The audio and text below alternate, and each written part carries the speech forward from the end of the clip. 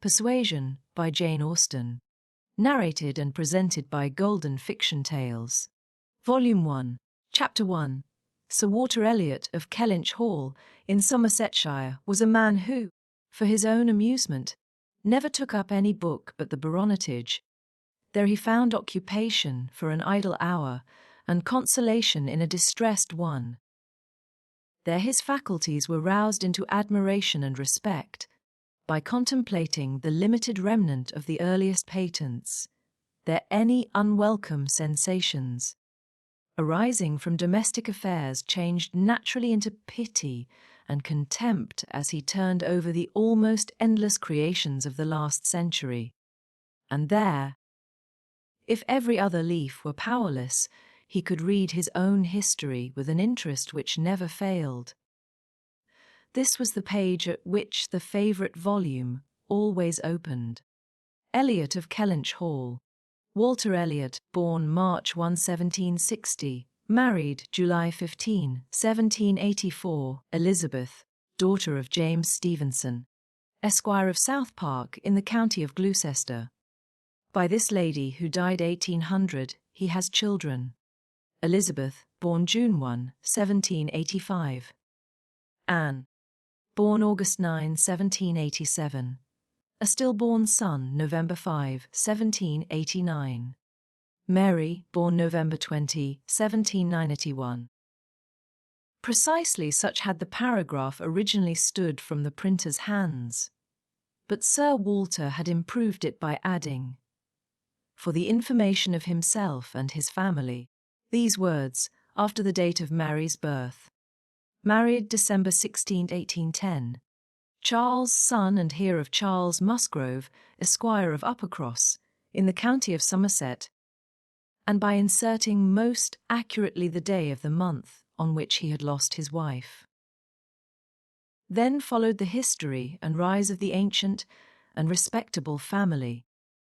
In the usual terms, how it had been first settled in Cheshire, how mentioned in Dugdale, serving the office of High Sheriff, representing a borough in 3 successive parliaments, exertions of loyalty and dignity of baronet, in the first year of Charles II, with all the Marys and Elizabeths they had married, forming altogether 2 handsome duodecimo pages, and concluding with the arms and motto. Principal seat, Kellynch Hall, in the county of Somerset, and Sir Walter's handwriting again in this finale. Heir presumptive, William Walter Elliot, Esquire, great-grandson of the second Sir Walter. Vanity was the beginning and the end of Sir Walter Elliot's character, vanity of person and of situation. He had been remarkably handsome in his youth, and, at 54, was still a very fine man. Few women could think more of their personal appearance than he did, nor could the valet of any new-made lord be more delighted with the place he held in society. He considered the blessing of beauty as inferior only to the blessing of a baronetcy, and the Sir Walter Elliot, who united these gifts, was the constant object of his warmest respect and devotion. His good looks and his rank had one fair claim on his attachment, since to them he must have owed a wife of very superior character to anything deserved by his own. Lady Elliot had been an excellent woman, sensible and amiable, whose judgment and conduct, if they might be pardoned the youthful infatuation which made her Lady Elliot, had never required indulgence afterwards. She had humoured, or softened, or concealed his failings, and promoted his real respectability for 17 years, and though not the very happiest being in the world herself, had found enough in her duties, her friends, and her children to attach her to life, and make it no matter of indifference to her when she was called on to quit them. 3 girls, the 2 eldest 16 and 14, was an awful legacy for a mother to bequeath, an awful charge rather, to confide to the authority and guidance of a conceited, silly father. She had, however, one very intimate friend, a sensible, deserving woman, who had been brought by strong attachment to herself to settle close by her, in the village of Kellynch, and on her kindness and advice. Lady Elliot mainly relied for the best help and maintenance of the good principles and instruction which she had been anxiously giving her daughters. This friend and Sir Walter did not marry, whatever might have been anticipated on that head by their acquaintance. 13 years had passed away since Lady Elliot's death, and they were still near neighbours and intimate friends, and one remained a widower, the other a widow. That Lady Russell, of steady age and character, and extremely well provided for, should have no thought of a second marriage, needs no apology to the public, which is rather apt to be unreasonably discontented when a woman does marry again, than when she does not. But Sir Walter's continuing in singleness requires explanation. Be it known then that Sir Walter, like a good father, having met with one or two private disappointments in very unreasonable applications, prided himself on remaining single for his dear daughter's sake. For one daughter, his eldest, he would really have given up anything, which he had not been very much tempted to do. Elizabeth had succeeded, at 16, to all that was possible. Of her mother's rights and consequence, and being very handsome, and very like himself, her influence had always been great, and they had gone on together most happily. His two other children were of very inferior value. Mary had acquired a little artificial importance by becoming Mrs. Charles Musgrove, but Anne, with an elegance of mind and sweetness of character, which must have placed her high with any people of real understanding, was nobody with either father or sister. Her word had no weight, her convenience was always to give way. She was only Anne. To Lady Russell, indeed, she was a most dear and highly valued god-daughter, favourite and friend. Lady Russell loved them all, but it was only in Anne that she could fancy the mother to revive again. A few years before, Anne Elliot had been a very pretty girl, but her bloom had vanished early, and as even in its height, her father had found little to admire in her. So totally different were her delicate features and mild dark eyes from his own, there could be nothing in them, now that she was faded and thin, to excite his esteem. He had never indulged much hope, he had now none, of ever reading her name in any other page of his favourite work. All equality of alliance must rest with Elizabeth, for Mary had merely connected herself with an old country family of respectability and large fortune, and had therefore given all the honour and received none. Elizabeth would, one day or other, marry suitably.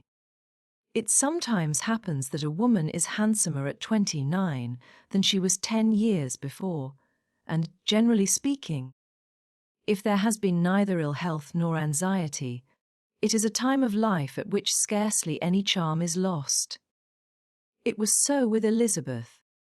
Still the same handsome Miss Elliot that she had begun to be 13 years ago, and Sir Walter might be excused, therefore, in forgetting her age, or, at least, be deemed only half a fool, for thinking himself and Elizabeth as blooming as ever, amidst the wreck of the good looks of everybody else. For he could plainly see how old all the rest of his family and acquaintance were growing. Anne Haggard, Mary Course, every face in the neighbourhood worsting, and the rapid increase of the crow's foot about Lady Russ Temple's had long been a distress to him. Elizabeth did not quite equal her father in personal contentment.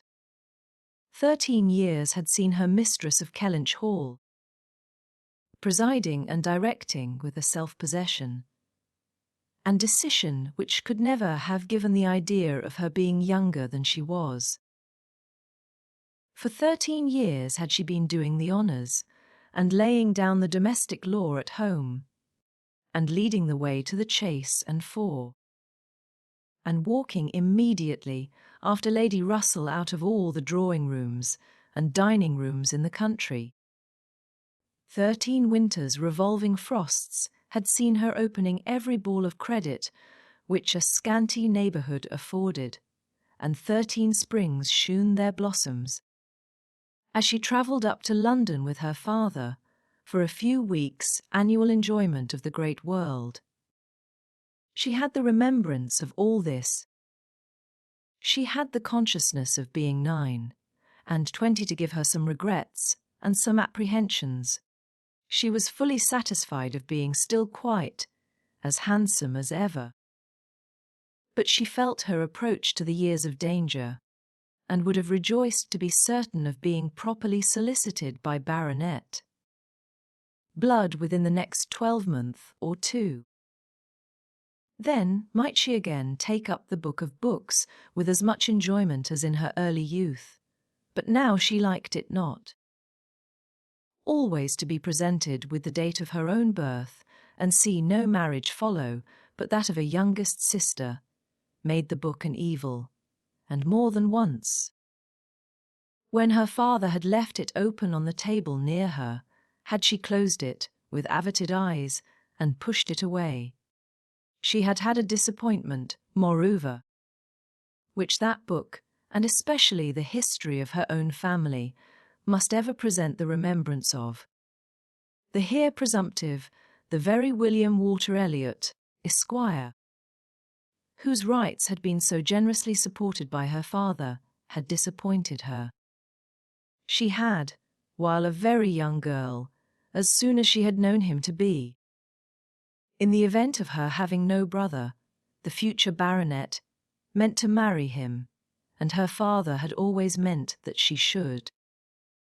He had not been known to them as a boy, but soon after Lady Elliot's death, Sir Walter had sought the acquaintance, and though his overtures had not been met with any warmth, he had persevered in seeking it, making allowance for the modest drawing back of youth, and, in one of their spring excursions to London, when Elizabeth was in her first bloom, Mr. Elliot had been forced into the introduction. He was at that time a very young man, just engaged in the study of the law, and Elizabeth found him extremely agreeable, and every plan in his favour was confirmed. He was invited to Kellynch Hall, he was talked of and expected all the rest of the year, but he never came. The following spring he was seen again in town, found equally agreeable, again encouraged, invited, and expected, and again he did not come. And the next tidings were that he was married. Instead of pushing his fortune in the line marked out for the heir of the house of Elliot, he had purchased independence by uniting himself to a rich woman of inferior birth. Sir Walter had resented it. As the head of the house, he felt that he ought to have been consulted, especially after taking the young man so publicly by the hand, for they must have been seen together, he observed, once at Tattersall's and twice in the lobby of the House of Commons. His disapprobation was expressed, but apparently very little regarded. Mr. Elliot had attempted no apology, and shewn himself as unsolicitous of being longer noticed by the family, as Sir Walter considered him unworthy of it. All acquaintance between them had ceased. This very awkward history of Mr. Elliot was still, after an interval of several years, felt with anger by Elizabeth, who had liked the man for himself, and still more for being her father's hire, and whose strong family pride could see only in him a proper match for Sir Walter, Elliot's eldest daughter. There was not a baronet from A to Z whom her feelings could have so willingly acknowledged as an equal. Yet so miserably had he conducted himself, that though she was at this present time, the summer of 1814, wearing black ribbons for his wife, she could not admit him to be worth thinking of again. The disgrace of his first marriage might, perhaps, as there was no reason to suppose it perpetuated by offspring, have been got over, had he not done worse, but he had, as by the customary intervention of kind friends, they had been informed, spoken most disrespectfully of them all, most slightingly and contemptuously of the very blood he belonged to, and the honours which were hereafter to be his own. This could not be pardoned. Such were Elizabeth Elliot's sentiments and sensations, such the cares to alloy, the agitations to vary, the sameness and the elegance, the prosperity and the nothingness of her scene of life, such the feelings to give interest to a long, uneventful residence in one country circle, to fill the vacancies which there were no habits of utility abroad, no talents or accomplishments for home to occupy. But now, another occupation and solicitude of mind was beginning to be added to these. Her father was growing distressed for money. She knew that when he now took up the baronetage, it was to drive the heavy bills of his tradespeople and the unwelcome hints of Mr. Shepherd, his agent, from his thoughts. The Kellynch property was good, but not equal to Sir Walter's apprehension of the state required in its possessor. While Lady Elliot lived, there had been method, moderation, and economy, which had just kept him within his income, but with her had died all such right-mindedness, and from that period he had been constantly exceeding it. It had not been possible for him to spend less. He had done nothing but what Sir Walter Elliot was imperiously called on to do, but blameless as he was not only growing dreadfully in debt, but was hearing of it so often that it became vain to attempt concealing it longer, even partially, from his daughter. He had given her some hints of it the last spring in town. He had gone so far even as to say, "Can we retrench? Does it occur to you that there is any one article in which we can retrench?" And Elizabeth, to do her justice, had, in the first ardour of female alarm, set seriously to think what could be done, and had finally proposed these two branches of economy to cut off some unnecessary charities, and to refrain from new furnishing the drawing-room, to which expedients she afterwards added the happy thought of their taking no present down to Anne, as had been the usual yearly custom. But these measures, however good in themselves, were insufficient for the real extent of the evil, the whole of which Sir Walter found himself obliged to confess to her soon afterwards. Elizabeth had nothing to propose of deeper efficacy. She felt herself ill-used and unfortunate, as did her father, and they were neither of them able to devise any means of lessening their expenses without compromising their dignity, or relinquishing their comforts in a way not to be borne. There was only a small part of his estate that Sir Walter could dispose of, but had every acre been alienable, it would have made no difference. He had condescended to mortgage as far as he had the power, but he would never condescend to sell. No, he would never disgrace his name so far. The Kellynch estate should be transmitted whole and entire, as he had received it.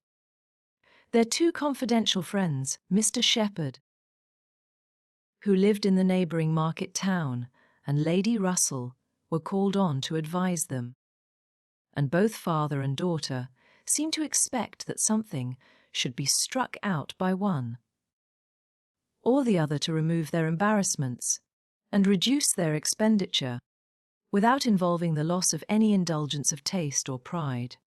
Chapter 2. Mr. Shepherd, a civil, cautious lawyer, who, whatever might be his hold or his views on Sir Walter, would rather have the disagreeable, prompted by anybody else, excused himself from offering the slightest hint, and only begged leave to recommend an implicit reference to the excellent judgment of Lady Russell, from whose known good sense he fully expected to have just such resolute measures advised as he meant to see finally adopted. Lady Russell was most anxiously zealous on the subject, and gave it much serious consideration. She was a woman rather of sound than of quick abilities, whose difficulties in coming to any decision in this instance were great, from the opposition of two leading principles.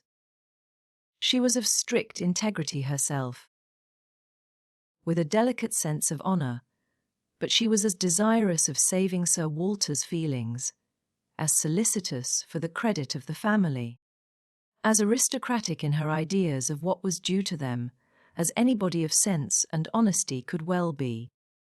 She was a benevolent, charitable, good woman, and capable of strong attachments, most correct in her conduct, strict in her notions of decorum, and with manners that were held a standard of good breeding. She had a cultivated mind, and was, generally speaking, rational and consistent, but she had prejudices on the side of ancestry. She had a value for rank and consequence, which blinded her a little to the faults of those who possessed them. Herself the widow of only a knight, she gave the dignity of a baronet all its due, and Sir Walter, independent of his claims as an old acquaintance, an attentive neighbour, an obliging landlord, the husband of her very dear friend, the father of Anne and her sisters, was, as being Sir Walter, in her apprehension, entitled to a great deal of compassion and consideration under his present difficulties. They must retrench. That did not admit of a doubt. But she was very anxious to have it done with the least possible pain to him and Elizabeth. She drew up plans of economy, she made exact calculations, and she did what nobody else thought of doing.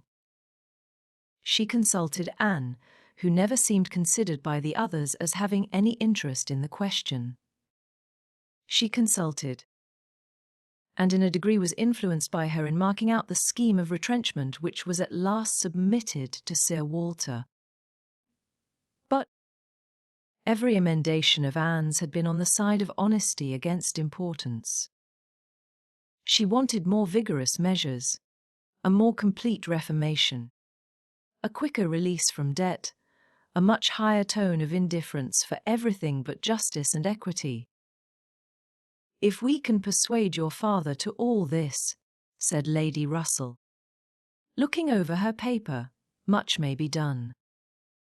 If he will adopt these regulations, in 7 years he will be clear, and I hope we may be able to convince him and Elizabeth that Kellynch Hall has a respectability in itself which cannot be affected by these reductions, and that the true dignity of Sir Walter Elliot will be very far from lessened in the eyes of sensible people by acting like a man of principle. What will he be doing, in fact, but what very many of our first families have done, or ought to do? There will be nothing singular in his case, and it is singularity which often makes the worst part of our suffering, as it always does of our conduct. I have great hope of prevailing.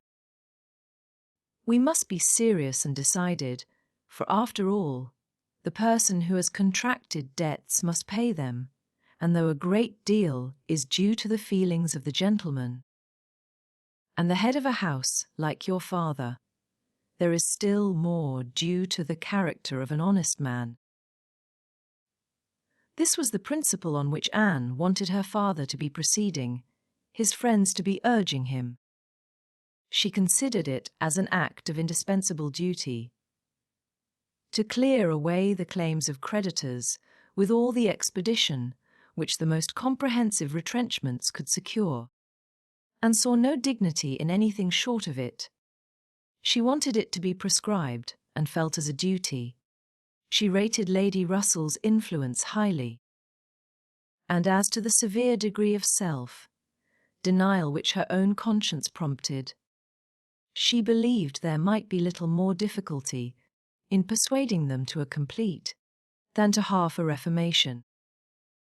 Her knowledge of her father and Elizabeth inclined her to think that the sacrifice of one pair of horses would be hardly less painful than of both, and so on, through the whole list of Lady Russell's too gentle reductions. How Anne's more rigid requisitions might have been taken is of little consequence. Lady Russell's had no success at all, could not be put up with, were not to be borne. What?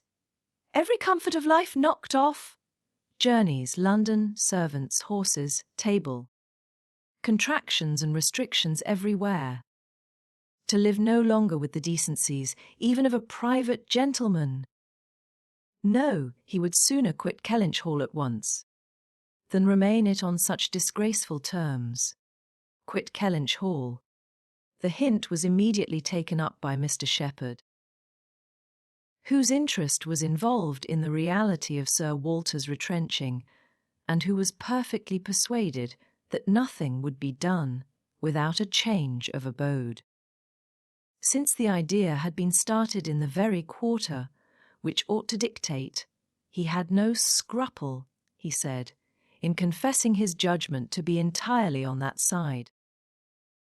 It did not appear to him that Sir Walter could materially alter his style of living in a house which had such a character of hospitality and ancient dignity to support. In any other place Sir Walter might judge for himself, and would be looked up to, as regulating the modes of life in whatever way he might choose to model his household. Sir Walter would quit Kellynch Hall, and after a very few days more of doubt and indecision, the great question of whether he should go was settled, and the first outline of this important change made out. There had been 3 alternatives: London, Bath, or another house in the country. All Anne's wishes had been for the latter. A small house in their own neighbourhood, where they might still have Lady Russell's society, still be near Mary, and still have the pleasure of sometimes seeing the lawns and groves of Kellynch, was the object of her ambition. But the usual fate of Anne attended her. In having something very opposite from her inclination fixed on, she disliked Bath, and did not think it agreed with her, and Bath was to be her home. Sir Walter had at first thought more of London, but Mr. Shepherd felt that he could not be trusted in London, and had been skilful enough to dissuade him from it, and make Bath preferred. It was a much safer place for a gentleman in his predicament. He might there be important, at comparatively little expense. 2 material advantages of Bath over London had of course been given all their weight. Its more convenient distance from Kellynch, only 50 miles, and Lady Russell's spending some part of every winter there, and to the very great satisfaction of Lady Russell, whose first views on the projected change had been for Bath. Sir Walter and Elizabeth were induced to believe that they should lose neither consequence nor enjoyment by settling there. Lady Russell felt obliged to oppose her dear Anne's known wishes. It would be too much to expect Sir Walter to descend into a small house in his own neighbourhood. Anne herself would have found the mortifications of it more than she foresaw, and to Sir Walter's feelings they must have been dreadful. And with regard to Anne's dislike of Bath, she considered it as a prejudice and mistake arising, first, from the circumstance of her having been 3 years at school there, after her mother's death, and secondly, from her happening to be not in perfectly good spirits the only winter which she had afterwards spent there with herself. Lady Russell was fond of Bath, in short, and disposed to think it must suit them all, and as to her young friend's health, by passing all the warm months with her at Kellynch Lodge, every danger would be avoided, and it was in fact a change which must do both health and spirits good. Anne had been too little from home, too little seen. Her spirits were not high. A larger society would improve them. She wanted her to be more known. The undesirableness of any other house in the same neighbourhood for Sir Walter was certainly much strengthened by one part, and a very material part of the scheme, which had been happily engrafted on the beginning. He was not only to quit his home, but to see it in the hands of others, a trial of fortitude, which stronger heads than Sir Walter's have found too much. Kellynch Hall was to be let. This, however, was a profound secret, not to be breathed beyond their own circle. Sir Walter could not have borne the degradation of being known to design letting his house. Mr. Shepherd had once mentioned the word advertise, but never dared approach it again. Sir Walter spurned the idea of its being offered in any manner, forbade the slightest hint being dropped of his having such an intention, and it was only on the supposition of his being spontaneously solicited by some most unexceptionable applicant, on his own terms, and as a great favour, that he would let it at all. How quick come the reasons for approving what we like!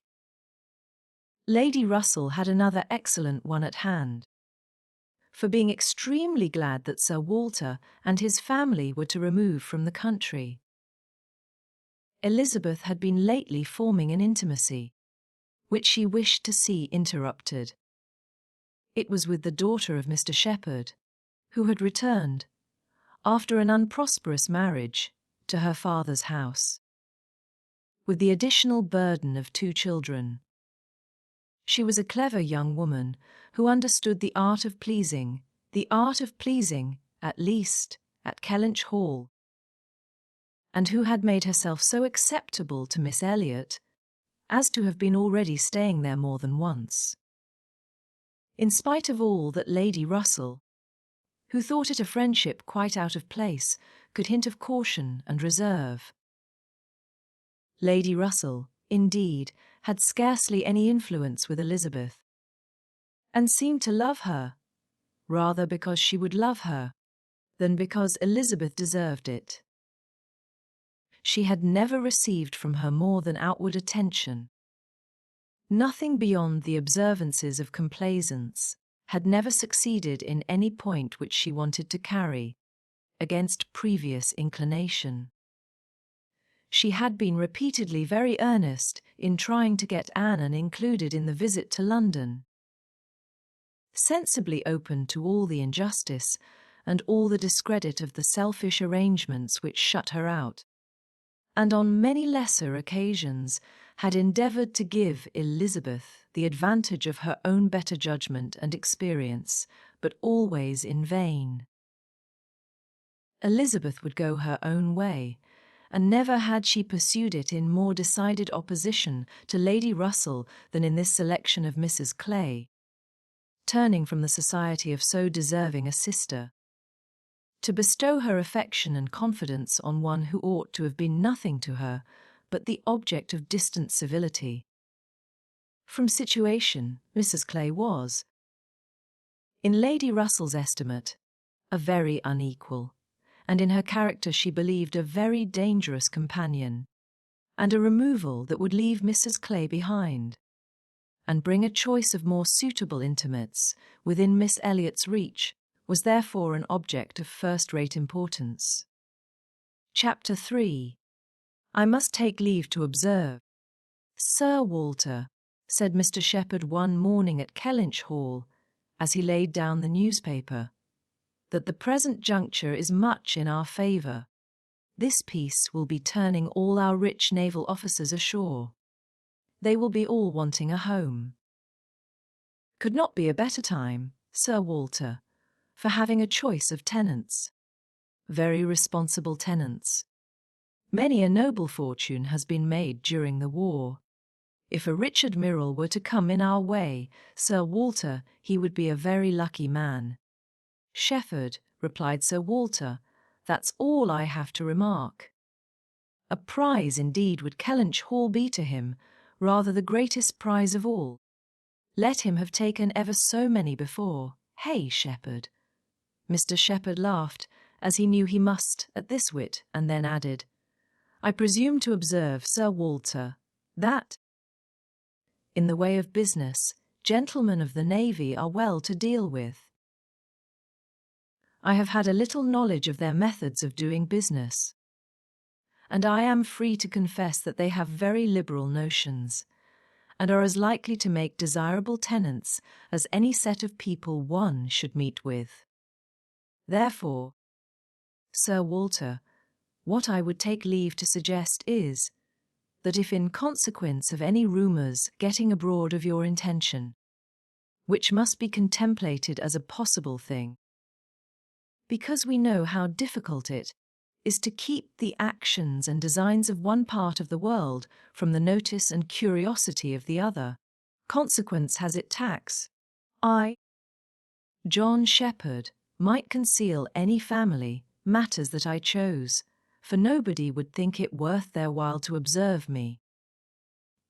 But Sir Walter Elliot has eyes upon him which it may be very difficult to elude, and therefore, thus much I venture upon, that it will not greatly surprise me if, with all our caution, some rumour of the truth should get abroad, in the supposition of which, as I was going to observe, since applications will unquestionably follow, I should think any from our wealthy naval commanders particularly worth attending to, and beg leave to add, that 2 hours will bring me over at any time, to save you the trouble of replying."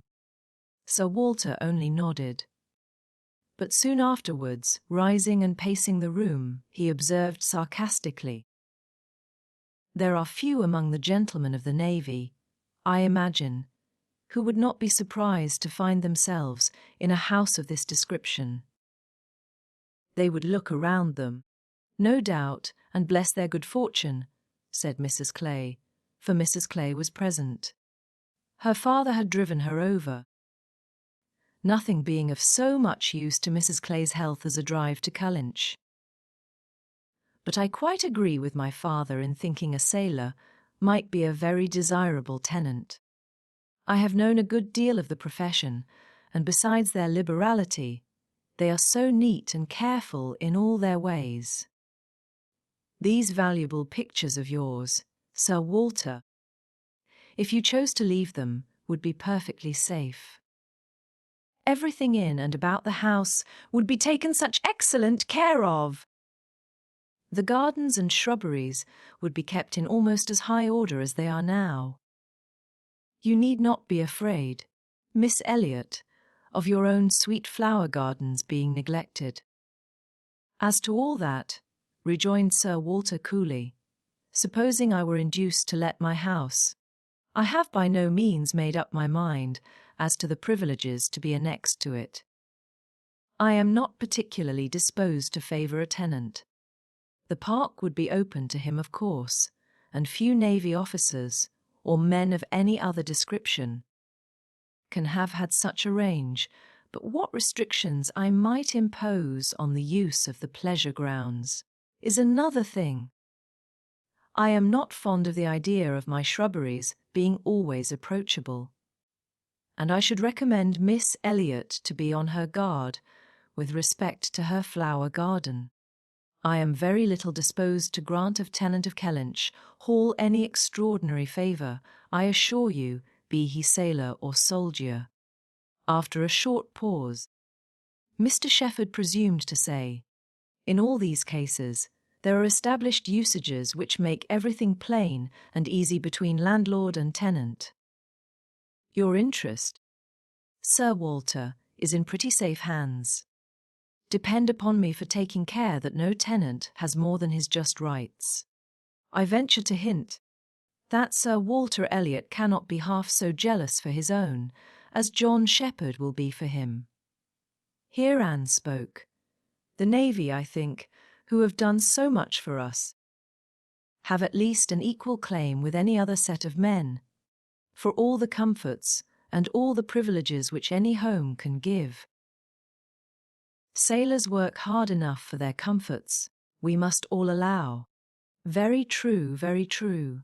What Miss Anne says is very true, was Mr. Shepherd's rejoinder, and oh, certainly, was his daughter's. But Sir Walter's remark was, soon afterwards, the profession has its utility, but I should be sorry to see any friend of mine belonging to it. Indeed, was the reply, and with a look of surprise. Yes, it is in 2 points offensive to me. I have 2 strong grounds of objection to it. First, as being the means of bringing persons of obscure birth into undue distinction, and raising men to honours which their fathers and grandfathers never dreamt of. And secondly, as it cuts up a man's youth and vigour most horribly, a sailor grows old sooner than any other man. I have observed it all my life. A man is in greater danger in the Navy of being insulted by the rise of one whose father, his father might have disdained to speak to, and of becoming prematurely an object of disgust himself, than in any other line. One day last spring, in town, I was in company with 2 men. Striking instances of what I am talking of, Lord Stives, whose father we all know to have been a country curate, without bread to eat. I was to give place to Lord Stives, and a certain Admiral Baldwin, the most deplorable looking personage you can imagine, his face the colour of mahogany, rough and rugged to the last degree, all lines and wrinkles, 9 grey hairs of a side, and nothing but a dab of powder at top. In the name of heaven, who is that old fellow? Said I to a friend of mine who was standing near Sir Basil Morley. Old fellow, cried Sir Basil, yet is Admiral Baldwin. What do you take his age to be? 60, said I, or perhaps 62. 40, replied Sir Basil, 40 and no more. Picture to yourselves my amazement. I shall not easily forget Admiral Baldwin. I never saw quite so wretched an example of what a seafaring life can do, but to a degree. I know it is the same with them all. They are all knocked about and exposed to every climate and every weather, till they are not fit to be seen. It is a pity they are not knocked on the head at once before they reach Admiral Baldwin's age. Nay, Sir Walter, cried Mrs. Clay, this is being severe indeed. Have a little mercy on the poor men. We are not all born to be handsome. The sea is no beautifier, certainly. Sailors do grow old betimes. I have observed it. They soon lose the look of youth. But then, is not it the same with many other professions, perhaps most other? Soldiers in active service are not at all better off. And even in the quieter professions, there is a toil and a labour of the mind, if not of the body, which seldom leaves a man's looks to the natural effect of time. The lawyer plods, quite careworn, the physician is up at all hours, and travelling in all weather. And even the clergyman, she stopped a moment to consider what might do for the clergyman. And even the clergyman, you know, is obliged to go into infected rooms, and expose his health, and looks to all the injury of a poisonous atmosphere. In fact, as I have long been convinced, though every profession is necessary and honourable in its turn, it is only the lot of those who are not obliged to follow any, who can live in a regular way, In the country, choosing their own hours, following their own pursuits, and living on their own property without the torment of trying for more. It is only their lot, I say, to hold the blessings of health and a good appearance to the utmost. I know no other set of men but what lose something of their personableness when they cease to be quite young. It seemed as if to Shepherd, in this anxiety to bespeak Sir Walter's good will towards a naval officer as tenant, had been gifted with foresight. For the very first application for the house was from an Admiral Croft, with whom he shortly afterwards fell into company, in attending the quarter sessions at Taunton. And indeed, he had received a hint of the Admiral from a London correspondent, by the report which he hastened over to Kellynch to make. Admiral Croft was a native of Somersetshire, who, having acquired a very handsome fortune, was wishing to settle in his own country, and had come down to Taunton in order to look at some advertised places in that immediate neighbourhood, which, however, had not suited him. That accidentally hearing, it was just as he had foretold, Mr. Shepherd observed, Sir Walter's concerns could not be kept a secret.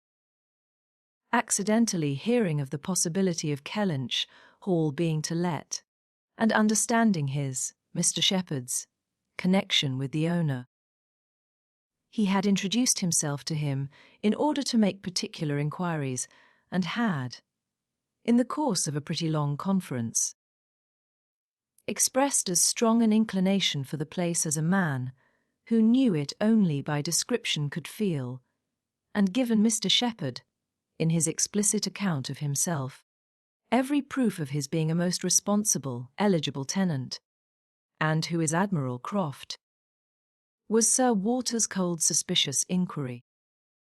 Mr. Shepherd answered for his being of a gentleman's family, and mentioned a place, and Anne, after the little pause which followed, added, "He is a rear admiral of the White. He was in the Trafalgar action, and has been in the East Indies since. He was stationed there, I believe, several years." "Then I take it for granted," observed Sir Walter, "that his face is about as orange as the cuffs and capes of my livery." Mr. Shepherd hastened to assure him that Admiral Croft was a very hale, hearty, well-looking man, a little weather-beaten, to be sure, but not much, and quite the gentleman in all his notions and behaviour, not likely to make the smallest difficulty about terms, only wanted a comfortable home, and to get into it as soon as possible, knew he must pay for his convenience, knew what rent a ready-furnished house of that consequence might fetch, should not have been surprised if Sir Walter had asked more, had inquired about the manor, would be glad of the deputation, certainly, but made no great point of it, said he sometimes took out a gun, but never killed quite the gentleman. Mr. Shepherd was eloquent on the subject, pointing out all the circumstances of the Admiral's family, which made him peculiarly desirable as a tenant. He was a married man, and without children, the very state to be wished for. A house was never taken good care of, Mr. Shepherd observed, without a lady. He did not know whether furniture might be in danger of suffering as much where there was no lady, as where there were many children. A lady, without a family, was the very best preserver of furniture in the world. He had seen Mrs. Croft, too. She was at Taunton with the Admiral, and had been present almost all the time they were talking the matter over. And a very well-spoken, genteel, shrewd lady she seemed to be, continued he. Asked more questions about the house, and terms and taxes, than the Admiral himself, and seemed more conversant with business, and moreover, Sir Walter. I found she was not quite unconnected in this country, any more than her husband, That is to say, she is sister to a gentleman who did live amongst us once. She told me so herself. Sister to the gentleman who lived a few years back at Monkford. Bless me! What was his name? At this moment I cannot recollect his name, though I have heard it so lately. Penelope, my dear, can you help me to the name of the gentleman who lived at Monkford? Mrs. Croft's brother. But Mrs. Clay was talking so eagerly with Miss Elliot that she did not hear the appeal. I have no conception whom you can mean. Shepherd. I remember no gentleman resident at Monkford since the time of old Governor Trent. Bless me! How very odd! I shall forget my own name soon, I suppose. A name that I am so very well acquainted with. Knew the gentleman so well by sight, seen him 100 times. Came to consult me once, I remember.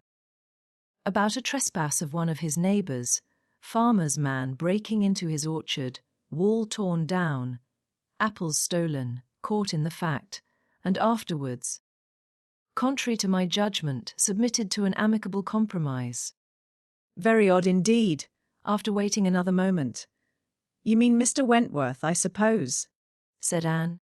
Mr. Shepherd was all gratitude. Wentworth was the very name. Mr. Wentworth was the very man. He had the curacy of Monkford, you know, Sir Walter, some time back. For 2 or 3 years. Came there about the year 5, I take it. You remember him, I am sure, Wentworth. Oh, Mr. Wentworth, the curate of Monkford. You mizzled me by the term gentleman. I thought you were speaking of some man of property. Mr. Wentworth was nobody, I remember, quite unconnected. Nothing to do with the Strafford family. One wonders how the names of many of our nobility become so common. As Mr. Shepherd perceived that this connection of the Crofts did them no service with Sir Walter, he mentioned it no more, returning, with all his zeal, to dwell on the circumstances more indisputably in their favour, their age and number and fortune, the high idea they had formed of Kellynch Hall, and extreme solicitude for the advantage of renting it, making it appear as if they ranked nothing beyond the happiness of being the tenants of Sir Walter Elliot. An extraordinary taste, certainly, could they have been supposed in the secret of Sir Walter's estimate of the dues of a tenant. It succeeded, however, and though Sir Walter must ever look with an evil eye on anyone intending to inhabit that house, and think them infinitely too well off in being permitted to rent it on the highest terms, he was talked into allowing Mr. Shepherd to proceed in the treaty, and authorising him to wait on Admiral Croft, who still remained at Taunton, and fix a day for the house being seen. Sir Walter was not very wise, but still he had experience enough of the world to feel that a more unobjectionable tenant, in all essentials, than Admiral Croft bid fair to be, could hardly offer. So far went his understanding, and his vanity supplied a little additional soothing in the Admiral's situation in life, which was just high enough, and not too high. I have let my house to Admiral Croft would sound extremely well, very much better than to any mere Mr. Save, perhaps some half-dozen in the nation. Always needs a note of explanation. An admiral speaks his own consequence, and, at the same time, can never make a baronet look small. In all their dealings and intercourse, Sir Walter Elliot must ever have the precedence.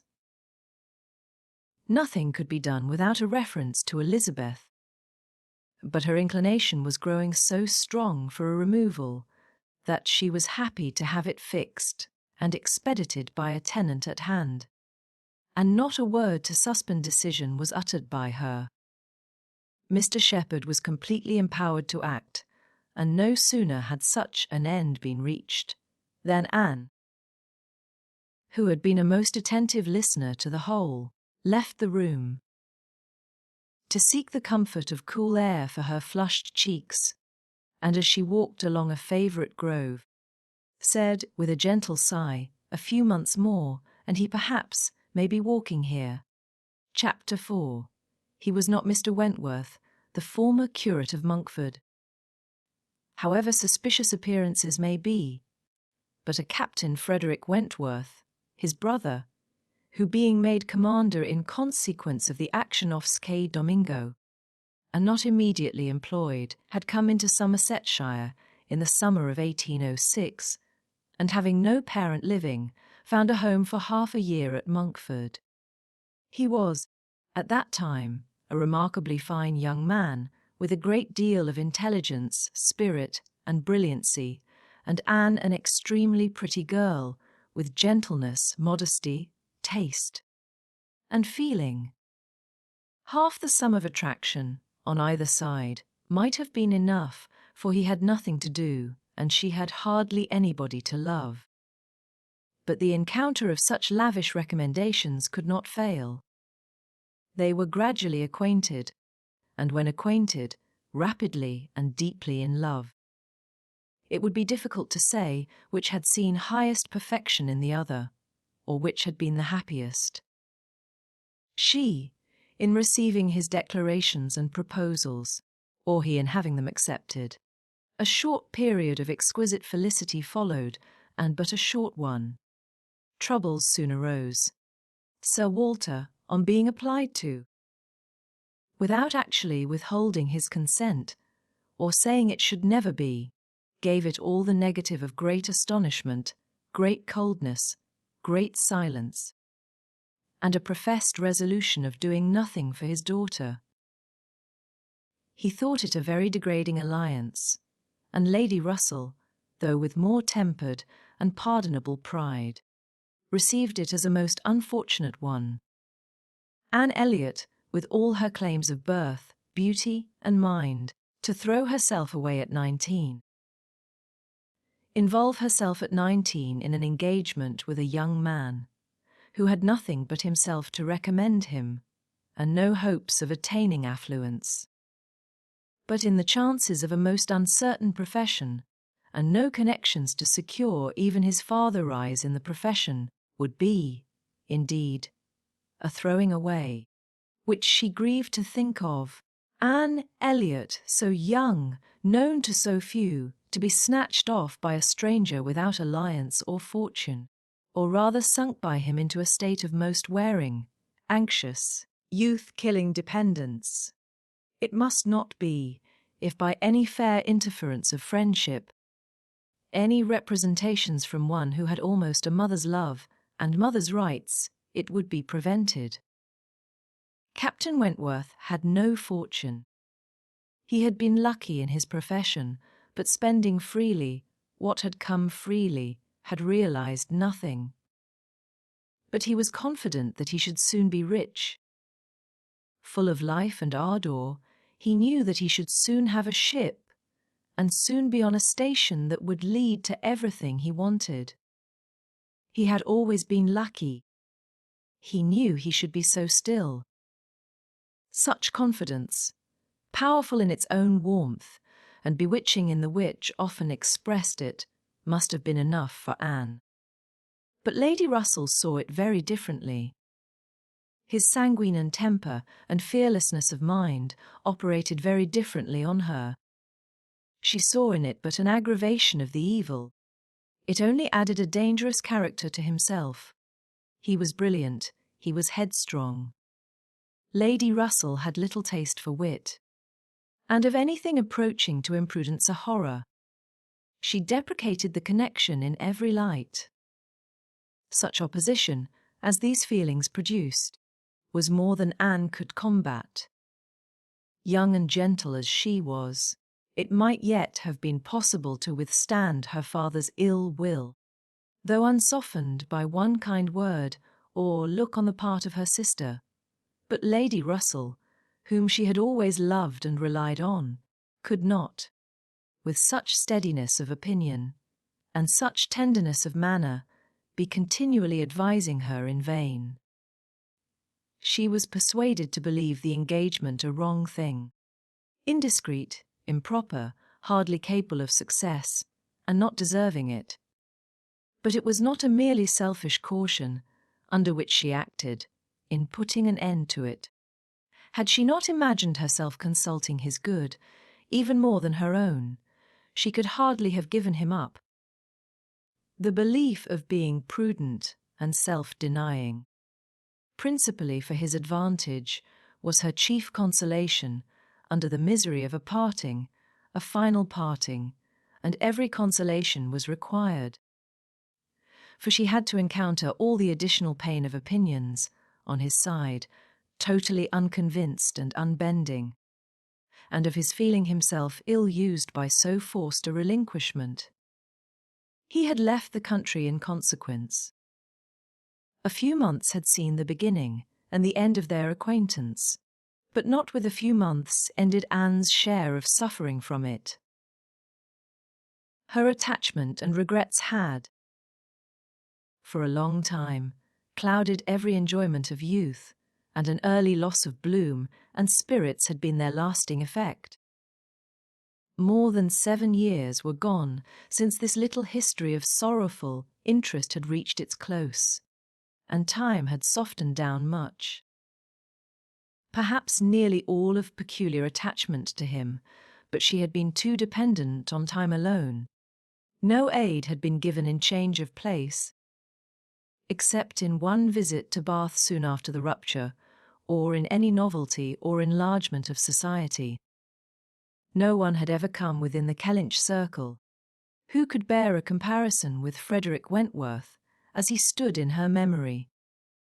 No second attachment, the only thoroughly natural, happy, and sufficient cure, at her time of life, had been possible to the nice tone of her mind, the fastidiousness of her taste, in the small limits of the society around them.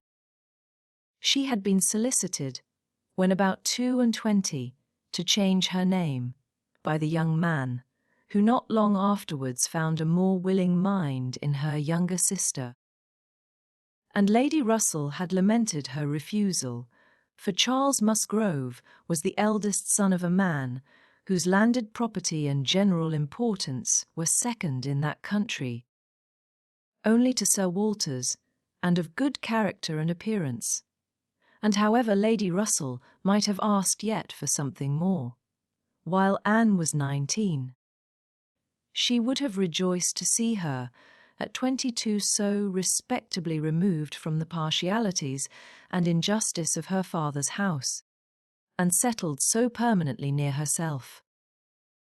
But in this case, Anne had left nothing for advice to do, and though Lady Russell, as satisfied as ever with her own discretion, never wished the past undone, she began now to have the anxiety which borders on hopelessness for Anne's being tempted, by some man of talents and independence, to enter a state for which she held her to be peculiarly fitted by her warm affections and domestic habits.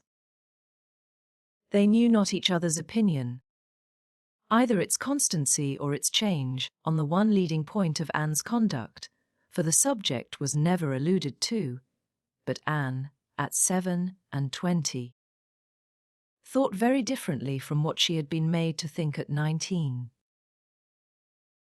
She did not blame Lady Russell, she did not blame herself for having been guided by her. But she felt that were any young person, in similar circumstances, to apply to her for counsel, they would never receive any of such certain, immediate wretchedness, such uncertain future good. She was persuaded that under every disadvantage of disapprobation at home, and every anxiety attending his profession, all their probable fears, delays, and disappointments, she should yet have been a happier woman in maintaining the engagement than she had been in the sacrifice of it. And this, she fully believed, had the usual share, had even more than the usual share of all such solicitudes and suspense been theirs. Without reference to the actual results of their case, which, as it happened, would have bestowed earlier prosperity than could be reasonably calculated on. All his sanguine expectations, all his confidence had been justified. His genius and ardour had seemed to foresee and to command his prosperous path. He had, very soon after their engagement ceased, got employ, and all that he had told her would follow had taken place. He had distinguished himself, and early gained the other step in rank, and must now, by successive captures, have made a handsome fortune. She had only navy lists and newspapers for her authority, but she could not doubt his being rich, and, in favour of his constancy, she had no reason to believe him married. How eloquent could Anne Elliot have been? How eloquent, at least, were her wishes on the side of early warm attachment and a cheerful confidence in futurity, against that over-anxious caution which seems to insult exertion and distrust Providence. She had been forced into prudence in her youth. She learned romance as she grew older, the natural sequel of an unnatural beginning. With all these circumstances, recollections and feelings, she could not hear that Captain Wentworth's sister was likely to live at Kellynch without a revival of former pain, and many a stroll, and many a sigh, were necessary to dispel the agitation of the idea. She often told herself it was folly, before she could harden her nerves sufficiently to feel the continual discussion of the Crofts, and their business no evil. She was assisted, however, by that perfect indifference and apparent unconsciousness among the only three of her own friends in the secret of the past, which seemed almost to deny any recollection of it. She could do justice to the superiority of Lady Russell's motives in this, over those of her father and Elizabeth. She could honour all the better feelings of her calmness, but the general air of oblivion among them was highly important from whatever it sprung. And in the event of Admiral Croft's really taking Kellynch Hall, she rejoiced anew over the conviction which had always been most grateful to her, of the past being known to those three only among her connections, by whom no syllable, she believed, would ever be whispered, and in the trust that among his, the brother only with whom he had been residing, had received any information of their short-lived engagement. That brother had been long removed from the country, and being a sensible man, and, moreover, a single man at the time, she had a fond dependence on no human creature's having heard of it from him. The sister, Mrs. Croft, had then been out of England, accompanying her husband on a foreign station, and her own sister, Mary, had been at school while it all occurred, and never admitted by the pride of some, and the delicacy of others, to the smallest knowledge of it afterwards. With these supports, she hoped that the acquaintance between herself and the Crofts, which, with Lady Russell, still resident in Kellynch, and Mary fixed only 3 miles off, must be anticipated, need not involve any particular awkwardness. Chapter 5. On the morning appointed for Admiral and Mrs. Croft's seeing Kellynch Hall, Anne found it most natural to take her almost daily walk to Lady Russell's, and keep out of the way till all was over, when she found it most natural to be sorry that she had missed the opportunity of seeing them. This meeting of the two parties proved highly satisfactory and decided the whole business at once. Each lady was previously well disposed for an agreement, and saw nothing, therefore, but good manners in the other, and with regard to the gentleman, there was such an hearty good humour, such an open, trusting liberality on the Admiral's side, as could not but influence Sir Walter, who had besides been flattered into his very best, and most polished behaviour by Mr. Shepherd's assurances of his being known, by report, to the Admiral, as a model of good breeding. The house and grounds and furniture were approved, the crofts were approved, terms, time, everything, and everybody was right. And Mr. Shepherd's clerks were set to work, without there having been a single preliminary difference to modify of all that this indenture shewth. Sir Walter, without hesitation, declared the Admiral to be the best-looking sailor he had ever met with, and went so far as to say that if his own man might have had the arranging of his hair, he should not be ashamed of being seen with him anywhere.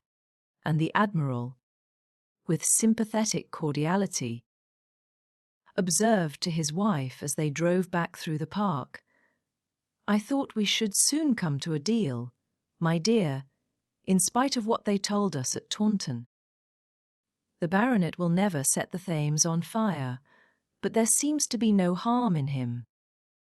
Reciprocal compliments, which would have been esteemed about equal. The Crofts were to have possession at Michaelmas, and as Sir Walter proposed removing to Bath in the course of the preceding month, there was no time to be lost in making every dependent arrangement. Lady Russell, convinced that Anne would not be allowed to be of any use or any importance in the choice of the house which they were going to secure, was very unwilling to have her hurried away so soon, and wanted to make it possible for her to stay behind till she might convey her to Bath herself after Christmas. But having engagements of her own, which must take her from Kellynch for several weeks, she was unable to give the full invitation she wished. And Anne, though dreading the possible heats of September in all the white glare of Bath, and grieving to farrago all the influence so sweet and so sad of the autumnal months in the country, did not think that, everything considered, she wished to remain. It would be most right and most wise, and therefore must involve least suffering to go with the others. Something occurred, however, to give her a different duty. Mary, often a little unwell, and always thinking a great deal of her own complaints, and always in the habit of claiming Anne, when anything was the matter, was indisposed, and foreseeing that she should not have a day's health all the autumn, entreated, or rather required her, for it was hardly entreaty, to come to Uppercross Cottage and bear her company as long as she should want her, instead of going to Bath. "I cannot possibly do without Anne," was Mary's reasoning. And Elizabeth's reply was, "Then I am sure Anne had better stay, for nobody will want her in Bath." To be claimed as a good, though in an improper style, is at least better than being rejected as no good at all, and Anne, glad to be thought of some use, glad to have anything marked out as a duty, and certainly not sorry to have the scene of it in the country, and her own dear country, readily agreed to stay. This invitation of Mary's removed all Lady Russell's difficulties, and it was consequently soon settled that Anne should not go to Bath till Lady Russell took her, and that all the intervening time should be divided between Uppercross Cottage and Kellynch Lodge. So far all was perfectly right. But Lady Russell was almost startled by the wrong of one part of the Kellynch Hall plan, when it burst on her, which was Mrs. Clay's being engaged to go to Bath with Sir Walter and Elizabeth, as a most important and valuable assistant to the latter in all the business before her. Lady Russell was extremely sorry that such a measure should have been resorted to at all, wondered, grieved, and feared, and the affront it contained to Anne, in Mrs. Clay's being of so much use, while Anne could be of none, was a very sore aggravation. Anne herself was become hardened to such affronts. But she felt the imprudence of the arrangement quite as keenly as Lady Russell. With a great deal of quiet observation, and a knowledge, which she often wished less, of her father's character, she was sensible that results the most serious to his family from the intimacy were more than possible. She did not imagine that her father had at present an idea of the kind. Mrs. Clay had freckles, and a projecting tooth, and a clumsy wrist, which he was continually making severe remarks upon, in her absence, but she was young, and certainly altogether well-looking, and possessed, in an acute mind and assiduous pleasing manners, infinitely more dangerous attractions than any merely personal might have been. Anne was so impressed by the degree of their danger that she could not excuse herself from trying to make it perceptible to her sister. She had little hope of success. But Elizabeth, who in the event of such a reverse would be so much more to be pitied than herself, should never, she thought, have reason to reproach her for giving no warning. She spoke, and seemed only to offend. Elizabeth could not conceive how such an absurd suspicion should occur to her, and indignantly answered for each party's perfectly knowing their situation. Mrs. Clay, said she, warmly, never forgets who she is. And as I am rather better acquainted with her sentiments than you can be, I can assure you that upon the subject of marriage they are particularly nice, and that she reprobates all inequality of condition and rank more strongly than most people. And as to my father, I really should not have thought that he, who has kept himself single so long for our sakes, need be suspected now. If Mrs. Clay were a very beautiful woman, I grant you, it might be wrong to have her so much with me, not that anything in the world, I am sure, would induce my father to make a degrading match, but he might be rendered unhappy. But poor Mrs. Clay, who, with all her merits, can never have been reckoned tolerably pretty.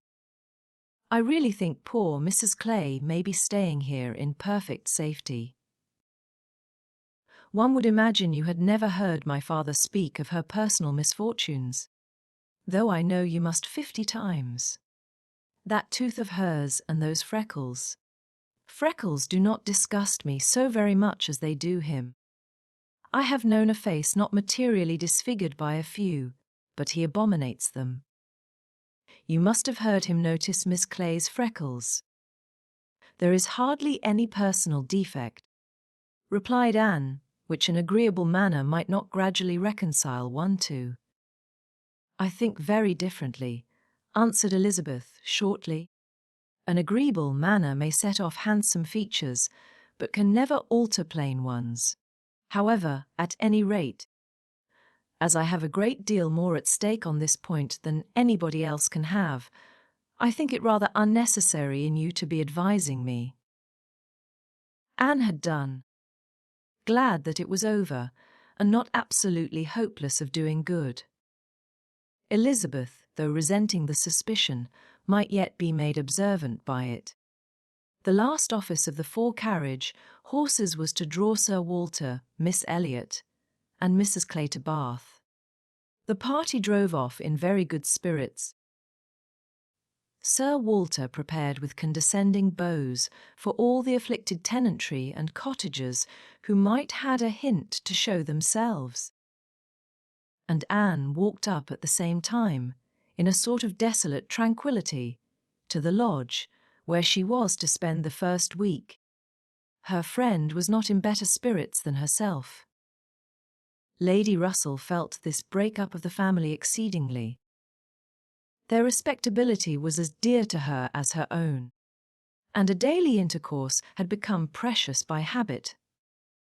It was painful to look upon their deserted grounds, and still worse to anticipate the new hands they were to fall into, and to escape the solitariness and the melancholy of so altered a village. And be out of the way when Admiral and Mrs. Croft first arrived, she had determined to make her own absence from home begin when she must give up Anne. Accordingly their removal was made together, and Anne was set down at Uppercross Cottage, in the first stage of Lady Russell's journey. Uppercross was a moderate-sized village, which a few years back had been completely in the old English style, containing only 2 houses superior in appearance to those of the yeomen and labourers, the mansion of the squire, with its high walls, great gates, and old trees, substantial and unmodernized, and the compact, tight parsonage, enclosed in its own neat garden, with a vine and a pear tree trained round its casements. But upon the marriage of the young squire, it had received the improvement of a farmhouse elevated into a cottage for his residence, and Uppercross Cottage, with its veranda, French windows, and other prettiness, was quite as likely to catch the traveller's eye as the more consistent and considerable aspect and premises of the great house, about 1/4 of a mile farther on. Here Anne had often been staying. She knew the ways of Uppercross as well as those of Kellynch. The 2 families were so continually meeting, so much in the habit of running in and out of each other's house at all hours, that it was rather a surprise to her to find Mary alone. But being alone, her being unwell and out of spirits was almost a matter of course. Though better endowed than the elder sister, Mary had not Anne's understanding nor temper. While well, and happy, and properly attended to, she had great good humour and excellent spirits, but any indisposition sunk her completely.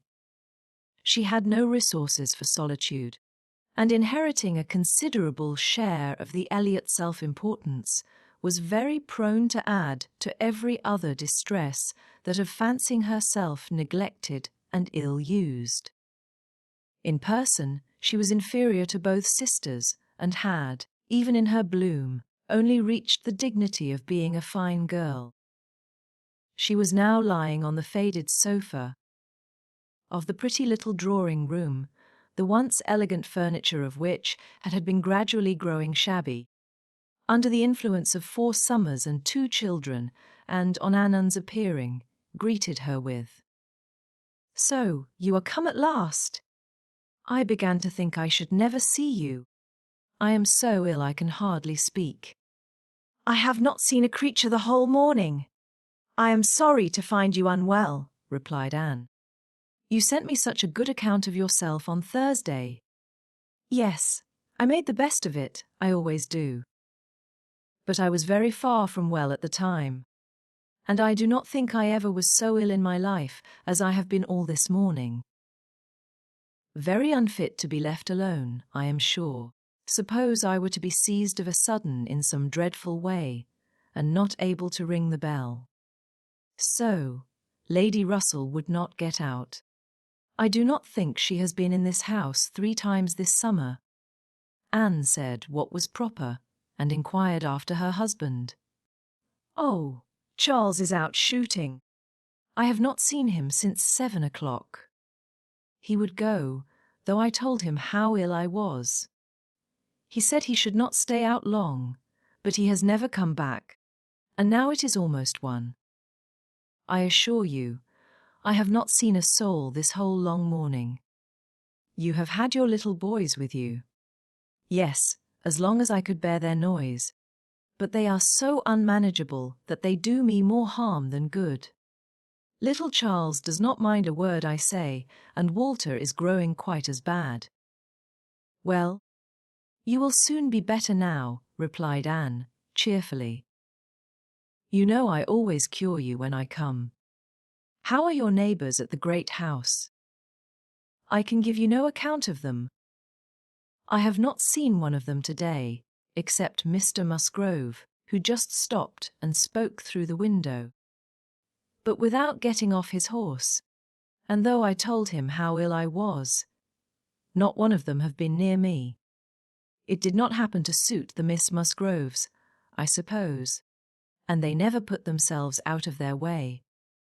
You will see them yet, perhaps, before the morning is gone. It is early. I never want them, I assure you.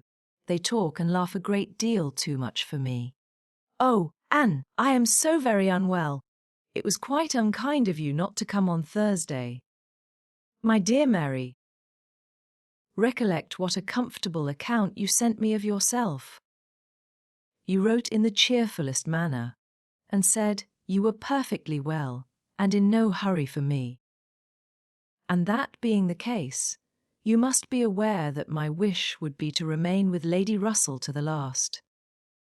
And besides what I felt on her account, I have really been so busy, have had so much to do, that I could not very conveniently have left Kellynch sooner. Dear me, what can you possibly have to do? A great many things, I assure you. More than I can recollect in a moment, but I can tell you some. I have been making a duplicate of the catalogue of my father's books and pictures. I have been several times in the garden with Mackenzie, trying to understand, and make him understand, which of Elizabeth's plants are for Lady Russell. I have had all my own little concerns to arrange, books and music to divide, and all my trunks to repack, from not having understood in time what was intended as to the wagons. And one thing I have had to do, Mary, of a more trying nature, going to almost every house in the parish, as a sort of take leave. I was told that they wished it, but all these things took up a great deal of time. Oh, well. And after a moment's pause, but you have never asked me one word about our dinner at the Pools yesterday. Did you go then? I have made no inquiries, because I concluded you must have been obliged to give up the party.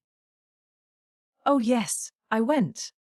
I was very well yesterday, nothing at all the matter with me till this morning. It would have been strange if I had not gone. I am very glad you were well enough, and I hope you had a pleasant party. Nothing remarkable. One always knows beforehand what the dinner will be, and who will be there, and it is so very uncomfortable not having a carriage of one's own. Mr. and Miss Musgrove took me, and we were so crowded. They are both so very large, and take up so much room, and Mr. Musgrove always sits forward. So, there was I, crowded into the back seat with Henrietta and Louisa, and I think it very likely that my illness today may be owing to it. A little further perseverance in patience and forced cheerfulness on Anne's side produced nearly a cure on Mary's. She could soon sit upright on the sofa, and began to hope she might be able to leave it by dinner time. Then, forgetting to think of it, she was at the other end of the room, beautifying a nosegay. Then she ate her cold meat, and then she was well enough to propose a little walk. "Where shall we go?" said she, when they were ready. "I suppose you will not like to call at the great house before they have been to see you." "I have not the smallest objection on that account," replied Anne. "I should never think of standing on such ceremony with people I know so well as Mrs. and the Miss Musgroves." "Oh, but they ought to call upon you as soon as possible. They ought to feel what is due to you as my sister. However, we may as well go and sit with them a little while, and when we have that over, we can enjoy our walk." Anne had always thought such a style of intercourse highly imprudent, but she had ceased to endeavour to check it, from believing that, though there were on each side continual subjects of offence, neither family could now do without it. To the great house accordingly they went, to sit the full half-hour in the old-fashioned square parlour, with a small carpet and shining floor. to which the present daughters of the house were gradually giving the proper air of confusion by a grand piano, fort, and a harp, flower stands and little tables placed in every direction. Oh, could the originals of the portraits against the wainscot, could the gentlemen in brown velvet and the ladies in blue satin have seen what was going on, have been conscious of such an overthrow of all order and neatness? The portraits themselves seemed to be staring in astonishment. The Musgroves, like their houses, were in a state of alteration, perhaps of improvement. The father and mother were in the old English style, and the young people in the new. Mr. and Mrs. Musgrove were a very good sort of people, friendly and hospitable, not much educated, and not at all elegant. Their children had more modern minds and manners.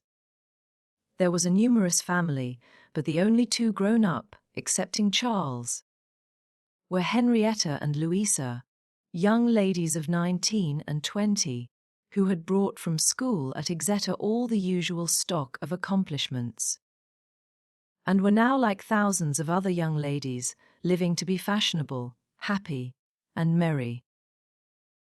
Their dress had every advantage, their faces were rather pretty, their spirits extremely good, their manner unembarrassed and pleasant. They were of consequence at home, and favourites abroad. Anne always contemplated them as some of the happiest creatures of her acquaintance, but still, saved as we all are, by some comfortable feeling of superiority from wishing for the possibility of exchange.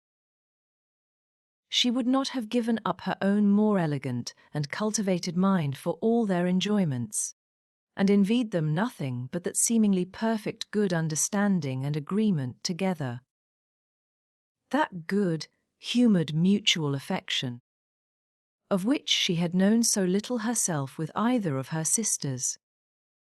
They were received with great cordiality. Nothing seemed amiss on the side of the great house family, which was generally, as Anne very well knew, the least to blame. The half-hour was chatted away pleasantly enough, and she was not at all surprised, at the end of it, to have their walking party joined by both the Miss Musgroves, at Mary's particular invitation. Chapter 6. Anne had not wanted this visit to Uppercross to learn that a removal from one set of people to another, though at a distance of only 3 miles, will often include a total change of conversation, opinion, and idea. She had never been staying there before. Without being struck by it, or without wishing that other Elliots could have her advantage in seeing how unknown, or unconsidered there, were the affairs which at Kellynch Hall were treated as of such general publicity and pervading interest, yet, with all this experience, she believed she must now submit to feel that another lesson, in the art of knowing our own nothingness beyond our own circle, was become necessary for her. For certainly, coming as she did, with a heart full of the subject which had been completely occupying both houses in Kellynch for many weeks, she had expected rather more curiosity and sympathy than she found in the separate but very similar remark of Mr. and Mrs. Musgrove. So, Miss Anne, Sir Walter and your sister are gone, and what part of Bath do you think they will settle in? And this, without much waiting for an answer. Or in the young lady's edition of, I hope we shall be in Bath in the winter, but remember, Papa, if we do go, we must be in a good situation. None of your Queen Squares for us. Or in the anxious supplement from Mary, upon my word, I shall be pretty well off, When you are all gone away to be happy at Bath. She could only resolve to avoid such self-delusion in future, and think with heightened gratitude of the extraordinary blessing of having one such truly sympathizing friend as Lady Russell. The Mr. Musgroves had their own game to guard and to destroy, their own horses, dogs, and newspapers to engage them. And the females were fully occupied in all the other common subjects of housekeeping, neighbours, dress, dancing, and music. She acknowledged it to be very fitting that every little social commonwealth should dictate its own matters of discourse, and hoped, ere long, to become a not unworthy member of the one she was now transplanted into, with the prospect of spending at least 2 months at Uppercross. It was highly incumbent on her to clothe her imagination, her memory, and all her ideas in as much of Uppercross as possible. She had no dread of these 2 months. Mary was not so repulsive and unsisterly as Elizabeth, nor so inaccessible to all influence of hers. Neither was there anything among the other component parts of the cottage inimical to comfort. She was always on friendly terms with her brother-in-law, and in the children, who loved her nearly as well, and respected her a great deal more than their mother, she had an object of interest, amusement, and wholesome exertion. Charles Musgrove was civil and agreeable. In sense and temper he was undoubtedly superior to his wife, but not of powers, or conversation, or grace, to make the past, as they were connected together, at all a dangerous contemplation, though, at the same time, Anne could believe, with Lady Russell, that a more equal match might have greatly improved him, and that a woman of real understanding might have given more consequence to his character, and more usefulness, rationality, and elegance to his habits and pursuits. As it was, he did nothing with much zeal but sport, and his time was otherwise trifled away, without benefit from books or anything else. He had very good spirits, which never seemed much affected by his wife's occasional lowness, bore with her unreasonableness sometimes to Anne's admiration, and upon the whole, though there was very often a little disagreement, in which she had sometimes more share than she wished, being appealed to by both parties, they might pass for a happy couple. They were always perfectly agreed in the want of more money, and a strong inclination for a handsome present from his father. But here, as on most topics, he had the superiority, for while Mary thought it a great shame that such a present was not made, he always contended for his father's having many other uses for his money, and a right to spend it as he liked. As to the management of their children, his theory was much better than his wife's, and his practice not so bad. I could manage them very well, if it were not for Mary's interference, was what Anne often heard him say, and had a good deal of faith in. But when listening in turn to Mary's reproach of Charles spoils the children, so that I cannot get them into any order, she never had the smallest temptation to say, "Very true." One of the least agreeable circumstances of her residence, there was her being treated with too much confidence by all parties, and being too much in the secret of the complaints of each house. Known to have some influence with her sister, she was continually requested, or at least receiving hints to exert it, beyond what was practicable. "I wish you could persuade Mary not to be always fancying herself ill," was Charles's language, and, in an unhappy mood, thus spoke Mary. "I do believe if Charles were to see me dying, he would not think there was anything the matter with me. I am sure, Anne, if you would, you might persuade him that I really am very ill, a great deal worse than I ever own." Mary's declaration was, "I hate sending the children to the great house, though their grandmamma is always wanting to see them, for she humours and indulges them to such a degree. and gives them so much trash and sweet things that they are sure to come back sick and cross for the rest of the day. And Mrs. Musgrove took the first opportunity of being alone with Anne to say, "Oh, Miss Anne, I cannot help wishing Mrs. Charles had a little of your method with those children. They are quite different creatures with you. But to be sure, in general they are so spoilt. It is a pity you cannot put your sister in the way of managing them. They are as fine healthy children as ever were seen."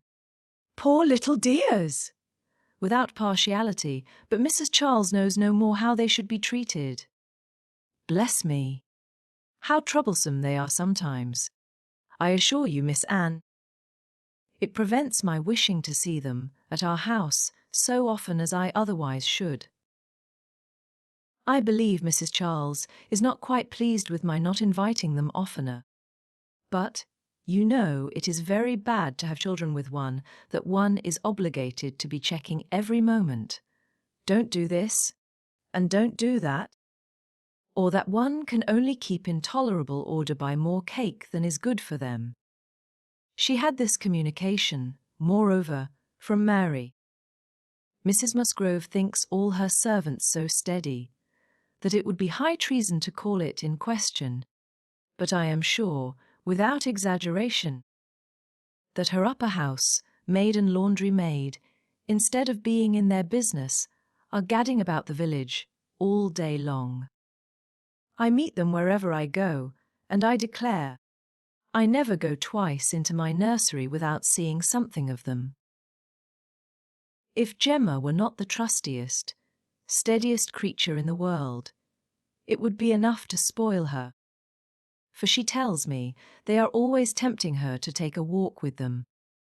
And on Mrs. Musgrove's side, it was, I make a rule of never interfering in any of my daughter-in-law's concerns, for I know it would not do.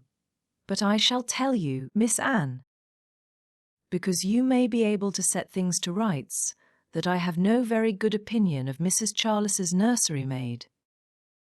I hear strange stories of her. She is always upon the gad, and from my own knowledge, I can declare, she is such a fine, dressing lady that she is enough to ruin any servants she comes near. Mrs. Charles quite swears by her, I know, but I just give you this hint, that you may be upon the watch, because if you see anything amiss, you need not be afraid of mentioning it. Again, it was Mary's complaint that Mrs. Musgrove was very apt not to give her the precedence that was her due. When they dined at the great house with other families, and she did not see any reason why she was to be considered so much at home as to lose her place.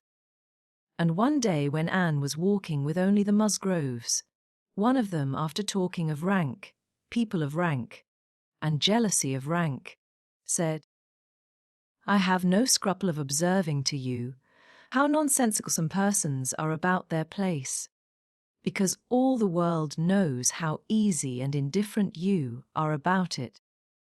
But I wish anybody could give Mary a hint that it would be a great deal better if she were not so very tenacious, especially if she would not be always putting herself forward to take place of Mamma.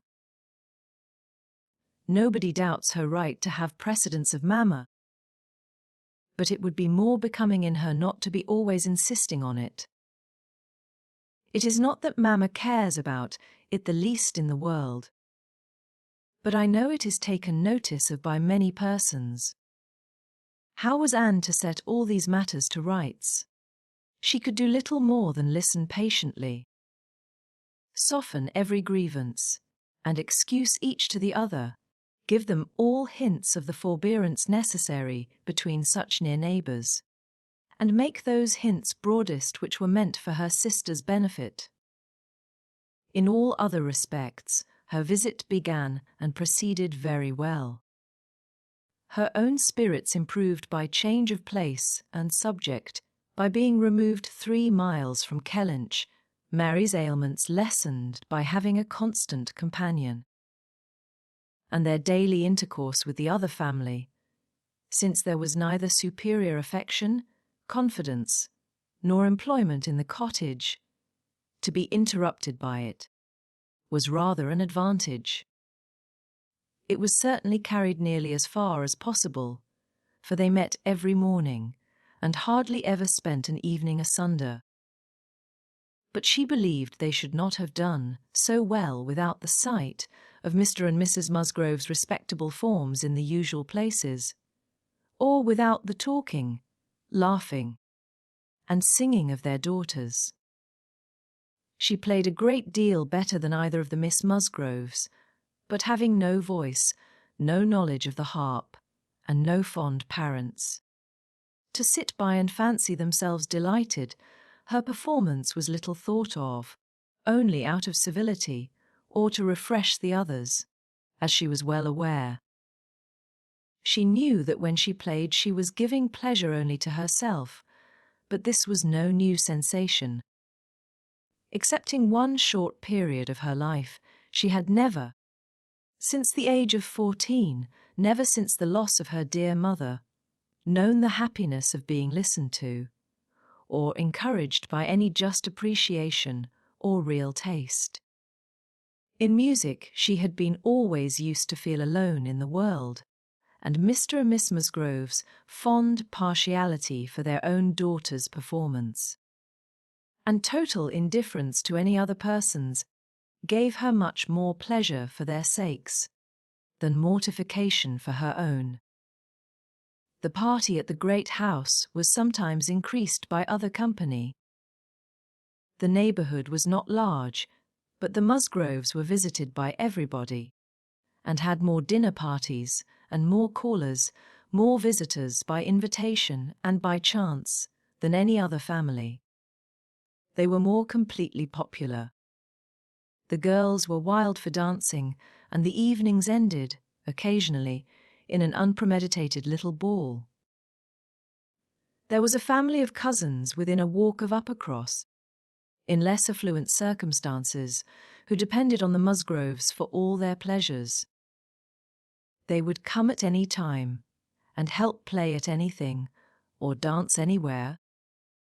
And Anne, very much preferring the office of musician to a more active post, played country dances to them by the hour together.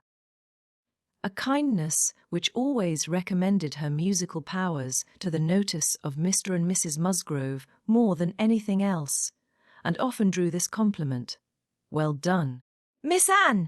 Very well done indeed! Lord bless me! How those little fingers of yours fly about!"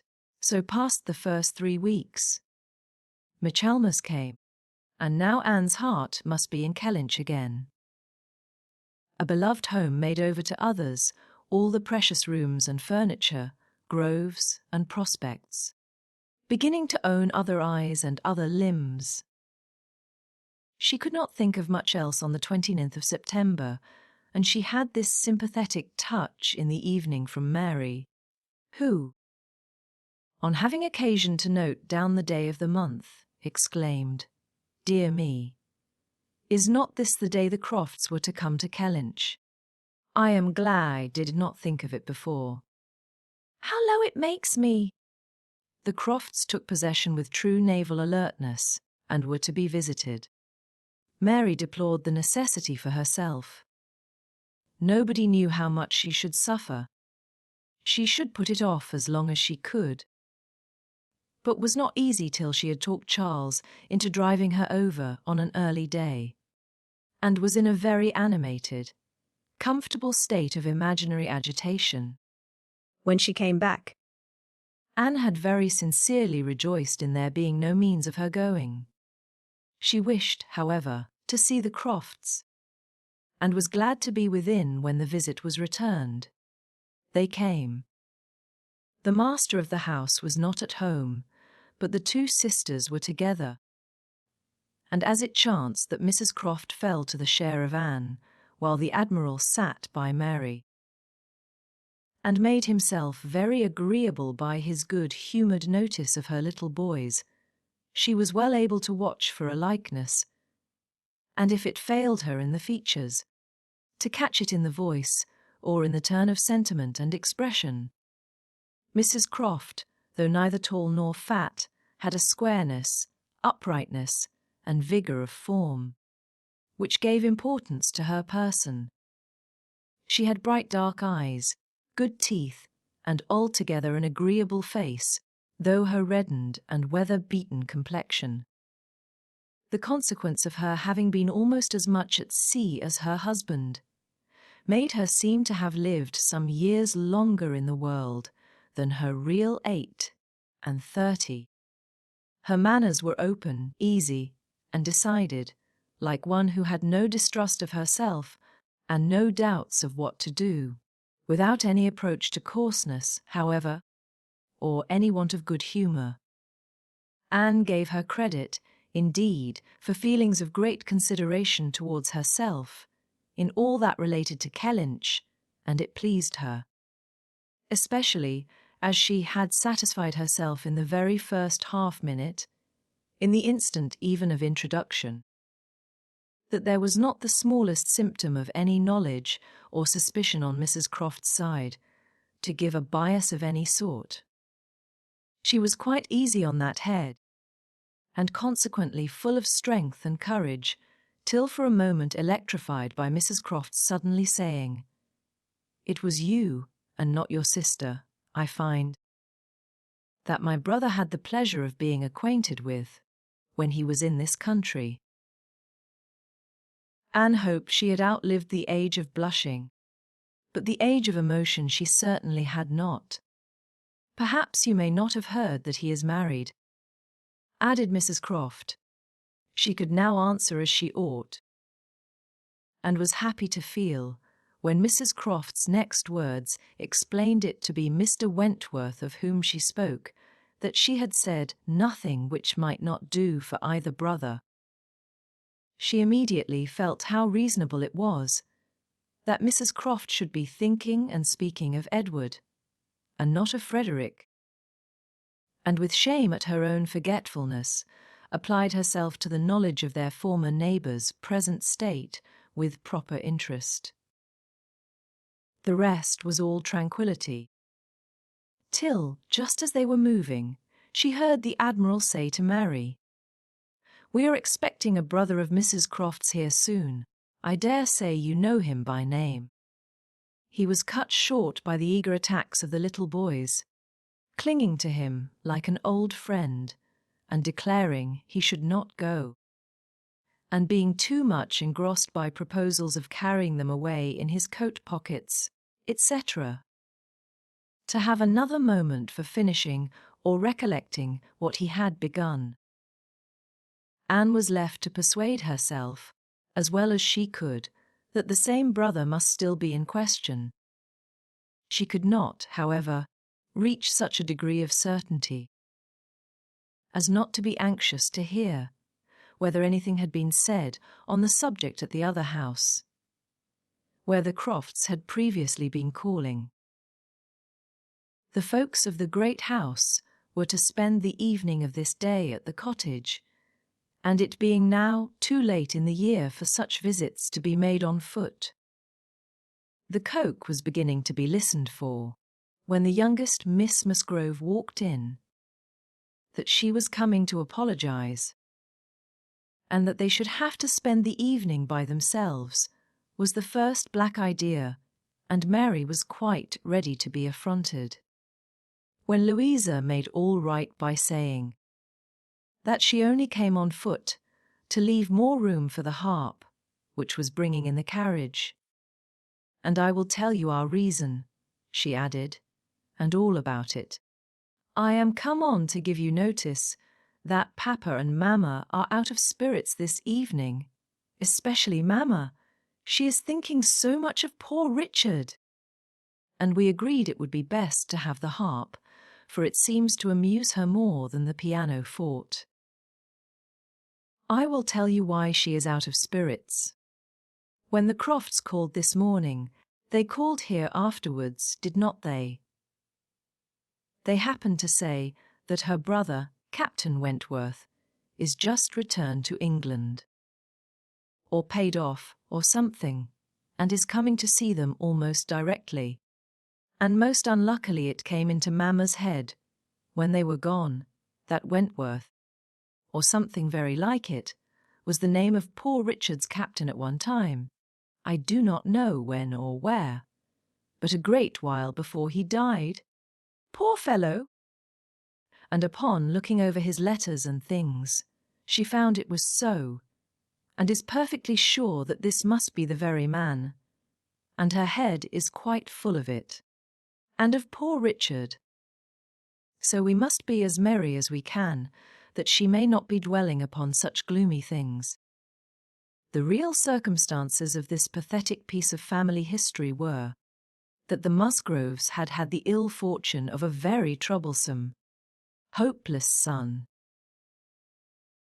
and the good fortune to lose him before he reached his 20th year, that he had been sent to sea because he was stupid and unmanageable on shore, that he had been very little cared for at any time by his family, though quite as much as he deserved, seldom heard of, and scarcely at all regretted. When the intelligence of his death abroad had worked its way to Uppercross 2 years before, he had, in fact, though his sisters were now doing all they could for him, by calling him poor Richard, been nothing better than a thick-headed, unfeeling, unprofitable Dick Musgrove, who had never done anything to entitle himself to more than the abbreviation of his name, living or dead.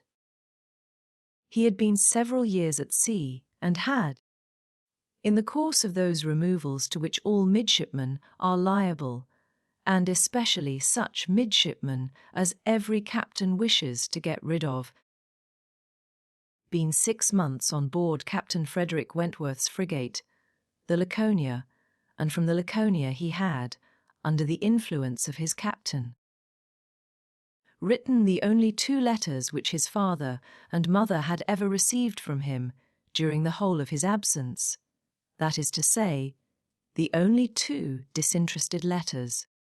All the rest had been mere applications for money. In each letter he had spoken well of his captain, but yet, so little were they in the habit of attending to such matters, so unobservant and incurious were they as to the names of men or ships, that it had made scarcely any impression at the time, and that Mrs. Musgrove should have been suddenly struck, this very day, with a recollection of the name of Wentworth, as connected with her son, seemed one of those extraordinary bursts of mind which do sometimes occur. She had gone to her letters, and found it all as she supposed, and the re-perusal of these letters, after so long an interval, her poor son gone forever, and all the strength of his faults forgotten, had affected her spirits exceedingly, and thrown her into greater grief for him than she had known on first hearing of his death. Mr. Musgrove was, in a lesser degree, affected likewise. And when they reached the cottage, they were evidently in want, first, of being listened to anew on this subject, and afterwards, of all the relief which cheerful companions could give them. To hear them talking so much of Captain Wentworth, repeating his name so often, puzzling over past years, and at last ascertaining that it probably would, turn out to be the very same Captain Wentworth whom they recollected meeting once or twice, after their coming back from Clifton, a very fine young man, but they could not say whether it was 7 or 8 years ago, was a new sort of trial to Anne's nerves. She found, however, that it was one to which she must inure herself. Since he actually was expected in the country, she must teach herself to be insensible on such points.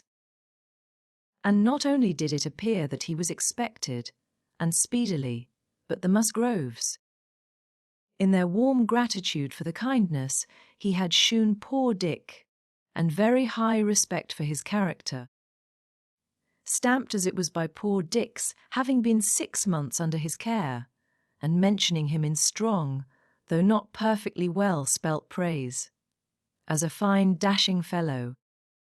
Only too particular about the schoolmaster, were bent on introducing themselves and seeking his acquaintance as soon as they could hear of his arrival.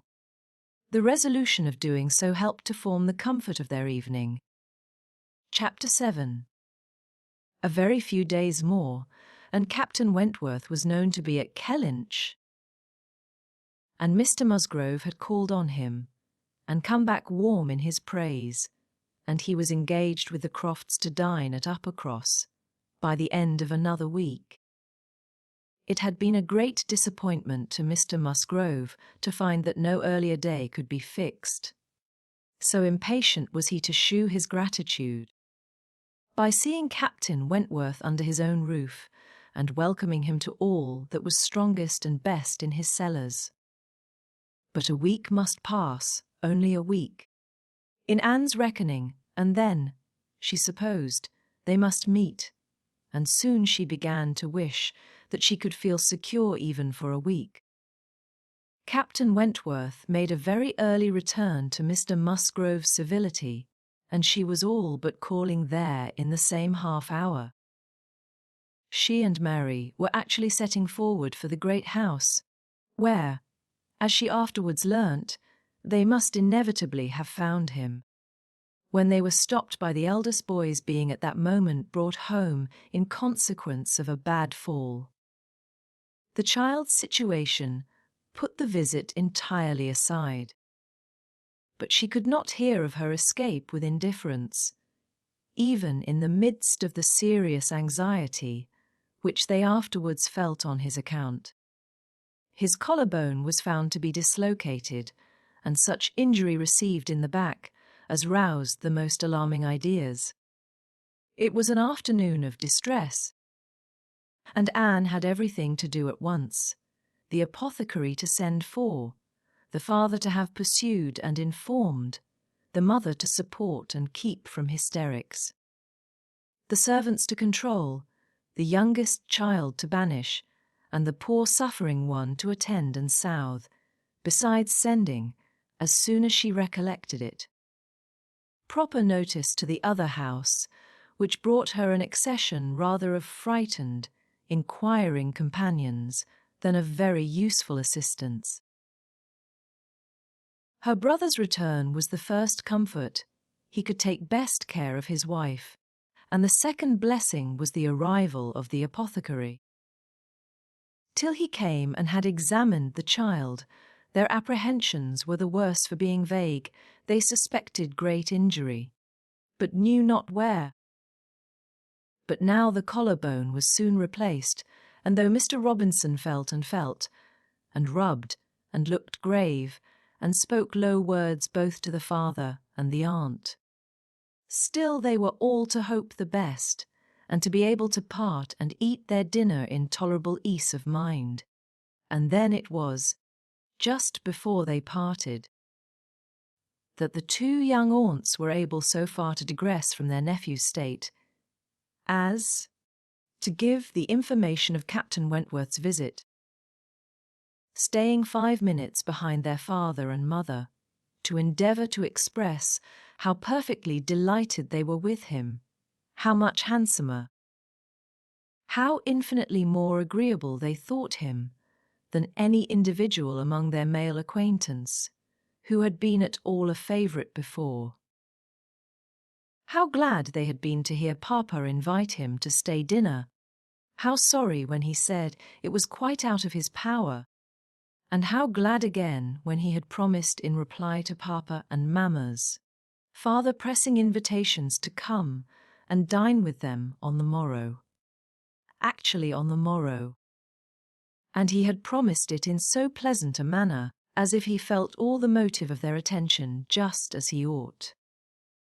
And in short, he had looked and said everything with such exquisite grace, that they could assure them all their heads were both turned by him, and off they ran, quite as full of glee as of love, and apparently more full of Captain Wentworth than of little Charles. The same story and the same raptures were repeated.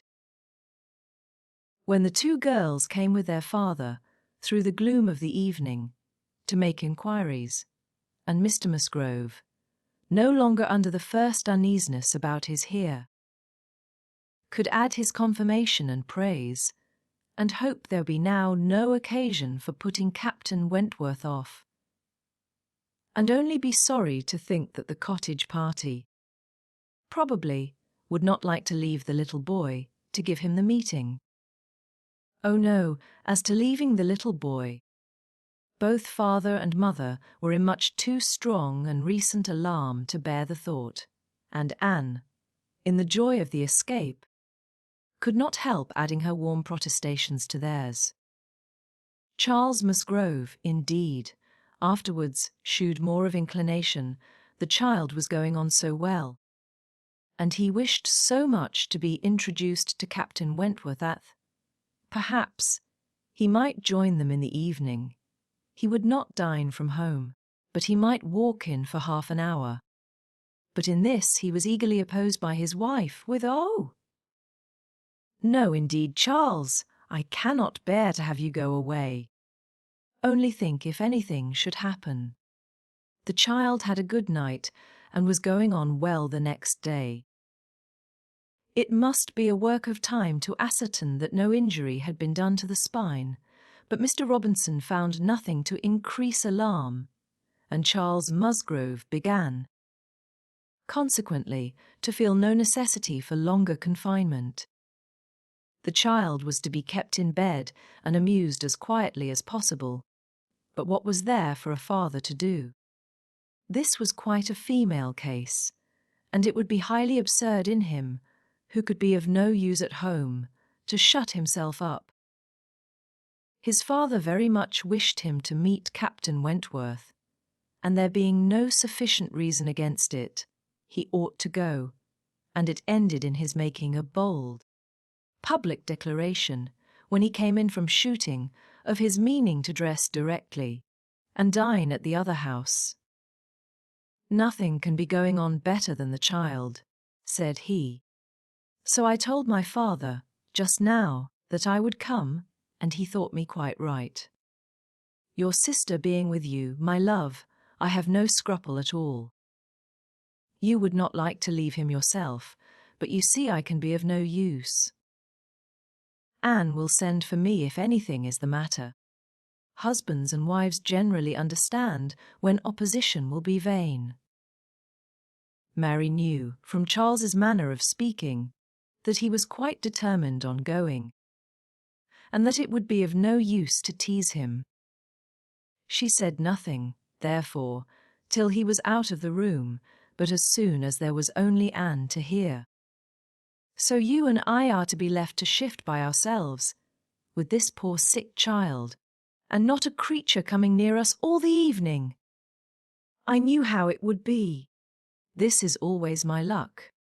If there is anything disagreeable, going-on men are always sure to get out of it, and Charles is as bad as any of them. Very unfeeling.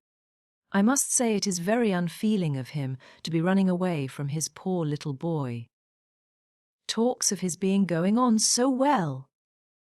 How does he know that he is going on well, or that there may not be a sudden change half an hour hence? I did not think Charles would have been so unfeeling. So here he is to go away and enjoy himself. And because I am the poor mother, I am not to be allowed to stir, and yet, I am sure, I am more unfit than anybody else to be about the child. My being the mother is the very reason why my feelings should not be tried. I am not at all equal to it. You saw how hysterical I was yesterday. But that was only the effect of the suddenness of your alarm, of the shock. You will not be hysterical again. I dare say we shall have nothing to distress us. I perfectly understand Mr. Robinson's directions and have no fears, and indeed, Mary, I cannot wonder at your husband. Nursing does not belong to a man. It is not his province. A sick child is always the mother's property. Her own feelings generally make it so. I hope I am as fond of my child as any mother. But I do not know that I am of any more use in the sick room than Charles. For I cannot be always scolding and teasing the poor child when it is ill. And you saw, this morning, that if I told him to keep quiet, he was sure to begin kicking about. I have not nerves for the sort of thing. But, could you be comfortable yourself, to be spending the whole evening away from the poor boy? Yes, you see his papa can, and why should not I? Jemima is so careful. And she could send us word every hour how he was.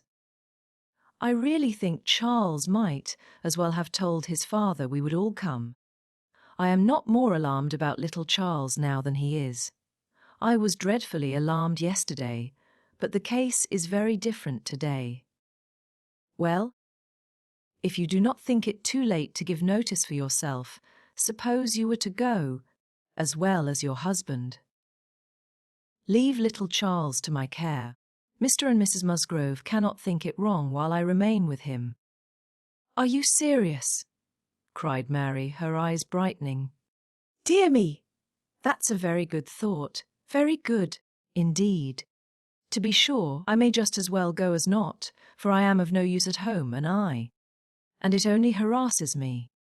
You, who have not a mother's feelings, are a great deal the properest person. You can make little Charles do anything, he always minds you at a word. It will be a great deal better than leaving him only with Jemima. Oh, I shall certainly go. I am sure I ought if I can, quite as much as Charles. For they want me excessively to be acquainted with Captain Wentworth. And I know you do not mind being left alone. An excellent thought of yours, indeed, Anne. I will go and tell Charles, and get ready directly. You can send for us, at a moment's notice, if anything is the matter. But I dare say there will be nothing to alarm you. I should not go, you may be sure, if I did not feel quite at ease about my dear child. The next moment she was tapping at her husband's dressing-room door, and as Anne followed her upstairs, she was in time for the whole conversation, which began with Mary's saying, in a tone of great exultation, I mean to go with you, Charles, for I am of no more use at home than you are. If I were to shut myself up for ever with the child, I should not be able to persuade him to do anything he did not like. Anne will stay. Anne undertakes to stay at home and take care of him. It is Anne's own proposal, and so I shall go with you, which will be a great deal better. For I have not dined at the other house since Tuesday. This is very kind of Anne, was her husband's answer, and I should be very glad to have you go. But it seems rather hard that she should be left at home by herself, to nurse our sick child. Anne was now at hand to take up her own cause, and the sincerity of her manner being soon sufficient to convince him, where conviction was at least very agreeable. He had no farther scruples as to her being left to dine alone, though he still wanted her to join them in the evening, when the child might be at rest for the night, and kindly urged her to let him come and fetch her, but she was quite unpersuadable, and this being the case, she had ere long the pleasure of seeing them set off together in high spirits. They were gone, she hoped, to be happy, however oddly constructed such happiness might seem. As for herself, she was left with as many sensations of comfort as were, perhaps, ever likely to be hers.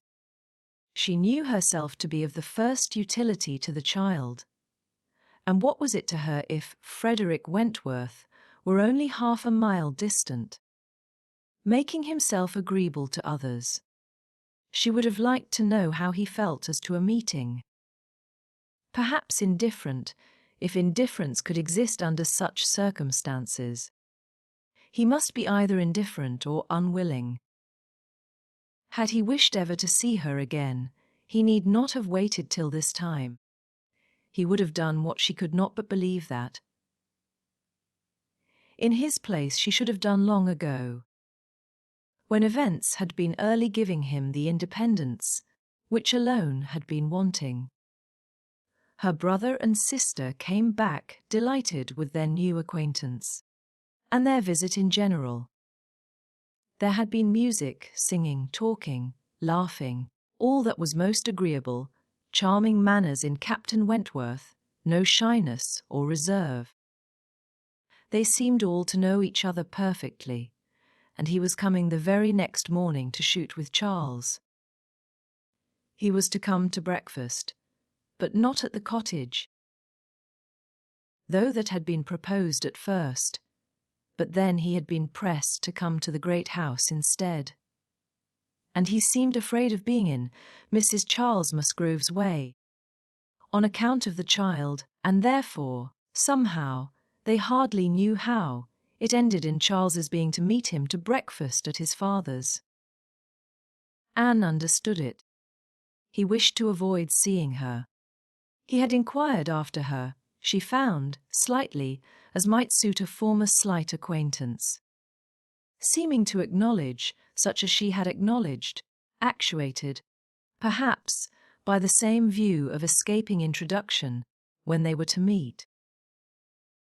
The morning hours of the cottage were always later than those of the other house, and on the morrow the difference was so great that Mary and Anne were not more than beginning breakfast when Charles came in to say that they were just setting off, that he was come for his dogs, that his sisters were following with Captain Wentworth, his sisters meaning to visit Mary and the child, and Captain Wentworth proposing also to wait on her a few minutes, if not inconvenient. And though Charles had answered for the child's being in no such state as could make it inconvenient, Captain Wentworth would not be satisfied without his running on to give notice. Mary, very much gratified by this attention, was delighted to receive him, while 1,000 feelings rushed on Anne, of which this was the most consoling, that it would soon be over. And it was soon over. In 2 minutes after Charles's preparation, the others appeared. They were in the drawing-room. Her eye half met Captain Wentworth's. A bow, a curtsy passed. She heard his voice. He talked to Mary, said all that was right, said something to the Miss Musgroves, enough to mark an easy footing. The room seemed full of persons and voices, but a few minutes ended it. Charles shewed himself at the window. All was ready. Their visitor had bowed and was gone. The Miss Musgroves were gone too, suddenly resolving to walk to the end of the village with the sportsmen. The room was cleared, and a nun might finish her breakfast as she could. "It is over! It is over!" she repeated to herself again and again, in nervous gratitude. "The worst is over." Mary talked, but she could not attend. She had seen him. They had met. They had been once more in the same room. Soon, however, she began to reason with herself, and try to be feeling less. 8 years, almost 8 years had passed, since all had been given up. How absurd to be resuming the agitation which such an interval had banished into distance and indistinctness. What might not 8 years do? Events of every description, changes, alienations, removals, all must be comprised in it, and oblivion of the past. How natural, how certain too! It included nearly a third part of her own life. Alice! With all her reasoning, she found that to retentive feelings 8 years may be little more than nothing. Now, how were his sentiments to be read? Was this like wishing to avoid her? and the next moment she was hating herself for the folly which asked the question. On one other question, which perhaps her utmost wisdom might not have prevented, she was soon spared all suspense, for after the Miss Musgroves had returned and finished their visit at the cottage, she had this spontaneous information from Mary. "Captain Wentworth is not very gallant by you, and though he was so attentive to me." Henrietta asked him what he thought of you when they went away, and he said, "You were so old he should not have known you again."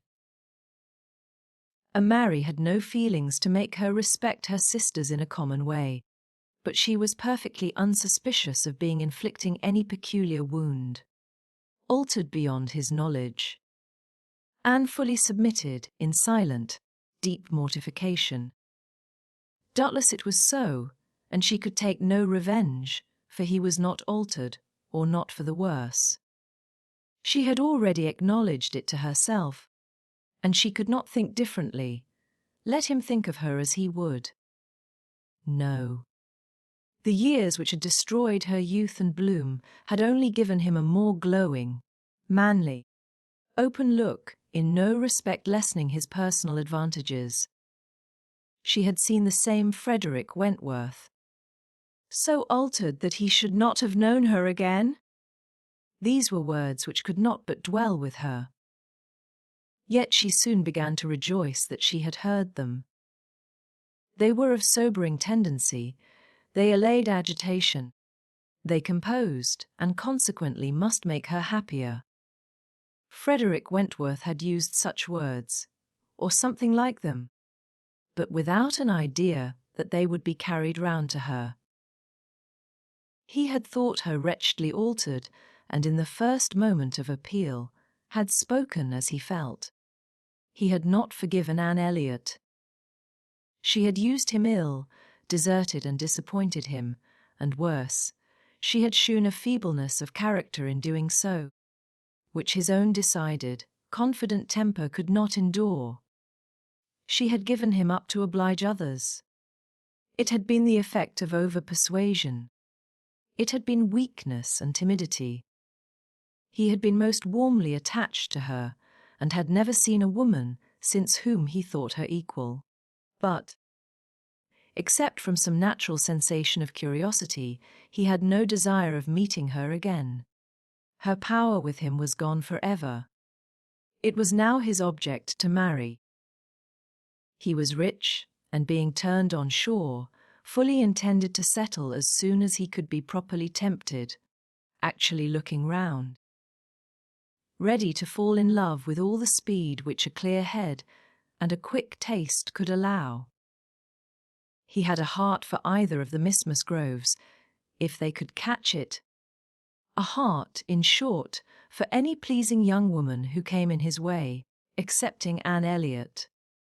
This was his only secret exception, when he said to his sister, in answer to her suppositions, "Yes, here I am, Sophia, quite ready to make a foolish match. Anybody between 15 and 30 may have me for asking.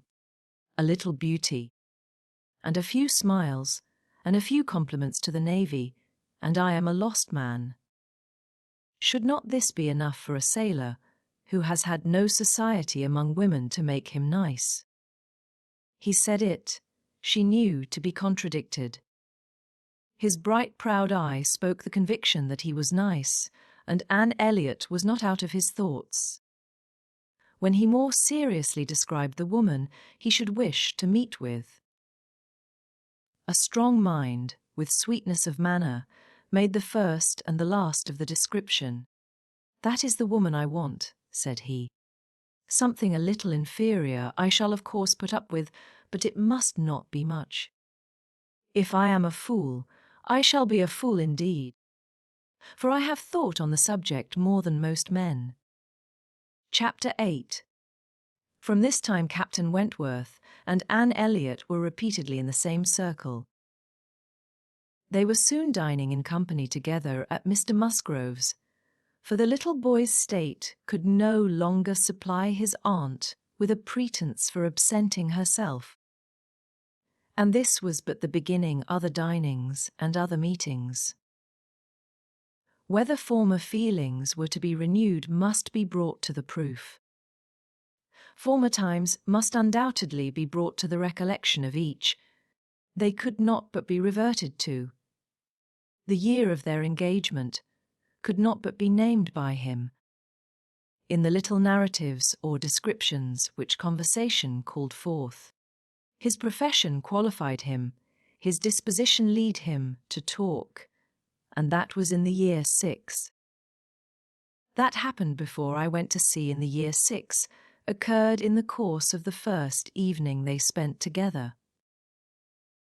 And though his voice did not falter, and though she had no reason to suppose his eye wandering towards her while he spoke, Anne felt the utter impossibility, from her knowledge of his mind, that he could be unvisited by remembrance any more than herself. There must be the same immediate association of thought, though she was very far from conceiving it to be of equal pain. They had no conversation together, no intercourse, but what the commonest civility required. Once so much to each other, now nothing. There had been a time when of all the large party now filling the drawing-room at Uppercross, they would have found it most difficult to cease to speak to one another. With the exception, perhaps, of Admiral and Mrs. Croft, who seemed particularly attached and happy, Anne could allow no other exceptions even among the married couples. There could have been no two hearts so open, no tastes so similar, no feelings so in unison, no countenances so beloved. Now they were as strangers, nay, worse than strangers, for they could never become acquainted. It was a perpetual estrangement. When he talked, she heard the same voice, and discerned the same mind. There was a very general ignorance of all naval matters throughout the party, and he was very much questioned, and especially by the 2 Miss Musgroves, who seemed hardly to have any eyes but for him, as to the manner of living on board, daily regulations, food, hours, etc., and their surprise at his accounts, at learning the degree of accommodation and arrangement which was practicable, drew from him some pleasant ridicule, which reminded Anne of the early days, when she too had been ignorant, and she too had been accused of supposing sailors to be living on board without anything to eat, or any cook to dress it if there were, or any servant to wait, or any knife and fork to use. From thus listening and thinking, she was roused by a whisper of Mrs. Musgrove's who, overcome by fond regrets, could not help saying, "Ah, Miss Anne, if it had pleased heaven to spare my poor son, I dare say he would have been just such another by this time." Anne suppressed a smile and listened kindly, while Mrs. Musgrove relieved her heart a little more, and for a few minutes, therefore, could not keep pace with the conversation of the others. When she could let her attention take its natural course again, she found the Miss Musgroves just fetching the Navy List, their own Navy List, the first that had ever been at Uppercross, and sitting down together to pore over it, with the professed view of finding out the ships that Captain Wentworth had commanded. "Your first was the Asp, I remember. We will look for the Asp. You will not find her there. Quite worn out and broken up. I was the last man who commanded her. Hardly fit for service then. Reported fit for home service for a year or 2, and so I was sent off to the West Indies." The girls looked all amazement. "The Admiralty," he continued, "entertain themselves now and then with sending a few hundred men to sea, in a ship not fit to be employed. But they have a great many to provide for, and among the thousands that may just as well go to the bottom as not, it is impossible for them to distinguish the very set who may be least missed. Foe! Foe! Cried the Admiral. What stuff these young fellows talk! Never was a better sloop than the Asp in her day. For an old-built sloop, you would not see her equal. Lucky fellow to get her. He knows there must have been 20 better men than himself applying for her at the same time. Lucky fellow to get anything so soon, with no more interest than his. I felt my luck, Admiral, I assure you, replied Captain Wentworth, seriously. I was as well satisfied with my appointment as you can desire. It was a great object with me at that time to be at sea, a very great object. I wanted to be doing something. To be sure you did. What should a young fellow like you do ashore for half a year together? If a man had not a wife, he soon wants to be afloat again. But, Captain Wentworth, cried Louisa, how vexed you must have been when you came to the Asp, to see what an old thing they had given you. I knew pretty well what she was before that day, said he, smiling. I had no more discoveries to make than you would have as to the fashion and strength of any old pelisse, which you had seen lent about among half your acquaintance ever since you could remember, and which at last, on some very wet day, is lent to yourself. Ah! She was a dear old Asp to me. She did all that I wanted. I knew she would. I knew that we should either go to the bottom together, or that she would be the making of me. And I never had 2 days of foul weather all the time I was at sea in her, and after taking privateers enough to be very entertaining. I had the good luck in my passage home the next autumn to fall in with the very French frigate I wanted. I brought her into Plymouth, and here another instance of luck. We had not been 6 hours in the Sound, when a gale came on, which lasted 4 days and nights, and which would have done for poor old Asp in half the time. Our touch with the great nation not having much improved our condition. 24 hours later, and I should only have been a gallant Captain Wentworth, in a small paragraph at one corner of the newspapers, and being lost in only a sloop, nobody would have thought about me. Anne's shudderings were to herself alone, but the Miss Musgroves could be as open as they were sincere in their exclamations of pity and horror. And so then, I suppose, said Miss Musgrove, in a low voice, as if thinking aloud, so then he went away to the Laconia, and there he met with our poor boy. Charles, my dear, beckoning him to her. Do ask Captain Wentworth where it was he first met with your poor brother. I always forgot. It was at Gibraltar, mother, I know.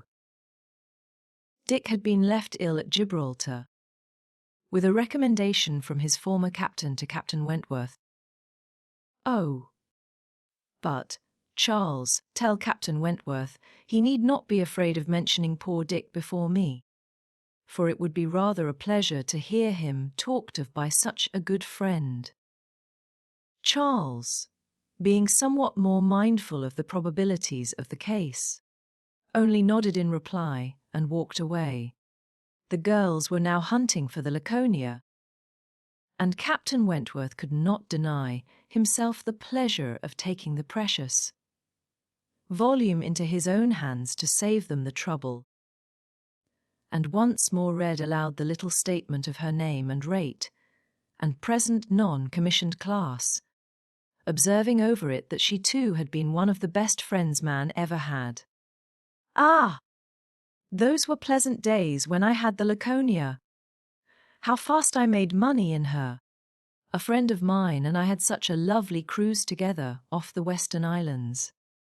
Poor Harville, sister! You know how much he wanted money. Worse than myself. He had a wife. Excellent fellow. I shall never forget his happiness. He felt it all so much for her sake. I wished for him again the next summer, when I had still the same luck in the Mediterranean. "And I am sure, sir," said Mrs. Musgrove, "it was a lucky day for us, when you were put captain into that ship. We shall never forget what you did." Her feelings made her speak low, and Captain Wentworth, hearing only in part, and probably not having Dick Musgrove at all near his thoughts, looked rather in suspense, and as if waiting for more. "My brother," whispered one of the girls. "Mamma is thinking of poor Richard." "Poor dear fellow," continued Mrs. Musgrove. "He was grown so steady, and such an excellent correspondent, while he was under your care. Ah! It would have been a happy thing if he had never left you. I assure you, Captain Wentworth, we are very sorry he ever left you." There was a momentary expression in Captain Wentworth's face at this speech, a certain glance of his bright eye, and curl of his handsome mouth, which convinced Anne that instead of sharing in Mrs. Musgrove's kind wishes as to her son, he had probably been at some pains to get rid of him. But it was too transient an indulgence of self, amusement to be detected by any who understood him less than herself. In another moment he was perfectly collected and serious, and almost instantly afterwards coming up to the sofa, on which she and Mrs. Musgrove were sitting, took a place by the latter, and entered into conversation with her, in a low voice, about her son, doing it with so much sympathy and natural grace, as shewed the kindest consideration for all that was real and unabsurd in the parents' feelings. They were actually on the same sofa, for Mrs. Musgrove had most readily made room for him. They were divided only by Mrs. Musgrove. It was no insignificant barrier, indeed. Mrs. Musgrove was of a comfortable, substantial size, infinitely more fitted by nature to express good cheer and good humour than tenderness and sentiment, and while the agitations of Anne's slender form and pensive face may be considered as very completely screened, Captain Wentworth should be allowed some credit for the self-command with which he attended to her large fat sighings over the destiny of a son, whom alive nobody had cared for. Personal sighs and mental sorrow have certainly no necessary proportions. A large bulky figure has as good a right to be in deep affliction as the most graceful set of limbs in the world. But, fair or not fair, there are unbecoming conjunctions which reason will patronize in vain, which taste cannot tolerate, which ridicule will seize. The Admiral, after taking 2 or 3 refreshing turns about the room with his hands behind him, being called to order by his wife, now came up to Captain Wentworth, and without any observation of what he might be interrupting, thinking only of his own thoughts, began with, "If you had been a week later at Lisbon, last spring, Frederick, you would have been asked to give a passage to Lady Mary Grierson and her daughters." "Should I? I am glad I was not a week later then." The Admiral abused him for his want of gallantry. He defended himself, though professing that he would never willingly admit any ladies on board a ship of his, excepting for a ball or a visit which a few hours might comprehend. "But, if I know myself," said he, "this is from no want of gallantry towards them. It is rather from feeling how impossible it is, with all one's efforts and all one's sacrifices, to make the accommodations on board such as women ought to have. There can be no want of gallantry, Admiral, in rating the claims of women to every personal comfort high, and this is what I do. I hate to hear of women on board, or to see them on board, and no ship under my command shall ever convey a family of ladies anywhere, if I can help it." This brought his sister upon him. "Oh, Frederick, but I cannot believe it of you." All idle refinement. Women may be as comfortable on board as in the best house in England. I believe I have lived as much on board as most women, and I know nothing superior to the accommodations of a man of war. I declare I have not a comfort or an indulgence about me, even at Kellynch Hall, with a kind bow to Anne, beyond what I always had in most of the ships I have lived in, and they have been 5 altogether. Nothing to the purpose, replied her brother. You were living with your husband, and were the only woman on board. But you, yourself, brought Mrs. Harville, her sister, her cousin, and 3 children, round from Portsmouth to Plymouth. Where was this superfine, extraordinary sort of gallantry of yours then? All merged in my friendship, Sophia. I would assist any brother officer's wife that I could, and I would bring anything of Harville's from the world's end, if he wanted it. But do not imagine that I did not feel it an evil in itself. Depend upon it, they were all perfectly comfortable. I might not like them the better for that, perhaps. Such a number of women and children have no right to be comfortable on board. My dear Frederick, you are talking quite idly. Pray, what would become of us poor sailors' wives, who often want to be conveyed to one port or another, after our husbands, if everybody had your feelings? My feelings, you see, did not prevent my taking Mrs. Harville and all her family to Plymouth. But I hate to hear you talking so like a fine gentleman, and as if women were all fine ladies, instead of rational creatures. We none of us expect to be in smooth water all our days. Ah, my dear, said the Admiral, when he has got a wife, he will sing a different tune. When he is married, if we have the good luck to live to another war, we shall see him do as you and I, and a great many others, have done. We shall have him very thankful to anybody that will bring him his wife. That we shall. Now I have done, cried Captain Wentworth.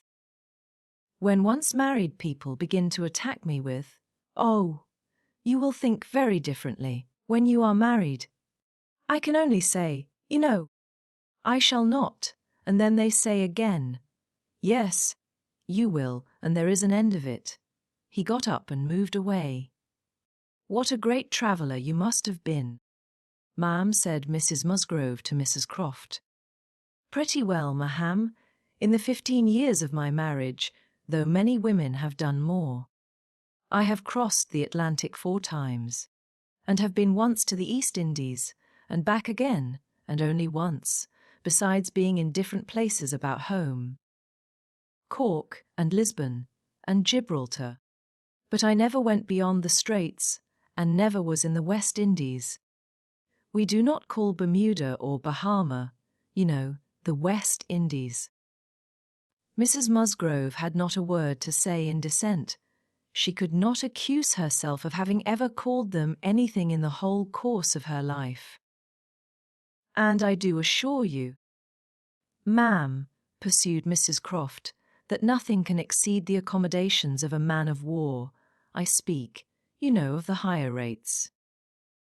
When you come to a frigate, of course, you are more confined, though any reasonable woman may be perfectly happy in one of them, and I can safely say that the happiest part of my life has been spent on board a ship. While we were together, you know, there was nothing to be feared. Thank God! I have always been blessed with excellent health, and no climate disagrees with me. A little disordered always the first 24 hours of going to sea, but never knew what sickness was afterwards. The only time I ever really suffered in body or mind, the only time that I ever fancied myself unwell, or had any ideas of danger, was the winter that I passed by myself at Deal, when the Admiral, Captain Croft then, was in the North Seas. I lived in perpetual fright at that time, and had all manner of imaginary complaints from not knowing what to do with myself, or when I should hear from him next. But as long as we could be together, nothing ever ailed me, and I never met with the smallest inconvenience. To be sure. Yes, indeed. Oh, yes. I am quite of your opinion, Mrs. Croft, was Mrs. Musgrove's hearty answer. There is nothing so bad as a separation. I am quite of your opinion. I know what it is. For Mr. Musgrove always attends the assizes, and I am so glad when they are over and he is safe back again. The evening ended with dancing.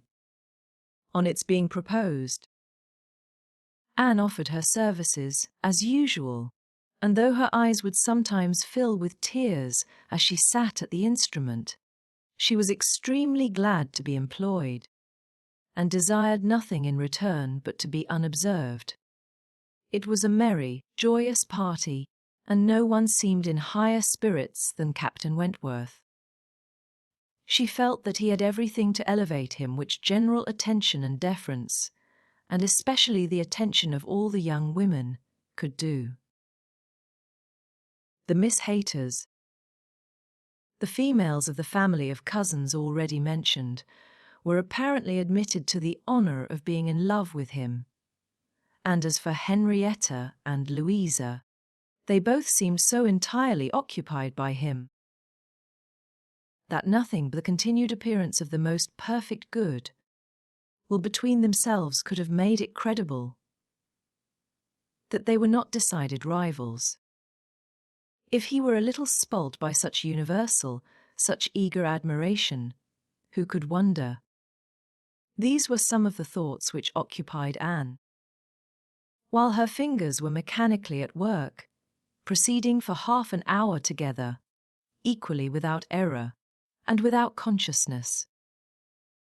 Once she felt that he was looking at herself, observing her altered features, perhaps, trying to trace in them the ruins of the face which had once charmed him. And once she knew that he must have spoken of her. She was hardly aware of it, till she heard the answer, but then she was sure of his having asked his partner whether Miss Elliot never danced. The answer was, "Oh no, never. She has quite given up dancing. She had rather play. She is never tired of playing." Once, too, he spoke to her. She had left the instrument on the dancing being over, and he had sat down to try to make out an air which he wished to give the Miss Musgroves an idea of. Unintentionally she returned to that part of the room. He saw her, and, instantly rising, said, with studied politeness, "I beg your pardon, madam, this is your seat," and though she immediately drew back with a decided negative, he was not to be induced to sit down again. Anne did not wish for more of such looks and speeches. His cold politeness, his ceremonious grace, were worse than anything. Chapter 9. Captain Wentworth was come to Kellynch as to a home, to stay as long as he liked. Being as thoroughly the object of the Admiral's fraternal kindness as of his wife's, he had intended, on first arriving, to proceed very soon into Shropshire, and visit the brother settled in that country, but the attractions of Uppercross induced him to put this off. There was so much of friendliness, and of flattery, and of everything most bewitching in his reception there. The old was so hospitable, the young so agreeable, that he could not but resolve to remain where he was, and take all the charms and perfections of Edward's wife upon credit a little longer. It was soon Uppercross with him almost every day. The Musgroves could hardly be more ready to invite than he to come, particularly in the morning, when he had no companion at home. For the Admiral and Mrs. Croft were generally out of doors together, interesting themselves in their new possessions, their grass, and their sheep, and dawdling about in a way not endurable to a third person, or driving out in a gig, lately added to their establishment. Hitherto there had been but one opinion of Captain Wentworth among the Musgroves and their dependencies. It was unvarying, warm admiration everywhere. But this intimate footing was not more than established when a certain Charles Hayter returned among them, to be a good deal disturbed by it, and to think Captain Wentworth very much in the way. Charles Hayter was the eldest of all the cousins, and a very amiable, pleasing young man, between whom and Henrietta there had been a considerable appearance of attachment previous to Captain Wentworth's introduction. He was in orders, and having a curacy in the neighbourhood, where residence was not required, lived at his father's house, only 2 miles from Uppercross. A short absence from home had left his fair one unguarded by his attentions at this critical period, and when he came back he had the pain of finding very altered manners, and of seeing Captain Wentworth. Mrs. Musgrove and Mrs. Hayter were sisters.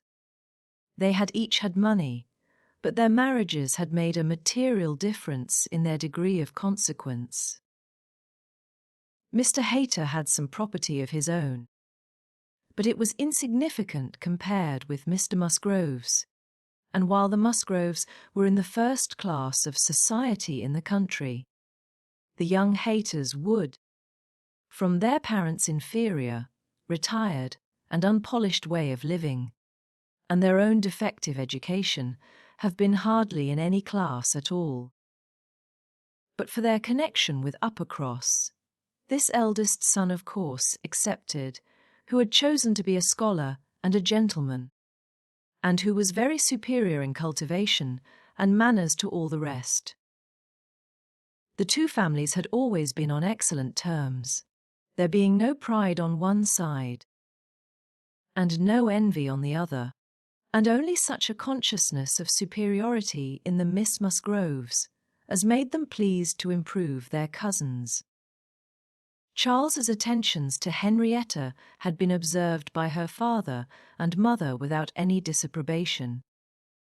It would not be a great match for her, but if Henrietta liked him, and Henrietta did seem to like him, Henrietta fully thought so herself before Captain Wentworth came. But from that time cousin Charles had been very much forgotten. Which of the two sisters was preferred by Captain Wentworth was, as yet, quite doubtful. As far as Anne's observation reached, Henrietta was perhaps the prettiest, Louisa had the highest spirits, and she knew not now whether the more gentle or the more lively character were most likely to attract him. Mr. and Mrs. Musgrove, either from seeing little, or from an entire confidence in the discretion of both their daughters, and of all the young men who came near them, seemed to leave everything to take its chance. There was not the smallest appearance of solicitude or remark about them in the mansion house, but it was different at the cottage. The young couple there were more disposed to speculate and wonder, and Captain Wentworth had not been above 4 or 5 times in the Miss Musgroves' company. And Charles Hayter had but just reappeared, when Anne had to listen to the opinions of her brother and sister as to which was the one liked best. Charles gave it for Louisa, Mary for Henrietta, but quite agreeing that to have him marry either could be extremely delightful. Charles had never seen a pleasanter man in his life, and from what he had once heard Captain Wentworth himself say, was very sure that he had not made less than £20,000 by the war. Here was a fortune at once, besides which there would be the chance of what be done in any future war, and he was sure Captain Wentworth was as likely a man to distinguish himself as any officer in the navy. Oh! It would be a capital match for either of his sisters. Upon my word it would, replied Mary. Dear me, If he should rise to any very great honours, if he should ever be made a baronet, Lady Wentworth sounds very well. That would be a noble thing, indeed, for Henrietta. She would take place of me then, and Henrietta would not dislike that. Sir Frederick and Lady Wentworth. It would be but a new creation, however, and I never think much of your new creations. It suited Mary best to think Henrietta, the one preferred on the very account of Charles Hayter, whose pretensions she wished to see put an end to. She looked down very decidedly upon the Hayters, and thought it would be quite a misfortune to have the existing connection between the families renewed. Very sad for herself and her children. You know, said she, I cannot think him at all a fit match for Henrietta. And considering the alliances which the Musgroves have made, she has no right to throw herself away. I do not think any young woman has a right to make a choice that may be disagreeable and inconvenient to the principal part of her family, and be giving bad connections to those who have not been used to them. And, pray, who is Charles Hayter? Nothing but a country curate. A most improper match for Miss Musgrove of Uppercross.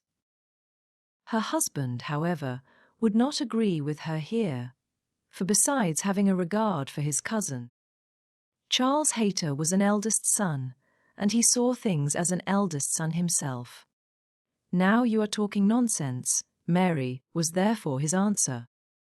It would not be a great match for Henrietta, but Charles has a very fair chance, through the Spicers, of getting something from the bishop in the course of a year or two, and you will please to remember that he is the eldest son.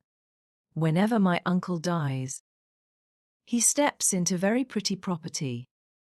The estate at Winthrop is not less than 250 acres, besides the farm near Taunton, which is some of the best land in the country.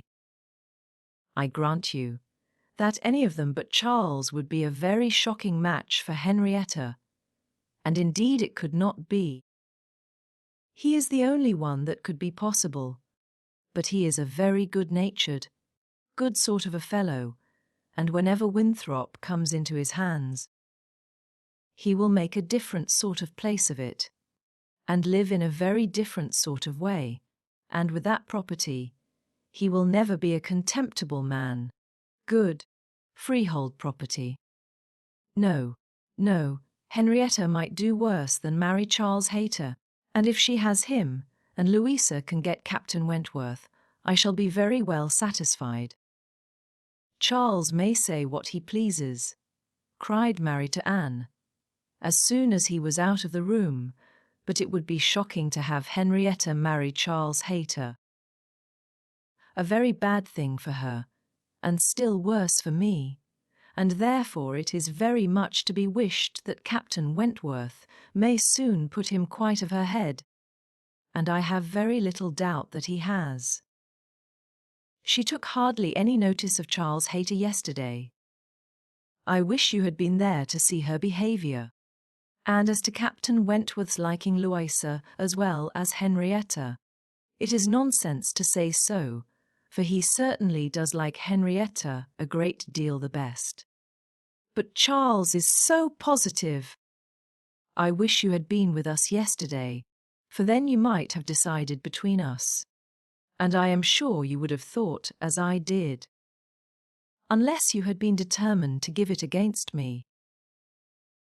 A dinner at Mr. Musgrove's had been the occasion, when all these things should have been seen by Anne. But she had stayed at home, under the mixed plea of a headache of her own, and some return of indisposition in little Charles.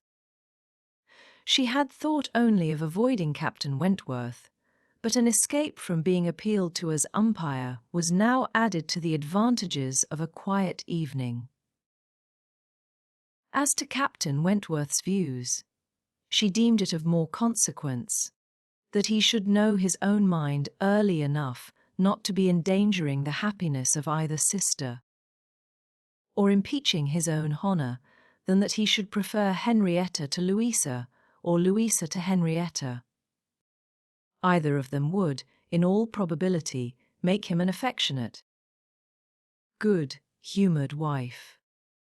With regard to Charles Hayter, she had delicacy which must be pained by any lightness of conduct in a well-meaning young woman, and a heart to sympathise in any of the sufferings it occasioned.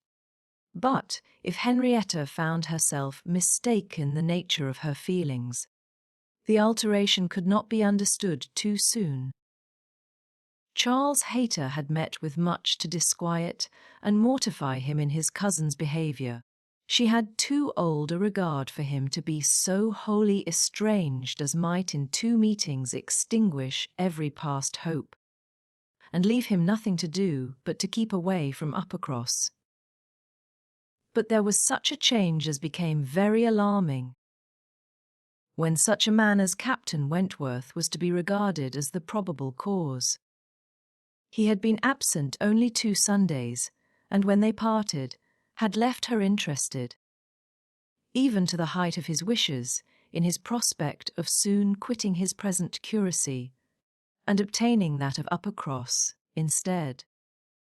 It had then seemed the object nearest her heart, that to Shirley, the rector, who for more than 40 years had been zealously discharging all the duties of his office, but was now growing too infirm for many of them, should be quite fixed on engaging a curate, should make his curacy quite as good as he could afford, and should give Charles Hayter the promise of it. The advantage of his having to come only to Uppercross, instead of going 6 miles another way, of his having, in every respect, a better curacy, of his belonging to their dear de Shirley, and of dear, good de Shirley's being relieved from the duty which he could no longer get through without most injurious fatigue, had been a great deal, even to Louisa, but had been almost everything to Henrietta. When he came back, Alice! The zeal of the business was gone by.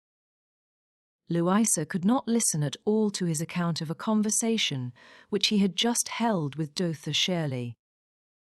She was at a window, looking out for Captain Wentworth, and even Henrietta had at best only a divided attention to give, and seemed to have forgotten all the former doubt and solicitude of the negotiation. "Well, I am very glad indeed, but I always thought you would have it. I always thought you sure. It did not appear to me that, in short, you know, to Shirley must have a curate, and you had secured his promise. Is he coming, Louisa?" One morning, very soon after the dinner at the Musgroves, at which Anne had not been present, Captain Wentworth walked into the drawing-room at the cottage, where were only herself and the little invalid Charles, who was lying on the sofa. The surprise of finding himself almost alone with Anne Elliot deprived his manners of their usual composure. He started, and could only say, "I thought the Miss Musgroves had been here." "Mrs. Musgrove told me I should find them here," before he walked to the window to recollect himself, and feel how he ought to behave. "They are upstairs with my sister. They will be down in a few moments, I dare say," had been Anne's reply, in all the confusion that was natural. And if the child had not called her to come and do something for him, she would have been out of the room the next moment, and released Captain Wentworth as well as herself. He continued at the window, and after calmly and politely saying, "I hope the little boy is better," was silent. She was obliged to kneel down by the sofa, and remain there to satisfy her patient, and thus they continued a few minutes, when, to her very great satisfaction, she heard some other person crossing the little vestibule. She hoped, on turning her head, to see the master of the house, but it proved to be one much less calculated for making matters easy Charles Hayter. Probably not at all better pleased by the sight of Captain Wentworth than Captain Wentworth had been by the sight of Anne. She only attempted to say, "How do you do? Will you not sit down? The others will be here presently." Captain Wentworth, however, came from his window, apparently not ill-disposed for conversation. But Charles Hayter soon put an end to his attempts by seating himself near the table and taking up the newspaper, and Captain Wentworth returned to his window. Another minute brought another addition. The younger boy, a remarkable stout, forward child of 2 years old, having got the door opened for him by some one without, made his determined appearance among them, and went straight to the sofa to see what was going on, and put in his claim to anything good that might be giving away. There being nothing to eat, he could only have some play, and as his aunt would not let him tease his sick brother, he began to fasten himself upon her, as she knelt, in such a way that, busy as she was about Charles, she could not shake him off. She spoke to him, ordered, entreated, and insisted in vain. Once she did contrive to push him away, but the boy had the greater pleasure in getting upon her back again directly. "Walter," said she, "get down this moment. You are extremely troublesome. I am very angry with you."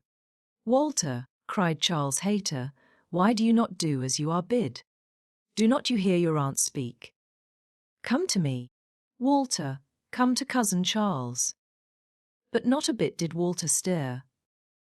In another moment, however, she found herself in the state of being released from him.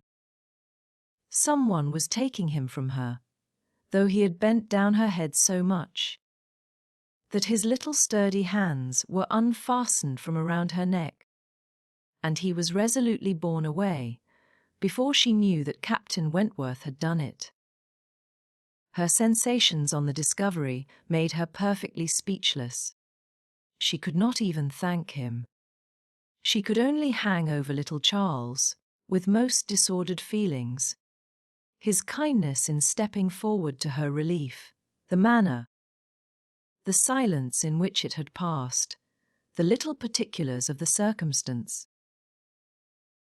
With the conviction soon forced on her by the noise he was studiously making with the child, that he meant to avoid hearing her thanks, and rather sought to testify that her conversation was the last of his wants, produced such a confusion of varying, but very painful agitation, as she could not recover from, till enabled by the entrance of Mary and the Miss Musgroves to make over her little patient to their cares, and leave the room.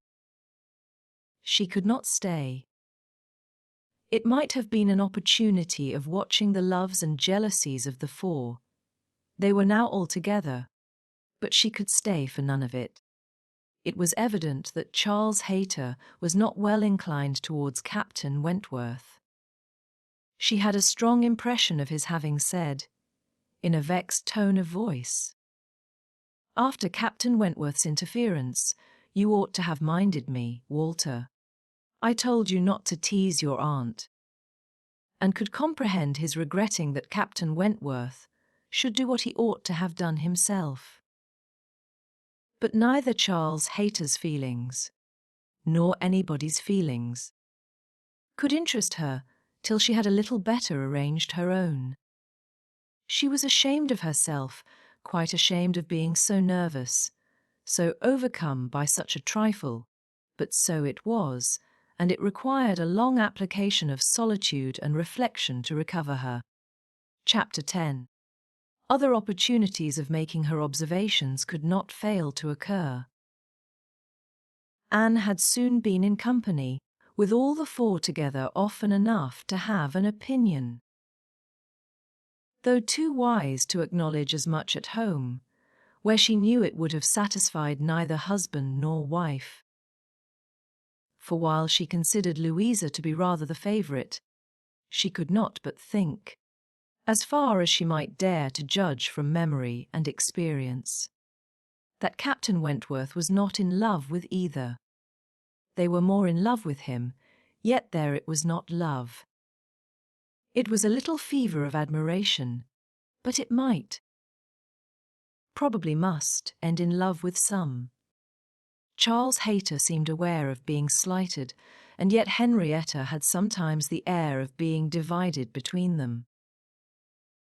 Anne longed for the power of representing to them all what they were about, and of pointing out some of the evils they were exposing themselves to. She did not attribute guile to any. It was the highest satisfaction to her to believe Captain Wentworth not in the least aware of the pain he was occasioning. There was no triumph, no pitiful triumph in his manner. He had, probably, never heard and never thought of any claims of Charles Hayter. He was only wrong in accepting the attentions, for accepting must be the word, of two young women at once. After a short struggle, however, Charles Hayter seemed to quit the field. 3 days had passed without his coming once to Uppercross, a most decided change. He had even refused one regular invitation to dinner, and having been found on the occasion by Mr. Musgrove with some large books before him, Mr. and Mrs. Musgrove were sure all could not be right, and talked, with grave faces, of his studying himself to death. It was Mary's hope and belief that he had received a positive dismissal from Henrietta, and her husband lived under the constant dependence of seeing him tomorrow. Anne could only feel that Charles Hayter was wise.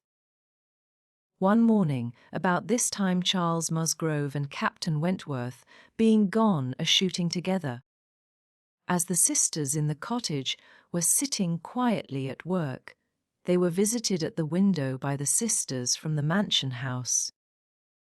It was a very fine November day, and the Miss Musgroves came through the little grounds and stopped for no other purpose than to say that they were going to take a long walk, and, therefore, concluded Mary could not like to go with them, and when Mary immediately replied, with some jealousy at not being supposed a good walker, "Oh, yes, I should like to join you very much.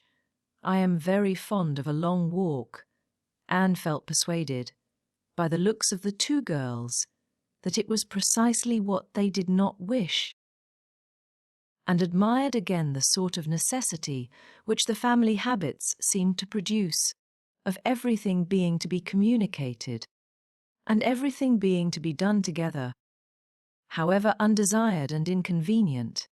She tried to dissuade Mary from going, but in vain, and that being the case, thought it best to accept the Miss Musgroves' much more cordial invitation to herself to go likewise, as she might be useful in turning back with her sister, and lessening the interference in any plan of their own. "I cannot imagine why they should suppose I should not like a long walk," said Mary, as she went upstairs. "Everybody is always supposing that I am not a good walker, and yet they would not have been pleased if we had refused to join them. When people come in this manner on purpose to ask us, how can one say no?" Just as they were setting off, the gentlemen returned. They had taken out a young dog, who had spoilt their sport and sent them back early. Their time and strength and spirits were, therefore, exactly ready for this walk, and they entered into it with pleasure. Could Anne have foreseen such a junction, she would have stayed at home, but, from some feelings of interest and curiosity, she fancied now that it was too late to retract, and the whole 6 set forward together in the direction chosen by the Miss Musgroves, who evidently considered the walk as under their guidance. Anne's object was not to be in the way of anybody, and where the narrow paths across the fields made many separations necessary, to keep with her brother and sister. Her pleasure in the walk must arise from the exercise and the day, from the view of the last smiles of the year upon the tawny leaves and withered hedges, and from repeating to herself some few of the 1,000 poetical descriptions extant of autumn. That season of peculiar and inexhaustible influence on the mind of taste and tenderness, that season which had drawn from every poet, worthy of being read, some attempt at description or some lines of feeling. She occupied her mind as much as possible in such like musings and quotations, but it was not possible that when within reach of Captain Wentworth's conversation with either of the Miss Musgroves, she should not try to hear it. Yet she caught little very remarkable. It was mere lively chat, such as any young persons, on an intimate footing, might fall into. He was more engaged with Louisa than with Henrietta. Louisa certainly put more forward for his notice than her sister. This distinction appeared to increase, and there was one speech of Louisa's which struck her. After one of the many praises of the day, which were continually bursting forth, Captain Wentworth added, "What glorious weather for the Admiral and my sister!" They meant to take a long drive this morning. Perhaps we may hail them from some of these hills. They talked of coming into this side of the country. I wonder whereabouts they will upset today. Oh, it does happen very often, I assure you, but my sister makes nothing of it. She would as lieve be tossed out as not. Ah!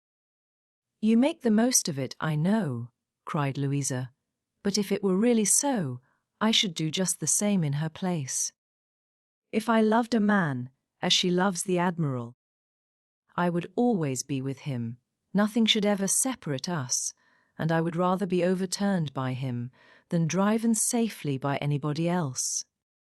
It was spoken with enthusiasm. Had you? Cried he, catching the same tone, I honour you. And there was silence between them for a little while. Anne could not immediately fall into a quotation again. The sweet scenes of autumn were for a while put by, unless some tender sonnet, fraught with the apt analogy of the declining year, with declining happiness, and the images of youth and hope and spring, all gone together, blessed her memory. She roused herself to say, as they struck by order into another path, "Is not this one of the ways to Winthrop?" But nobody heard, or, at least, nobody answered her.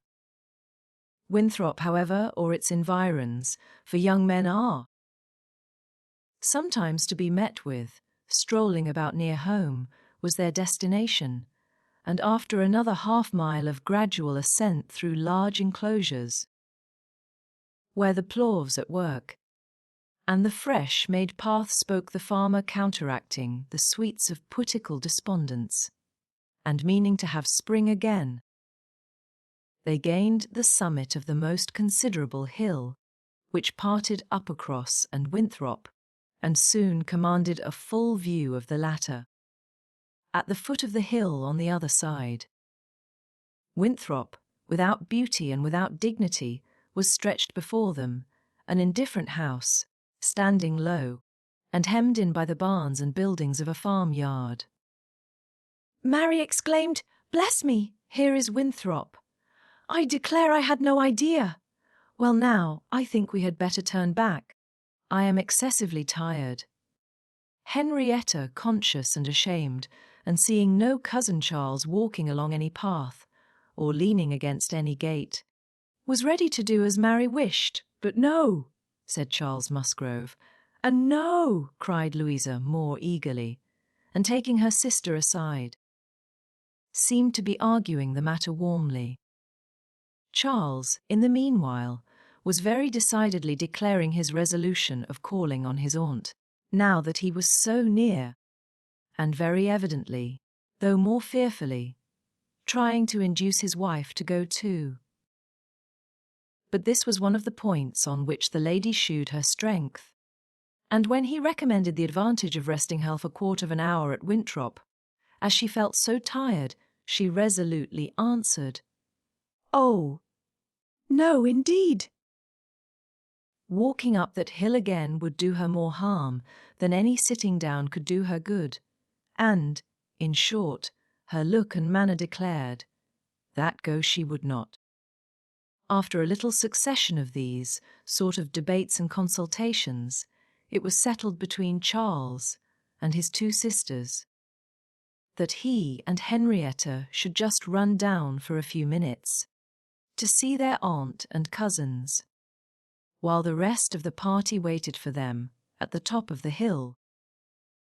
Louisa seemed the principal arranger of the plan, and, as she went a little way with them, down the hill, still talking to Henrietta, Mary took the opportunity of looking scornfully around her and saying to Captain Wentworth, "It is very unpleasant having such connections.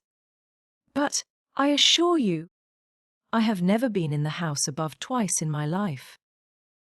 She received no other answer than an artificial, assenting smile, followed by a contemptuous glance, as he turned away, which Anne perfectly knew the meaning of. The brow of the hill, where they remained, was a cheerful spot.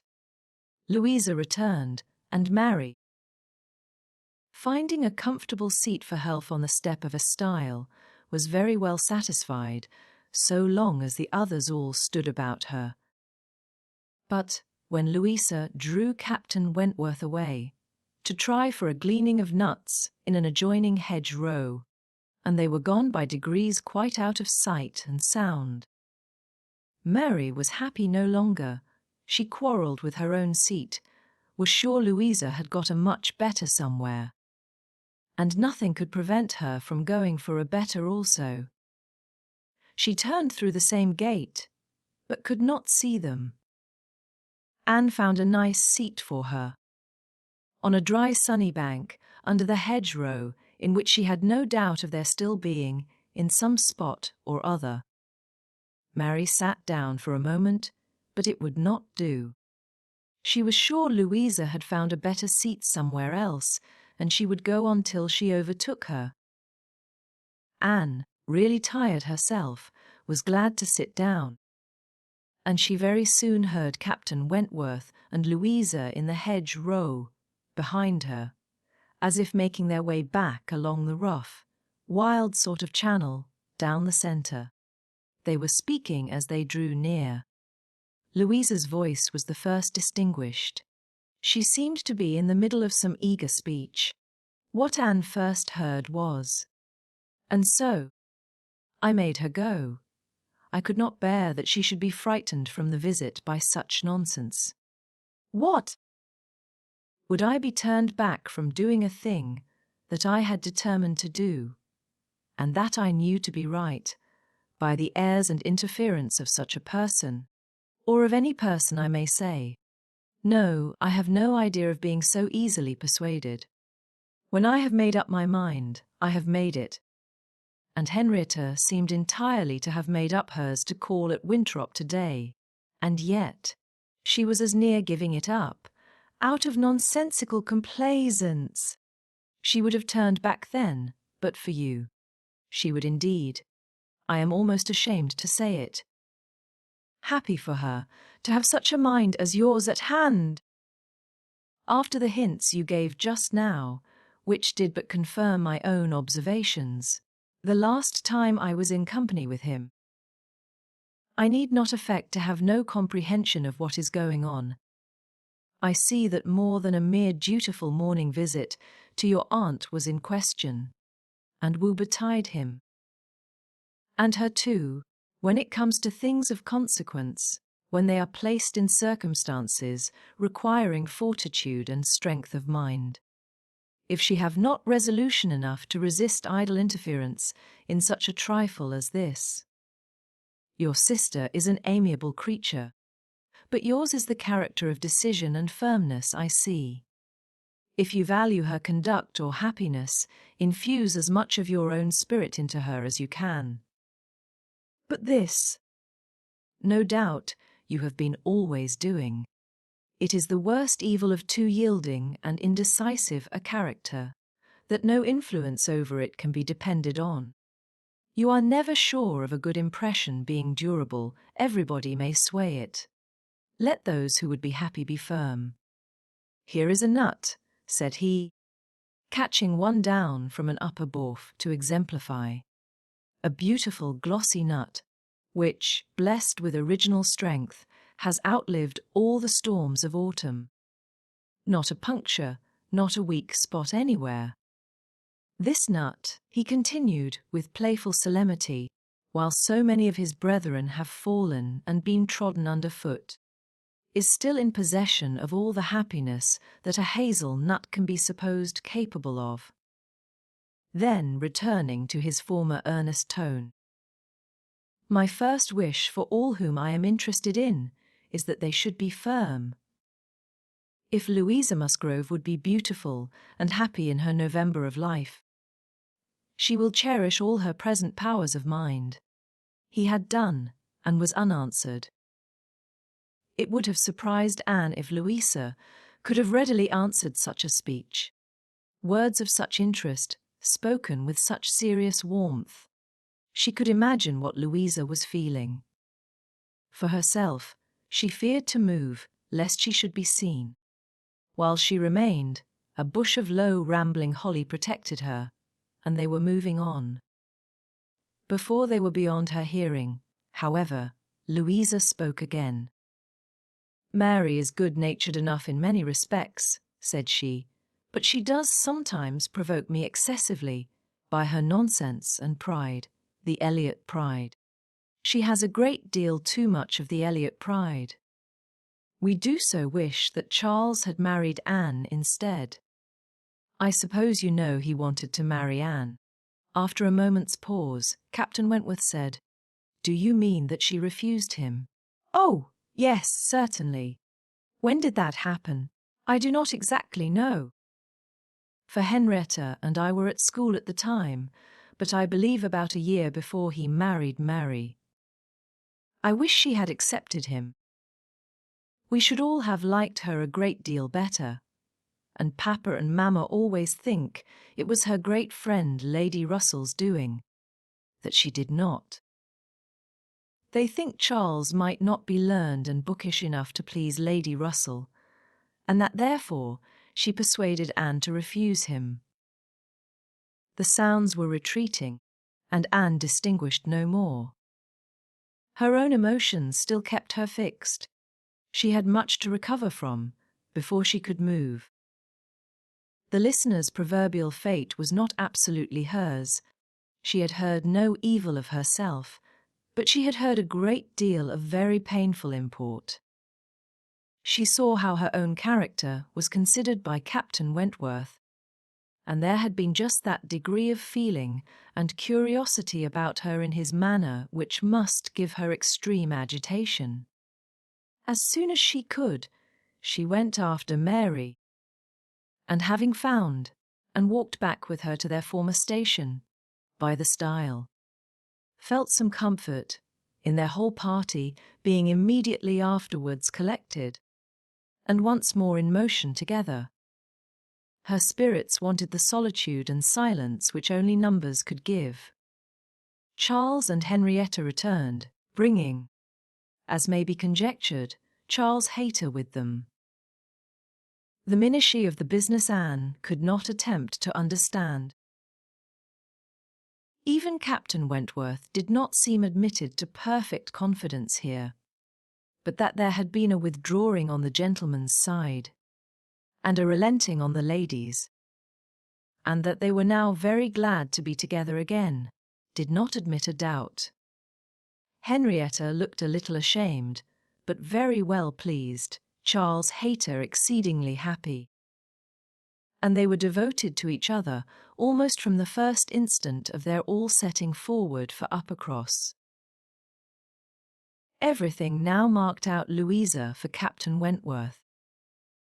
Nothing could be plainer, and where many divisions were necessary, or even where they were not, They walked side by side nearly as much as the other two. In a long strip of meadowland, where there was ample space for all, they were thus divided, forming three distinct parties.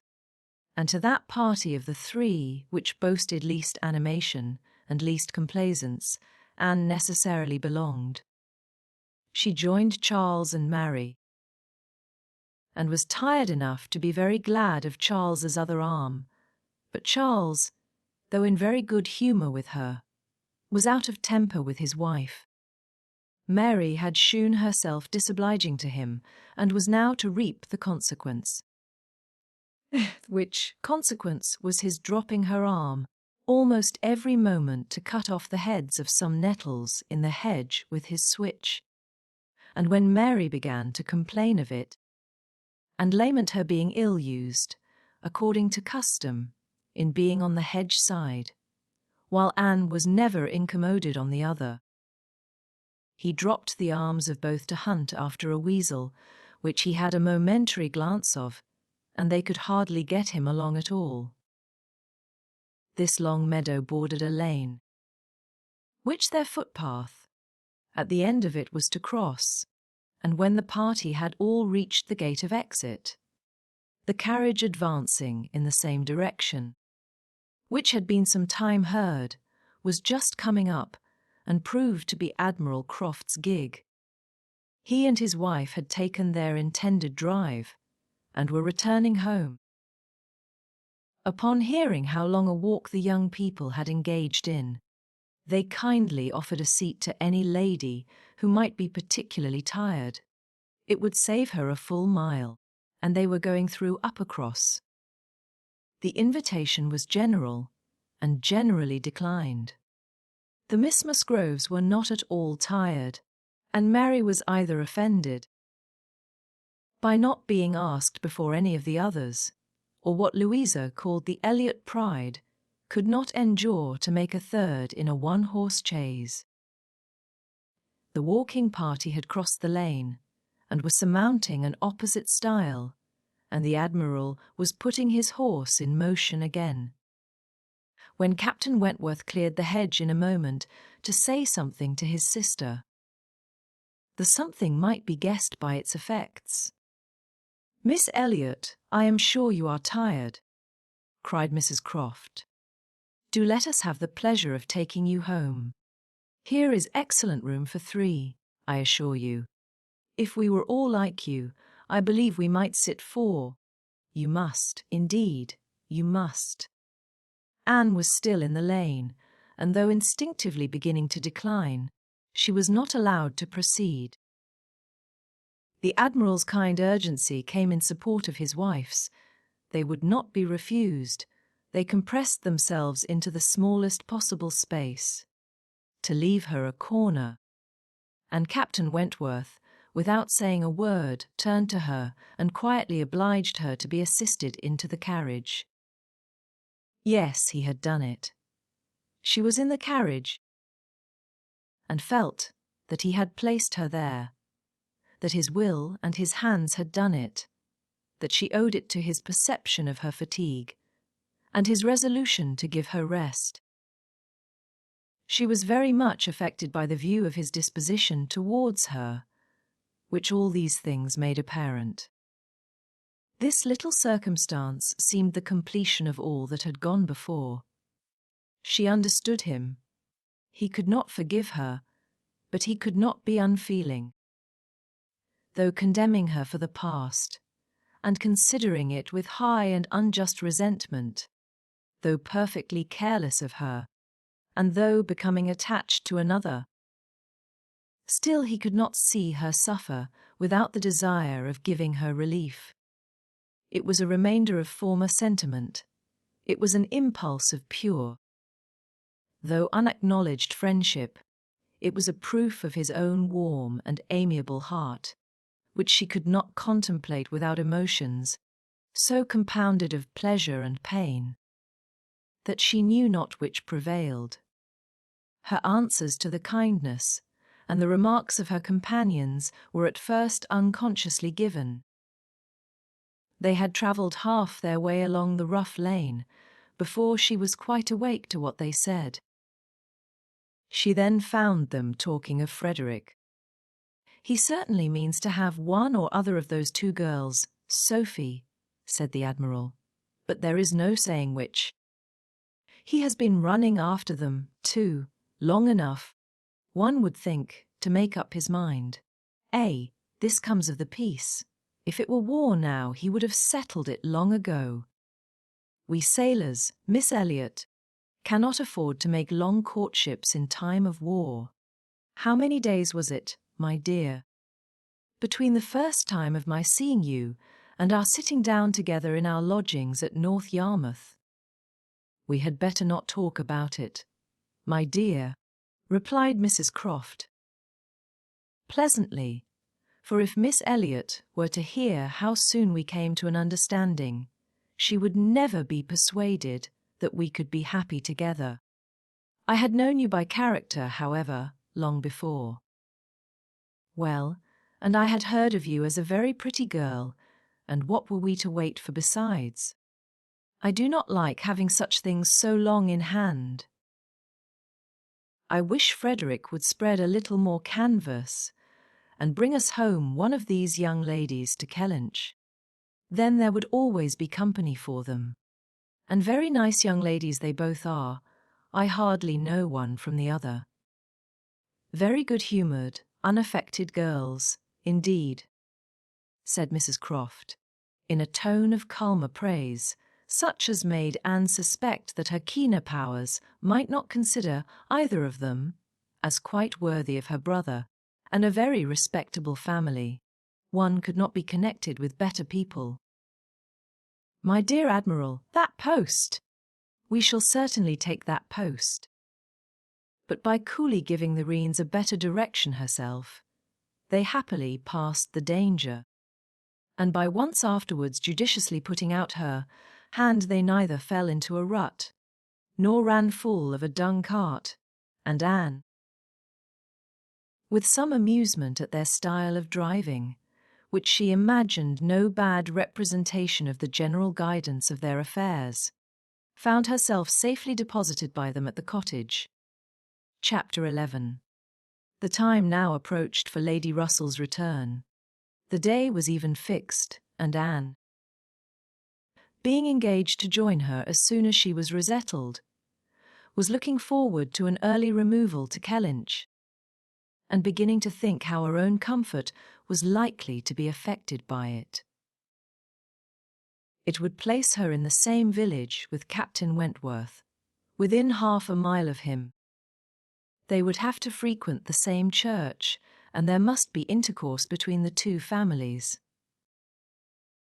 This was against her, but on the other hand, he spent so much of his time at Uppercross that in removing thence she might be considered rather as leaving him behind than as going towards him, and, upon the whole, she believed she must, on this interesting question, be the gainer, almost as certainly as in her change of domestic society, in leaving poor Mary for Lady Russell. She wished it might be possible for her to avoid ever seeing Captain Wentworth at the Hall. Those rooms had witnessed former meetings, which would be brought too painfully before her. But she was yet more anxious for the possibility of Lady Russell and Captain Wentworth never meeting anywhere. They did not like each other, and no renewal of acquaintance now could do any good, and were Lady Russell to see them together, she might think that he had too much self-possession, and she too little. These points formed her chief solitude in anticipating her removal from Uppercross, where she felt she had been stationed quite long enough. Her usefulness to little Charles would always give some sweetness to the memory of her 2 months' visit there, but he was gaining strength apace, and she had nothing else to stay for. The conclusion of her visit, however, was diversified in a way which she had not at all imagined. Captain Wentworth, after being unseen and unheard of at Uppercross for 2 whole days, appeared again among them to justify himself by a relation of what had kept him away. A letter from his friend, Captain Harville, having found him out at last, had brought intelligence of Captain Harville's being settled with his family at Lyme for the winter, of their being therefore, quite unknowingly, within 20 miles of each other. Captain Harville had never been in good health since a severe wound which he received 2 years before, and Captain Wentworth's anxiety to see him had determined him to go immediately to Lyme. He had been there for 24 hours. His acquittal was complete, his friendship warmly honoured, a lively interest excited for his friend, and his description of the fine country about Lyme so feelingly attended to by the party, that an earnest desire to see Lyme themselves and a project for going thither was the consequence. The young people were all wild to see Lyme. Captain Wentworth talked of going there again himself.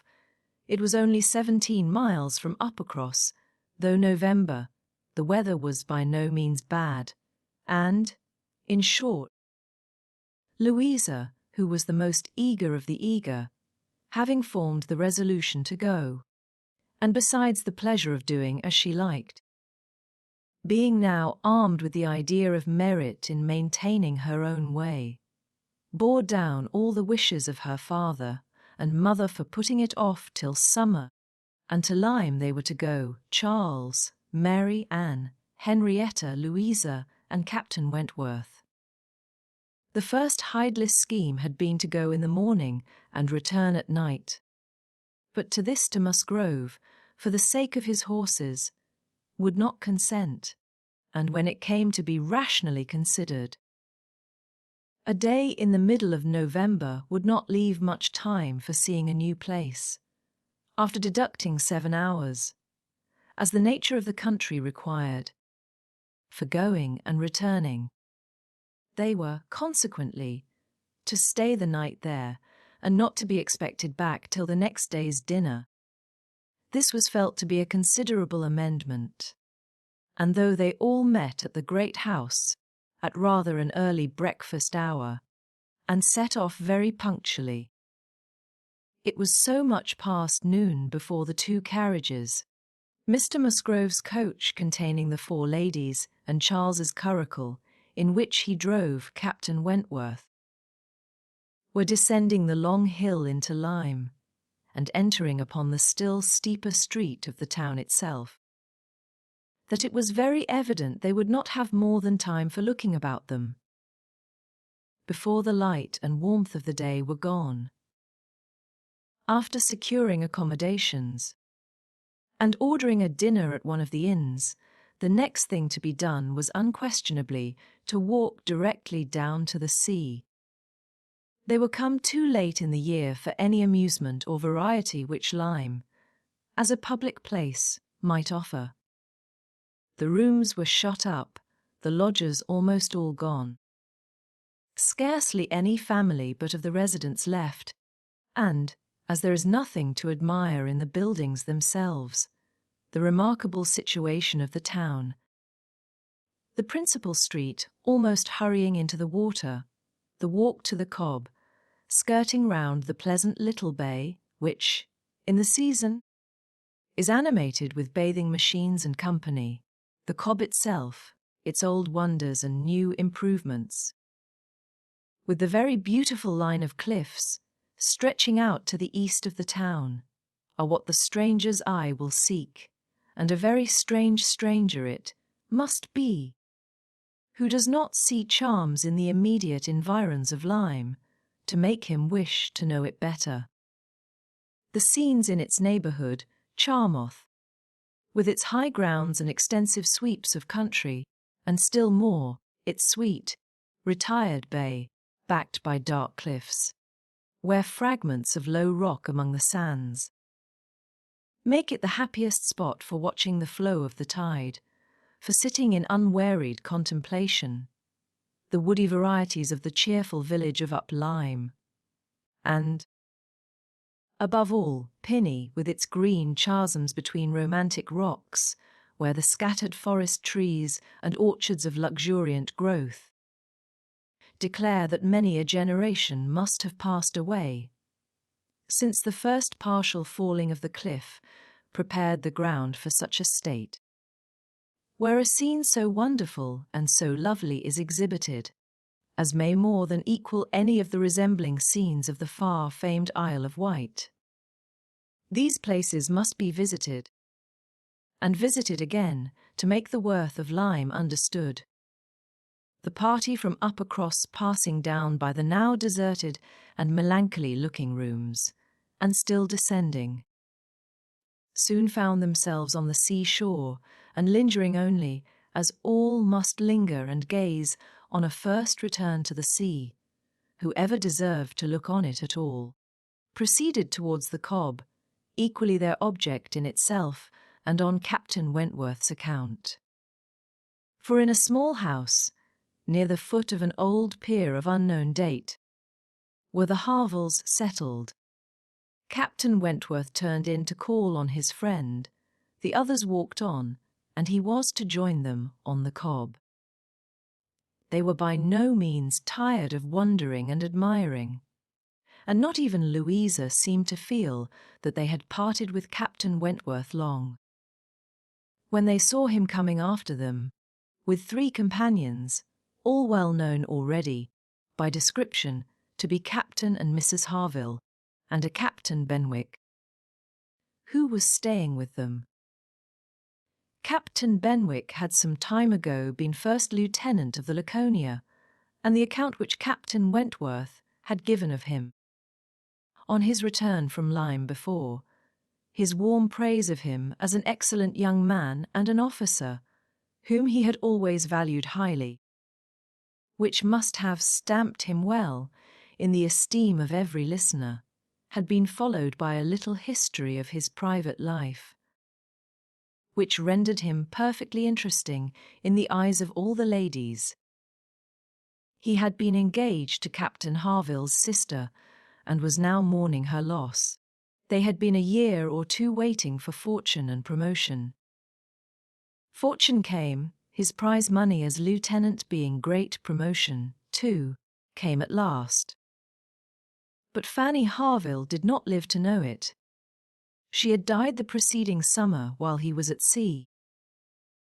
Captain Wentworth believed it impossible for man to be more attached to woman than poor Benwick had been to Fanny Harville, or to be more deeply afflicted under the dreadful change.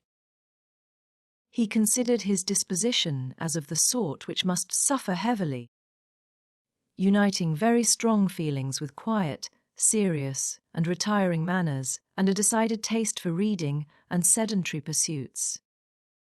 To finish the interest of the story, the friendship between him and the Harvilles seemed, if possible, augmented by the event which closed all their views of alliance. And Captain Benwick was now living with them entirely.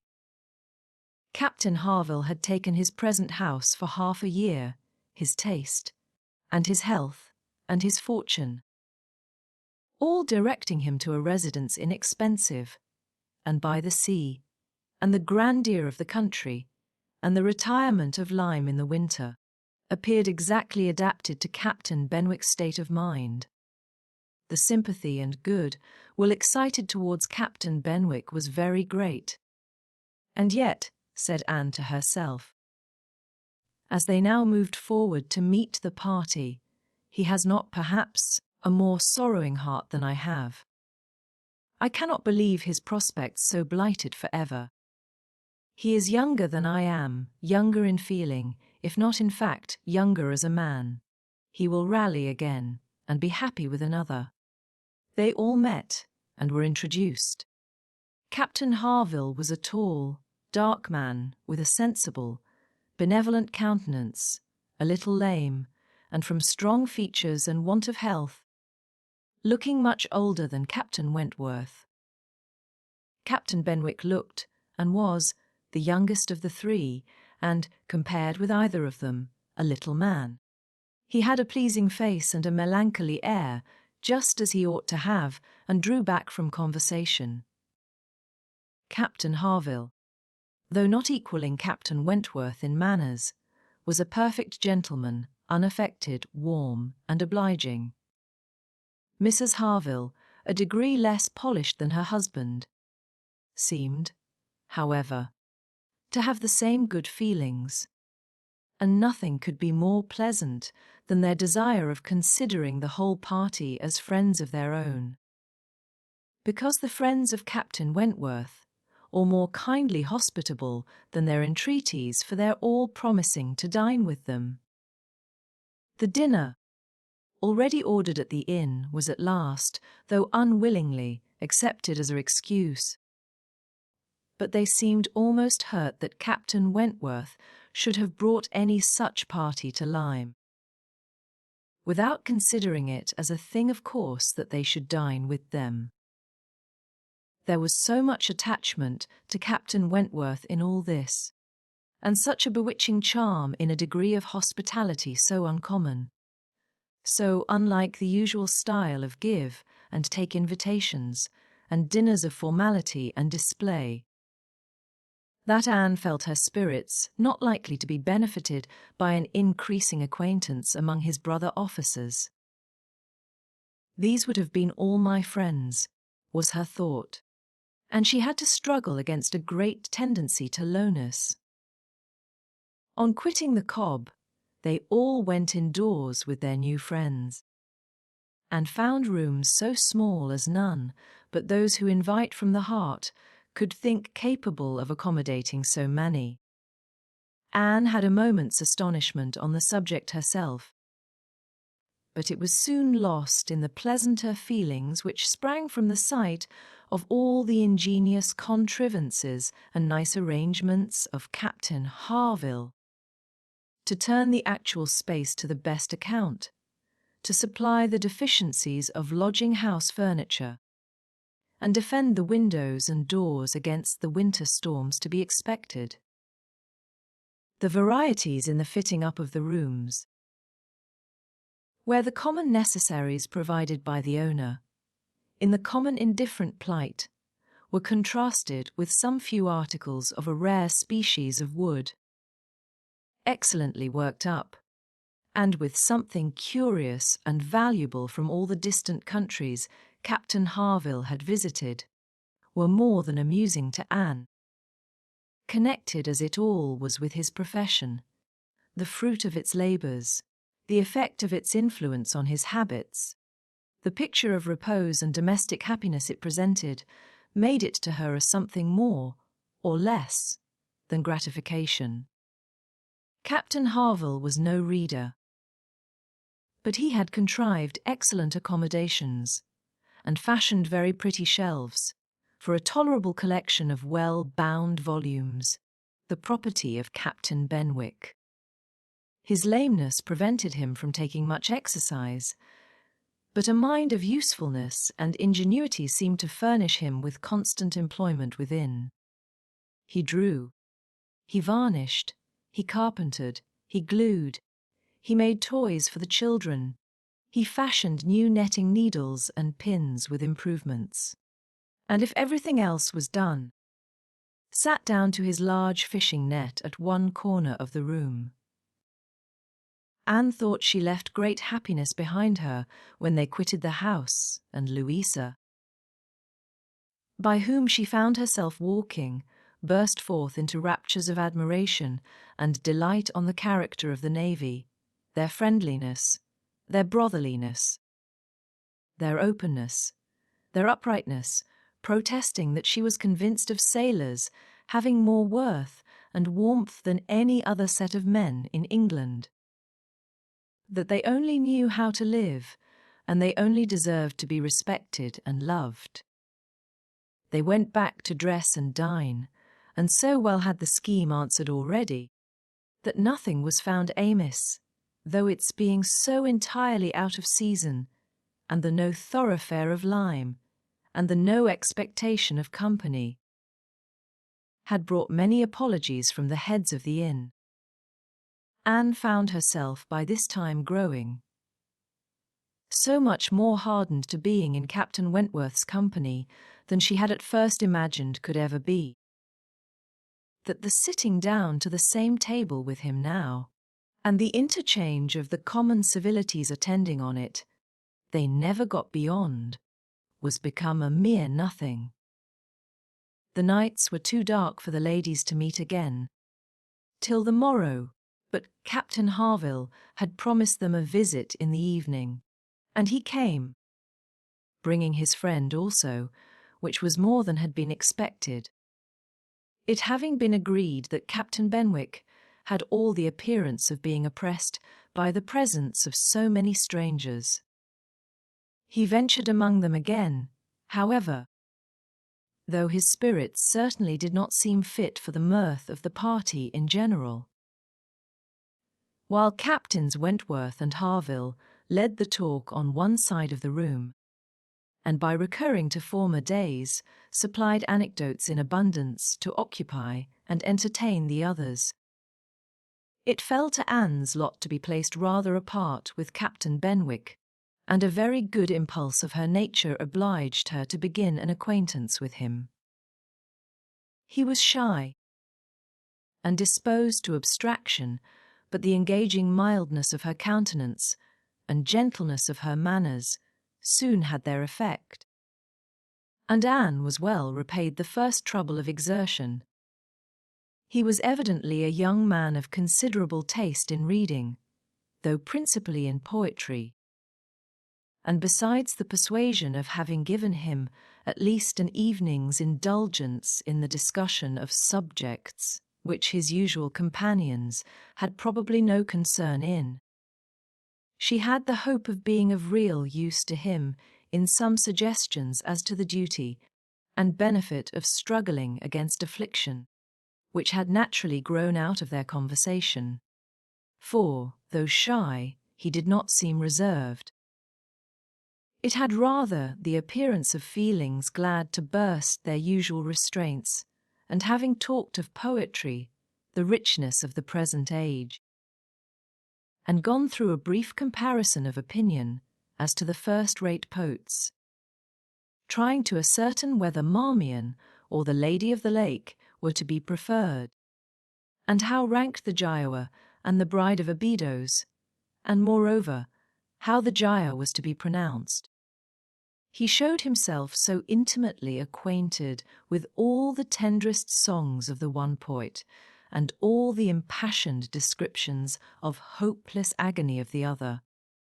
He repeated, with such tremulous feeling, the various lines which imaged a broken heart or a mind destroyed by wretchedness, and looked so entirely as if he meant to be understood, that she ventured to hope he did not always read only poetry, and to say that she thought it was the misfortune of poetry to be seldom safely enjoyed by those who enjoyed it completely, and that the strong feelings which alone could estimate it truly were the very feelings which ought to taste it but sparingly. His looks shewing him not pained, but pleased with this allusion to his situation, she was emboldened to go on, and feeling in herself the right of seniority of mind, she ventured to recommend a larger allowance of prose in his daily study, and on being requested to particularize, mention such works of our best moralists, such collections of the finest letters, such memoirs of characters of worth and suffering, as occurred to her at the moment as calculated to rouse and fortify the mind by the highest precepts, and the strongest examples of moral and religious endurances. Captain Benwick listened attentively, and seemed grateful for the interest implied, and though with a shake of the head, and sighs which declared his little faith in the efficacy of any books on grief, like his, noted down the names of those she recommended, and promised to procure and read them. When the evening was over, Annan could not but be amused at the idea of her coming to Lyme to preach patience and resignation to a young man whom she had never seen before. Nor could she help fearing, on more serious reflection, that, like many other great moralists and preachers, she had been eloquent on a point in which her own conduct would ill bear examination. Chapter 12. Anne and Henrietta. Finding themselves the earliest of the party the next morning, agreed to stroll down to the sea before breakfast. They went to the sands to watch the flowing of the tide, which a fine south-easterly breeze was bringing in with all the grandeur which so flat a shore admitted. They praised the morning, gloried in the sea, sympathized in the delight of the fresh-feeling breeze, and were silent till Henrietta suddenly began again with, "Oh, yes. I am quite convinced that, with very few exceptions, the sea air always does good. There can be no doubt of its having been of the greatest service to Do Shirley after his illness last spring 12-month.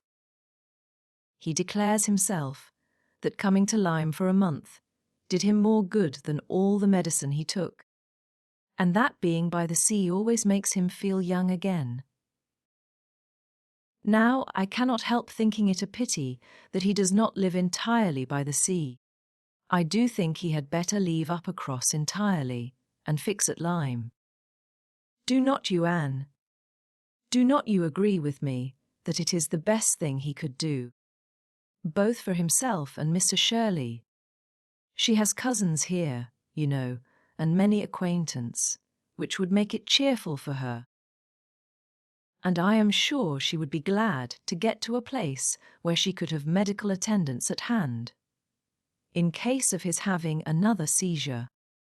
Indeed, I think it quite melancholy to have such excellent people as Durr and Mrs. Shirley, who have been doing good all their lives, wearing out their last days in a place like Uppercross, where, excepting our family, they seem shut out from all the world. I wish his friends would propose it to him. I really think they ought. And, as to procuring a dispensation, there could be no difficulty at his time of life, and with his character. My only doubt is whether anything could persuade him to leave his parish. He is so very strict and scrupulous in his notions, over-scrupulous, I must say. Do not you think, Anne, it is being over-scrupulous? Do not you think it is quite a mistaken point of conscience when a clergyman sacrifices his health for the sake of duties which may be just as well performed by another person? And at Lyme too, only 17 miles off, he would be near enough to hear. If people thought there was anything to complain of. Anne smiled more than once to herself during this speech, and entered into the subject, as ready to do good by entering into the feelings of a young lady as of a young man, though here it was good of a lower standard. For what could be offered but general acquiescence? She said all that was reasonable and proper on the business, felt the claims of Do Shirley to repose as she ought, saw how very desirable it was that he should have some active, respectable young man as a resident curate, and was even courteous enough to hint at the advantage of such resident curates being married. I wish, said Henrietta, very well pleased with her companion, I wish Lady Russell lived at Uppercross, and were intimate with Do Shirley. I have always heard of Lady Russell as a woman of the greatest influence with everybody. I always look upon her as able to persuade a person to anything. I am afraid of her, as I have told you before, quite afraid of her, because she is so very clever. But I respect her amazingly, and wish we had such a neighbour at Uppercross.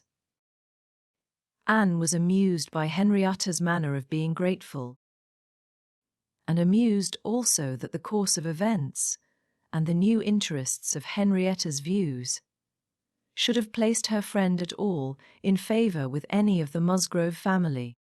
She had only time, however, for a general answer and a wish that such another woman were at Uppercross, before all subjects suddenly ceased.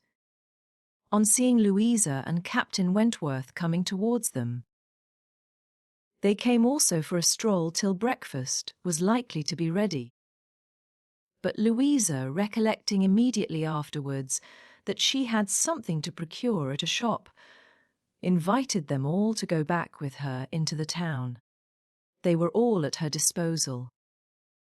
When they came to the steps, leading upwards from the beach, a gentleman, at the same moment preparing to come down, politely drew back and stopped to give them way. They ascended and passed him, and as they passed, Anne's face caught his eye, and he looked at her with a degree of earnest admiration, which she could not be insensible of. She was looking remarkably well, her very regular, very pretty features, having the bloom and freshness of youth restored by the fine wind, which had been blowing on her complexion, and by the animation of eye, which it had also produced. It was evident that the gentleman, completely a gentleman in manner, admired her exceedingly. Captain Wentworth looked round at her instantly in a way which shewed his noticing of it. He gave her a momentary glance, a glance of brightness, which seemed to say, "That man is struck with you, and even I, at this moment, see something like Anne Elliot again." After attending Louisa through her business, and loitering about a little longer, they returned to the inn, and Anne, in passing afterwards quickly from her own chamber to their dining-room, had nearly run against the very same gentleman as he came out of an adjoining apartment. She had before conjectured him to be a stranger like themselves, and determined that a well-looking groom, who was strolling about near the two inns as they came back, should be his servant. Both master and man being in mourning assisted the idea. It was now proved that he belonged to the same inn as themselves, and this second meeting, short as it was, also proved again by the gentleman's looks that he thought hers very lovely, and by the readiness and propriety of his apologies, that he was a man of exceedingly good manners. He seemed about 30, and though not handsome, had an agreeable person. Anne felt that she should like to know who he was. They had nearly done breakfast, when the sound of a carriage, almost the first they had heard since entering Lyme, drew half the party to the window. It was a gentleman's carriage, a curricle, but only coming round from the stable yard to the front door. Somebody must be going away.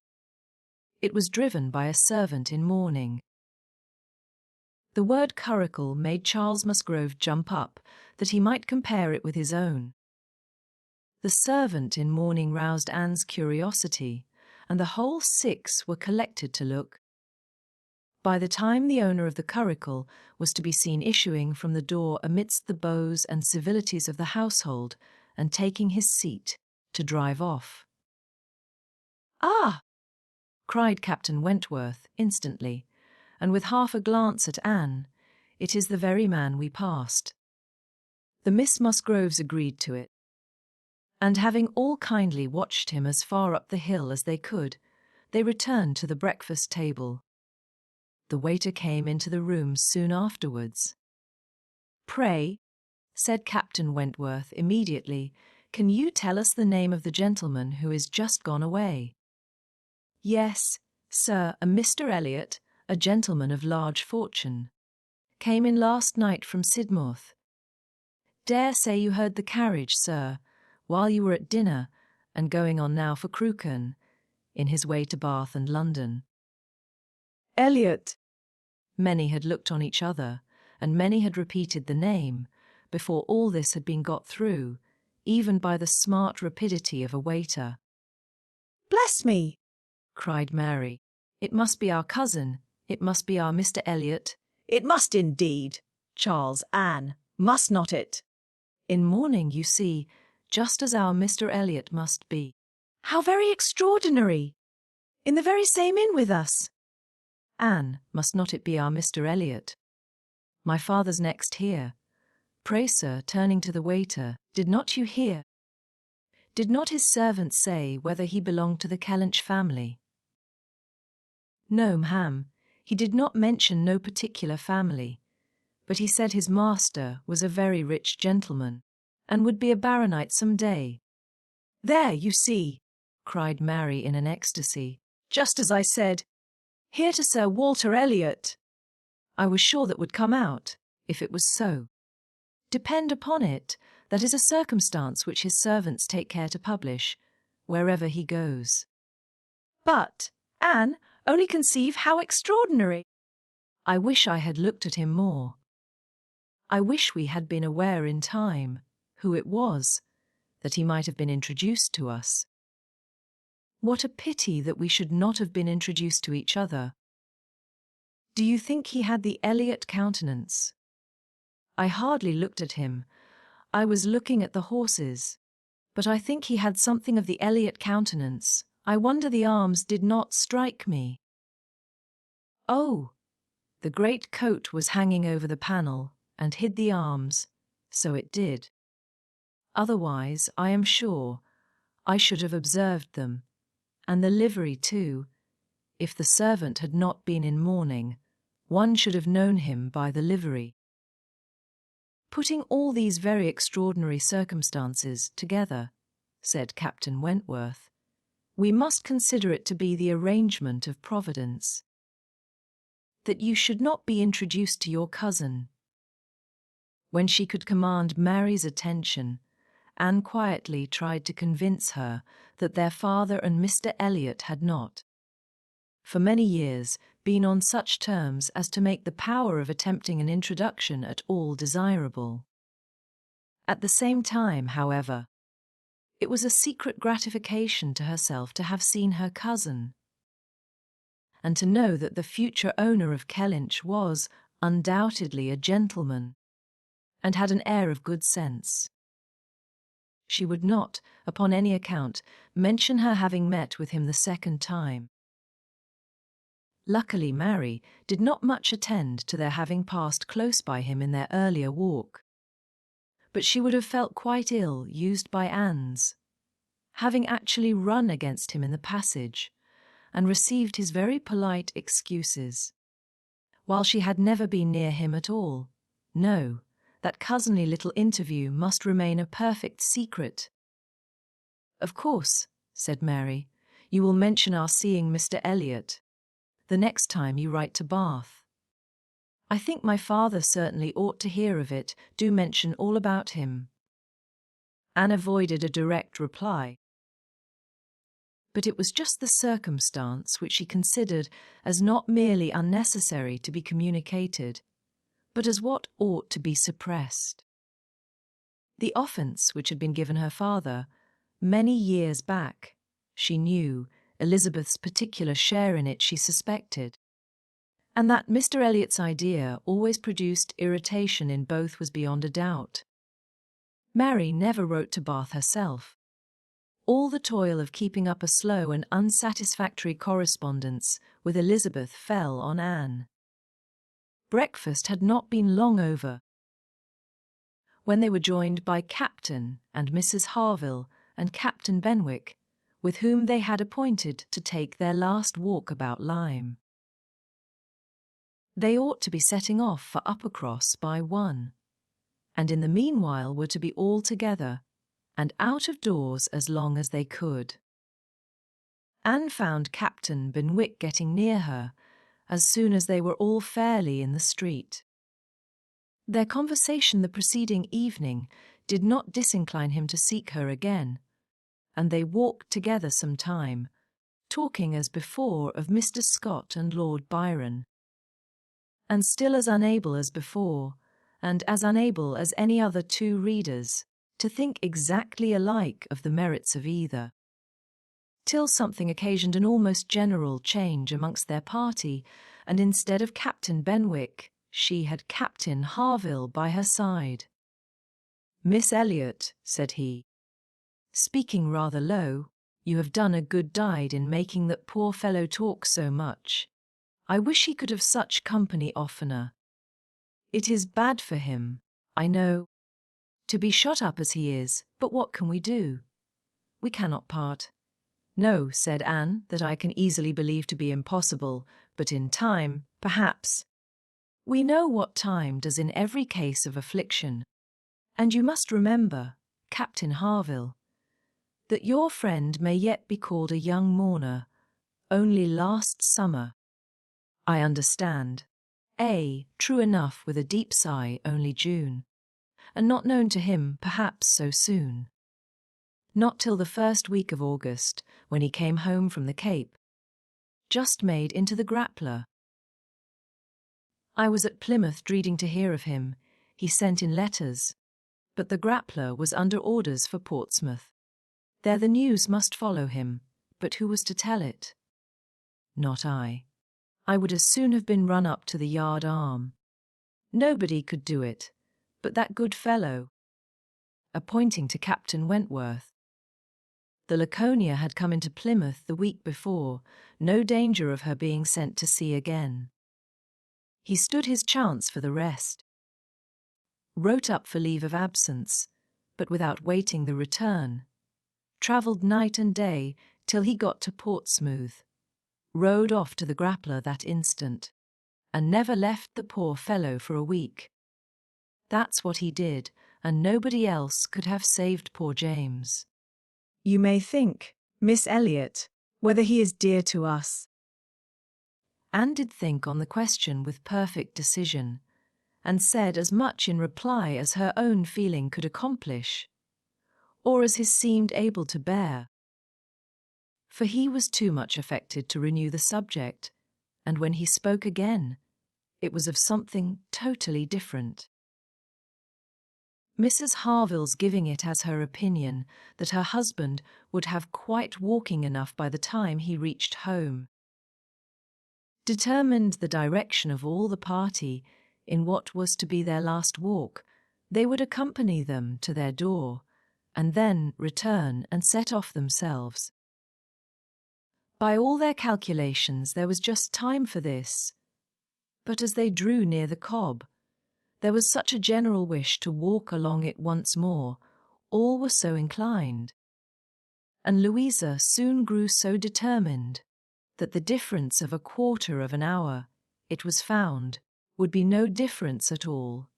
So with all the kind leave-taking, and all the kind interchange of invitations and promises which may be imagined, they parted from Captain and Mrs. Harville at their own door. And still accompanied by Captain Benwick, who seemed to cling to them to the last, proceeded to make the proper adieus to the Cobb. Anne found Captain Benwick again drawing near her. Lord Byron's dark blue seas could not fail of being brought forward by their present view, and she gladly gave him all her attention as long as attention was possible. It was soon drawn, perforce another way. There was too much wind to make the high part of the new Cobb pleasant for the ladies, and they agreed to get down the steps to the lower. And all were contented to pass quietly and carefully down the steep flight, excepting Louisa. She must be jumped down them by Captain Wentworth. In all their walks, he had had to jump her from the stiles. The sensation was delightful to her. The hardness of the pavement for her feet made him less willing upon the present occasion. He did it, however. She was safely down, and instantly, to show her enjoyment, ran up the steps to be jumped down again. He advised her against it, thought the jar too great, but no, he reasoned and talked in vain. She smiled and said, "I am determined I will." He put out his hands. She was too precipitate by half a second. she fell on the pavement on the lower cob, and was taken up lifeless. There was no wound, no blood, no visible bruise. But her eyes were closed, she breathed not, her face was like death. The horror of the moment to all who stood around. Captain Wentworth, who had caught her up, knelt with her in his arms, looking on her with a face as pallid as her own, in an agony of silence. "She is dead! She is dead!" screamed Mary. Catching hold of her husband, and contributing with his own horror to make him immovable, and in another moment, Henrietta, sinking under the conviction, lost her senses too, and would have fallen on the steps, but for Captain Benwick and Anne, who caught and supported her between them. "Is there no one to help me?" were the first words which burst from Captain Wentworth in a tone of despair, and as if all his own strength were gone. Go to him," cried Anne. "For heaven's sake, go to him. I can support her myself. Leave me and go to him. Rub her hands, rub her temples. Here are salts, take them, take them." Captain Benwick obeyed, and Charles at the same moment, disengaging himself from his wife, they were both with him. And Louisa was raised up and supported more firmly between them, and everything was done that Anne had prompted, but in vain, while Captain Wentworth, staggering against the wall for his support, exclaimed in the bitterest agony, "Oh, God, her father and mother! A surgeon!" said Anne. He caught the word. It seemed to rouse him at once, and saying only true, a surgeon this instant, was darting away, when Anne eagerly suggested, "Captain Benwick. Would not it be better for Captain Benwick? He knows where a surgeon is to be found." Every one capable of thinking felt the advantage of the idea, and in a moment, it was all done in rapid moments, Captain Benwick had resigned the poor corpse, like figure entirely to the brother's care, and was off for the town with the utmost rapidity. As to the wretched party left behind, it could scarcely be said which of the three, who were completely rational, was suffering most. Captain Wentworth, Anne, or Charles, who, really a very affectionate brother, hung over Louisa with sobs of grief, and could only turn his eyes from one sister to see the other in a state as insensible, or to witness the hysterical agitations of his wife, a calling on him for help which he could not give. Anne, attending with all the strength and zeal and thought which instinct supplied, to Henrietta, still tried, at intervals, to suggest comfort to the others, tried to quiet Mary, to animate Charles, to assuage the feelings of Captain Wentworth. Both seemed to look to her for directions. Anne," cried Charles, "what is to be done next? What, in heaven's name, is to be done next?" Captain Wentworth's eyes were also turned towards her. Had not she better be carried to the inn? "Yes, I am sure. Carry her gently to the inn." Yes, yes, to the inn," repeated Captain Wentworth, comparatively collected, and eager to be doing something. "I will carry her myself. Musgrove, take care of the others."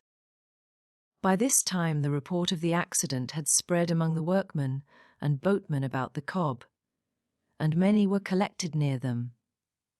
To be useful if wanted, at any rate, to enjoy the sight of a dead young lady, nay, 2 dead young ladies, for it proved twice as fine as the first report.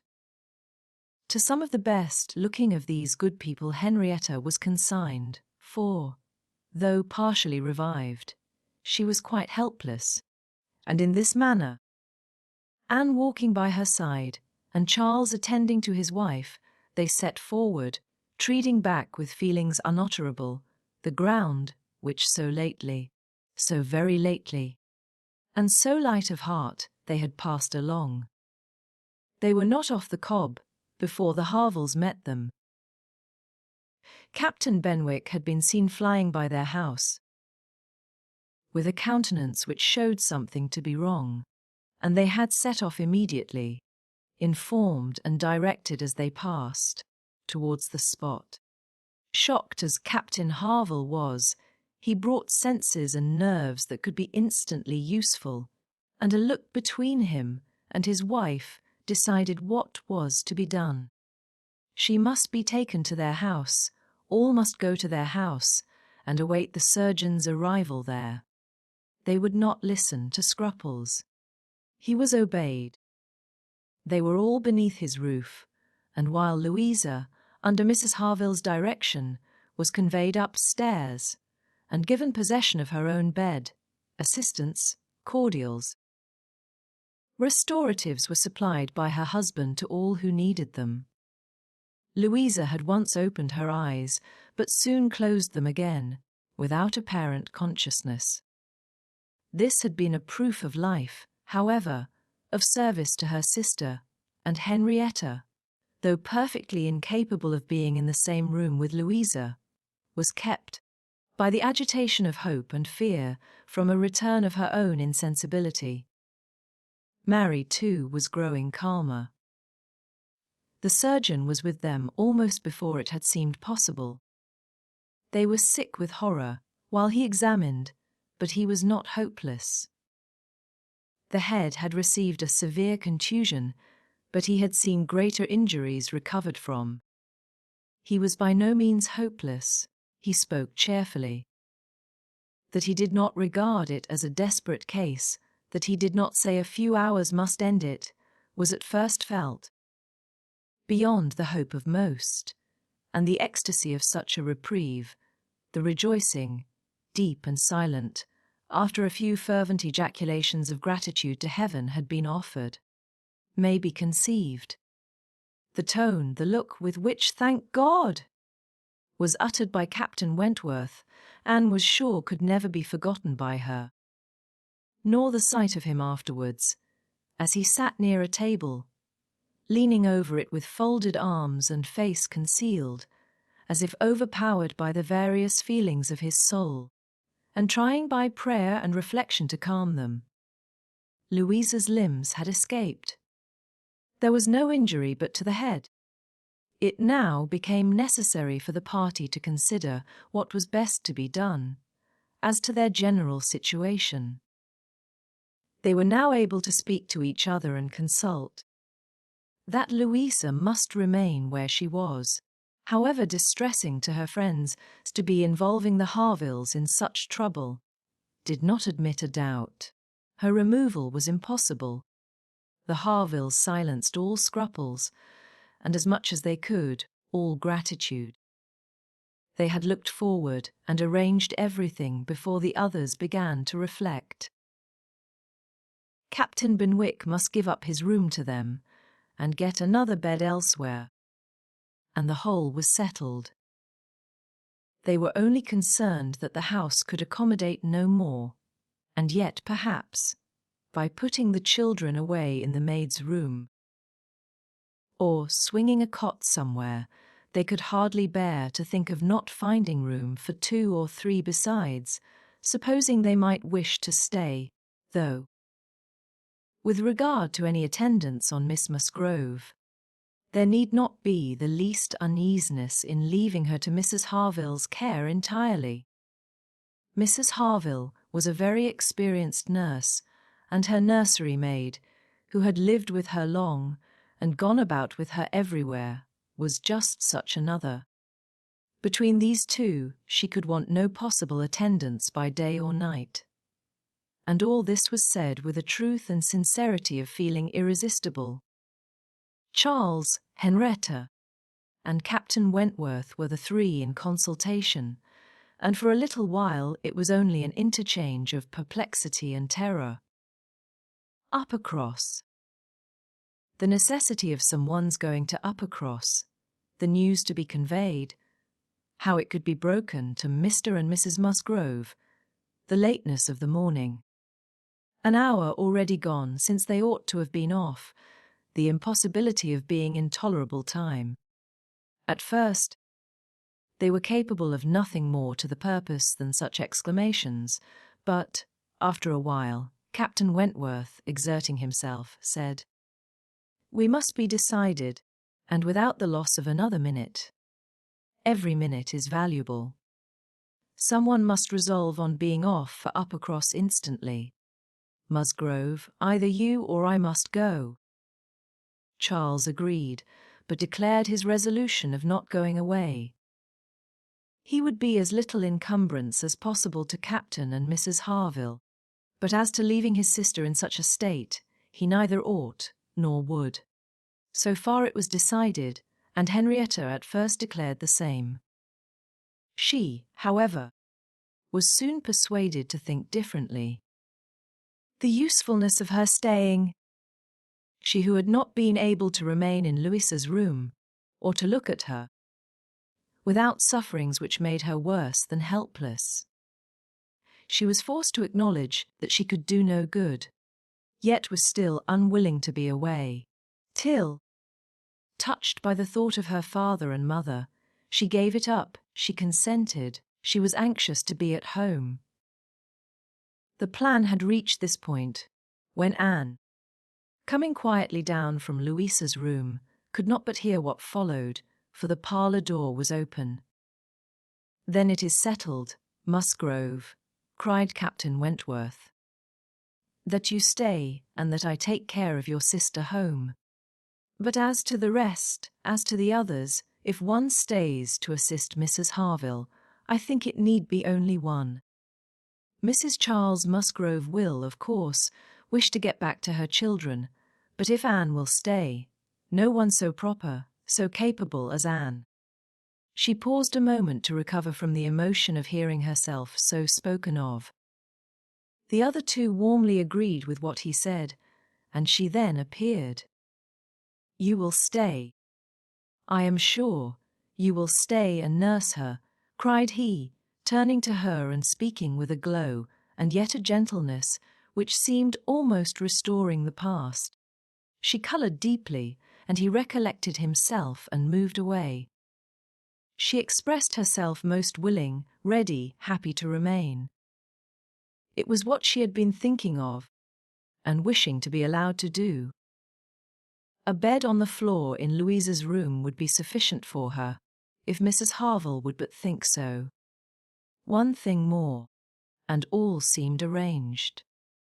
Though it was rather desirable that Mr. and Mrs. Musgrove should be previously alarmed by some share of delay, yet the time required by the Uppercross horses to take them back would be a dreadful extension of suspense, and Captain Wentworth proposed, and Charles Musgrove agreed, that it would be much better for him to take a chaise from the inn, and leave Mr. Musgrove's carriage and horses to be sent home the next morning early, when there would be the farther advantage of sending an account of Louisa's night.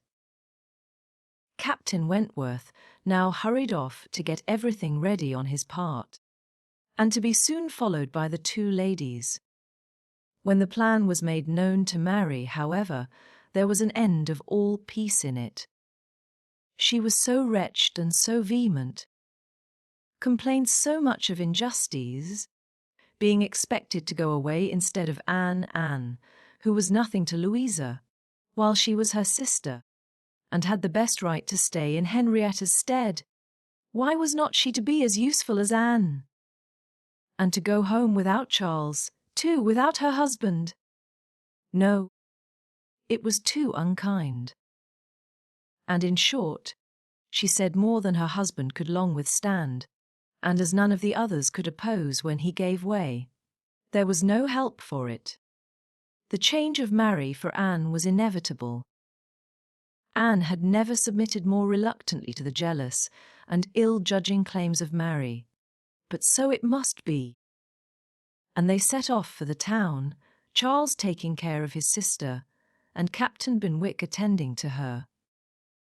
She gave a moment's recollection, as they hurried along, to the little circumstances which the same spots had witnessed earlier in the morning. There she had listened to Henrietta's schemes, for Dodoff for Shirley's leaving Uppercross. Farther on, she had first seen Mr. Elliot. A moment seemed all that could now be given to any one but Louisa, or those who were wrapped up in her welfare. Captain Benwick was most considerately attentive to her, and united as they all seemed by the distress of the day, she felt an increasing degree of goodwill towards him, and a pleasure even in thinking that it might, perhaps, be the occasion of continuing their acquaintance. Captain Wentworth was on the watch for them, and a chaise and four in waiting, stationed for their convenience in the lowest part of the street. But his evident surprise and vexation at the substitution of one sister for the other, the change in his countenance, the astonishment, the expressions begun and suppressed, with which Charles was listened to, made but a mortifying reception of Anne, or must at least convince her that she was valued only as she could be useful to Louisa. She endeavoured to be composed and to be just, without emulating the feelings of an Emma towards her Henry. She would have attended on Louisa with a zeal above the common claims of regard, for his sake, and she hoped he would not long be so unjust as to suppose she would shrink unnecessarily from the office of a friend. In the meanwhile she was in the carriage. He had handed them both in, and placed himself between them, and in this manner, under these circumstances, full of astonishment and emotion to Anne, she quitted Lyme. How the long stage would pass, how it was to affect their manners, what was to be their sort of intercourse, she could not foresee. It was all quite natural, however. He was devoted to Henrietta, always turning towards her, and when he spoke at all, always with the view of supporting her hopes and raising her spirits. In general, his voice and manner were studiously calm. To spare Henrietta from agitation seemed the governing principle. Once only, when she had been grieving over the last ill-judged, ill-fated walk to the Cobb, bitterly lamenting that it ever had been thought of, he burst forth, as if wholly overcome. "Don't talk of it, don't talk of it," he cried. "Oh God, that I had not given way to her at the fatal moment!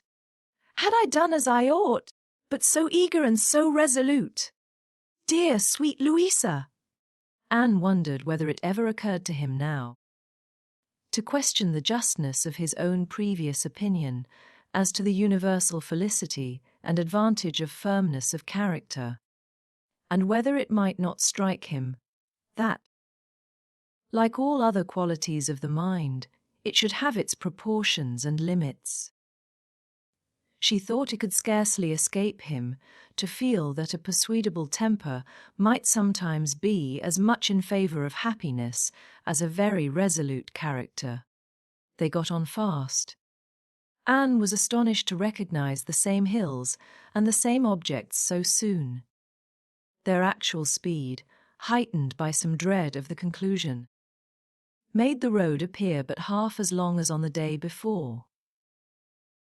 It was growing quite dusk, however, before they were in the neighbourhood of Uppercross, and there had been total silence among them for some time, Henrietta leaning back in the corner, with a shawl over her face, giving the hope of her having cried herself to sleep, when, as they were going up their last hill, Anne found herself all at once addressed by Captain Wentworth.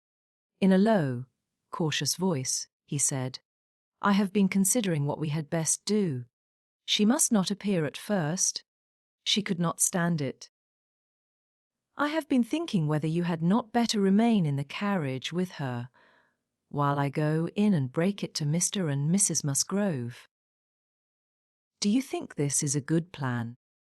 She did. He was satisfied, and said no more. But the remembrance of the appeal remained a pleasure to her, as a proof of friendship and of deference for her judgment. a great pleasure, and when it became a sort of parting proof, its value did not lessen. When the distressing communication at Uppercross was over, and he had seen the father and mother quite as composed as could be hoped, and the daughter all the better for being with them, he announced his intention of returning in the same carriage to Lyme, and when the horses were baited, he was off. End of Volume 1. Volume 2. Chapter 13. The remainder of Anne's time at Uppercross, comprehending only 2 days, was spent entirely at the mansion house, and she had the satisfaction of knowing herself extremely useful there, both as an immediate companion and as assisting in all those arrangements for the future, which, in Mr. and Mrs. Musgrove's distressed state of spirits, would have been difficulties. They had an early account from Lyme the next morning. Louisa was much the same. No symptoms worse than before had appeared. Charles came a few hours afterwards to bring a later and more particular account. He was tolerably cheerful. A speedy cure must not be hoped, but everything was going on as well as the nature of the case admitted. In speaking of the Harvilles, he seemed unable to satisfy his own sense of their kindness, especially of Mrs. Harville's exertions as a nurse. She really left nothing for Mary to do. He and Mary had been persuaded to go early to their inn last night. Mary had been hysterical again this morning. When he came away, she was going to walk out with Captain Benwick, which he hoped would do her good. He almost wished she had been prevailed on to come home the day before. But the truth was that Mrs. Harville left nothing for anybody to do. Charles was to return to Lyme the same afternoon, and his father had at first half a mind to go with him, but the ladies could not consent. It would be going only to multiply trouble to the others, and increase his own distress, and a much better scheme followed and was acted upon. A chaise was sent from Crewkerne, and Charles conveyed back a far more useful person in the old nursery, maid of the family, one who, having brought up all the children, and seen the very last, the lingering and long petted Master Harry, sent to school after his brothers, was now living in her deserted nursery to mend stockings and dress all the blains and bruises she could get near her, and who, consequently, was only too happy in being allowed to go and help nurse dear Miss Louisa. Vague wishes of getting Sarah thither had occurred before to Mrs. Musgrove and Henrietta, but without Anne it would hardly have been resolved on and found practicable so soon. They were indebted, the next day, to Charles Hayter, for all the minute knowledge of Louisa, which it was so essential obtain every 24 hours. He made it his business to go to Lyme, and his account was still encouraging. The intervals of sense and consciousness were believed to be stronger. Every report agreed in Captain Wentworth's appearing fixed in Lyme. Anne was to leave them on the morrow, an event which they all dreaded. What should they do without her? They were wretched comforters for one another, and so much was said in this way, that Anne thought she could not do better than impart among them the general inclination to which she was privy, and persuaded them all to go to Lyme at once. She had little difficulty. It was soon determined that they would go tomorrow, fix themselves at the inn, or get into lodgings, as it suited, and there remain till dear Louisa could be moved.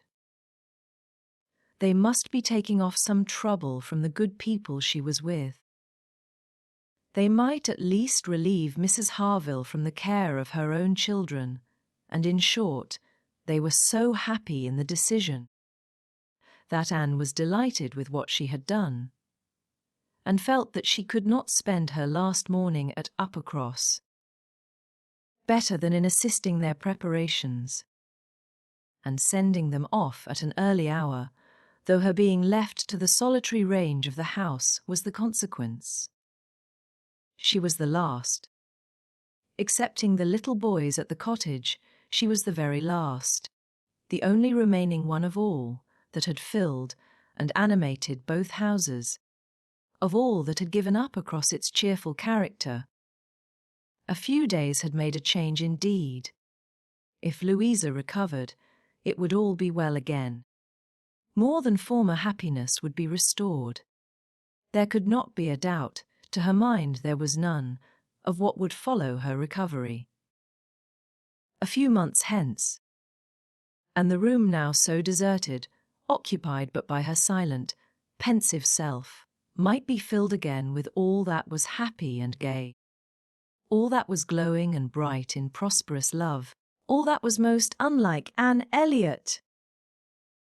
An hour's complete leisure for such reflections as these. On a dark November day, a small thick rain almost blotting out the very few objects ever to be discerned from the windows, was enough to make the sound of Lady Russell's carriage exceedingly welcome, and yet, though desirous to be gone, she could not quit the mansion house, or look an adieu to the cottage, with its black, dripping and comfortless veranda, or even notice through the misty glasses the last humble tenements of the village, without a saddened heart. Scenes had passed in Uppercross which made it precious. It stood the record of many sensations of pain, once severe, but now softened, and of some instances of relenting feeling, some breathings of friendship and reconciliation, which could never be looked for again, and which could never cease to be dear. She left it all behind her, all but the recollection that such things had been. Anne had never entered Kellynch since her quitting Lady Russell House in September. It had not been necessary, and the few occasions of its being possible for her to go to the Hall she had contrived to evade and escape from. Her first return was to resume her place in the modern and elegant apartments of the lodge, and to gladden the eyes of its mistress. There was some anxiety mixed with Lady Russell's joy in meeting her. She knew who had been frequenting Uppercross. But happily, either Anne was improved in plumpness and looks, or Lady Russell fancied her so, and Anne, in receiving her compliments on the occasion, had the amusement of connecting them with the silent admiration of her cousin, and of hoping that she was to be blessed with a second spring of youth and beauty. When they came to converse, she was soon sensible of some mental change. The subjects of which her heart had been full on leaving Kellynch, and which she had felt slighted and been compelled to smother among the Musgroves, were now become but of secondary interest. She had lately lost sight even of her father and sister and Bath.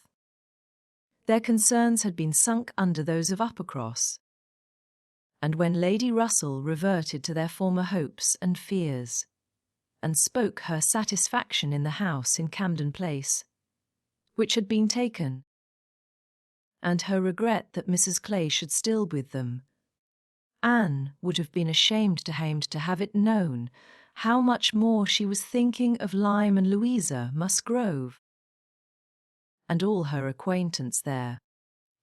How much more interesting to her was the home, and the friendship of the Harvilles and Captain Benwick, than her own father's house in Camden Place, or her own sister's intimacy with Mrs. Clay.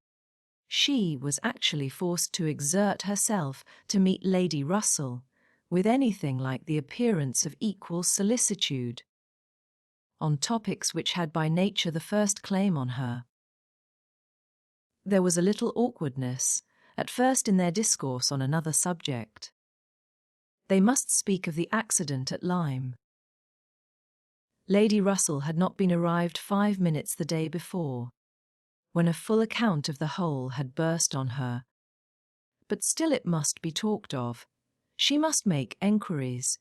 She must regret the imprudence, lament the result, and Captain Wentworth's name must be mentioned by both. Anne was conscious of not doing it so well as Lady Russell. She could not speak the name and look straight forward to Lady Russell's eye, till she had adopted the expedient of telling her briefly what she thought of the attachment between him and Louisa. When this was told, his name distressed her no longer. Lady Russell had only to listen composedly and wish them happy, but internally her heart revelled in angry pleasure, in pleased contempt, that the man who at 23 had seemed to understand somewhat of the value of an Anne Elliot should, 8 years afterwards, be charmed by a Louisa Musgrove. The first 3 or 4 days passed most quietly, with no circumstance to mark them, excepting the receipt of a note or 2 from Lyme, which found their way to Anne, she could not tell how, and brought a rather improving account of Louisa. At the end of that period, Lady Russell's politeness could repose no longer, and the fainter self-threatenings of the past became in a decided tone. I must call on Mrs. Croft. I really must call upon her soon. Anne, have you courage to go with me and pay a visit in that house? It will be some trial to us both. Anne did not shrink from it. On the contrary, she truly felt as she said, in observing, I think you are very likely to suffer the most of the two. Your feelings are less reconciled to the change than mine. By remaining in the neighbourhood, I am become inured to it. She could have said more on the subject, for she had in fact so high an opinion of the Crofts, and considered her father so very fortunate in his tenants, felt the parish to be so sure of a good example, and the poor of the best attention and relief, that however sorry and ashamed for the necessity of the removal, she could not but in conscience feel that they were gone who deserved not to stay, and that Kellynch Hall had passed into better hands than its owners. These convictions must unquestionably have their own pain, and severe was its kind. But they precluded that pain which Lady Russell would suffer in entering the house again, and returning through the well-known apartments. In such moments Anne had no power of saying to herself, these rooms ought to belong only to us. Oh, how fallen in their destination! How unworthily occupied! An ancient family to be so driven away. Strangers filling their place. No, except when she thought of her mother, and remembered where she had been used to sit and preside, she had no sigh of that description to heave. Mrs. Croft always met her with a kindness which gave her the pleasure of fancying herself a favourite, and on the present occasion, receiving her in that house, there was particular attention. The sad accident at Lyme was soon the prevailing topic, and on comparing their latest accounts of the invalid, it appeared that each lady dated her intelligence from the same hour of yestermorn. That Captain Wentworth had been in Kellynch yesterday, the first time since the accident, had brought Anne the last note, which she had not been able to trace the exact steps of, had stayed a few hours, and then returned again to Lyme, and without any present intention of quitting it any more. He had inquired after her, she found, particularly, had expressed his hope of Miss Elliot's not being the worse for her exertions, and had spoken of those exertions as great. This was handsome, and gave her more pleasure than almost anything else could have done. As to the sad catastrophe itself, it could be canvassed only in one style by a couple of steady, sensible women whose judgments had to work on ascertained events. And it was perfectly decided that it had been the consequence of much thoughtlessness and much imprudence, that its effects were most alarming, and that it was frightful to think how long Miss Musgrove's recovery might yet be doubtful, and how liable she would still remain to suffer from the concussion hereafter. The Admiral wound it up summarily by exclaiming, A very bad business indeed. A new sort of way this, for a young fellow to be making love, by breaking his mistress's head, is not it, Miss Elliot? This is breaking a head and giving a plaster. Truly! Admiral Croft's manners were not quite of the tone to suit Lady Russell, but they delighted Anne. His goodness of heart and simplicity of character were irresistible. Now, this must be very bad for you, said he, suddenly rousing from a little reverie. To be coming and finding us here. I hadn't recollected it before, I declare, but it must be very bad. But now, do not stand upon ceremony. Get up and go over all the rooms in the house if you like it. Another time, sir. I thank you, not now. Well, whenever it suits you. You can slip in from the shrubbery at any time, and there you will find we keep our umbrellas hanging up by that door.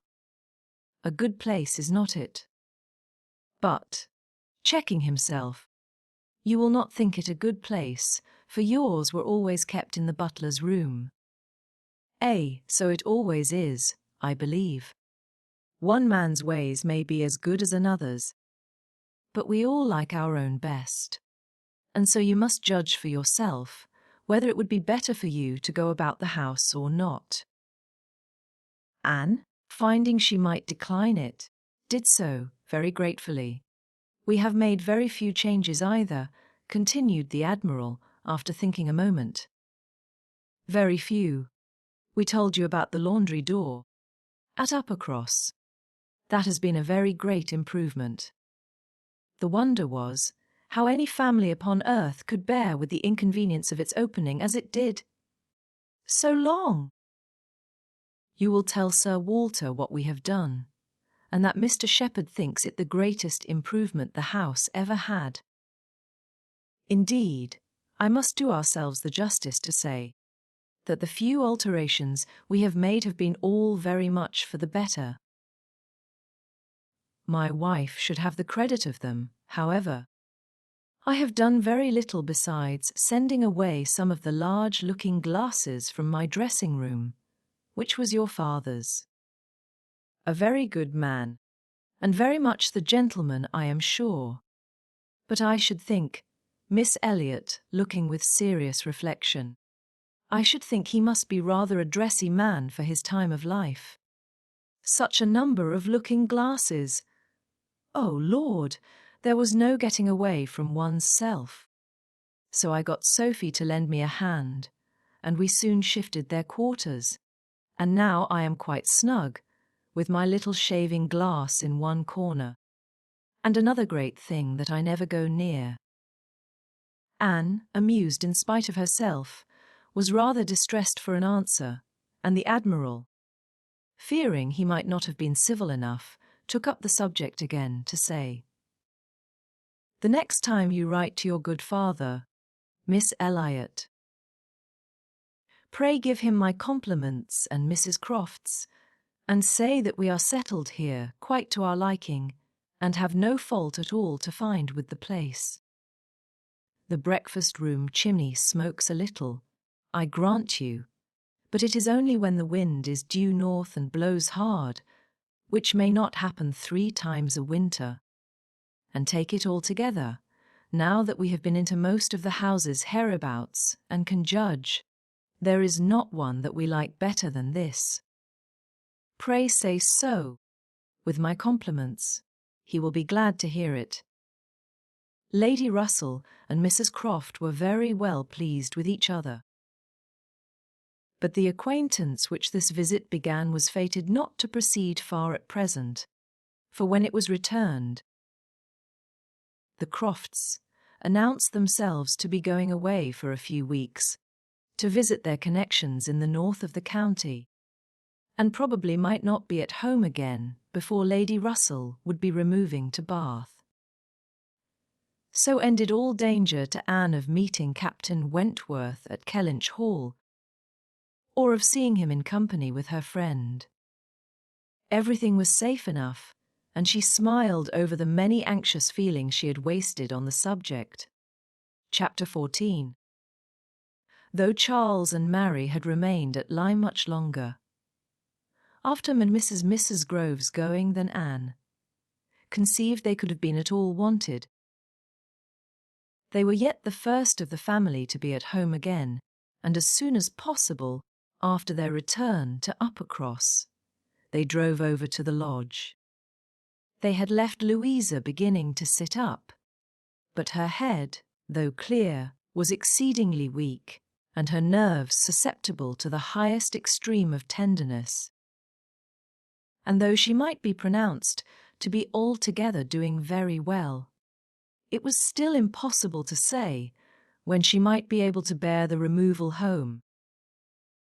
And her father and mother, who must return in time to receive their younger children for the Christmas holidays, had hardly a hope of being allowed to bring her with them. They had been all in lodgings together. Mrs. Musgrove had got Mrs. Harville's children away as much as she could. Every possible supply from Uppercross had been furnished to lighten the inconvenience to the Harvilles, while the Harvilles had been wanting them to come to dinner every day, and in short, it seemed to have been only a struggle on each side as to which should be most disinterested and hospitable. Mary had had her evils, but upon the whole, as was evident by her staying so long, she had found more to enjoy than to suffer. Charles Hayter had been at Lyme oftener than suited her, and when they dined with the Harvilles there had been only a maid servant to wait, and at first Mrs. Harville had always given Mrs. Musgrove precedence.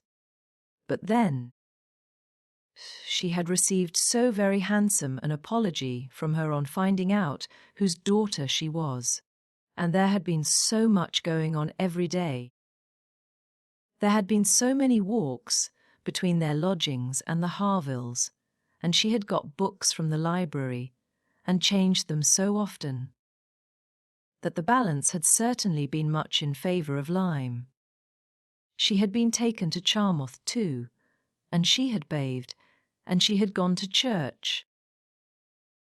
And there were a great many more people to look at in the church at Lyme than at Uppercross, and all this, joined to the sense of being so very useful, had made really an agreeable fortnight.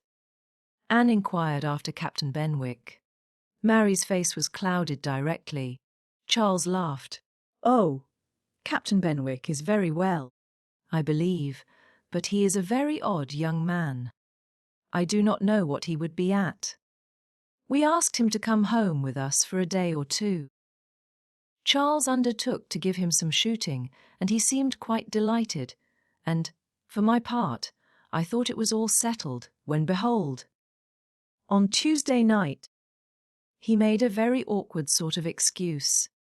He never shot, and he had been quite misunderstood, and he had promised this, and he had promised that.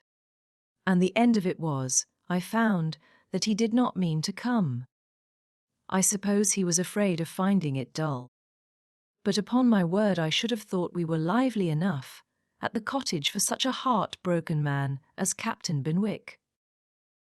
Charles laughed again and said, "Now, Mary, you know very well how it really was. It was all your doing," turning to Anne. "He fancied that if he went with us, he should find you close by. He fancied everybody to be living in Uppercross, and when he discovered that Lady Russell lived 3 miles off, his heart failed him, and he had not courage to come. That is the fact, upon my honour. Mary knows it is, but Mary did not give in to it very graciously. whether from not considering Captain Benwick entitled by birth and situation to be in love with an Elliot, or from not wanting to believe Anne a greater attraction to Uppercross than herself, must be left to be guessed. Anne's goodwill, however, was not to be lessened by what she heard. She boldly acknowledged herself flattered and continued her enquiries. "Oh, he talks of you," cried Charles. In such terms Mary interrupted him. I declare, Charles, I never heard him mention Anne twice all the time I was there. I declare, Anne, he never talks of you at all. "No," admitted Charles. I do not know that he ever does, in a general way, but however, it is a very clear thing that he admires you exceedingly. His head is full of some books that he is reading upon your recommendation, and he wants to talk to you about them. He has found out something or other in one of them which he thinks. Oh, I cannot pretend to remember it, but it was something very fine. I overheard him telling Henrietta all about it, and then Miss Elliot was spoken of in the highest terms. Now, Mary, I declare it was so. I heard it myself, and you were in the other room. Elegance, sweetness, beauty. Oh, there was no end of Miss Elliot's charms. And I am sure, cried Mary, warmly, it was a very little to his credit, if he did. Miss Harville only died last June. Such a heart is very little worth having, is it, Lady Russell? I am sure you will agree with me. I must see Captain Benwick before I decide, said Lady Russell, smiling, and that you are very likely to do very soon, I can tell you. Ma'am, said Charles. Though he had not nerves for coming away with us and setting off again, afterwards to pay a formal visit here. He will make his way over to Kellynch one day by himself, you may depend on it. I told him the distance and the road. And I told him of the church as being so very well worth seeing, for as he has a taste for those sort of things, I thought that would be a good excuse. And he listened with all his understanding and soul, and I am sure from his manner that you will have him calling here soon. So, I give you notice, Lady Russell. Any acquaintance of Anne's will always be welcome to me, was Lady Russell's kind answer. "Oh, as to being Anne's acquaintance," said Mary. I think he is rather my acquaintance, for I have been seeing him every day this last fortnight. Well, as your joint acquaintance, then I shall be very happy to see Captain Benwick. You will not find anything very agreeable in him, I assure you, ma'am. He is one of the dullest young men that ever lived. He has walked with me sometimes from one end of the sands to the other, without saying a word. He is not at all a well-bred young man. I am sure you will not like him. There we differ, Mary, said Anne. I think Lady Russell would like him. I think she would be so much pleased with his mind, that she would very soon see no deficiency in his manner. So do I, Anne, said Charles. I am sure Lady Russell would like him. He is just Lady Russell's sort. Give him a book, and he will read all day long. Yes, that he will, exclaimed Mary tauntingly. He will sit poring over his book, and not know when a person speaks to him, or when one drops one's scissors, or anything that happens. Do you think Lady Russell would like that? Lady Russell could not help laughing. Upon my word, said she, I should not have supposed that my opinion of any one could have admitted of such difference of conjecture, steady and matter-of-fact as I may call myself. I have really a curiosity to see the person who can give occasion to such directly opposite notions. I wish he may be induced to call here. And when he does, Mary, you may depend upon hearing my opinion, but I am determined not to judge him beforehand. You will not like him. I will answer for it. Lady Russell began talking of something else. Mary spoke with animation of their meeting with, or rather missing, Mr. Elliot so extraordinarily. "He is a man," said Lady Russell, "whom I have no wish to see. His declining to be on cordial terms with the head of his family has left a very strong impression in his disfavour with me." This decision checked Mary's eagerness and stopped her short in the midst of the Elliot countenance. With regard to Captain Wentworth, though Anne hazarded no inquiries, there was voluntary communication sufficient. His spirits had been greatly recovering lately, as might be expected. As Louisa improved, he had improved, and he was now quite a different creature from what he had been the first week. He had not seen Louisa, and was so extremely fearful of any ill consequence to her from an interview that he did not press for it at all, and, on the contrary, seemed to have a plan of going away for a week or 10 days, till her head was stronger. He had talked of going down to Plymouth for a week, and wanted to persuade Captain Benwick to go with him, but, as Charles maintained to the last, Captain Benwick seemed much more disposed to ride over to Kellynch. There can be no doubt that Lady Russell and Anne were both occasionally thinking of Captain Benwick from this time. Lady Russell could not hear the door bell without feeling that it might be his herald. Nor could Anne return from any stroll of solitary indulgence in her father's grounds, or any visit of charity in the village, without wondering whether she might see him or hear of him. Captain Benwick came not, however. He was either less disposed for it than Charles had imagined, or he was too shy, and after giving him a week's indulgence, Lady Russell determined him to be unworthy of the interest which he had been beginning to excite. The Musgroves came back to receive their happy boys and girls from school, bringing with them Mrs. Harville's little children, to improve the noise of Uppercross and lessen that of Lyme. Henrietta remained with Louisa, but all the rest of the family were again in their usual quarters. Lady Russell and Anne paid their compliments to them once, when Anne could not but feel that Uppercross was already quite alive again. Though neither Henrietta, nor Louisa, nor Charles Hayter, nor Captain Wentworth were there, the room presented as strong a contrast as could be wished to the last state she had seen it in. Immediately surrounding Mrs. Musgrove were the little Harvilles, whom she was sedulously guarding from the tyranny of the 2 children from the cottage, expressly arrived to amuse them. On one side was a table occupied by some chattering girls, cutting up silk and gold paper, and on the other were trestles and trays. Bending under the weight of brawn and cold pies, where riotous boys were holding high revel, the whole completed by a roaring Christmas fire, which seemed determined to be heard in spite of all the noise of the others.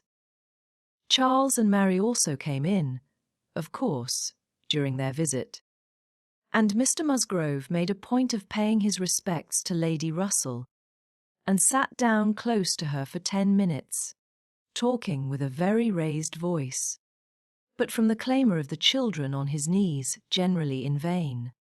It was a fine family peace. Anne, judging from her own temperament, would have deemed such a domestic hurricane a bad restorative of the nerves, which Louisa's illness must have so greatly shaken. But Mrs. Musgrove, who got Anne near her on purpose to thank her most cordially, again and again, for all her attentions to them, concluded a short recapitulation of what she had suffered herself by observing, with a happy glance round the room, that after all she had gone through, nothing was so likely to do her good as a little quiet cheerfulness at home. Louisa was now recovering apace. Her mother could even think of her being able to join their party at home before her brothers and sisters went to school again. The Harvilles had promised to come with her and stay at Uppercross whenever she returned. Captain Wentworth was gone, for the present, to see his brother in Shropshire.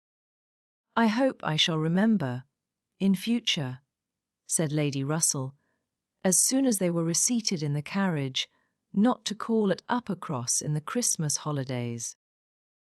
Everybody has their taste in noises as well as in other matters, and sounds are quite innoxious, or most distressing, by their sort rather than their quantity." When Lady Russell not long afterwards was entering Bath on a wet afternoon, and driving through the long course of streets from the Old Bridge to Camden Place, amidst the dash of other carriages, the heavy rumble of carts and drays, the bawling of newspapermen, muffin men and milkmen, and the ceaseless clink of pattens, she made no complaint. No, these were noises which belonged to the winter pleasures. Her spirits rose under their influence, and like Mrs. Musgrove, she was feeling, though not saying, that after being long in the country, nothing could be so good for her as a little quiet cheerfulness. Anne did not share these feelings. She persisted in a very determined, though very silent disinclination for Bath, caught the first dim view of the extensive buildings, smoking in rain. Without any wish of seeing them better, felt their progress through the streets to be, however disagreeable, yet too rapid. For who would be glad to see her when she arrived? And looked back, with fond regret, to the bustles of Uppercross and the seclusion of Keelinch. Elizabeth's last letter had communicated a piece of news of some interest. Mr. Elliot was in Bath.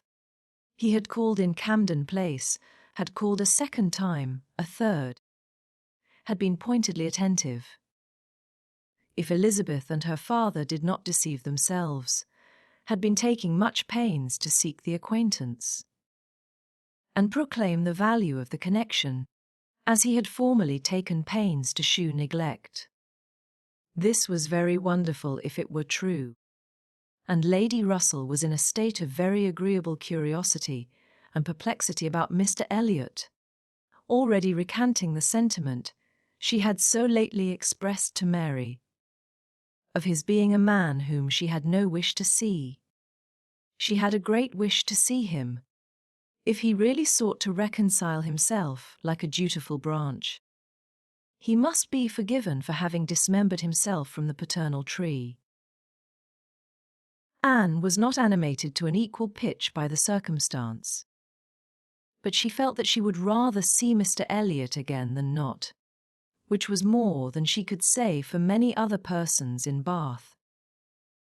She was put down in Camden Place, and Lady Russell then drove to her own lodgings in Rivers Street. Chapter 15. Sir Walter had taken a very good house in Camden Place, a lofty dignified situation, such as becomes a man of consequence, and both he and Elizabeth were settled there, much to their satisfaction. Anne entered it with a sinking heart, anticipating an imprisonment of many months, and anxiously saying to herself, "Oh, when shall I leave you again?" A degree of unexpected cordiality, however, in the welcome she received, did her good. Her father and sister were glad to see her, for the sake of shewing her the house and furniture, and met her with kindness. Her making a fourth, when they sat down to dinner, was noticed as an advantage. Mrs. Clay was very pleasant, and very smiling, but her courtesies and smiles were more a matter of course. Anne had always felt that she would pretend what was proper on her arrival, but the complaisance of the others was unlooked for. They were evidently in excellent spirits, and she was soon to listen to the causes. They had no inclination to listen to her. After laying out for some compliments of being deeply regretted in their old neighbourhood, which Anne could not pay, they had only a few faint inquiries to make before the talk must be all their own. Uppercross excited no interest, Kellynch very little. It was all Bath. They had the pleasure of assuring her that Bath more than answered their expectations in every respect. Their house was undoubtedly the best in Camden Place. Their drawing-rooms had many decided advantages over all the others which they had either seen or heard of, and the superiority was not less in the style of the fitting up, or the taste of the furniture. Their acquaintance was exceedingly sought after. Everybody was wanting to visit them. They had drawn back from many introductions, and still were perpetually having cards left by people of whom they knew nothing. Here were funds of enjoyment. Could Anne wonder that her father and sister were happy? She might not wonder.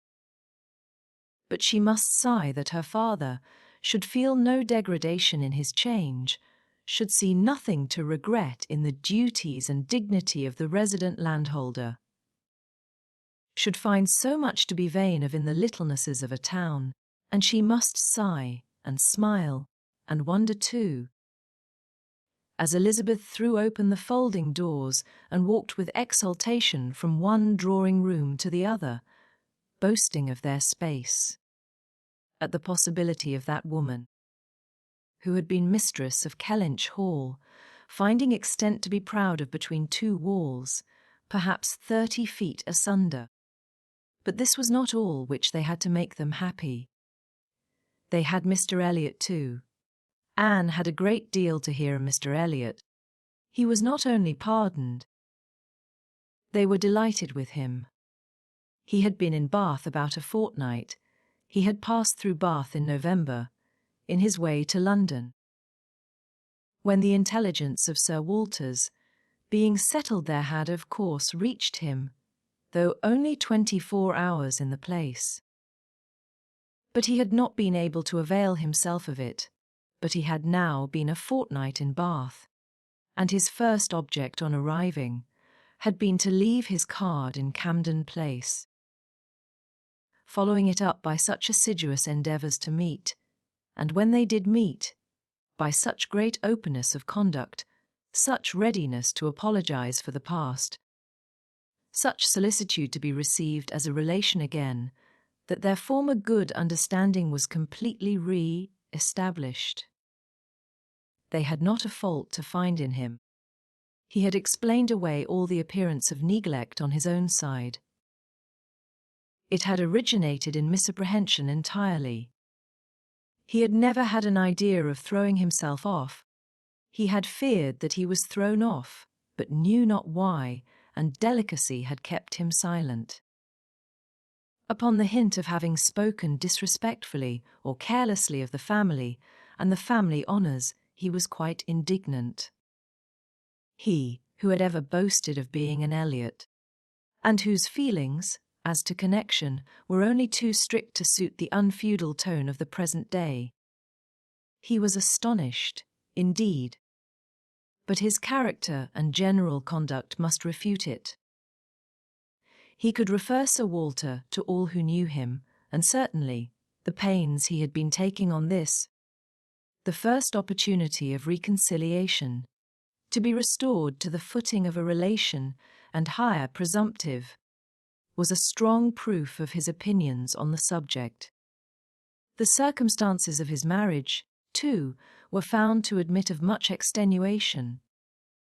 This was an article not to be entered on by himself, but a very intimate friend of his, a Connell Wallis, a highly respectable man, perfectly the gentleman, and not an ill-looking man, Sir Walter added, who was living in very good style in Marlborough Buildings, and had, at his own particular request, been admitted to their acquaintance through Mr. Elliot, had mentioned one or two things relative to the marriage which made a material difference in the discredit of it. Connell Wallis had known Mr. Elliot long, had been well acquainted also with his wife, had perfectly understood the whole story. She was certainly not a woman of family, but well educated, accomplished, rich, and excessively in love with his friend. There had been the charm. She had sought him. Without that attraction, not all her money would have tempted Elliot. And Sir Walter was, moreover, assured of her having been a very fine woman. Here was a great deal to soften the business. A very fine woman with a large fortune. In love with him. Sir Walter seemed to admit it as complete apology, and though Elizabeth could not see the circumstance in quite so favourable a light, she allowed it to be a great extenuation. Mr. Elliot had called repeatedly, had dined with them once, evidently delighted by the distinction of being asked. For they gave no dinners in general, delighted, in short, by every proof of cousinly notice, and placing his whole happiness in being on intimate terms in Camden Place. Anne listened, but without quite understanding it. Allowances, large allowances, she knew, must be made for the ideas of those who spoke. She heard it all under embellishment. All that sounded extravagant or irrational in the progress of the reconciliation might have no origin but in the language of the relators. Still, however, she had the sensation of there being something more than immediately appeared in Mr. Elliot's wishing, after an interval of so many years, to be well received by them. In a worldly view, he had nothing to gain by being on terms with Sir Walter, nothing to risk by a state of variance. In all probability he was already the richer of the two, and the Kellynch estate would as surely be his hereafter as the title. A sensible man. And he had looked like a very sensible man. Why should it be an object to him? She could only offer one solution. It was, perhaps, for Elizabeth's sake. There might really have been a liking formerly, though convenience and accident had drawn him a different way. And now that he could afford to please himself, he might mean to pay his addresses to her. Elizabeth was certainly very handsome, with well-bred, elegant manners, and her character might never have been penetrated by Mr. Elliot, knowing her but in public, and when very young himself. How her temper and understanding might bear the investigation of his present keener time of life was another concern, and rather a fearful one. Most earnestly did she wish that he might not be too nice, or too observant if Elizabeth were his object, and that Elizabeth was disposed to believe herself so, and that her friend Mrs. Clay was encouraging the idea, seemed apparent by a glance or two between them. While Mr. Elliot's frequent visits were talked of, Anne mentioned the glimpses she had had of him at Lyme, but without being much attended to. Oh, yes, perhaps it had been Mr. Elliot. They did not know. It might be him. Perhaps. They could not listen to her description of him. They were describing him themselves, Sir Walter especially. He did justice to his very gentlemanlike appearance, his air of elegance and fashion, his good-shaped face, his sensible eye, but, at the same time, must lament his being very much underhung, a defect which time seemed to have increased. Nor could he pretend to say that 10 years had not altered almost every feature for the worse. Mr. Elliot appeared to think that he, Sir Walter, was looking exactly as he had done when they last parted. But Sir Walter had not been able to return the compliment entirely, which had embarrassed him. He did not mean to complain, however. Mr. Elliot was better to look at than most men, and he had no objection to being seen with him anywhere. Mr. Elliot, and his friends in Marlborough Buildings were talked of the whole evening. Colonel Wallis had been so impatient to be introduced to them, and Mr. Elliot so anxious that he should. And there was a Mrs. Wallis, at present known only to them by description, as she was in daily expectation of her confinement. But Mr. Elliot spoke of her as a most charming woman, quite worthy of being known in Camden Place, and as soon as she recovered they were to be acquainted. Sir Walter thought of much of Mrs. Wallis. She was said to be an excessively pretty woman, beautiful. He longed to see her. He hoped she might make some amends for the many very plain faces he was continually passing in the streets. The worst of Bath was the number of its plain women. He did not mean to say that there were no pretty women, but the number of the plain was out of all proportion.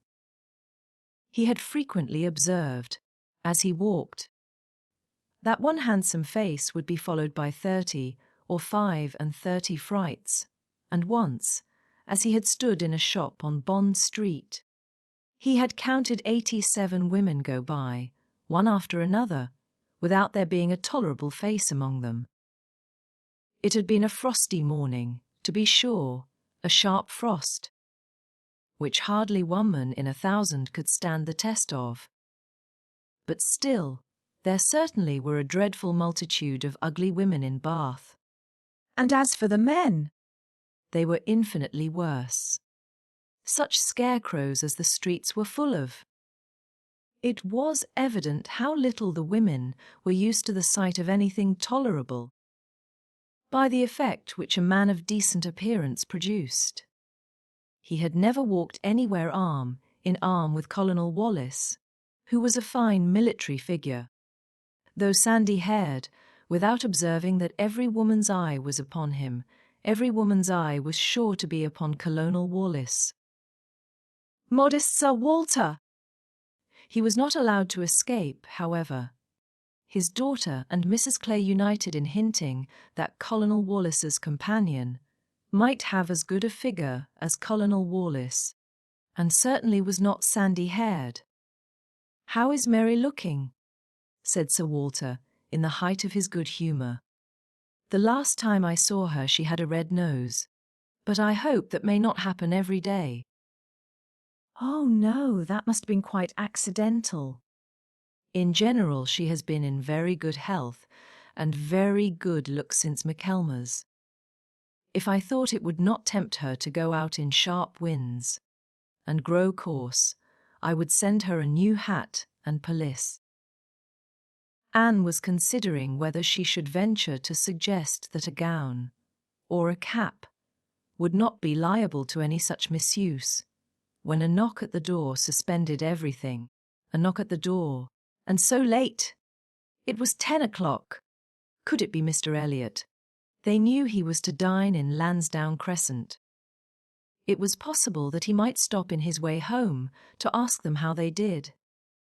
They could think of no one else. Mrs. Clay decidedly thought it Mr. Elliot's knock. Mrs. Clay was right. With all the state which a butler and foot boy could give, Mr. Elliot was ushered into the room. It was the very same man, with no difference but of dress. Anne drew a little back, while the others received his compliments, and her sister his apologies for calling at so unusual an hour. But he could not be so near without wishing to know that neither she nor her friend had taken cold the day before, etc., etc., which was all as politely done, and as politely taken, as possible, but her part must follow then. Sir Walter talked of his youngest daughter. Mr. Elliot must give him leave to present him to his youngest daughter. There was no occasion for remembering Mary, and Anne, smiling and blushing, very becomingly shewed to Mr. Elliot the pretty features which he had by no means forgotten, and instantly saw, with amusement at his little start of surprise, that he had not been at all aware of who she was. He looked completely astonished, but not more astonished than pleased. His eyes brightened, and with the most perfect alacrity he welcomed the relationship, alluded to the past, and entreated to be received as an acquaintance already. He was quite as good-looking as he had appeared at Lyme, his countenance improved by speaking, and his manners were so exactly what they ought to be, so polished, so easy, so particularly agreeable, that she could compare them in excellence to only one person's manners. They were not the same, but they were, perhaps, equally good. He sat down with them and improved their conversation very much. There could be no doubt of his being a sensible man. 10 minutes were enough to certify that. His tone, his expressions, his choice of subject, his knowing where to stop, it was all the operation of a sensible, discerning mind. As soon as he could, he began to talk to her of Lyme, wanting to compare opinions respecting the place, but especially wanting to speak of the circumstance of their happening to be guests in the same inn at the same time, to give his own route, understand something of hers, and regret that he should have lost such an opportunity of paying his respects to her. She gave him a short account of her party and business at Lyme. His regret increased as he listened. He had spent his whole solitary evening in the room adjoining theirs, had heard voices, mirth continually, thought they must be a most delightful set of people, longed to be with them, but certainly without the smallest suspicion of his possessing the shadow of a right to introduce himself. If he had but asked who the party were, the name of Musgrove would have told him enough. Well, it would serve to cure him of an absurd practice of never asking a question at an inn, which he had adopted, when quite a young man, on the principle of its being very ungenteel to be curious. The notions of a young man of 21 or 22, said he, as to what is necessary in manners to make him quite the thing, are more absurd, I believe, than those of any other set of beings in the world. The folly of the means they often employ is only to be equalled by the folly of what they have in view. But he must not be addressing his reflections to Anne alone. He knew it, he was soon diffused again among the others, and it was only at intervals that he could return to Lyme. His inquiries, however, produced at length an account of the scene she had been engaged in there soon after his leaving the place. Having alluded to an accident, he must hear the whole. When he questioned, Sir Walter and Elizabeth began to question also, but the difference in their manner of doing it could not be unfelt. She could only compare Mr. Elliot to Lady Russell, in the wish of really comprehending what had passed, and in the degree of concern for what she must have suffered in witnessing it. He stayed an hour with them. The elegant little clock on the mantel-piece had struck 11 with its silver sounds, and the watchman was beginning to be heard at a distance, telling the same tale, before Mr. Elliot or any of them seemed to feel that he had been there long. Anne could not have supposed it possible that her first evening in Camden Place could have passed so well. Chapter 16. There was one point which Anne, on returning to her family, would have been more thankful to ascertain even than Mr. Elliot's being in love with Elizabeth, which was her father's not being in love with Mrs. Clay, and she was very far from easy about it, when she had been at home a few hours. On going down to breakfast the next morning, she found there had just been a decent pretence on the ladies' side of meaning to leave them. She could imagine Mrs. Clay to have said that now Miss Anne was come, she could not suppose herself at all wanted, for Elizabeth was replying in a sort of whisper. That must not be any reason, indeed. I assure you I feel it none. She is nothing to me, compared with you, and she was in full time to hear her father say, My dear madam, this must not be. As yet, you have seen nothing of Bath. You have been here only to be useful. You must not run away from us now. You must stay to be acquainted with Mrs. Wallis, the beautiful Mrs. Wallis. To your fine mind, I well know the sight of beauty is a real gratification.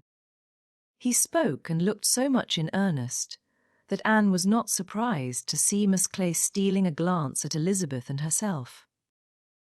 Her countenance, perhaps, might express some watchfulness, but the praise of the fine mind did not appear to excite a thought in her sister. The lady could not but yield to such joint entreaties, and promised to stay. In the course of the same morning, Anne and her father chancing to be alone together, he began to compliment her on her improved looks. He thought her less thin in her person, in her cheeks, her skin, her complexion, greatly improved, clearer, fresher. Had she been using anything in particular? No, nothing. Merely Gowland, he supposed. No, nothing at all. Ha! He was surprised at that, and added, Certainly you cannot do better than to continue as you are. You cannot be better than well, or I should recommend Gowland, the constant use of Gowland during the spring months. Mrs. Clay has been using it at my recommendation, and you see what it has done for her. You see how it has carried away her freckles. If Elizabeth could but have heard this, such personal praise might have struck her, especially as it did not appear to Anne that the freckles were at all lessened. But everything must take its chance. The evil of a marriage would be much diminished if Elizabeth were also to marry. As for herself, she might always command a home with Lady Russell. Lady Russell's composed mind and polite manners were put to some trial on this point, in her intercourse in Camden Place. The sight of Mrs. Clay in such favour, and of Anne so overlooked, was a perpetual provocation to her there, and vexed her as much when she was away, as a person in Bath who drinks the water, gets all the new publications, and has a very large acquaintance, has time to be vexed. As Mr. Elliot became known to her, she grew more charitable or more indifferent. Towards the others, his manners were an immediate recommendation, and on conversing with him she found the solid so fully supporting the superficial, that she was at first, as she told Anne, almost ready to exclaim, Can this be Mr. Elliot? And could not seriously picture to herself a more agreeable or estimable man. Everything united in him, good understanding, correct opinions, knowledge of the world, and a warm heart. He had strong feelings of family attachment and family honour. Without pride or weakness, he lived with the liberality of a man of fortune. Without display, he judged for himself in everything essential. Without defying public opinion in any point of worldly decorum, he was steady, observant, moderate, candid, never run away with by spirits or by selfishness, which fancied itself strong feeling, and yet with a sensibility to what was amiable and lovely, and a value for all the felicities of domestic life, which characters of fancied enthusiasm and violent agitation seldom really possess. She was sure that he had not been happy in marriage. Colonel Wallis said it, and Lady Russell saw it, but it had been no unhappiness to sour his mind, nor, she began pretty soon to suspect, to prevent his thinking of a second choice. Her satisfaction in Mr. Elliot outweighed all the plague of Mrs. Clay. It was now some years since Anne had begun to learn that she and her excellent friend could sometimes think differently, and it did not surprise her, therefore, that Lady Russell should see nothing suspicious or inconsistent, nothing to require more motives than appeared, in Mr. Elliot's great desire of a reconciliation. In Lady Russell's view, it was perfectly natural that Mr. Elliot, at a mature time of life, should feel it a most desirable object, and what would very generally recommend him among all sensible people, to be on good terms with the head of his family. The simplest process in the world of time upon a head naturally clear, and only erring in the heyday of youth. Anne presumed, however, still to smile about it, and at last to mention Elizabeth. Lady Russell listened, and looked, and made only this cautious reply: Elizabeth. Very well, time will explain. It was a reference to the future, which Anne, after a little observation, felt she must submit to. She could determine nothing at present. In that house Elizabeth must be first, and she was in the habit of such general observance as Miss Elliot, that any particularity of attention seemed almost impossible. Mr. Elliot, too, it must be remembered, had not been a widower 7 months. A little delay on his side might be very excusable. In fact, Anne could never see the crape round his hat, without fearing that she was the inexcusable one, in attributing to him such imaginations.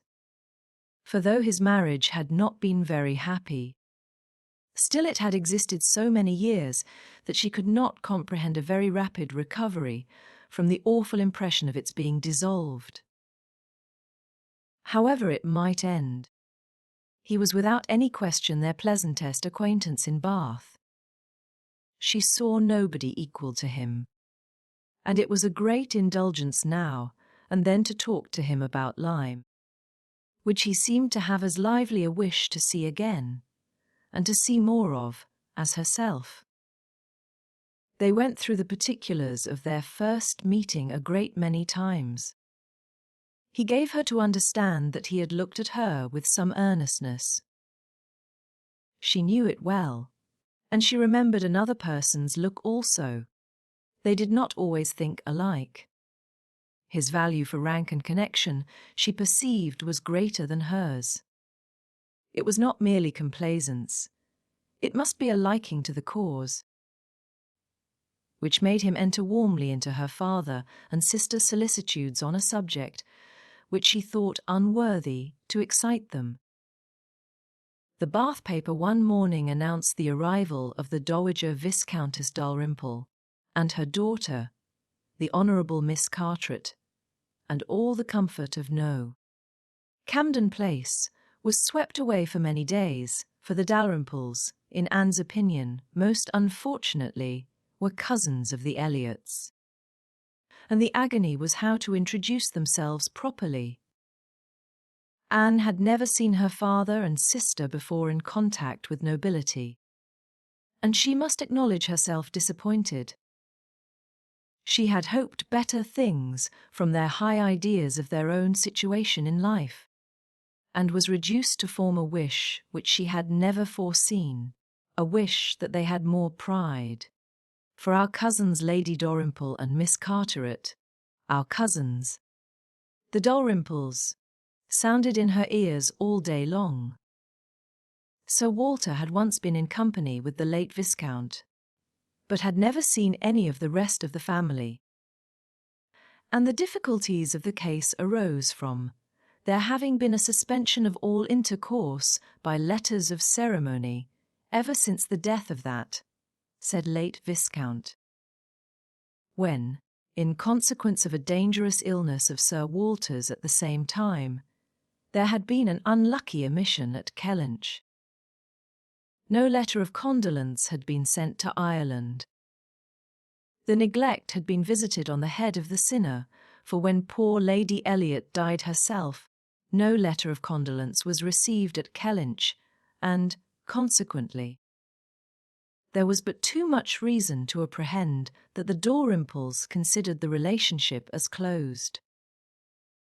How to have this anxious business set to rights and be admitted as cousins again was the question, and it was a question which, in a more rational manner, neither Lady Russell nor Miss Elliot thought unimportant.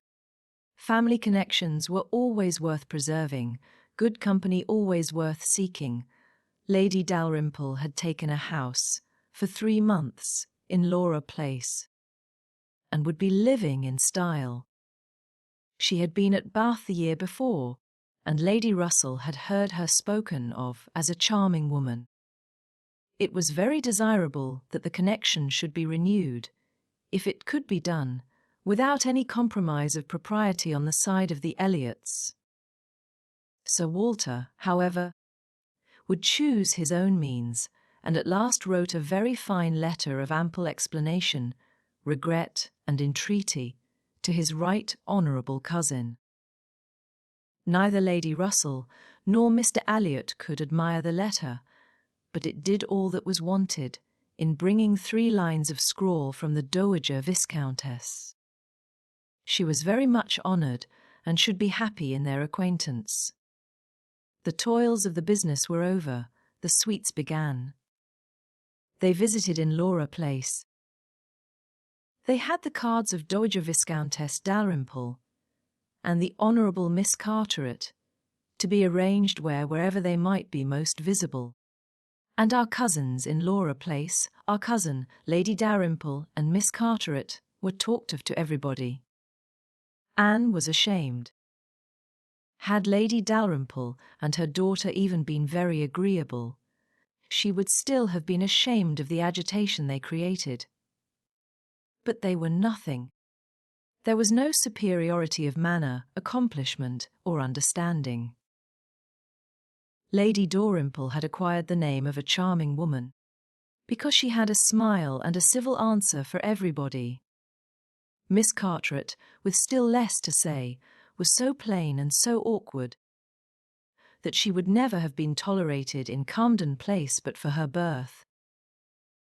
Lady Russell confessed she had expected something better, but yet it was an acquaintance worth having, and when Anne ventured to speak her opinion of them to Mr. Elliot, he agreed to their being nothing in themselves, but still maintained that as a family connection, as good company, as those who would collect good company around them, they had their value.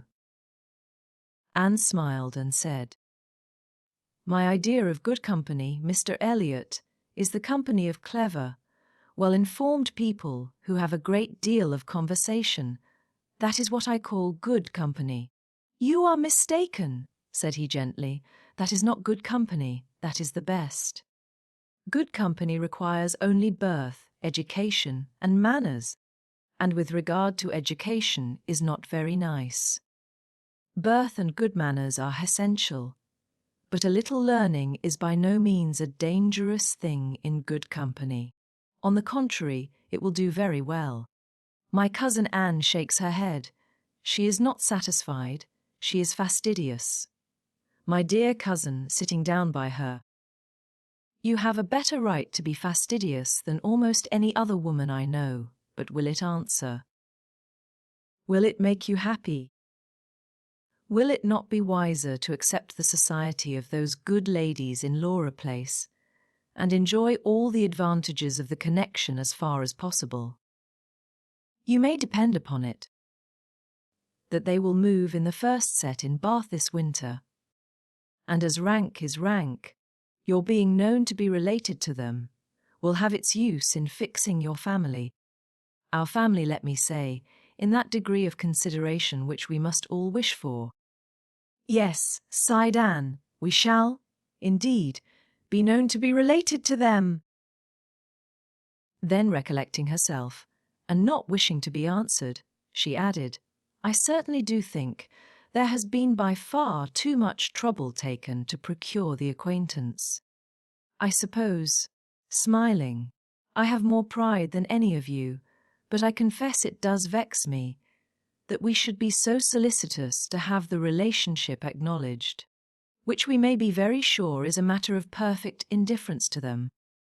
Pardon me, dear cousin, you are unjust in your own claims. In London, perhaps. In your present quiet style of living, it might be as you say. But in Bath, Sir Walter Elliot and his family will always be worth knowing, always acceptable as acquaintance. Well said, Anne. I certainly am proud, too proud to enjoy a welcome which depends so entirely upon place. I love your indignation, said he. It is very natural. But here you are in Bath, and the object is to be established here with all the credit and dignity which ought to belong to Sir Walter Elliot. You talk of being proud. I am called proud, I know. And I shall not wish to believe myself otherwise, for our pride, if investigated, would have the same object, I have no doubt, though the kind may seem a little different. In one point, I am sure, my dear cousin, he continued, speaking lower, there was no one else in the room. In one point, I am sure, we must feel alike.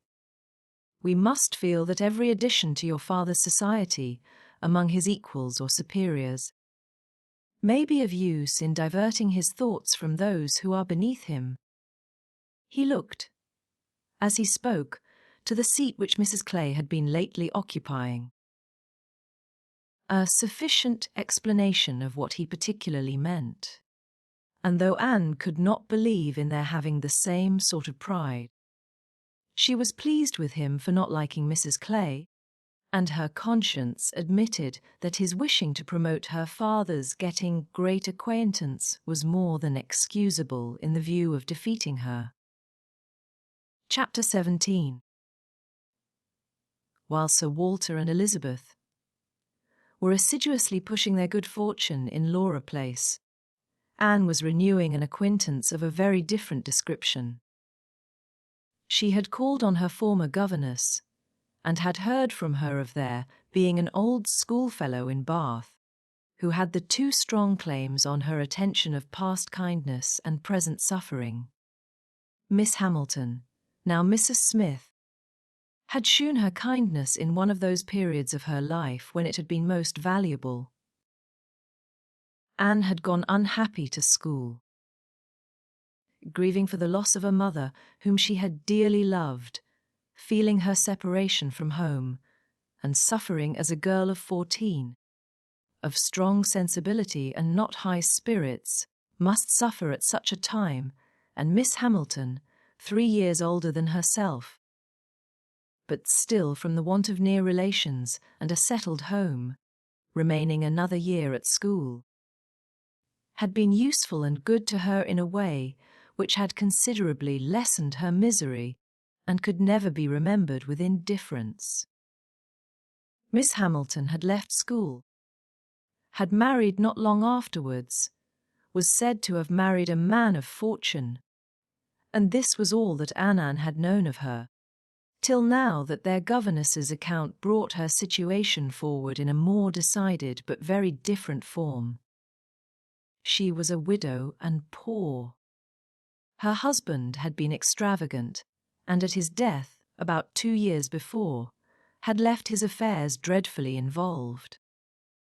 She had had difficulties of every sort to contend with, and in addition to these distresses, had been afflicted with a severe rheumatic fever, which, finally settling in her legs, had made her for the present a cripple. She had come to Bath on that account, and was now in lodgings near the hot baths, living in a very humble way, unable even to afford herself the comfort of a servant, and of course almost excluded from society. Their mutual friend answered for the satisfaction which a visit from Miss Elliot would give Mrs. Smith, and Anne, therefore, lost no time in going. She mentioned nothing of what she had heard or what she intended at home. It would excite no proper interest there. She only consulted Lady Russell, who entered thoroughly into her sentiments, and was most happy to convey her as near to Mrs. Smith's lodgings in Westgate Buildings as Anne chose to be taken. The visit was paid, their acquaintance re-established, their interest in each other more than rekindled. The first 10 minutes had its awkwardness and its emotion. 12 years were gone since they had parted, and each presented a somewhat different person from what the other had imagined. 12 years had changed Anne from the blooming, silent, unformed girl of 15 to the elegant little woman of 27, with every beauty except bloom, and with manners as consciously right as they were invariably gentle, and 12 years had transformed the fine-looking, well-grown Miss Hamilton, in all the glow of health and confidence of superiority, into a poor, infirm, helpless widow, receiving the visit of her former protégé as a favour. But all that was uncomfortable in the meeting had soon passed away, and left only the interesting charm of remembering former partialities and talking over old times.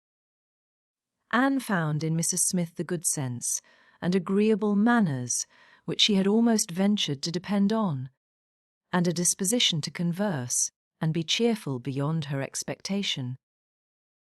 Neither the dissipations of the past, and she had lived very much in the world, nor the restrictions of the present, neither sickness nor sorrow seemed to have closed her heart or ruined her spirits.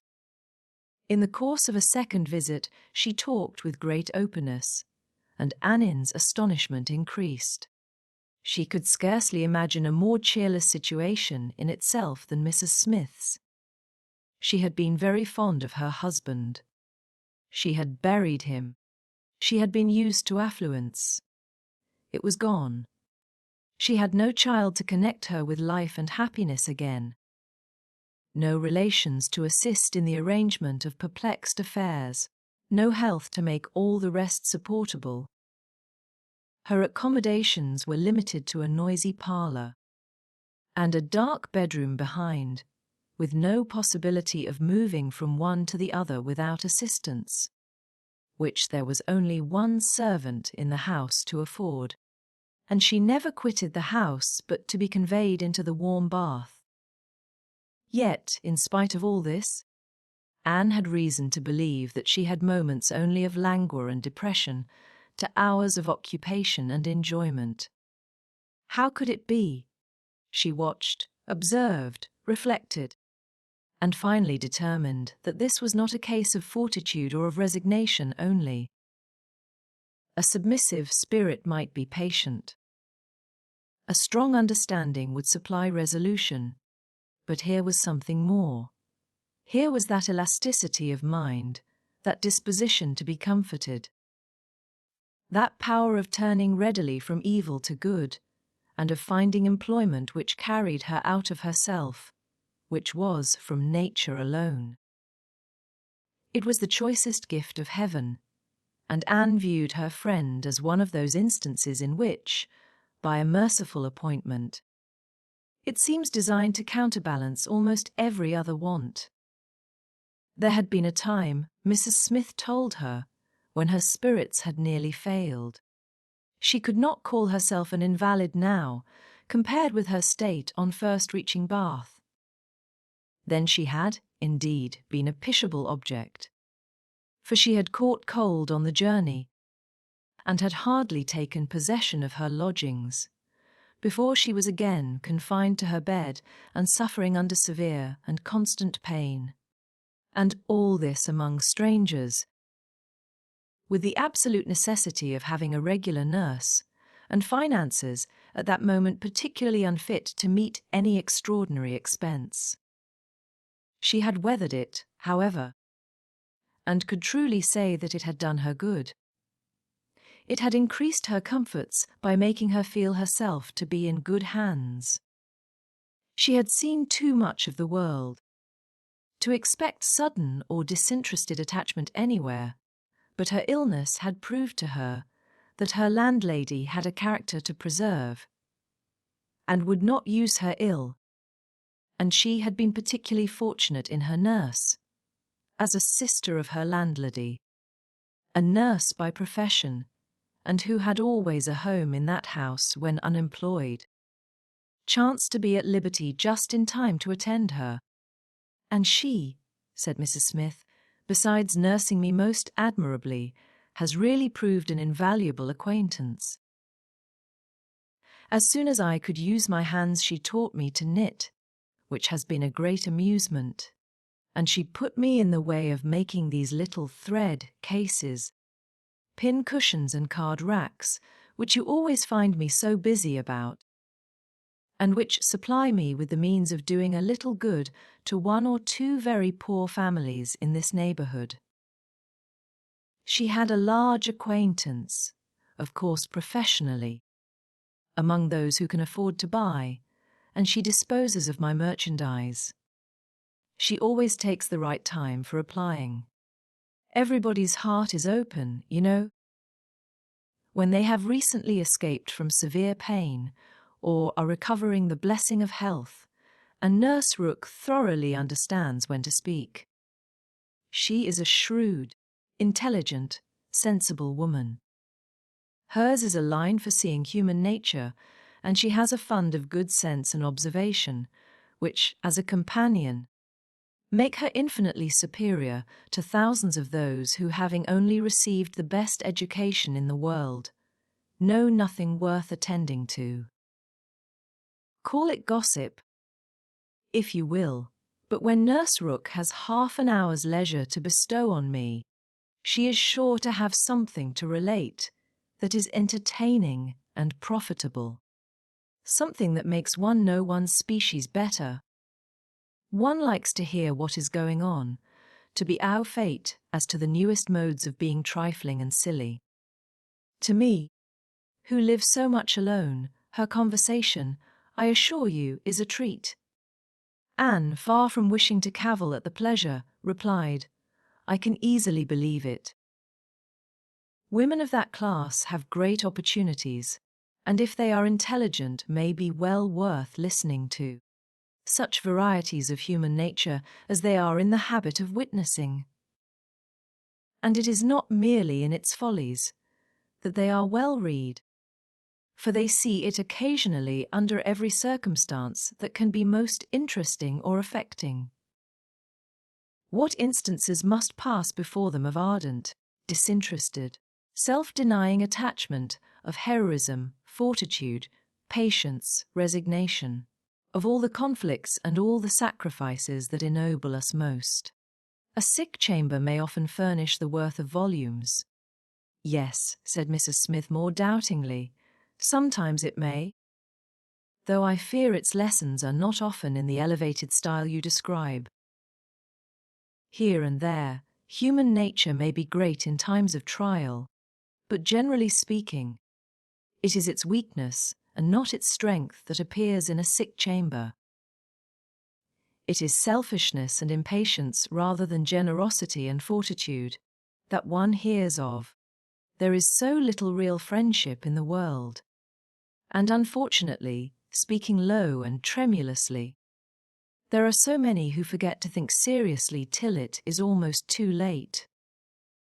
Anne saw the misery of such feelings. The husband had not been what he ought, and the wife had been led among that part of mankind which made her think worse of the world than she hoped it deserved. It was but a passing emotion, however, with Mrs. Smith. She shook it off, and soon added in a different tone, I do not suppose the situation my friend Rook, Mrs. In at present, will furnish much either to interest or edify me. She is only nursing Mrs. Waller's of Marlborough Buildings, a mere pretty, silly, expensive, fashionable woman, I believe, and of course will have nothing to report but of lace and finery. I mean to make my profit of Mrs. Wallace, however. She has plenty of money, and I intend she shall buy all the high-priced things I have in hand now. Anne had called several times on her friend, before the existence of such a person was known in Camden Place. At last, it became necessary to speak of her. Sir Walter, Elizabeth and Mrs. Clay returned one morning from Laura Place with a sudden invitation from Lady Dalrymple for the same evening, and Anne was already engaged to spend that evening in Westgate Buildings. She was not sorry for the excuse. They were only asked, she was sure, because Lady Dalrymple, being kept at home by a bad cold, was glad to make use of the relationship which had been so pressed on her. And she declined on her own account with great alacrity. She was engaged to spend the evening with an old schoolfellow. They were not much interested in anything relative to Anne, but still there were questions enough asked to make it understood what this old schoolfellow was. And Elizabeth was disdainful, and Sir Walter severe. "Westgate Buildings," said he, "and who is Miss Anne Elliot to be visiting in Westgate Buildings?" "A Mrs. Smith, a widow Mrs. Smith, and who was her husband. One of 5,000 Mr. Smiths whose names are to be met with everywhere." "And what is her attraction?" "That she is old and sickly." "Upon my word, Miss Anne Elliot, you have the most extraordinary taste. Everything that revolts other people, low company, poultry rooms, full air, disgusting associations are inviting to you. But surely you may put off this old lady till tomorrow. She is not so near her end, I presume, but that she may hope to see another day." "What is her age?" 40. "No, sir, she is not 31, but I do not think I can put off my engagement, because it is the only evening for some time which will at once suit her and myself. She goes into the warm bath tomorrow, and for the rest of the week, you know, we are engaged." "But what does Lady Russell think of this acquaintance?" asked Elizabeth. "She sees nothing to blame in it," replied Anne. "On the contrary, she approves it, and has generally taken me when I have called on Mrs. Smith." "Westgate Buildings must have been rather surprised by the appearance of a carriage drawn up near its pavement," observed Sir Walter. "Sir Henry Russell's widow, indeed, has no honours to distinguish her arms, but still it is a handsome equipage, and no doubt is well known to convey a Miss Elliot. A widow Mrs. Smith lodging in Westgate Buildings.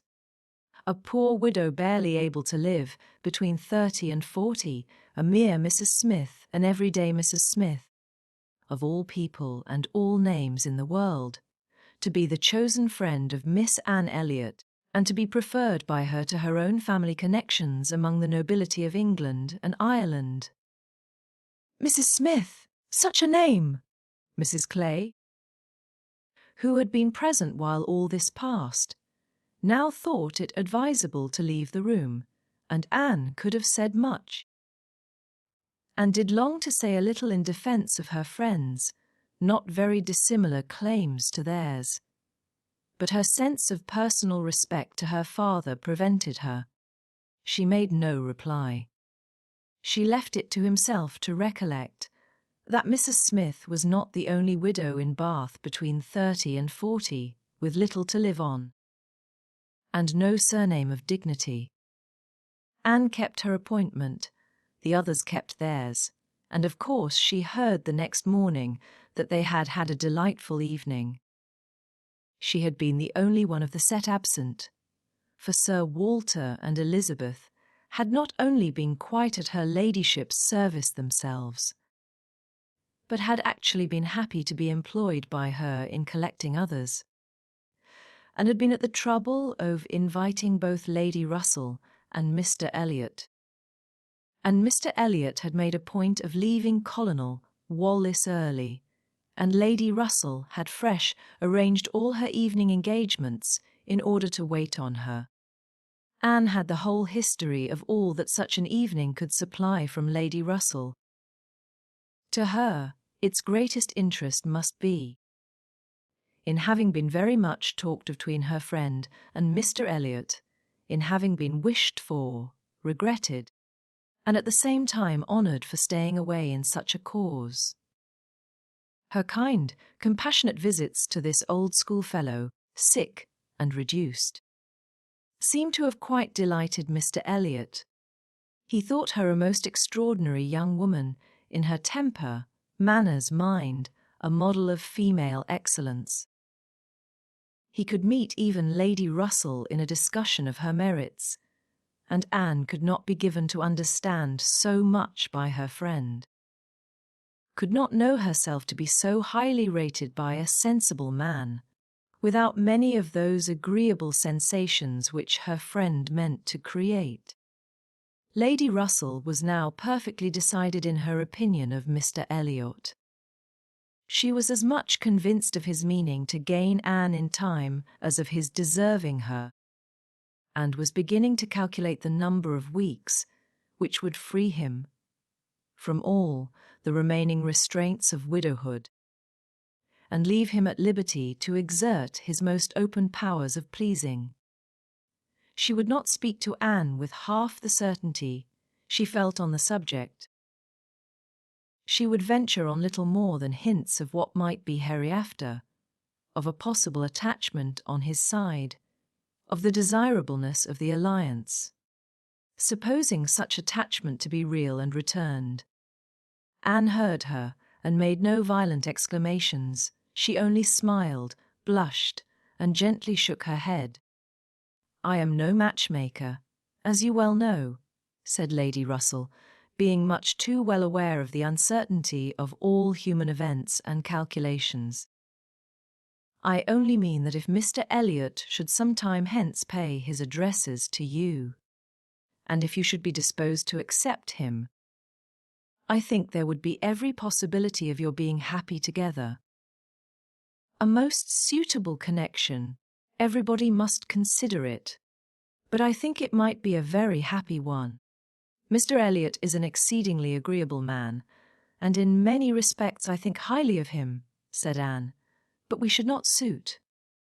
Lady Russell let this pass, and only said in rejoinder, "I own that to be able to regard you as the future mistress of Kellynch, the future Lady Elliot, to look forward and see you occupying your dear mother's place, succeeding to all her rights, and all her popularity, as well as to all her virtues, would be the highest possible gratification to me.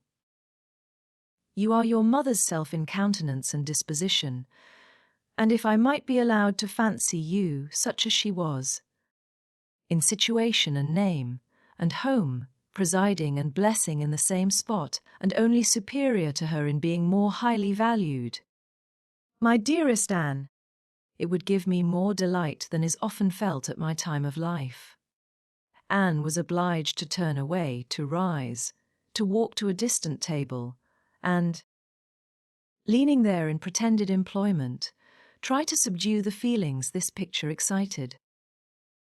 For a few moments her imagination and her heart were bewitched. The idea of becoming what her mother had been, of having the precious name of Lady Elliot first revived in herself, of being restored to Kellynch, calling it her home again, her home for ever, was a charm which she could not immediately resist. Lady Russell said not another word, willing to leave the matter to its own operation, and believing that, could Mr. Elliot at that moment, with propriety, have spoken for himself, she believed, in short, what Anne did not believe. The same image of Mr. Elliot speaking for himself brought Anne to composure again. The charm of Kellynch and of Lady Elliot all faded away. She never could accept him. And it was not only that her feelings were still adverse to any man save one, her judgment, on a serious consideration of the possibilities of such a case, was against Mr. Elliot. Though they had now been acquainted a month, she could not be satisfied that she really knew his character, that he was a sensible man, an agreeable man, that he talked well, professed good opinions, seemed to judge properly and as a man of principle, This was all clear enough. He certainly knew what was right. Nor could she fix on any one article of moral duty evidently transgressed, but yet she would have been afraid to answer for his conduct. She distrusted the past, if not the present. The names which occasionally dropped of former associates, the allusions to former practices and pursuits, suggested suspicions not favourable of what he had been. She saw that there had been bad habits, that Sunday travelling had been a common thing, that there had been a period of his life, and probably not a short one, when he had been, at least, careless in all serious matters, and, though he might now think very differently, who could answer for the true sentiments of a clever, cautious man, grown old enough to appreciate a fair character, how could it ever be ascertained that his mind was truly cleansed? Mr. Elliot was rational, discreet, polished, but he was not open. There was never any burst of feeling, any warmth of indignation or delight at the evil or good of others. This, to Anne, was a decided imperfection. Her early impressions were incurable. She prized the frank, the open-hearted, the eager character beyond all others. Warmth and enthusiasm did captivate her still. She felt that she could so much more depend upon the sincerity of those who sometimes looked or said a careless or a hasty thing, than of those whose presence of mind never varied, whose tongue never slipped. Mr. Elliot was too generally agreeable. Various as were the tempers in her father's house, he pleased them all. He endured too well, stood too well with everybody.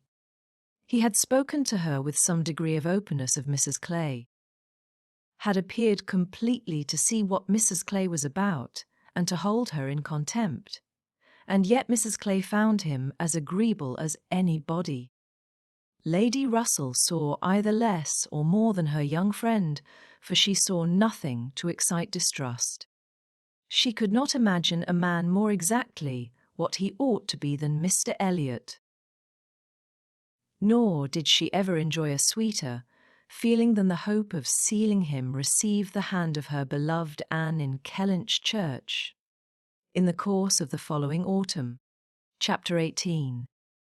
It was the beginning of February, and Anne, having been a month in Bath, was growing very eager for news from Uppercross and Lyme. She wanted to hear much more than Mary had communicated. It was 3 weeks since she had heard at all. She only knew that Henrietta was at home again, and that Louisa, though considered to be recovering fast, was still in Lyme, and she was thinking of them all very intently one evening, when a thicker letter than usual from Mary was delivered to her, and, to quicken the pleasure and surprise, with Admiral and Mrs. Croft's compliments. "The Crofts must be in Bath!" A circumstance to interest her. They were people whom her heart turned to very naturally. "What is this?" cried Sir Walter. "The Crofts have arrived in Bath. The Crofts who rent Kellynch. What have they brought you?" "A letter from Uppercross Cottage, sir." "Oh, those letters are convenient passports. They secure an introduction. I should have visited Admiral Croft, however, at any rate. I know what is due to my tenant." Anne could listen no longer. She could not even have told how the poor Admiral's complexion escaped. Her letter engrossed her. It had been begun several days back. February 1st. "My dear Anne, I make no apology for my silence, because I know how little people think of letters in such a place as Bath. You must be a great deal too happy to care for Uppercross, which, as you well know, affords little to write about. We have had a very dull Christmas. Mr. and Mrs. Musgrove have not had one dinner party all the holidays. I do not reckon the Hayters as anybody. The holidays, however, are over at last. I believe no children ever had such long ones. I am sure I had not. The house was cleared yesterday, except of the little Harvilles. But you will be surprised to hear they have never gone home. Mrs. Harville must be an odd mother to part with them so long. I do not understand it. They are not at all nice children, in my opinion, but Mrs. Musgrove seems to like them quite as well, if not better, than her grandchildren. What dreadful weather we have had! It may not be felt in Bath, with your nice pavements, but in the country it is of some consequence. I have not had a creature call on me since the second week in January, except Charles Hayter, who had been calling much oftener than was welcome. Between ourselves, I think it a great pity Henrietta did not remain at Lyme as long as Louisa. It would have kept her a little out of his way. The carriage is gone today, to bring Louisa and the Harvilles tomorrow. We are not asked to dine with them, however, till the day after. Mrs. Musgrove is so afraid of her being fatigued by the journey, which is not very likely, considering the care that will be taken of her. And it would be much more convenient to me to dine there tomorrow. I am glad you find Mr. Elliot so agreeable, and wish I could be acquainted with him too. But I have my usual luck. I am always out of the way when anything desirable is going on, always the last of my family to be noticed. What an immense time Mrs. Clay has been staying with Elizabeth! Does she never mean to go away? But perhaps if she were to leave the room vacant, we might not be invited. Let me know what you think of this. I do not expect my children to be asked, you know. I can leave them at the great house very well, for a month or 6 weeks. I have this moment heard that the Crofts are going to Bath almost immediately. They think the Admiral Gooty. Charles heard it quite by chance. They have not had the civility to give me any notice, or of offering to take anything. I do not think they improve at all as neighbours. We see nothing of them, and this is really an instance of gross inattention. Charles joins me in love and everything proper. Yours affectionately, Mary M. I am sorry to say that I am very far from well, and Jemima has just told me that the butcher says there is a bad sore throat very much about. I dare say I shall catch it, and my sore throats, you know, are always worse than anybody's. So ended the first part, which had been afterwards put into an envelope, containing nearly as much more. I kept my letter open, that I might send you word how Louisa bore her journey, and now I am extremely glad I did, having a great deal to add. In the first place, I had a note from Mrs. Croft yesterday, offering to convey anything to you, a very kind, friendly note indeed. Addressed to me, just as it ought, I shall therefore be able to make my letter as long as I like. The Admiral does not seem very ill, and I sincerely hope Bath will do him all the good he wants. I shall be truly glad to have them back again. Our neighbourhood cannot spare such a pleasant family. But now for Louisa. I have something to communicate that will astonish you not a little.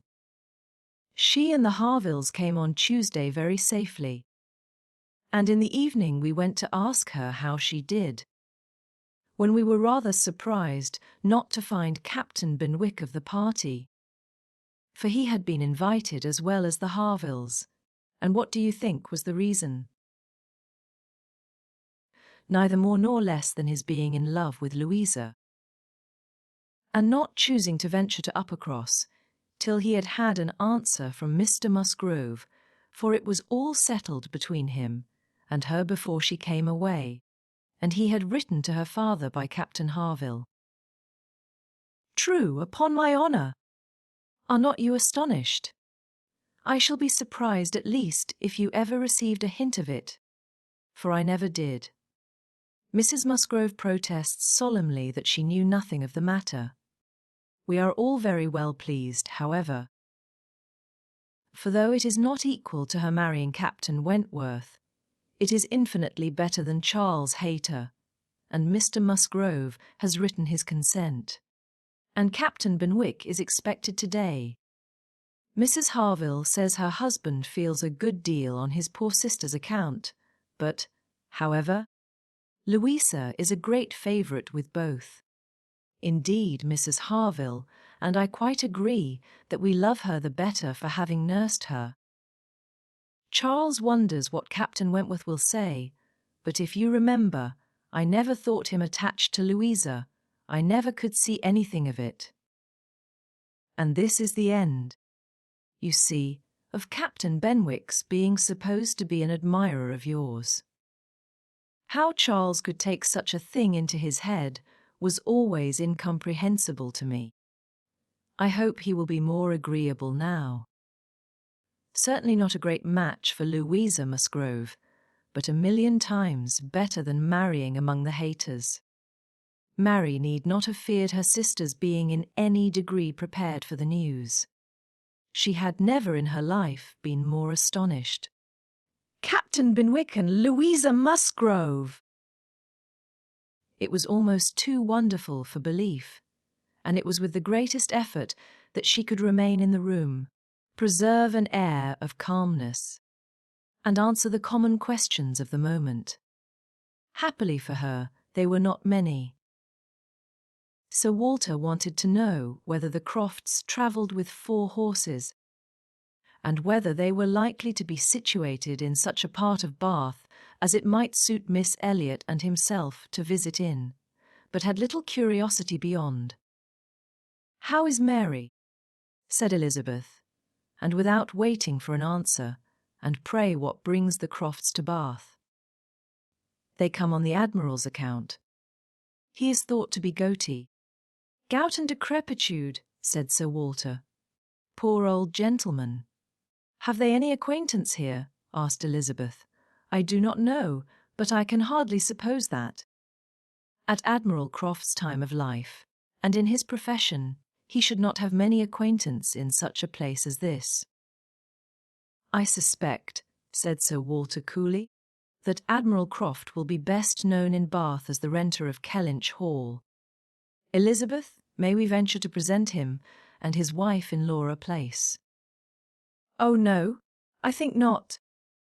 "Situated as we are with Lady Dalrymple, cousins, we ought to be very careful not to embarrass her with acquaintance she might not approve.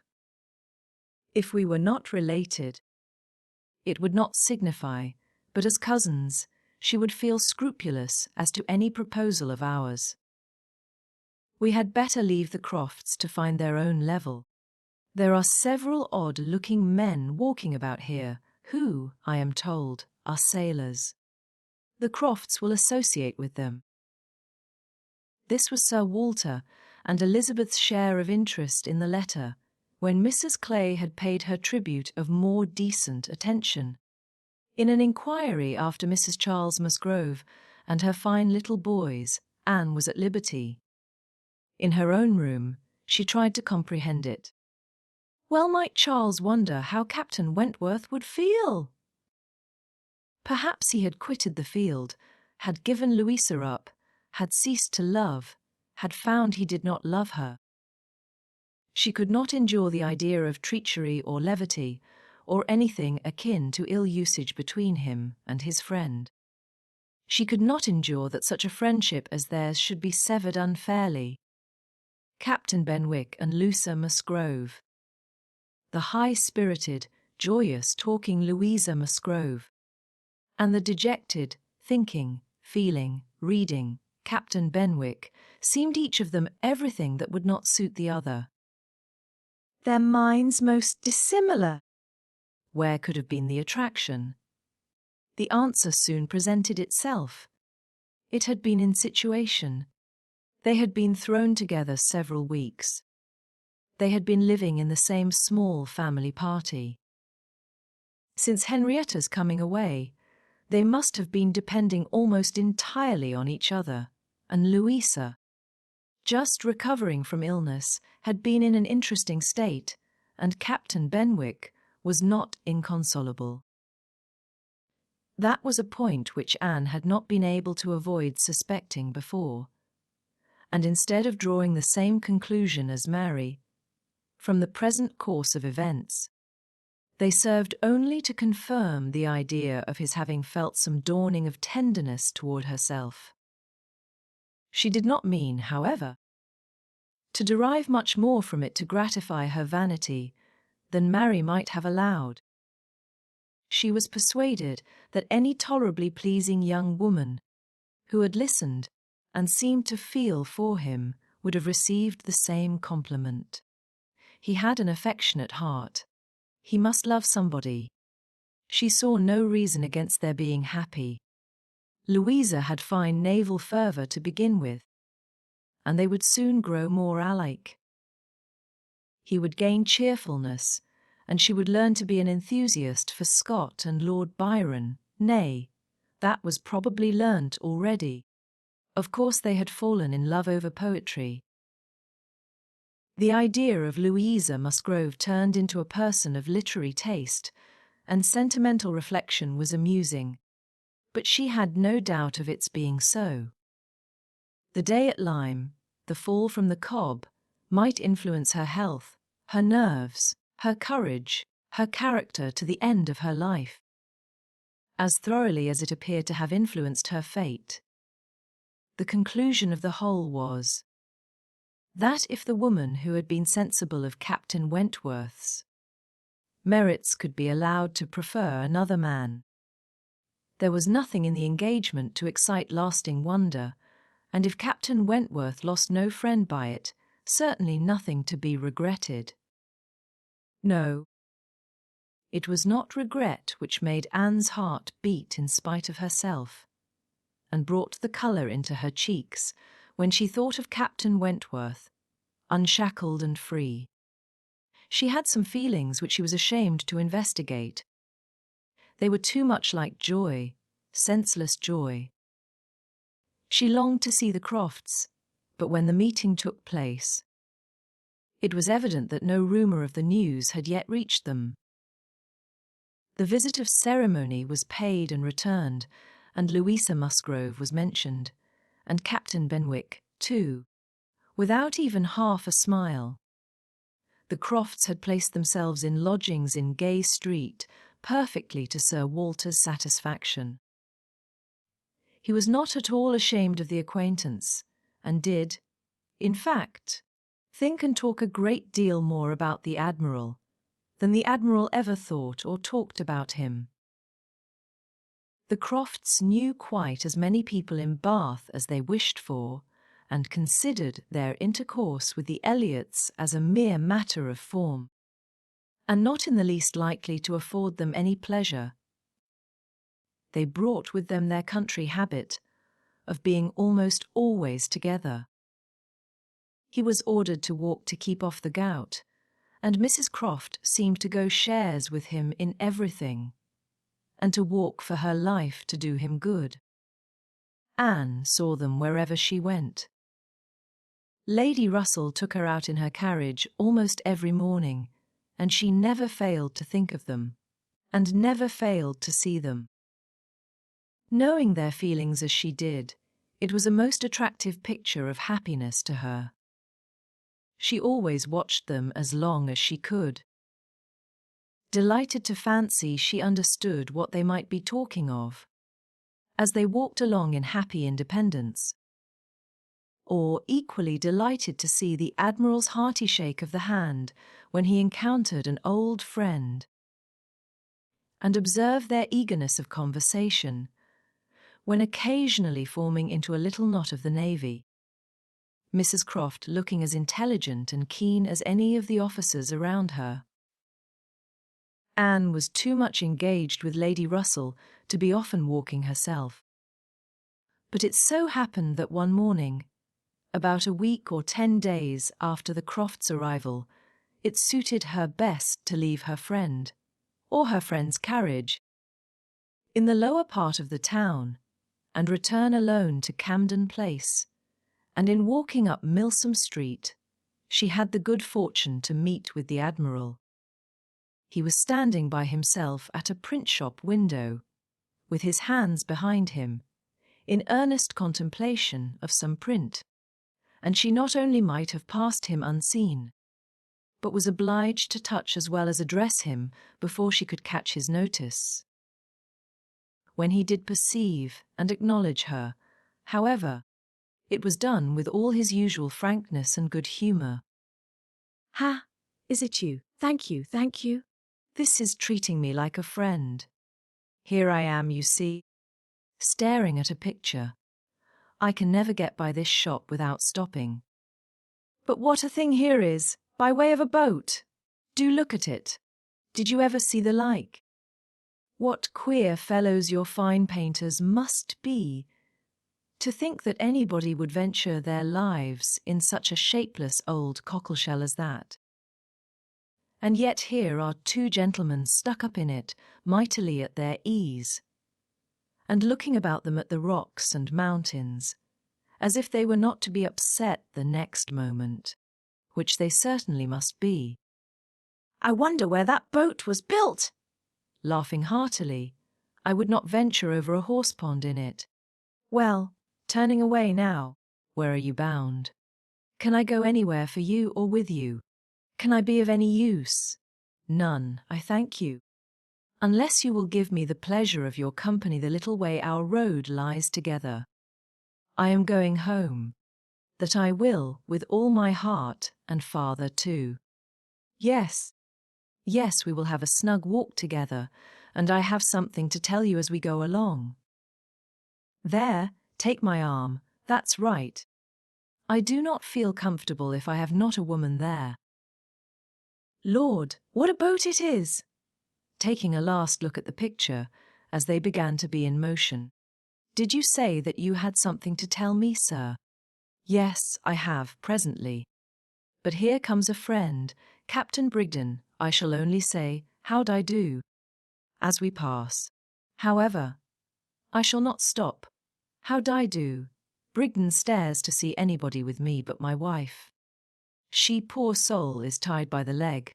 She has a blister on one of her heels, as large as a 3-shilling piece. If you look across the street, you will see Admiral Brand coming down and his brother.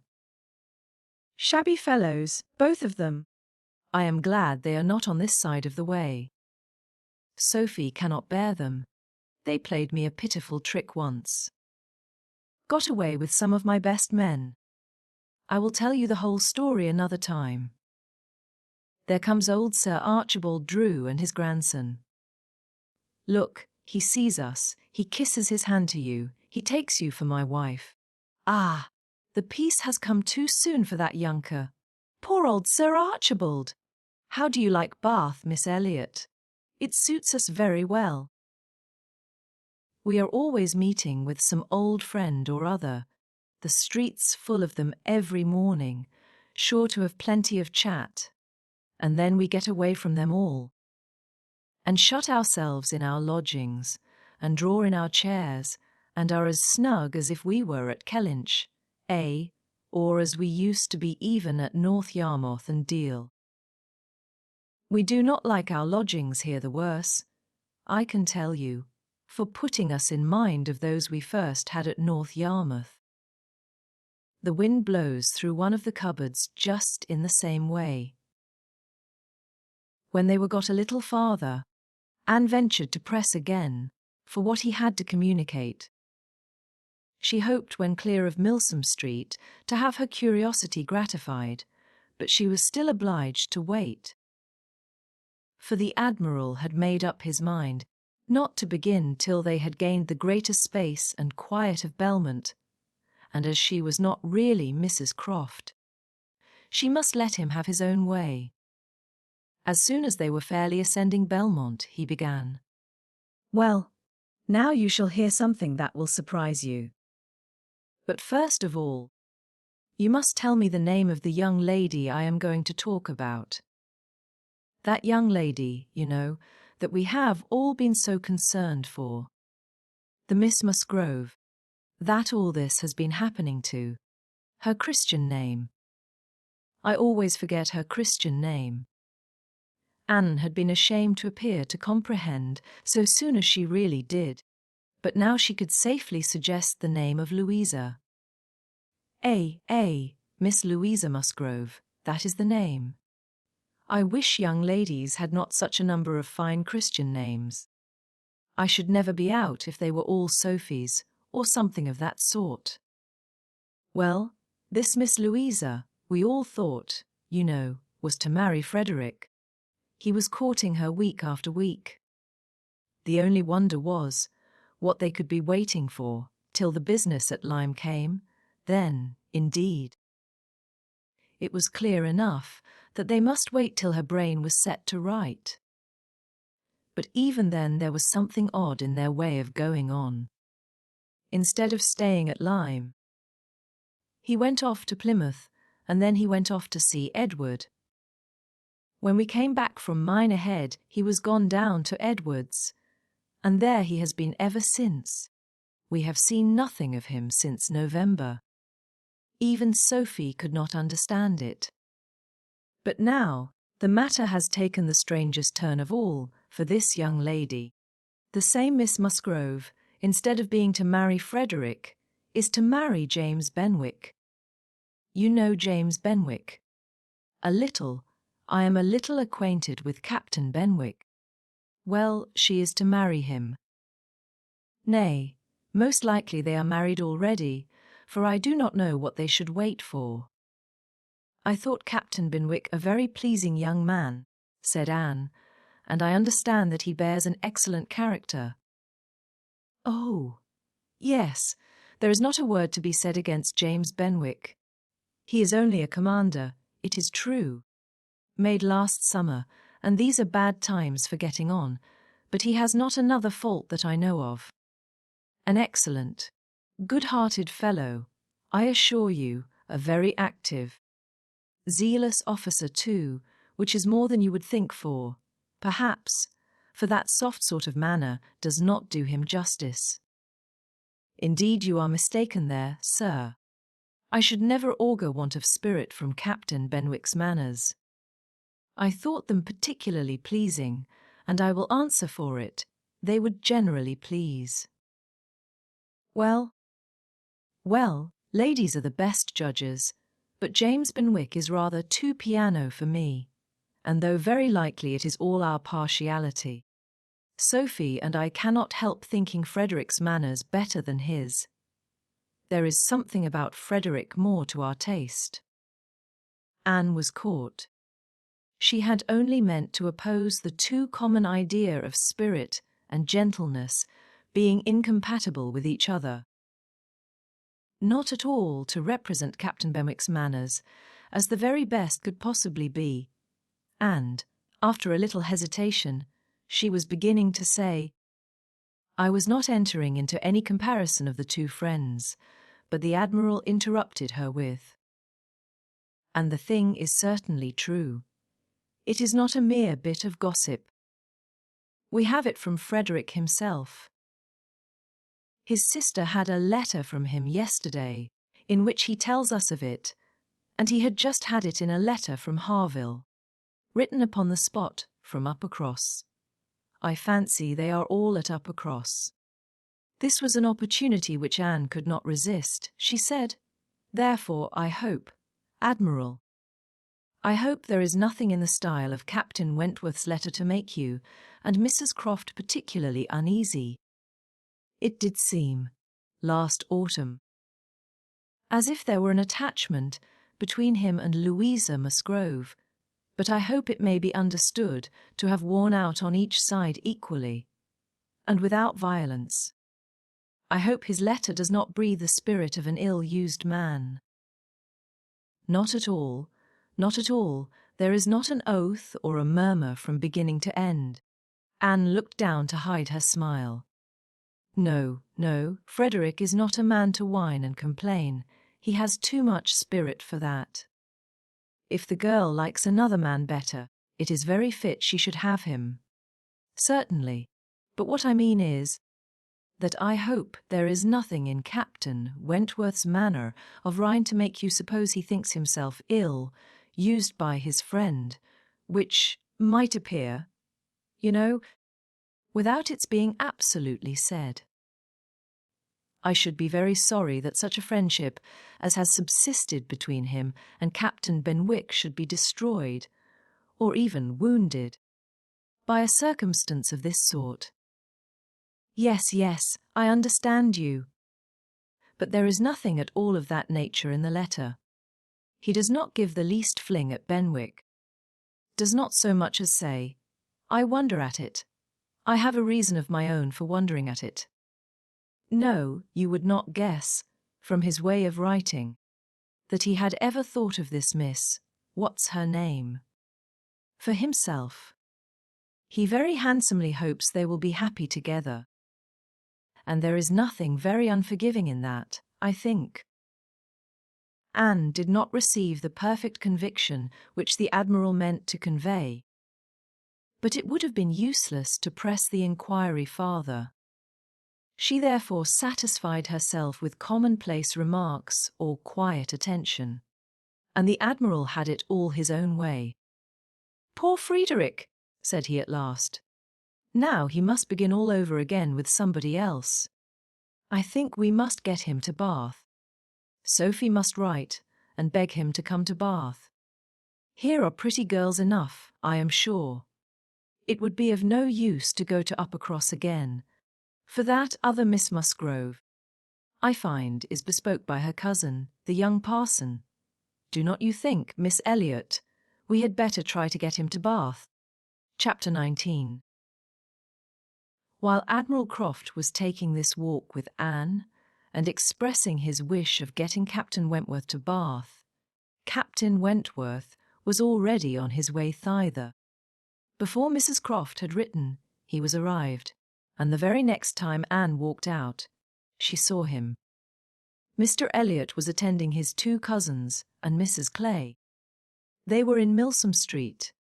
It began to rain, not much, but enough to make shelter desirable for women, and quite enough to make it very desirable for Miss Elliot to have the advantage of being conveyed home in Lady Dalrymple's carriage, which was seen waiting at a little distance. She, Anne, and Mrs. Clay, therefore, turned into Mollen's, while Mr. Elliot stepped to Lady Dalrymple to request her assistance. He soon joined them again, successful, of course.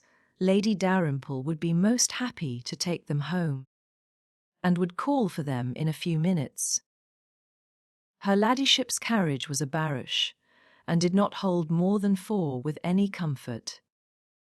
Miss Carteret was with her mother.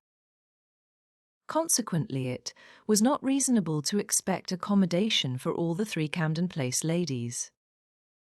There could be no doubt as to Miss Elliot. Whoever suffered inconvenience, she must suffer none, but it occupied a little time to settle the point of civility between the other 2. The rain was a mere trifle, and Anne was most sincere in preferring a walk with Mr. Elliot. But the rain was also a mere trifle to Mrs. Clay. She would hardly allow it even to drop at all. And her boots were so thick, much thicker than Miss Anne's, and, in short, her civility rendered her quite as anxious to be left to walk with Mr. Elliot as Anne could be. And it was discussed between them with a generosity so polite and so determined that the others were obliged to settle it for them, Miss Elliot maintaining that Mrs. Clay had a little cold already, and Mr. Elliot deciding on appeal that his cousin Anne's boots were rather the thickest. It was fixed accordingly that Mrs. Clay should be of the party in the carriage, and they had just reached this point when Anne, as she sat near the window, descried, most decidedly and distinctly, Captain Wentworth walking down the street. Her start was perceptible only to herself, but she instantly felt that she was the greatest simpleton in the world, the most unaccountable and absurd. For a few minutes she saw nothing before her. It was all confusion. She was lost, and when she had scolded back her senses, she found the others still waiting for the carriage, and Mr. Elliot, always obliging, just setting off for Union Street on a commission of Mrs. Clay's. She now felt a great inclination to go to the outer door. She wanted to see if it rained. Why was she to suspect herself of another motive? Captain Wentworth must be out of sight. She left her seat. She would go. One half of her should not be always so much wiser than the other half, or always suspecting the other of being worse than it was. She would see if it rained. She was sent back, however, in a moment by the entrance of Captain Wentworth himself, among a party of gentlemen and ladies, evidently his acquaintance, and whom he must have joined a little below Milsom Street. He was more obviously struck and confused by the sight of her than she had ever observed before. He looked quite red. For the first time, since their renewed acquaintance, she felt that she was betraying the least sensibility of the two. She had the advantage of him in the preparation of the last few moments. All the overpowering, blinding, bewildering first effects of strong surprise were over with her. Still, however, she had enough to feel. It was agitation, pain, pleasure, a something between delight and misery. He spoke to her and then turned away. The character of his manner was embarrassment. She could not have called it either cold or friendly, or anything so certainly as embarrassed. After a short interval, however, he came towards her and spoke again. Mutual inquiries on common subjects passed. Neither of them, probably, much the wiser for what they heard, and Anne continuing fully sensible of his being less at ease than formerly. They had, by dint of being so very much together, got to speak to each other with a considerable portion of apparent indifference and calmness. But he could not do it now. Time had changed him, or Louisa had changed him. There was consciousness of some sort or other. He looked very well, not as if he had been suffering in health or spirits, and he talked of Uppercross, of the Musgroveser, nay, even of Louisa, and had even a momentary look of his own arch significance as he named her. But yet it was Captain Wentworth not comfortable, not easy, not able to feign that he was. It did not surprise, but it grieved Anne to observe that Elizabeth would not know him. She saw that he saw Elizabeth, that Elizabeth saw him, that there was complete internal recognition on each side. She was convinced that he was ready to be acknowledged as an acquaintance, expecting it, and she had the pain of seeing her sister turn away with unalterable coldness. Lady Dalrymple's carriage, for which Miss Elliot was growing very impatient, now drew up. The servant came in to announce it. It was beginning to rain again, and altogether there was a delay, and a bustle, and a talking, which must make all the little crowd in the shop understand that Lady Dalrymple was calling to convey Miss Elliot. At last Miss Elliot and her friend, unattended but by the servant, for there was no cousin returned, were walking off, and Captain Wentworth, watching them, turned again to Anne, and by manner, rather than words, was offering his services to her. "I am much obliged to you," was her answer, "but I am not going with them. The carriage would not accommodate so many. I walk. I prefer walking. But it rains." "Oh, very little, nothing that I regard." After a moment's pause he said, "Though I came only yesterday, I have equipped myself properly for Bath already. You see," pointing to a new umbrella. "I wish you would make use of it. If you are determined to walk, though I think it would be more prudent to let me get you a chair." She was very much obliged to him, but declined it all, repeating her conviction that the rain would come to nothing at present, and adding, "I am only waiting for Mr. Elliot. He will be here in a moment, I am sure." She had hardly spoken the words when Mr. Elliot walked in. Captain Wentworth recollected him perfectly.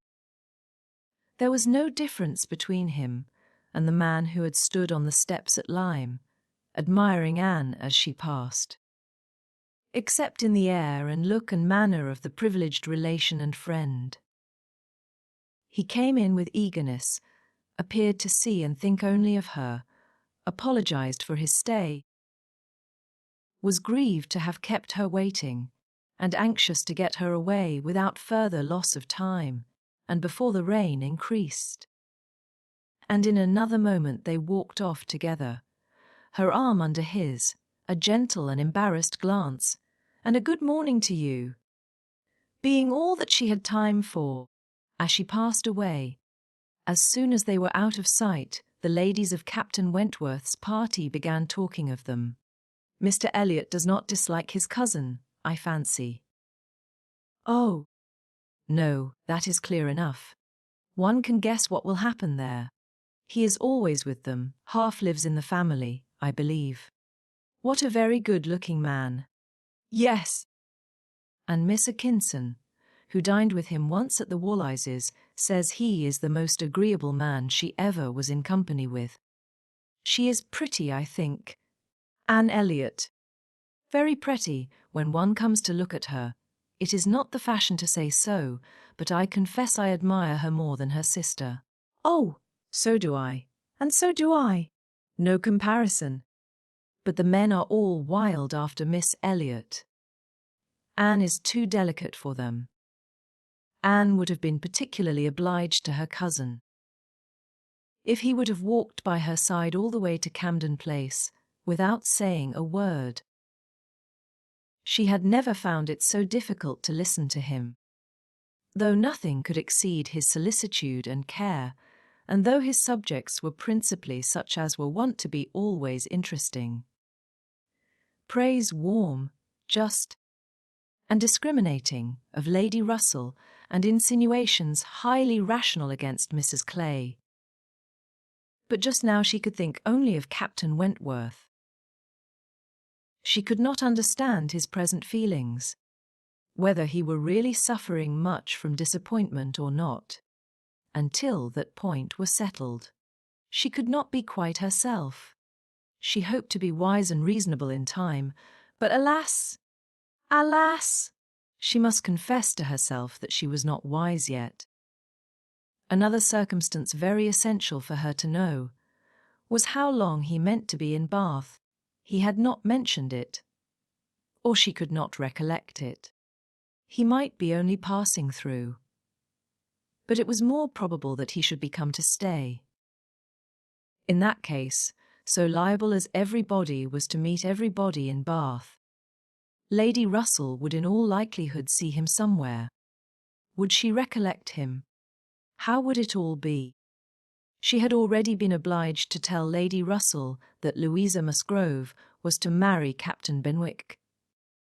It had cost her something to encounter Lady Russell's surprise.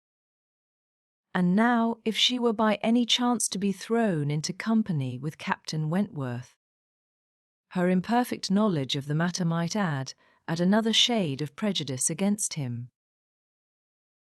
The following morning Anne was out with her friend, and for the first hour, in an incessant and fearful sort of watch for him in vain, but at last, in returning down Pulteney Street, she distinguished him on the right-hand pavement, at such a distance as to have him in view the greater part of the street.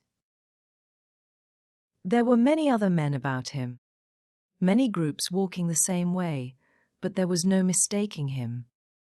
She looked instinctively at Lady Russell, but not from any mad idea of her recognizing him so soon as she did herself. No. It was not to be supposed that Lady Russell would perceive him till they were nearly opposite.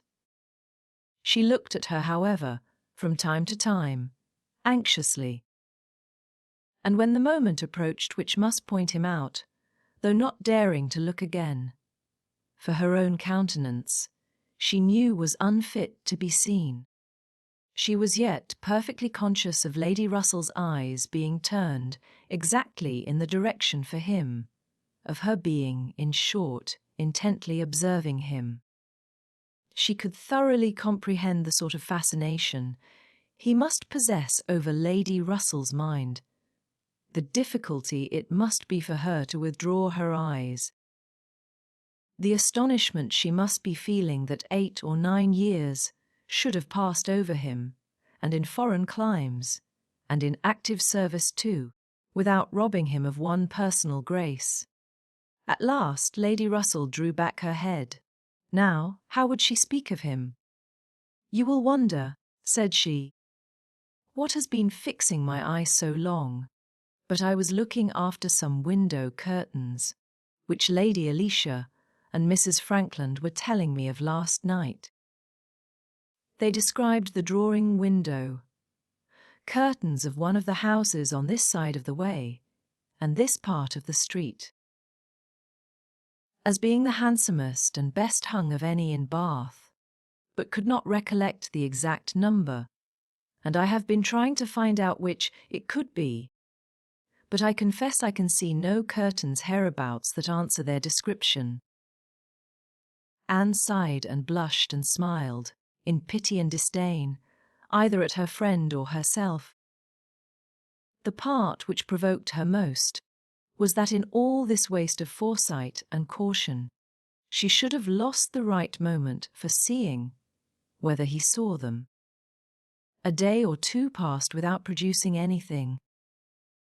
The theatre or the rooms where he was most likely to be were not fashionable enough for the Elliots, whose evening amusements were solely in the elegant stupidity of private parties, in which they were getting more and more engaged, and Anne, wearied of such a state of stagnation, sick of knowing nothing, and fancying herself stronger because her strength was not tried, was quite impatient for the concert evening. It was a concert for the benefit of a person patronized by Lady Dalrymple. Of course they must attend. It was really expected to be a good one, and Captain Wentworth was very fond of music. If she could only have a few minutes' conversation with him again, she fancied she should be satisfied, and as to the power of addressing him, she felt all over courage if the opportunity occurred. Elizabeth had turned from him. Lady Russell overlooked him. Her nerves were strengthened by these circumstances. She felt that she owed him attention. She had once partly promised Mrs. Smith to spend the evening with her, but in a short, hurried call she excused herself and put it off, with the more decided promise of a longer visit on the morrow. Mrs. Smith gave a most good-humoured acquiescence. "By all means," said she, "only tell me all about it. When you do come. Who is your party?" Anne named them all. Mrs. Smith made no reply, but when she was leaving her said, and with an expression half serious, half arch, "Well, I heartily wish your concert may answer, and do not fail me tomorrow if you can come, for I begin to have a foreboding that I may not have many more visits from you." Anne was startled and confused, but after standing in a moment's suspense, was obliged, and not sorry to be obliged, to hurry away. Chapter 20. Sir Walter, his 2 daughters and Mrs. Clay were the earliest of all their party at the rooms in the evening, and as Lady Dalrymple must be waited for, they took their station by one of the fires in the octagon room. But hardly were they so settled, when the door opened again, and Captain Wentworth walked in alone. Anne was the nearest to him, and making yet a little advance, she instantly spoke. He was preparing only to bow and pass on, But her gentle "how do you do" brought him out of the straight line to stand near her and make inquiries in return, in spite of the formidable father and sister in the background. Their being in the background was a support to Anne. She knew nothing of their looks, and felt equal to everything which she believed right to be done.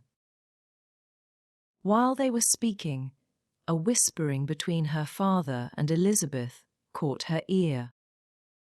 She could not distinguish, but she must guess the subject, and on Captain Wentworth's making a distant bow. She comprehended that her father had judged so well as to give him that simple acknowledgment of acquaintance, and she was just in time by a side glance to see a slight curtsy from Elizabeth herself.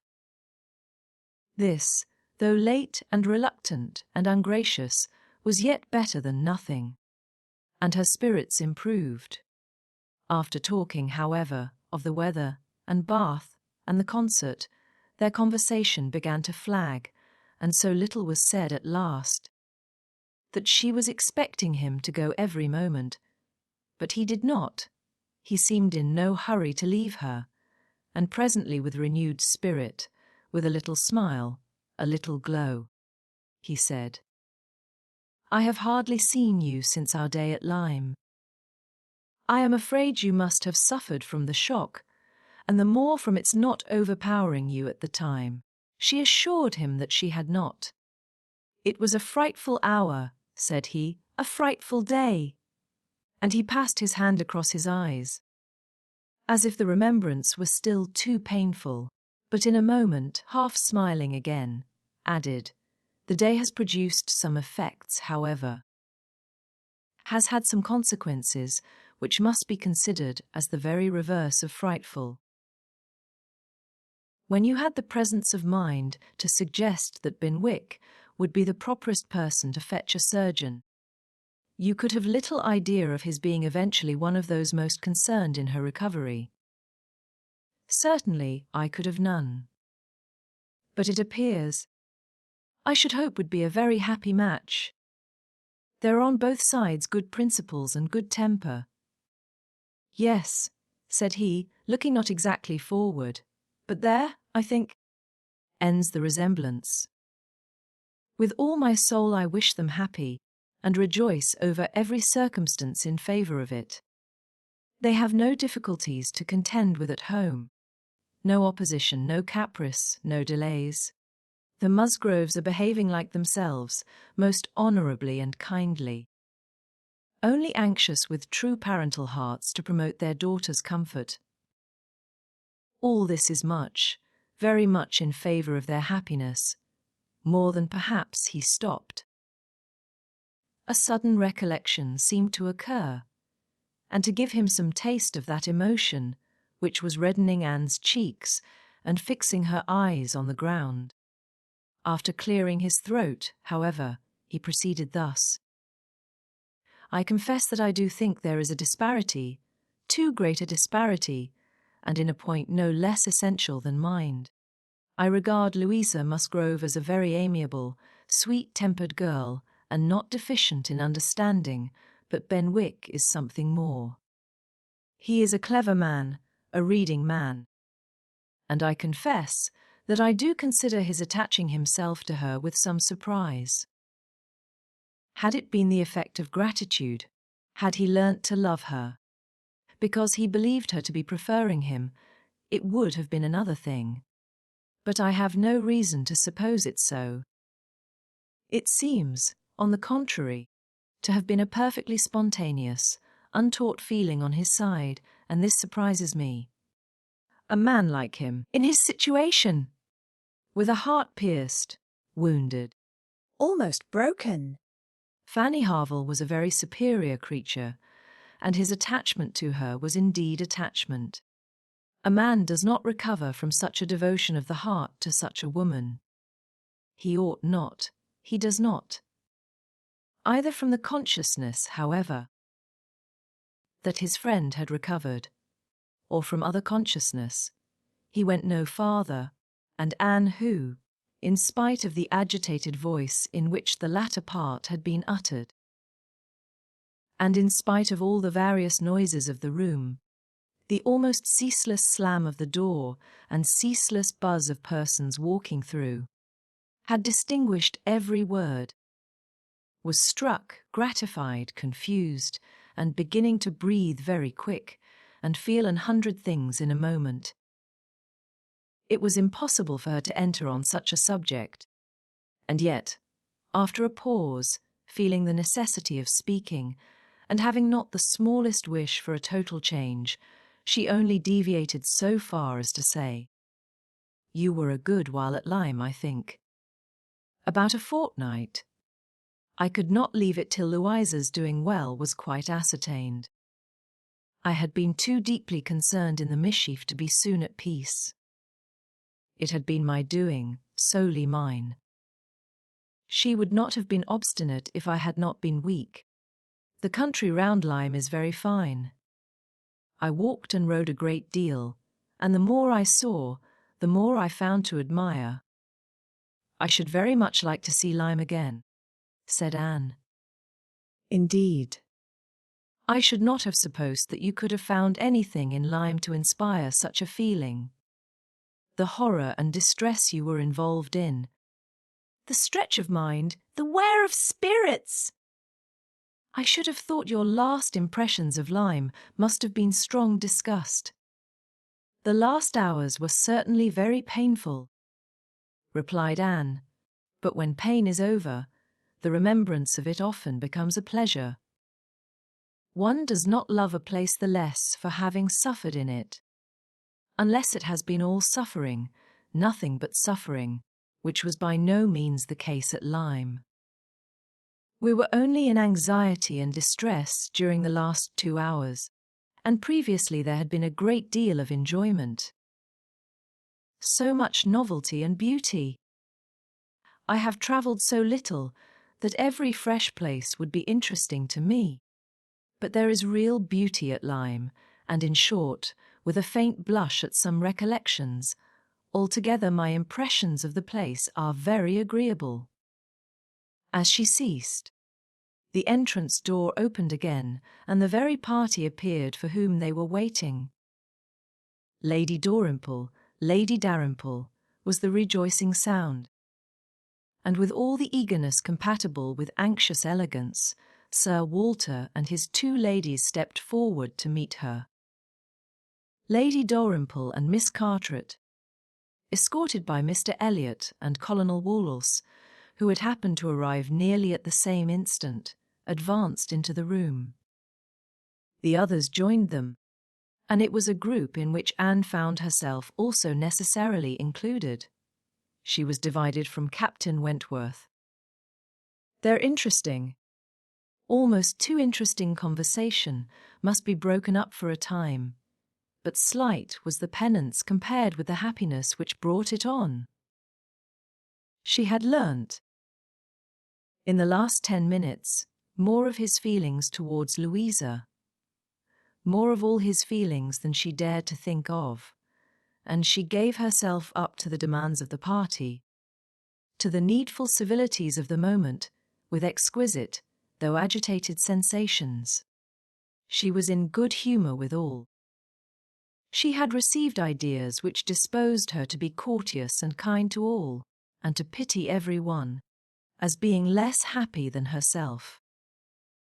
The delightful emotions were a little subdued, when on stepping back from the group, to be joined again by Captain Wentworth, she saw that he was gone. She was just in time to see him turn into the concert room.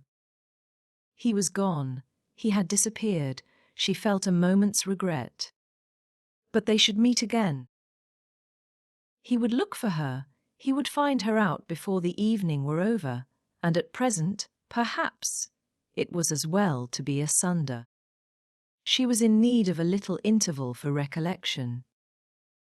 Upon Lady Russell's appearance soon afterwards, the whole party was collected, and all that remained was to marshal themselves, and proceed into the concert-room, and be of all the consequence in their power. draw as many eyes, excite as many whispers, and disturb as many people as they could. Very, very happy were both Elizabeth and Anne Elliot as they walked in.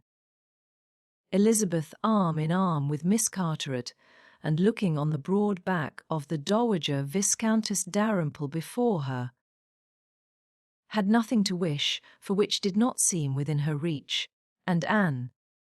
But it would be an insult to the nature of Anne's felicity to draw any comparison between it and her sister's, the origin of one all selfish vanity, of the other all generous attachment. Anne saw nothing, thought nothing of the brilliancy of the room. Her happiness was from within. Her eyes were bright and her cheeks glowed, but she knew nothing about it. She was thinking only of the last half hour, and as they passed to their seats, her mind took a hasty range over it. His choice of subjects, his expressions, and still more his manner and look, had been such as she could see in only one light. His opinion of Louisa Musgrove's inferiority, an opinion which he had seemed solicitous to give, his wonder at Captain Benwick, his feelings as to a first, strong attachment.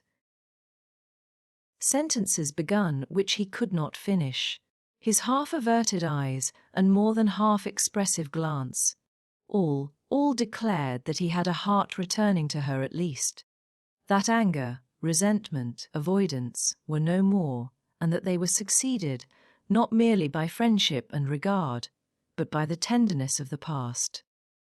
Yes, some share of the tenderness of the past. She could not contemplate the change as implying less. He must love her. These were thoughts, with their attendant visions, which occupied and flurried her too much to leave her any power of observation, and she passed along the room without having a glimpse of him, without even trying to discern him.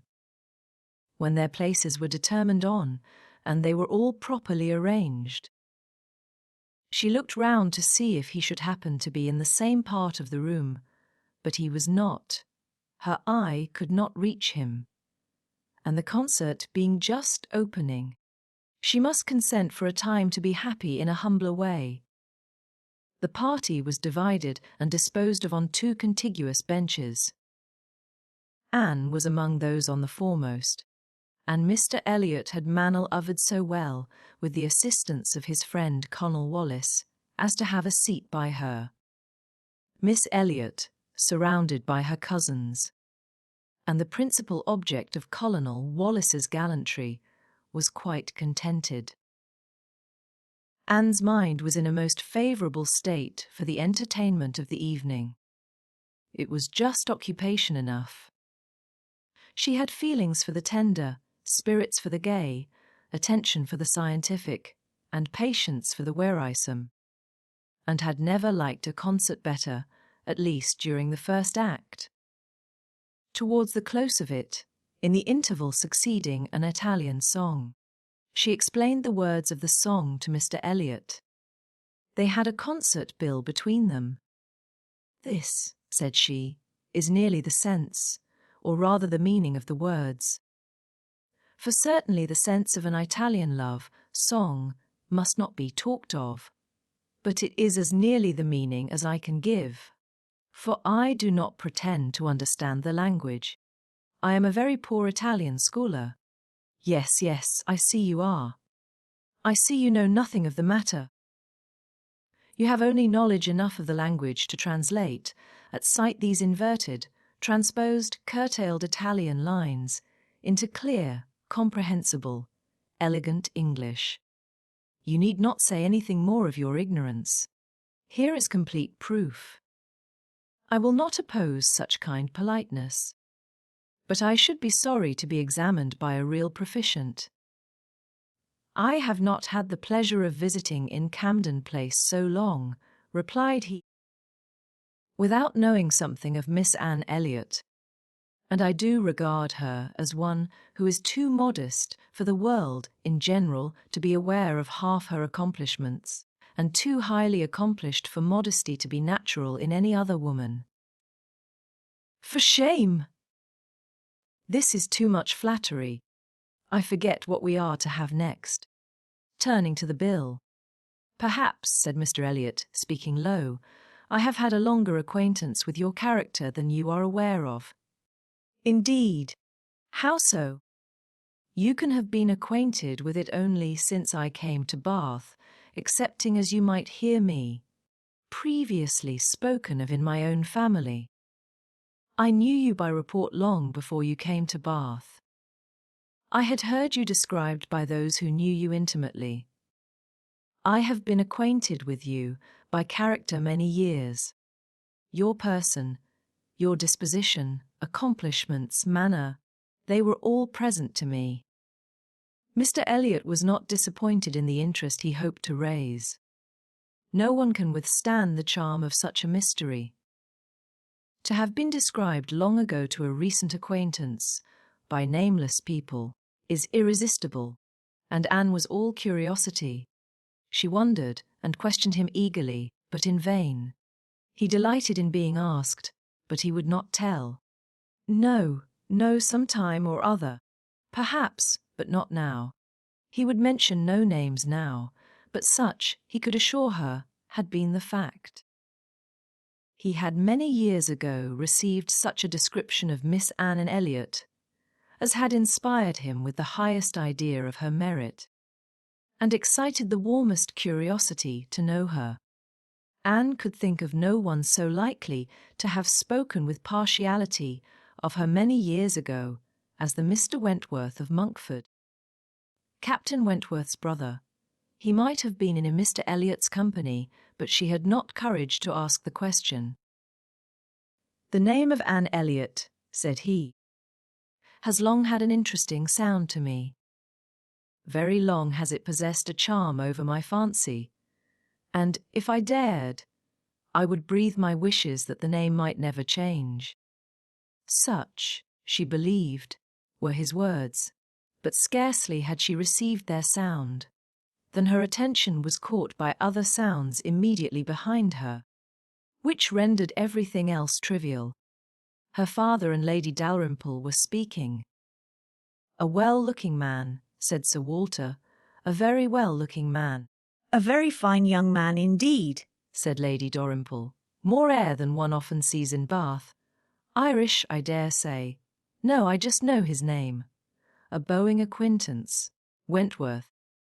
Captain Wentworth of the Navy. His sister married my tenant in Somersetshire, the Croft, who rents Kellynch. Before Sir Walter had reached this point, Anne's eyes had caught the right direction and distinguished Captain Wentworth standing among a cluster of men at a little distance. As her eyes fell on him, his seemed to be withdrawn from her. It had that appearance.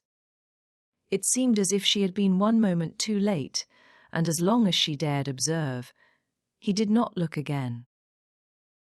But the performance was recommencing, and she was forced to seem to restore her attention to the orchestra and look straight forward. When she could give another glance, he had moved away. He could not have come nearer to her if he would, she was so surrounded and shut in. But she would rather have caught his eye.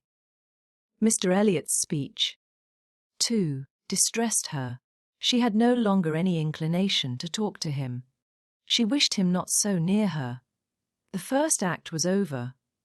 Now she hoped for some beneficial change. And, after a period of nothing saying amongst the party, some of them did decide on going in quest of tea.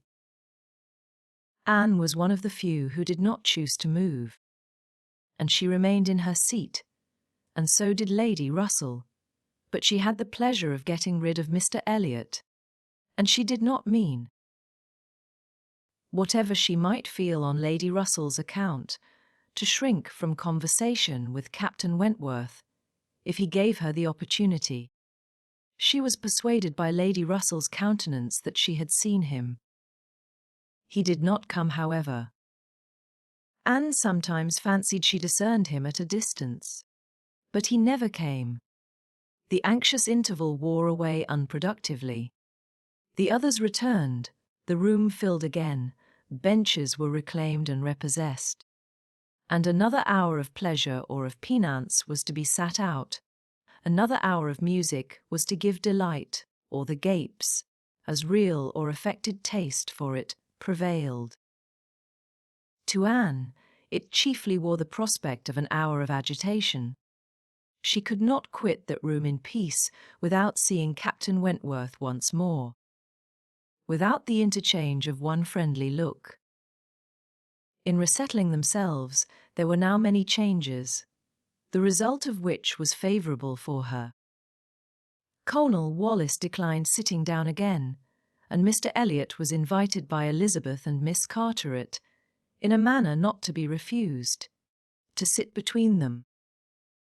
And by some other removals, and a little scheming of her own, Anne was enabled to place herself much nearer the end of the bench than she had been before, much more within reach of a passer-by. She could not do so without comparing herself with Miss Larolles, the inimitable Miss Larolles, but still she did it. And not with much happier effect, though by what seemed prosperity in the shape of an early abdication in her next neighbours. She found herself at the very end of the bench before the concert closed. Such was her situation, with a vacant space at hand, when Captain Wentworth was again in sight. She saw him not far off. He saw her too, yet he looked grave, and seemed irresolute, and only by very slow degrees came at last near enough to speak to her. She felt that something must be the matter. The change was indubitable. The difference between his present air and what it had been in the octagon room was strikingly great. Why was it? She thought of her father, of Lady Russell. Could there have been any unpleasant glances? He began by speaking of the concert gravely, more like the Captain Wentworth of Uppercross. Owned himself disappointed. Had expected singing, and in short, must confess that he should not be sorry when it was over. Anne replied, and spoke in defence of the performance so well, and yet in allowance for his feelings so pleasantly, that his countenance improved, and he replied again with almost a smile. They talked for a few minutes more. The improvement held. He even looked down towards the bench, as if he saw a place on it well worth occupying, when at that moment a touch on her shoulder obliged Anne to turn round. It came from Mr. Elliot. He begged her pardon, but she must be applied to explain Italian again. Miss Carteret was very anxious to have a general idea of what was next to be sung. Anne could not refuse. But never had she sacrificed to politeness with a more suffering spirit. A few minutes, though as few as possible, were inevitably consumed. And when her own mistress again, when able to turn and look as she had done before, she found herself accosted by Captain Wentworth, in a reserved yet hurried sort of farewell. He must wish her good night, he was going, he should get home as fast as he could. Is not this song worth staying for? Said Anne, suddenly struck by an idea which made her yet more anxious to be encouraging. No, he replied impressively, there is nothing worth my staying for. And he was gone directly. Jealousy of Mr. Elliot! It was the only intelligible motive. Captain Wentworth jealous of her affection. Could she have believed it a week ago, 3 hours ago? For a moment the gratification was exquisite. But alas! There were very different thoughts to succeed. How was such jealousy to be quieted? How was the truth to reach him? How, in all the peculiar disadvantages of their respective situations, would he ever learn of her real sentiments? It was misery to think of Mr. Elliot's attentions. Their evil was incalculable. Chapter 21. Anne recollected with pleasure the next morning her promise of going to Mrs. Smith, meaning that it should engage from home at the time when Mr. Elliot would be most likely to call, for to avoid Mr. Elliot was almost a first object. She felt a great deal of goodwill towards him. In spite of the mischief of his attentions, she owed him gratitude and regard, perhaps compassion. She could not help thinking much of the extraordinary circumstances attending their acquaintance, of the right which he seemed to have to interest her, by everything in situation, by his own sentiments, by his early prepossession. It was altogether very extraordinary, flattering, but painful. There was much to regret. How she might have felt had there been no Captain Wentworth in the case was not worth inquiry, for there was a Captain Wentworth, and be the conclusion of the present suspense good or bad, her affection would be his for ever. Their union, she believed, could not divide her more from other men than their final separation. Prettier musings of high, wrought love and eternal constancy could never have passed along the streets of Bath than Anne was sporting with from Camden Place to Westgate Buildings. It was almost enough to spread purification and perfume all the way. She was sure of a pleasant reception, and her friend seemed, this morning particularly obliged to her for coming, seemed hardly to have expected her, though it had been an appointment. An account of the concert was immediately claimed, and Anne's recollections of the concert were quite happy enough to animate her features and make her rejoice to talk of it. All that she could tell she told most gladly. But the all was little for one who had been there, and unsatisfactory for such an inquirer as Mrs. Smith, who had already heard, through the short cut of a laundress and a water, rather more of the general success and produce of the evening than Anne could relate, and who now asked in vain for several particulars of the company. Everybody of any consequence or notoriety in Bath was well known by name to Mrs. Smith. The little Durans were there, I conclude, said she, with their mouths open to catch the music like unfledged sparrows ready to be fed. They never miss a concert. Yes. I did not see them myself, but I heard Mr. Elliot say they were in the room. The Ibbotsons, were they there? And the two new beauties, with the tall Irish officer, who is talked of for one of them? I do not know, I do not think they were. Old Lady Mary Maclean. I need not ask after her. She never misses, I know. And you must have seen her.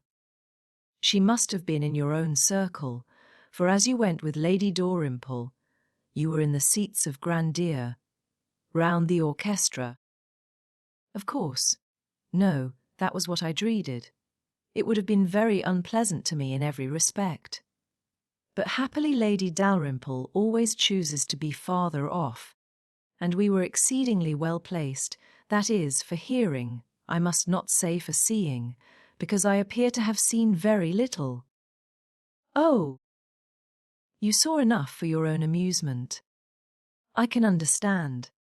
There is a sort of domestic enjoyment to be known even in a crowd, and this you had. You were a large party in yourselves, and you wanted nothing beyond. But I ought to have looked about me more, said Anne, conscious while she spoke that there had in fact been no want of looking about, that the object only had been deficient. No, no, you were better employed.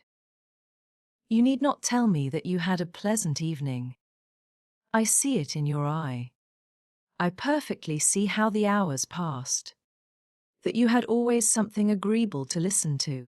In the intervals of the concert it was conversation. Anne half smiled and said, Do you see that in my eye?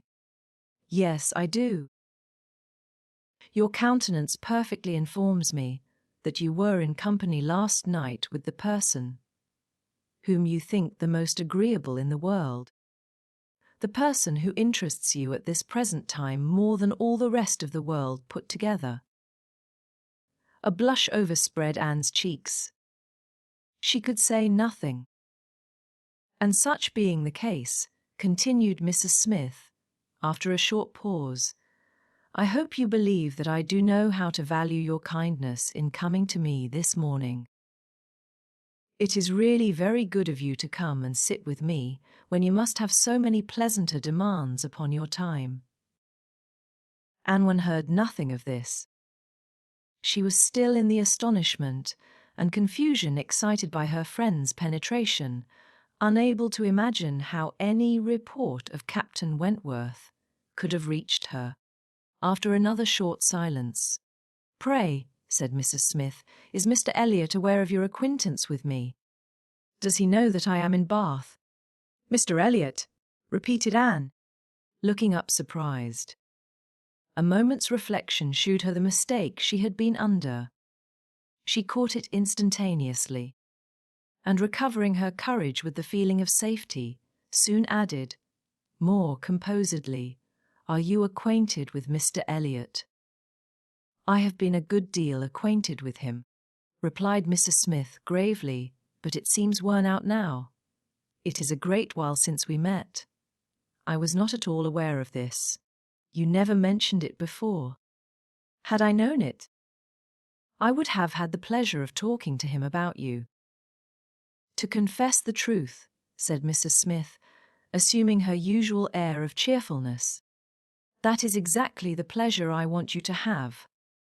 I want you to talk about me to Mr. Elliot. I want your interest with him. He can be of essential service to me. And if you would have the goodness, my dear Miss Elliot, to make it an object to yourself, of course it is done. I should be extremely happy. I hope you cannot doubt my willingness to be of even the slightest use to you," replied Anne. "But I suspect that you are considering me as having a higher claim on Mr. Elliot, a greater right to influence him, than is really the case. I am sure you have, somehow or other, imbibed such a notion. You must consider me only as Mr. Elliot's relation. If in that light there is anything which you suppose his cousin might fairly ask of him, I beg you would not hesitate to employ me." Mrs. Smith gave her a penetrating glance, and then, smiling, said, "I have been a little premature, I perceive. I beg your pardon. I ought to have waited for official information. But now, my dear Miss Elliot, as an old friend, do give me a hint as to when I may speak." "Next week. To be sure, by next week I may be allowed to think it all settled, and build my own selfish schemes on Mr. Elliot's good fortune." "No," replied Anne, "nor next week." "Nor next, nor next. I assure you that nothing of the sort you are thinking of will be settled any week. I am not going to marry Mr. Elliot. I should like to know why you imagine I am." Mrs. Smith looked at her again, looked earnestly, smiled, shook her head, and exclaimed, "Now, how I do wish I understood you! How I do wish I knew what you were at!" "I have a great idea that you do not design to be cruel when the right moment occurs." "Till it does come, you know." "We women never mean to have anybody. It is a thing of course among us that every man is refused till he offers. But why should you be cruel?" "Let me plead for my present friend. I cannot call him, but for my former friend. Where can you look for a more suitable match? Where could you expect a more gentlemanlike, agreeable man? Let me recommend Mr. Elliot. I am sure you hear nothing but good of him from Colonel Wallis, and who can know him better than Colonel Wallis?" "My dear Mrs. Smith, Mr. Elliot's wife has not been dead much above half a year. He ought not to be supposed to be paying his addresses to any one." "Oh, if these are your only objections," cried Mrs. Smith, archly, "Mr. Elliot is safe, and I shall give myself no more trouble about him. Do not forget me when you are married, that's all. Let him know me to be a friend of yours, and then he will think little of the trouble required, which it is very natural for him now, with so many affairs and engagements of his own, to avoid and get rid of as he can, very natural, perhaps. 99 out of 100 would do the same. Of course, he cannot be aware of the importance to me. Well, my dear Miss Elliot, I hope and trust you will be very happy. Mr. Elliot has sense to understand the value of such a woman. Your peace will not be shipwrecked as mine has been. You are safe in all worldly matters, and safe in his character. He will not be led astray, he will not be misled by others to his ruin. No, said Anne. I can readily believe all that of my cousin. He seems to have a calm, decided temper, not at all open to dangerous impressions. I consider him with great respect. I have no reason, from anything that has fallen within my observation, to do otherwise. But I have not known him long, and he is not a man, I think, to be known intimately soon. Will not this manner of speaking of him, Mrs. Smith, convince you that he is nothing to me? Surely this must be calm enough. And, upon my word, he is nothing to me. Should he ever propose to me, which I have very little reason to imagine he has any thought of doing, I shall not accept him. I assure you I shall not. I assure you. Mr. Elliot had not the share, which you have been supposing, in whatever pleasure the concert of last night might afford. Not Mr. Elliot. It is not Mr. Elliot that— She stopped, regretting with a deep blush that she had implied so much. But less would hardly have been sufficient. Mrs. Smith would hardly have believed so soon in Mr. Elliot's failure, but from the perception of there being a somebody else. As it was, she instantly submitted, and with all the semblance of seeing nothing beyond, and Anne, eager to escape farther notice, was impatient to know why Mrs. Smith should have fancied she was to marry Mr. Elliot, where she could have received the idea, or from whom she could have heard it. Do tell me how it first came into your head. It first came into my head, replied Mrs. Smith, upon finding how much you were together. Zephyros, and feeling it to be the most probable thing in the world to be wished for by everybody belonging to either of you. And you may depend upon it that all your acquaintance have disposed of you in the same way. But I never heard it spoken of till 2 days ago. And has it indeed been spoken of?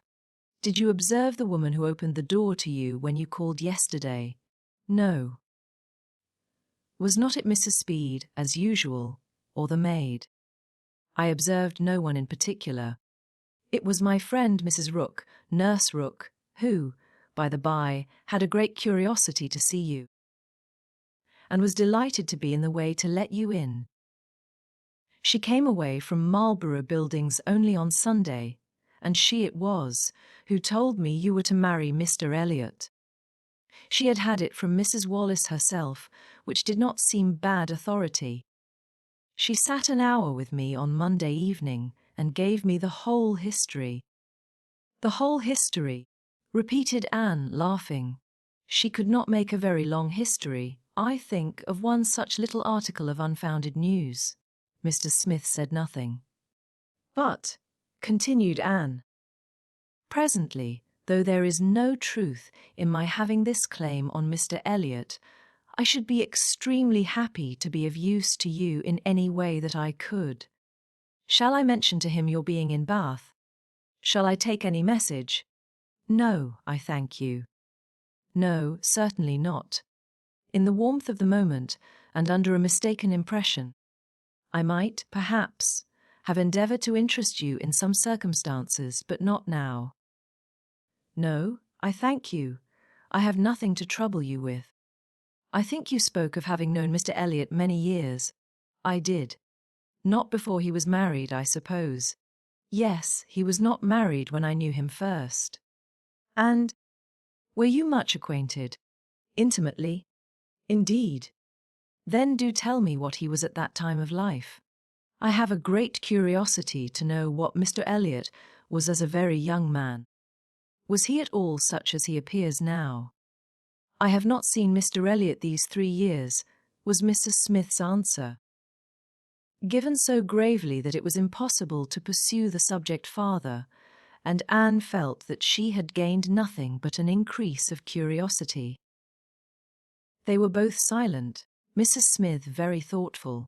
At last, "I beg your pardon, my dear Miss Elliot," she cried, in her natural tone of cordiality.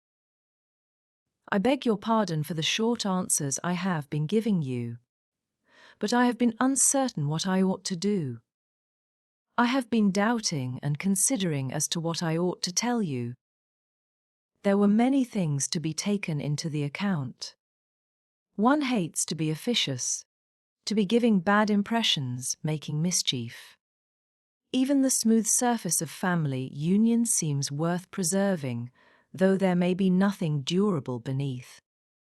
However, I have determined, I think I am right, I think you ought to be made acquainted with Mr. Elliot's real character. Though I fully believe that, at present, you have not the smallest intention of accepting him, there is no saying what may happen. You might, some time or other, be differently affected towards him. Hear the truth, therefore, now, while you are unprejudiced.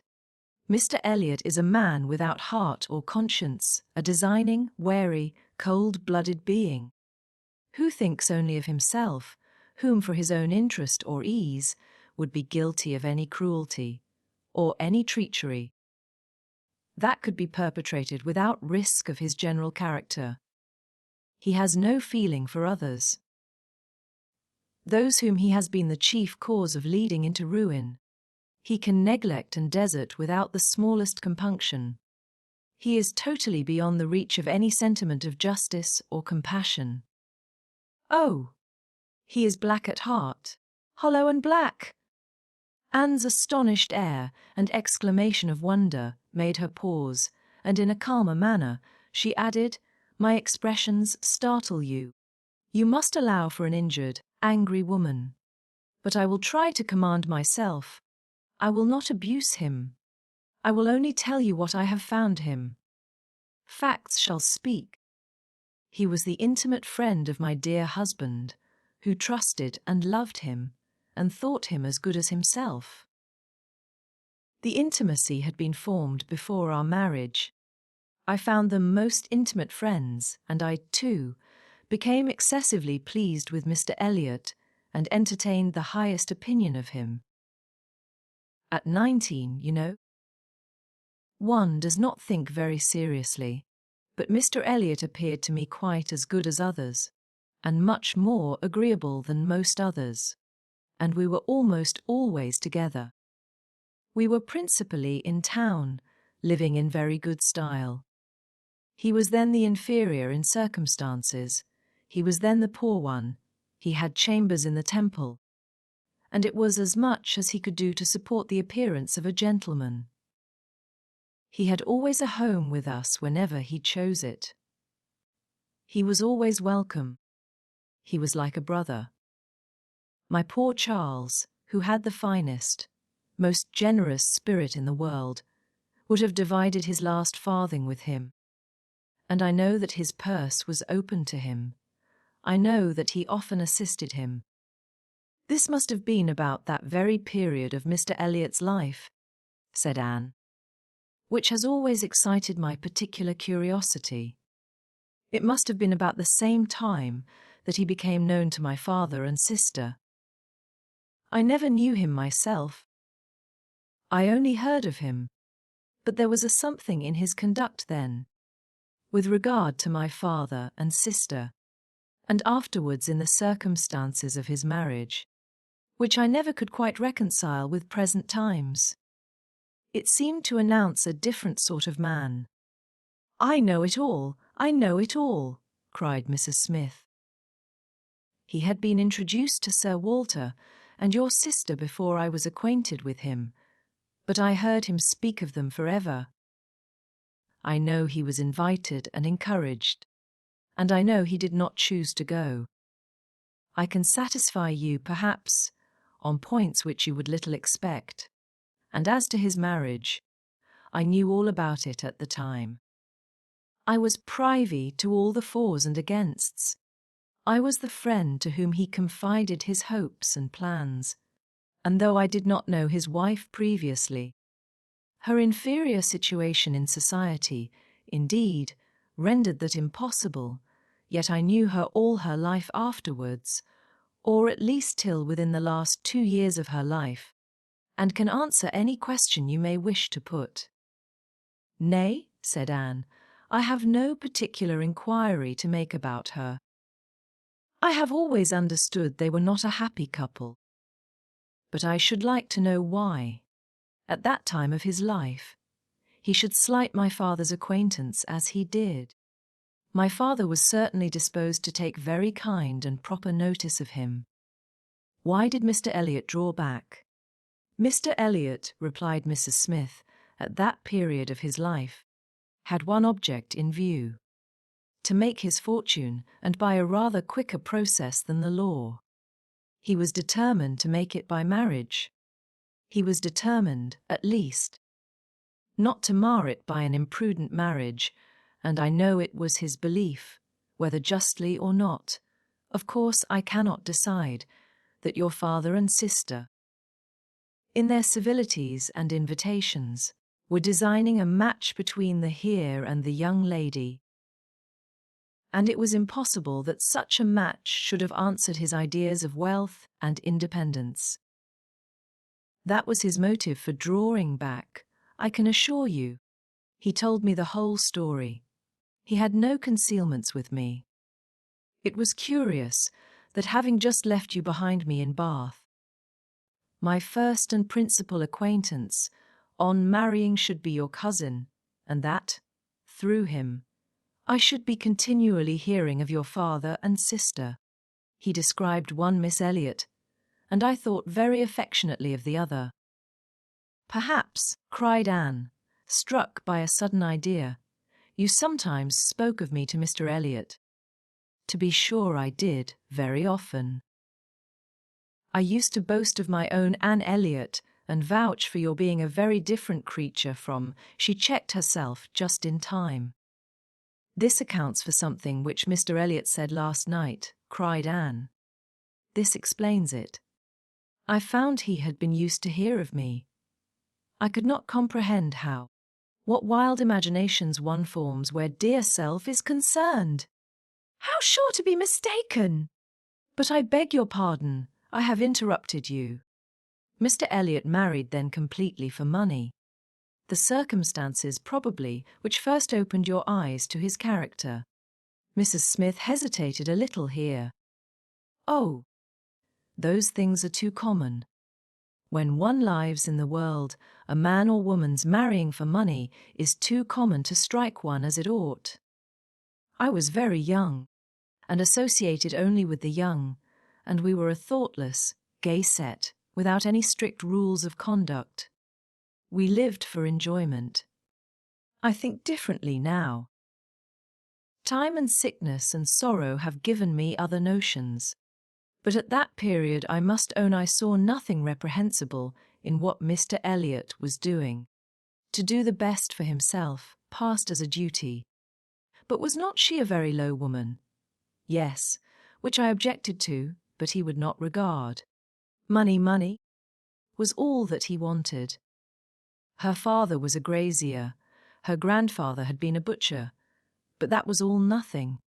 She was a fine woman, had had a decent education, was brought forward by some cousins, thrown by chance into Mr. Elliot's company, and fell in love with him, and not a difficulty or a scruple was there on his side. With respect to her birth, all his caution was spent in being secured of the real amount of her fortune, before he committed himself.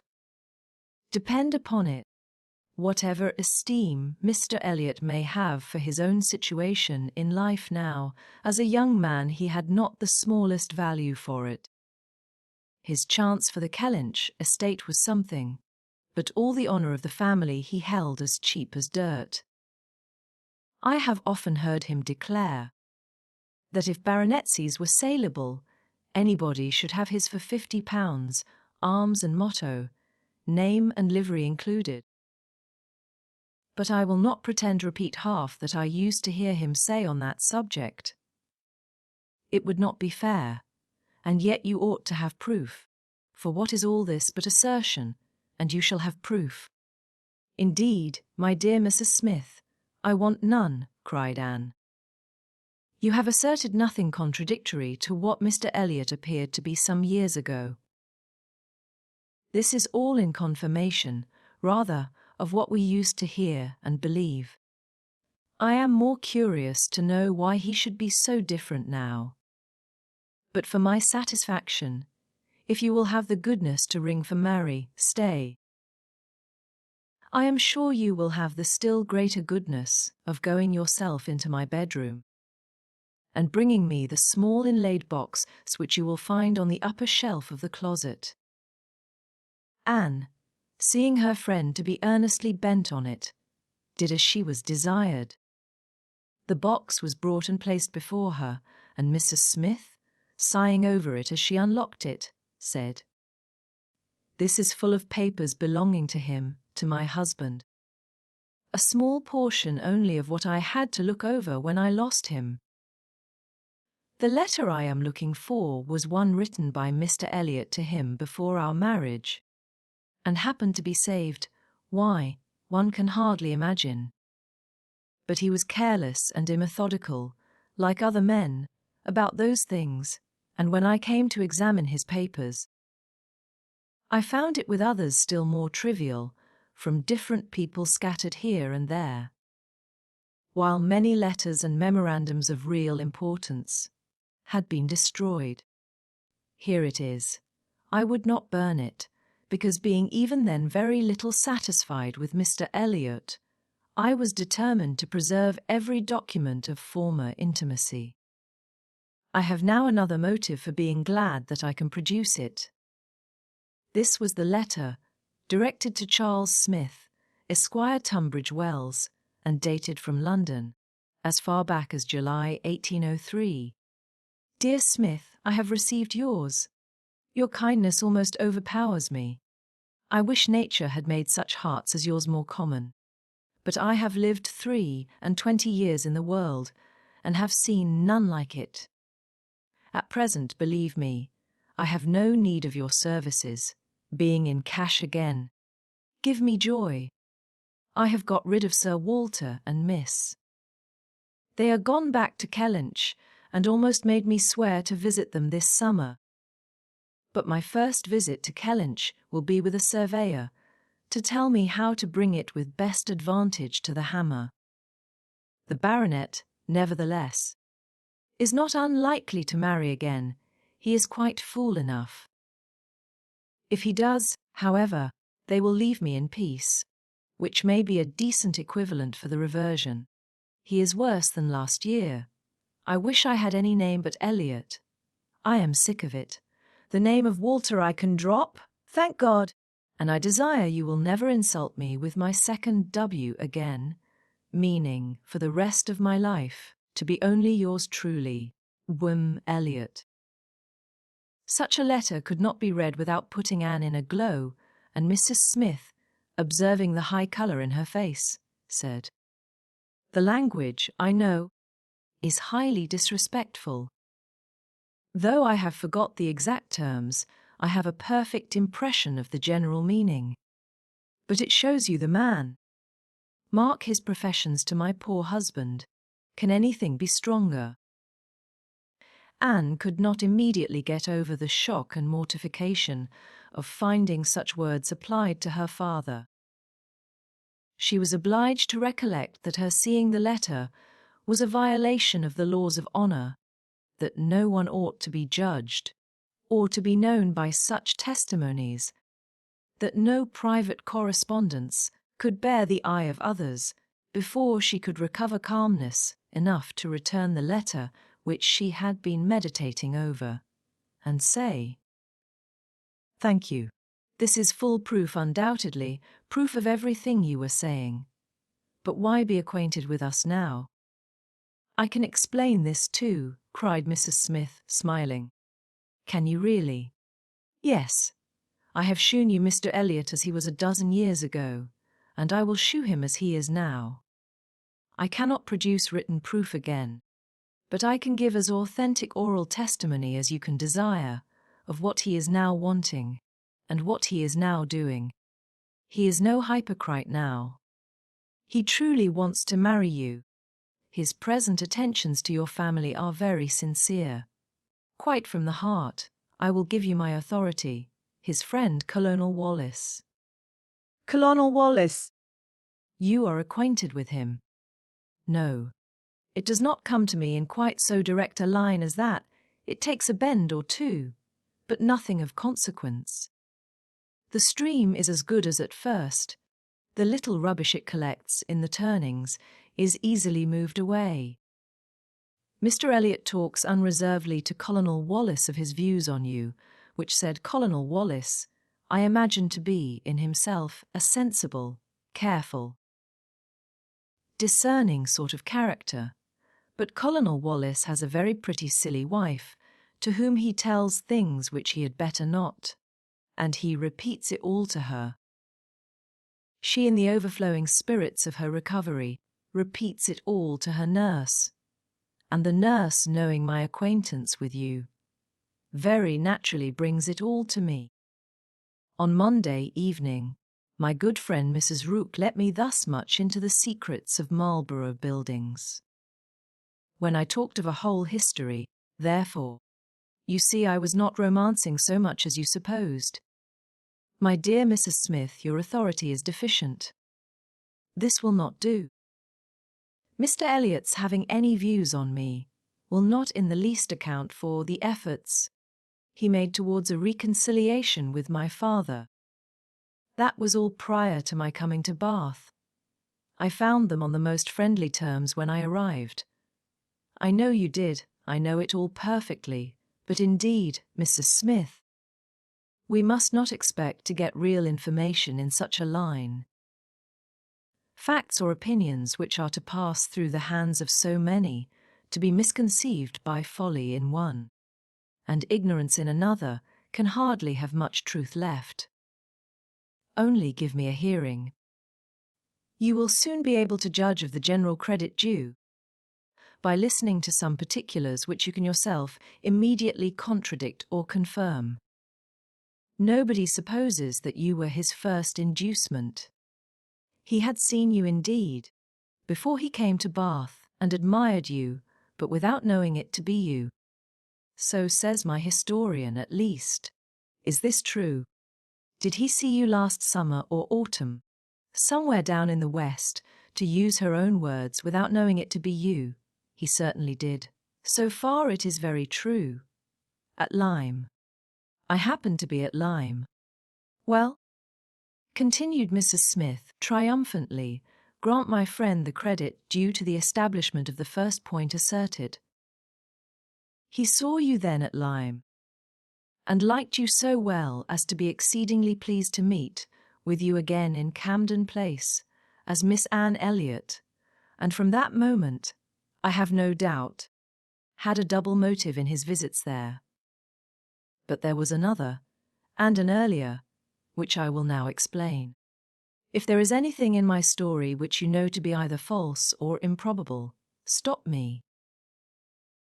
My account states that your sister's friend, the lady now staying with you, whom I have heard you mention, came to Bath with Miss Elliot and Sir Walter as long ago as September, in short when they first came themselves, and has been staying there ever since, that she is a clever, insinuating, handsome woman, poor and plausible, and altogether such in situation and manner, as to give a general idea, among Sir Walter's acquaintance, of her meaning to be Lady Elliot, and as general a surprise that Miss Elliot should be apparently blind to the danger. Here Mrs. Smith paused a moment, but Anne had not a word to say, and she continued. This was the light in which it appeared to those who knew the family, long before you returned to it. And Colonel Wallis had his eye upon your father enough to be sensible of it, though he did not then visit in Camden Place. But his regard for Mr. Elliot gave him an interest in watching all that was going on there. And when Mr. Elliot came to Bath for a day or two, as he happened to do a little before Christmas, Colonel Wallis made him acquainted with the appearance of things, and the reports beginning to prevail.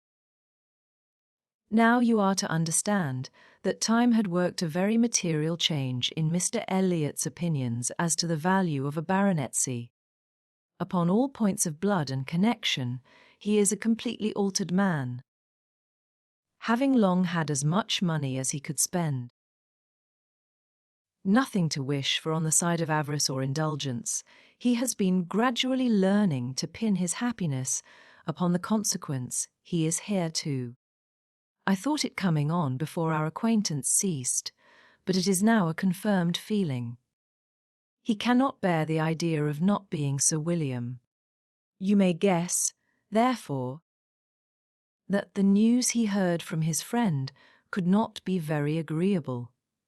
And you may guess what it produced, the resolution of coming back to Bath as soon as possible, and of fixing himself here for a time with the view of renewing his former acquaintance, and recovering such a footing in the family as might give him the means of ascertaining the degree of his danger, and of circumventing the lady, if he found it material. This was agreed upon between the two friends as the only thing to be done, and Colonel Wallis was to assist in every way that he could. He was to be introduced, and Mrs. Wallis was to be introduced, and everybody was to be introduced. Mr. Elliot came back accordingly, and on application was forgiven, as you know, and re-admitted into the family, and there it was his constant object, and his only object, till your arrival added another motive, to watch Sir Walter and Mrs. Clay. He omitted no opportunity of being with them, threw himself in their way, called at all hours, but I need not be particular on this subject. You can imagine what an artful man would do, and with this guide, perhaps, may recollect what you have seen him do. Yes, said Anne. You tell me nothing which does not accord with what I have known, or could imagine. There is always something offensive in the details of cunning. The manœuvres of selfishness and duplicity must ever be revolting, but I have heard nothing which really surprises me. I know those who would be shocked by such a representation of Mr. Elliot, who would have difficulty in believing it. But I have never been satisfied. I have always wanted some other motive for his conduct than appeared. I should like to know his present opinion as to the probability of the event he has been in dread of, whether he considers the danger to be lessening or not. Lessening, I understand, replied Mrs. Smith. He thinks Mrs. Clay afraid of him, aware that he sees through her, and not daring to proceed as she might do in his absence. But since he must be absent some time or other, I do not perceive how he can ever be secure while she holds her present influence. Mrs. Wallis has an amusing idea, as nurse tells me, that it is to be put into the marriage articles when you and Mr. Elliot marry, that your father is not to marry Mrs. Clay. A scheme worthy of Mrs. Wallis's understanding, by all accounts, but my sensible nurse Rook sees the absurdity of it. Why, to be sure, ma'am, said she, it would not prevent his marrying anybody else. And, indeed, to own the truth, I do not think nurse in her heart is a very strenuous opposer of Sir Walter's making a second match. She must be allowed to be a favour of matrimony, you know, and since self will intrude. Who can say that she may not have some flying visions of attending the next Lady Elliot, through Mrs. Wallace's recommendation? I am very glad to know all this, said Anne, after a little thoughtfulness. It will be more painful to me in some respects to be in company with him, but I shall know better what to do. My line of conduct will be more direct. Mr. Elliot is evidently a disingenuous, artificial, worldly man, who has never had any better principle to guide him than selfishness. But Mr. Elliot was not done with. Mrs. Smith had been carried away from her first direction, and Anne had forgotten, in the interest of her own family concerns, how much had been originally implied against him. But her attention was now called to the explanation of those first hints, and she listened to a recital which, if it did not perfectly justify the unqualified bitterness of Mrs. Smith, proved him to have been very unfeeling in his conduct towards her, very deficient both in justice and compassion. She learned that, the intimacy between them continuing unimpaired by Mr. Elliot's marriage, they had been as before always together, and Mr. Elliot had led his friend into expenses much beyond his fortune. Mrs. Smith did not want to take blame to herself, and was most tender of throwing any on her husband, but Anne could collect that their income had never been equal to their style of living, and that from the first there had been a great deal of general and joint extravagance.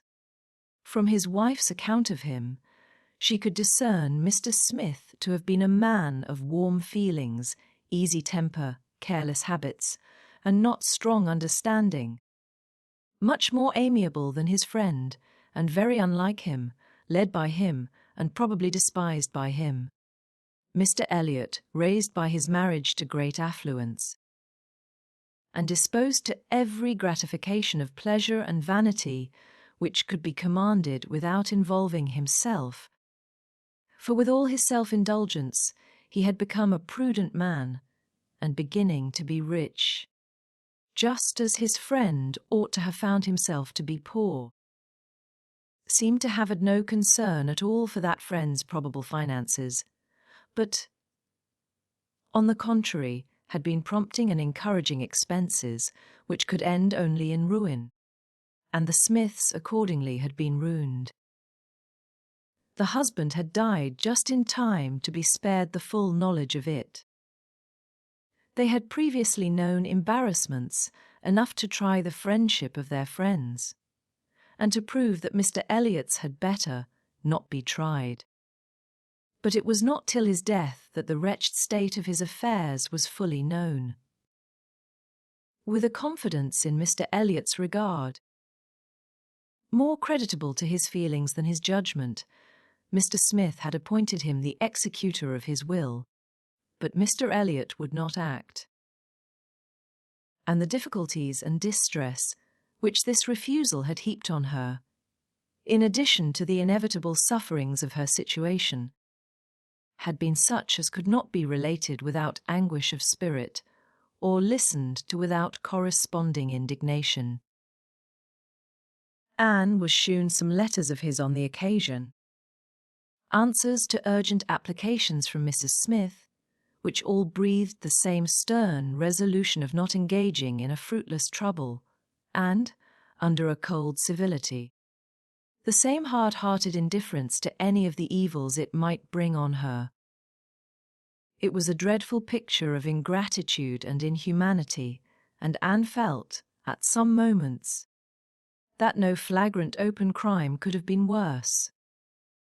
She had a great deal to listen to, all the particulars of past sad scenes, all the minutiae of distress upon distress, which in former conversations had been merely hinted at, were dwelt on now with a natural indulgence.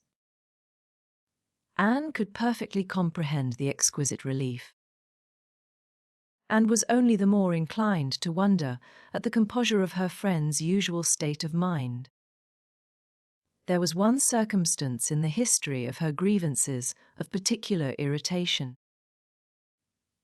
She had good reason to believe that some property of her husband in the West Indies, which had been for many years under a sort of sequestration for the payment of its own encumbrances, might be recoverable by proper measures, and this property, though not large, would be enough to make her comparatively rich.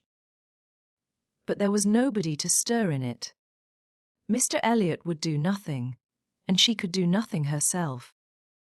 Equally disabled from personal exertion by her state of bodily weakness, and from employing others by her want of money.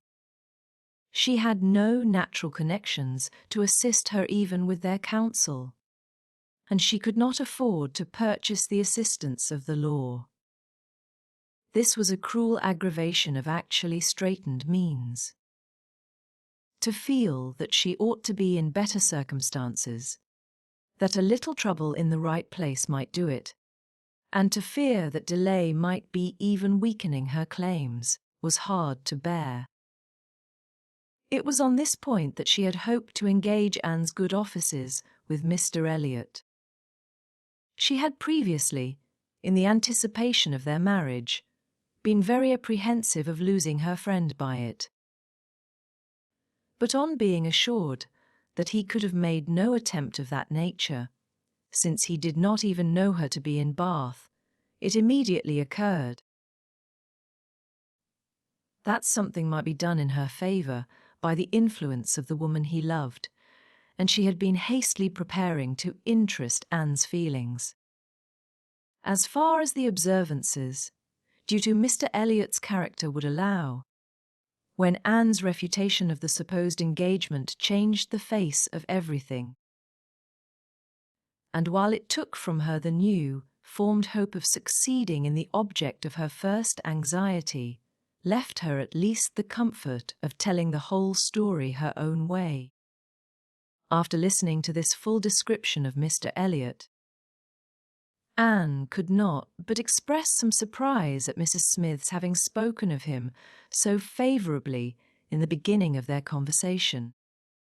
She had seemed to recommend and praise him. "My dear," was Mrs. Smith's reply, "there was nothing else to be done. I considered your marrying him as certain, though he might not yet have made the offer, and I could no more speak the truth of him than if he had been your husband. My heart bulled for you, as I talked of happiness, and yet he is sensible, he is agreeable, and with such a woman as you, it was not absolutely hopeless. He was very unkind to his first wife. They were wretched together. But she was too ignorant and giddy for respect, and he had never loved her. I was willing to hope that you must fare better." Anne could just acknowledge within herself such a possibility of having been induced to marry him, as made her shudder at the idea of the misery which must have followed. It was just possible that she might have been persuaded by Lady Russell, and under such a supposition, which would have been most miserable, when time had disclosed all too late. It was very desirable that Lady Russell should be no longer deceived, and one of the concluding arrangements of this important conference, which carried them through the greater part of the morning, was that Anne had full liberty to communicate to her friend everything relative to Mrs. Smith in which his conduct was involved. Chapter 22. Anne went home to think over all that she had heard. In one point, her feelings were relieved by this knowledge of Mr. Elliot. There was no longer anything of tenderness due to him. He stood as opposed to Captain Wentworth. In all his own unwelcome obtrusiveness, and the evil of his attentions last night, the irremediable mischief he might have done, was considered with sensations unqualified, unperplexed. Pity for him was all over. But this was the only point of relief. In every other respect, in looking around her, or penetrating forward, she saw more to distrust and to apprehend. She was concerned for the disappointment and pain Lady Russell would be feeling, for the mortifications which must be hanging over her father and sister, and had all the distress of foreseeing many evils, without knowing how to avert any one of them. She was most thankful for her own knowledge of him. She had never considered herself as entitled to reward for not slighting an old friend like Mrs. Smith. But here was a reward indeed springing from it. Mrs. Smith had been able to tell her what no one else could have done. Could the knowledge have been extended through her family? But this was a vain idea. She must talk to Lady Russell, tell her, consult with her, and having done her best, wait the event with as much composure as possible, and after all, her greatest want of composure would be in that quarter of the mind which could not be opened to Lady Russell, in that flow of anxieties and fears which must be all to herself. She found, on reaching home, that she had, as she intended, escaped seeing Mr. Elliot, that he had called and paid them a long morning visit. But hardly had she congratulated herself, and felt safe, when she heard that he was coming again in the evening. "I had not the smallest intention of asking him," said Elizabeth, with affected carelessness, "but he gave so many hints, so Mrs. Clay says, at least." "Indeed, I do say it. I never saw anybody in my life spell harder for an invitation." Poor man. "I was really in pain for him, for your hard-hearted sister, Miss Anne, seems bent on cruelty." "Oh!" cried Elizabeth, "I have been rather too much used to the game to be soon overcome by a gentleman's hints. However, when I found how excessively he was regretting that he should miss my father this morning, I gave way immediately, for I would never really omit an opportunity of bringing him and Sir Walter together. They appeared to so much advantage in company with each other, each behaving so pleasantly, Mr. Elliot looking up with so much respect." "Quite delightful," cried Miss Clay, not daring, however, to turn her eyes towards Anne. "Exactly like father and son." "Dear Miss Elliot, may I not say father and son?" "Oh, I lay no embargo on anybody's words." "If you will have such ideas." "But, upon my word, I am scarcely sensible of his attentions being beyond those of other men." "My dear Miss Elliot," exclaimed Mrs. Clay, lifting her hands and eyes, and sinking all the rest of her astonishment in a convenient silence. "Well, my dear Penelope, you need not be so alarmed about him. I did invite him, you know. I sent him away with smiles. When I found he was really going to his friends at Thornbury Park for the whole day tomorrow, I had compassion on him." Anne admired the good acting of the friend in being able to shew such pleasure as she did, in the expectation and in the actual arrival of the very person whose presence must really be interfering with her prime object. It was impossible but that Mrs. Clay must hate the sight of Mr. Elliot, and yet she could assume a most obliging, placid look, and appear quite satisfied with the curtailed license of devoting herself only half as much to Sir Walter as she would have done otherwise. To Anne herself it was most distressing to see Mr. Elliot enter the room, and quite painful to have him approach and speak to her. She had been used before to feel that he could not be always quite sincere, but now she saw insincerity in everything. His attentive deference to her father, contrasted with his former language, was odious, and when she thought of his cruel conduct towards Mrs. Smith, She could hardly bear the sight of his present smiles and mildness, or the sound of his artificial good sentiments. She meant to avoid any such alteration of manners as might provoke a remonstrance on his side. It was a great object to her to escape all inquiry or éclat. But it was her intention to be as decidedly cool to him as might be compatible with their relationship, and to retrace, as quietly as she could, the few steps of unnecessary intimacy she had been gradually led along. She was accordingly more guarded and more cool than she had been the night before.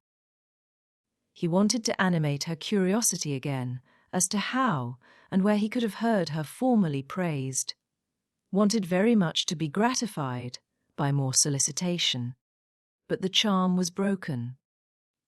He found that the heat and animation of a public room was necessary to kindle his modest cousin's vanity. He found, at least, that it was not to be done now, by any of those attempts which he could hazard among the two commanding claims of the others. He little surmised that it was a subject acting now exactly against his interest, bringing immediately to her thoughts all those parts of his conduct which were least excusable. She had some satisfaction in finding that he was really going out of Bath the next morning, going early, and that he would be gone the greater part of 2 days. He was invited again to Camden Place the very evening of his return, but from Thursday to Saturday evening his absence was certain.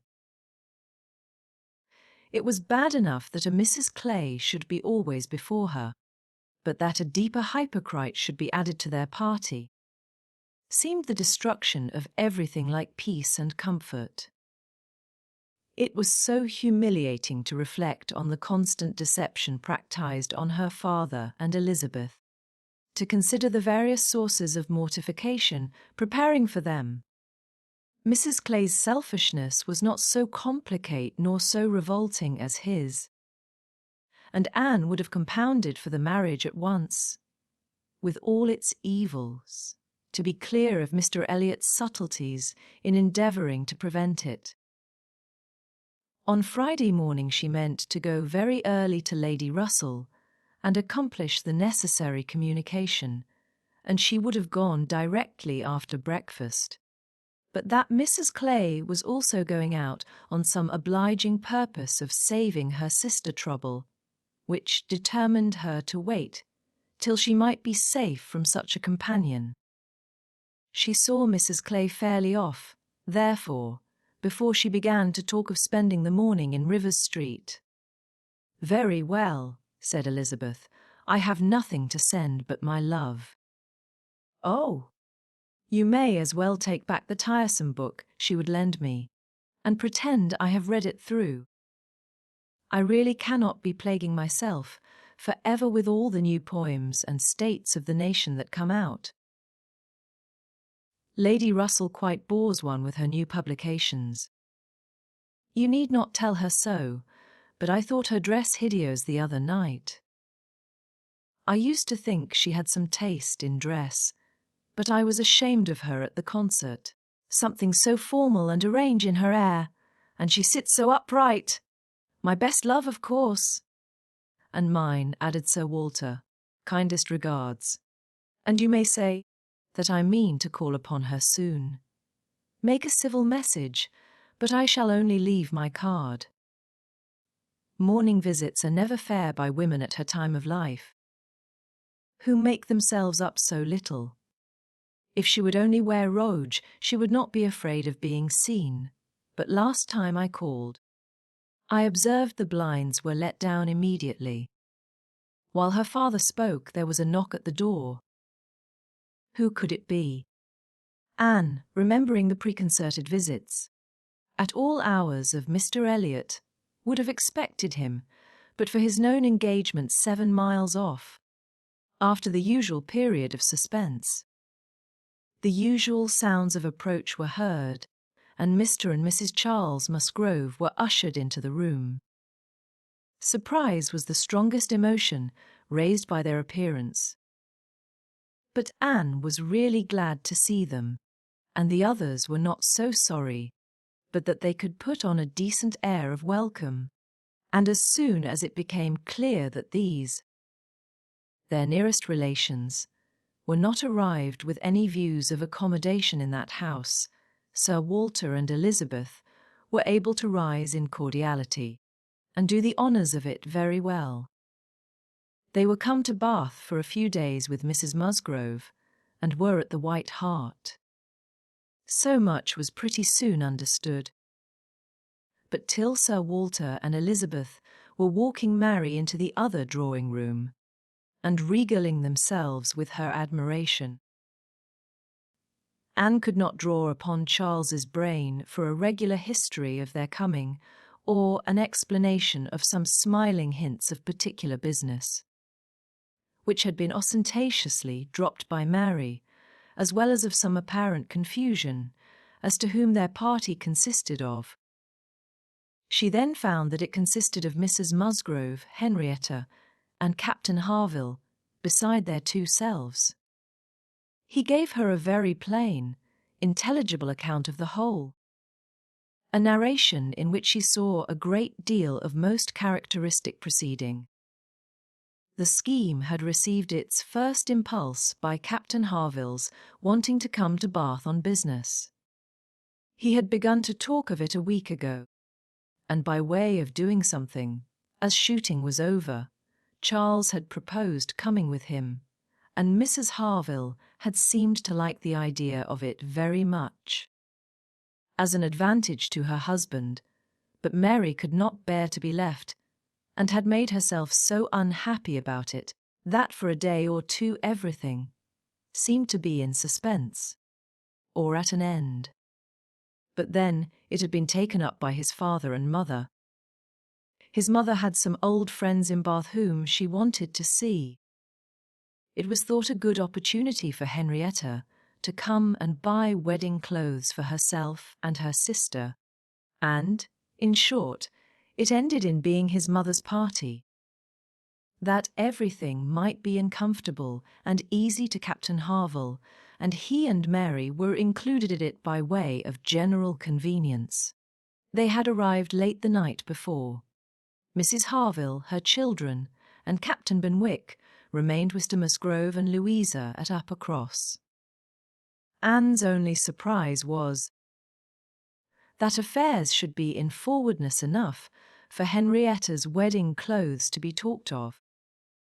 She had imagined such difficulties of fortune to exist there as must prevent the marriage from being near at hand, but she learned from Charles that, very recently, since Mary's last letter to herself, Charles Hayter had been applied by a friend to hold a living for a youth who could not possibly claim it under many years, and that on the strength of his present income, with almost a certainty of something more permanent, long before the term in question. The two families had consented to the young people's wishes, and that their marriage was likely to take place in a few months, quite as soon as Louisa's, and a very good living it was, Charles added, only 25 miles from Uppercross, and in a very fine country, fine part of Dorsetshire, in the centre of some of the best preserves in the kingdom, surrounded by great proprietors, each more careful and jealous than the other. And to two of the three at least, Charles Hayter might get a special recommendation. Not that he will value it as he ought, he observed. Charles is too cool about sporting. That's the worst of him. I am extremely glad, indeed, cried Anne, particularly glad that this should happen, and that of two sisters, who both deserve equally well, and who have always been such good friends. The pleasant prospect of one should not be dimming those of the other, that they should be so equal in their prosperity and comfort. I hope your father and mother are quite happy with regard to both. Oh, yes. My father would be well pleased if the gentleman were richer, but he has no other fault to find. Money. Coming down with money. 2 daughters at once. It cannot be a very agreeable operation, and it straightens him as to many things. However, I do not mean to say they have not a right to it. It is very fit they should have daughters' shares, and I am sure he has always been a very kind, liberal father to me. Mary does not above half like Henrietta's match. She never did, but she does not do him justice, nor think enough about Winthrop. I cannot make her attend to the value of the property. It is a very fair match, as times go, and I have liked Charles Hayter all my life, and I shall not leave off now. Such excellent parents as Mr. and Mrs. Musgrove, exclaimed Anne, should be happy in their children's marriages. They do everything to confer happiness, I am sure. What a blessing to young people to be in such hands. Your father and mother seem so totally free from all those ambitious feelings which have led to so much misconduct and misery, both in young and old. I hope you think Louisa perfectly recovered now. He answered rather hesitatingly, yes, I believe I do, very much recovered, but she is altered. There is no running or jumping about, no laughing or dancing. It is quite different. If one happens only to shut the door a little hard, she starts and wriggles like a young dab, chick in the water, and Benwick sits at her elbow, reading verses, or whispering to her, all day long. Anne could not help laughing. That cannot be much to your taste, I know, said she, but I do believe him to be an excellent young man. To be sure he is. Nobody doubts it. And I hope you do not think I am so illiberal as to want every man to have the same objects and pleasures as myself. I have a great value for Benwick, and when one can but get him to talk, he has plenty to say. His reading has done him no harm, for he has fought as well as read. He is a brave fellow. I got more acquainted with him last Monday than ever I did before. We had a famous set to at rat, hunting all the morning in my father's great barns, and he played his part so well that I have liked him the better ever since. Here they were interrupted by the absolute necessity of Charles's following the others to admire mirrors and china. But Anne had heard enough to understand the present state of Uppercross, and rejoice in its happiness, and though she sighed as she rejoiced, her sigh had none of the ill will of envy in it. She would certainly have risen to their blessings if she could, but she did not want to lessen theirs. The visit passed off altogether in high good humour. Mary was in excellent spirits, enjoying the gaiety and the change, and so well satisfied with the journey in her mother-in-law's carriage with 4 horses, and with her own complete independence of Camden Place, that she was exactly in a temper to admire everything as she ought, and enter most readily into all the superiorities of the house, as they were detailed to her. She had no demands on her father or sister, and her consequence was just enough increased by their handsome drawing-rooms. Elizabeth was, for a short time, suffering a good deal.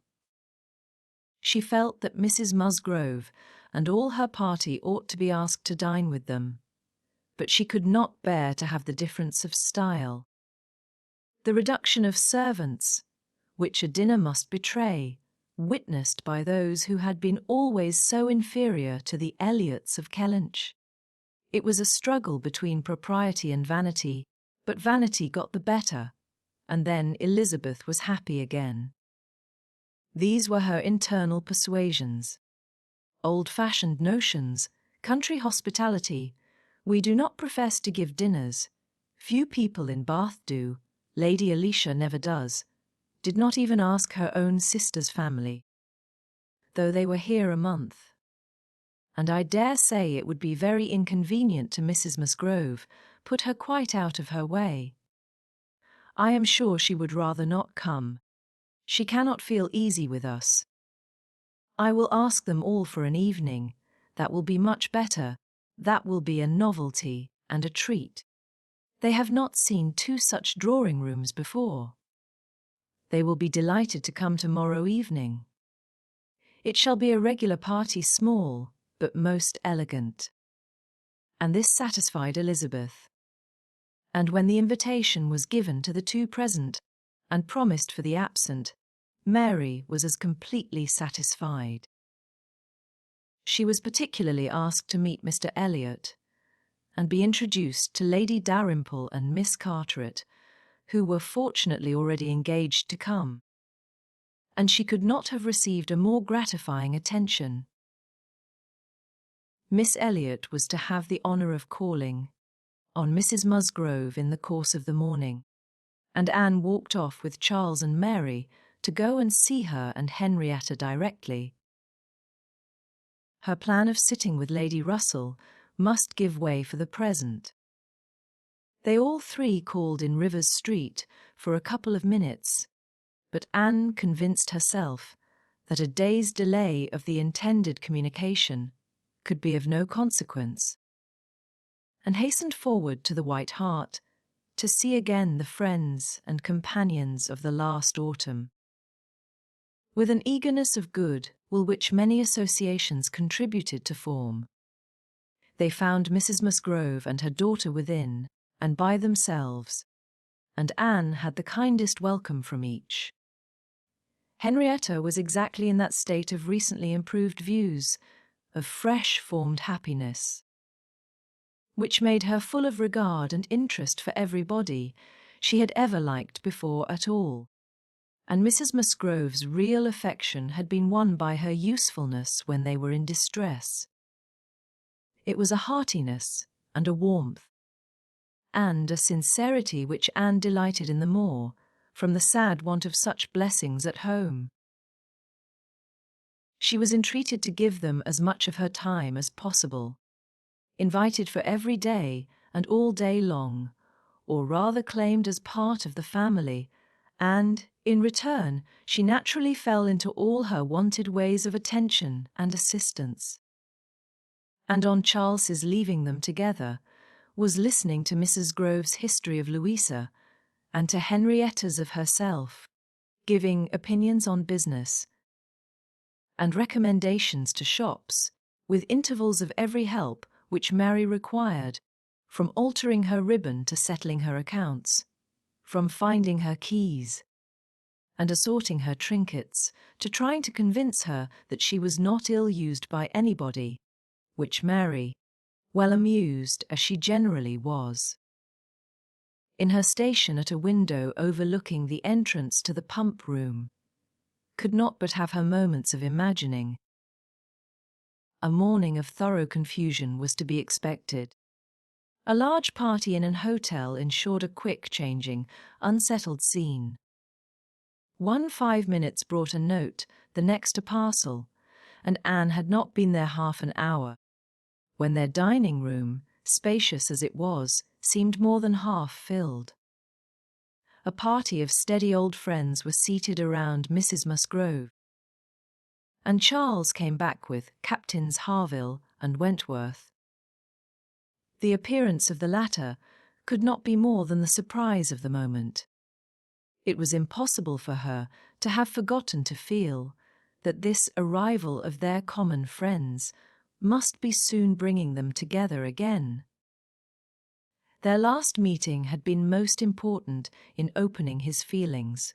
She had derived from it a delightful conviction, but she feared from his looks that the same unfortunate persuasion which had hastened him away from the concert-room still governed. He did not seem to want to be near enough for conversation. She tried to be calm and leave things to take their course, and tried to dwell much on this argument of rational dependence.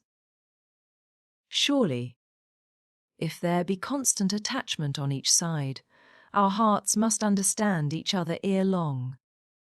We are not boy and girl, to be captiously irritable, mizzled by every moment's inadvertence and wantonly playing with our own happiness. And yet, a few minutes afterwards, she felt as if their being in company with each other, under their present circumstances, could only be exposing them to inadvertencies and misconstructions of the most mischievous kind. "Anne," cried Mary, still at her window, "there is Mrs. Clay, I am sure, standing under the colonnade, and a gentleman with her. I saw them turn the corner from Bath Street just now. They seemed deep in talk. Who is it? Come and tell me." Good heavens! "I recollect. It is Mr. Elliot himself." "No," cried Anne quickly. "It cannot be Mr. Elliot, I assure you. He was to leave Bath at 9 this morning, and does not come back till tomorrow." As she spoke, she felt that Captain Wentworth was looking at her, the consciousness of which vexed and embarrassed her, and made her regret that she had said so much, simple as it was. Mary, resenting that she should be supposed not to know her own cousin, began talking very warmly about the family features, and protesting still more positively that it was Mr. Elliot, calling again upon Anne to come and look for herself. But Anne did not mean to stir, and tried to be cool and unconcerned. Her distress returned, however, on perceiving smiles and intelligent glances pass between 2 or 3 of the lady visitors, as if they believed themselves quite in the secret. It was evident that the report concerning her had spread, and a short pause succeeded, which seemed to ensure that it would now spread farther. "Do come, Anne," cried Mary, "come and look yourself. You will be too late if you do not make haste. They are parting, they are shaking hands. He is turning away. Not know Mr. Elliot? Indeed! You seem to have forgot all about Lyme." To pacify Mary, and perhaps screen her own embarrassment, Anne did move quietly to the window. She was just in time to ascertain that it really was Mr. Elliot, which she had never believed, before he disappeared on one side, as Mrs. Clay walked quickly off on the other. And checking the surprise, which she could not but feel at such an appearance of friendly conference between 2 persons of totally opposite interest, she calmly said, "Yes, it is Mr. Elliot, certainly. He has changed his hour of going, I suppose, that is all, or I may be mistaken. I might not attend," and walked back to her chair. Recomposed, and with the comfortable hope of having acquitted herself well, the visitors took their leave, and Charles, having civilly seen them off, and then made a face at them, and abused them for coming, began with, "Well, mother, I have done something for you that you will like. I have been to the theatre, and secured a box for tomorrow night. Aren't I a good boy? I know you love a play, and there is room for us all. It holds 9. I have engaged Captain Wentworth. Anne will not be sorry to join us, I am sure. We all like a play. Have not I done well, mother?" Miss Musgrove was good-humouredly beginning to express her perfect readiness for the play, if Henrietta and all the others liked it, when Mary eagerly interrupted her by exclaiming, Good heavens, Charles! How can you think of such a thing? Take a box for tomorrow night. "Have you forgot that we are engaged to Camden Place tomorrow night? And that we were most particularly asked to meet Lady Dalrymple and her daughter, and Mr. Elliot, and all the principal family connections, on purpose to be introduced to them? How can you be so forgetful?" "Pho!" replied Charles, "what's an evening party? Never worth remembering. Your father might have asked us to dinner, I think, if he had wanted to see us. You may do as you like, but I shall go to the play." "Oh, Charles, I declare it will be too abominable if you do, when you promised to go. No, I did not promise. I only smirked and bowed, and said the word happy. There was no promise. But you must go, Charles. It would be unpardonable to fail. We were asked on purpose to be introduced. There was always such a great connection between the Dalrymples and ourselves. Nothing ever happened on either side that was not announced immediately. We are quite near relations, you know, and Mr. Elliot too, whom you ought so particularly to be acquainted with. Every attention is due to Mr. Elliot. Consider, my father's here, the future representative of the family. Don't talk to me about hires and representatives, cried Charles. I am not one of those who neglect the reigning power to bow to the rising sun. If I would not go for the sake of your father, I should think it scandalous to go for the sake of his heir. What is Mr. Elliot to me? The careless expression was life to Anne, who saw that Captain Wentworth was all attention, looking and listening with his whole soul, and that the last words brought his inquiring eyes from Charles to herself.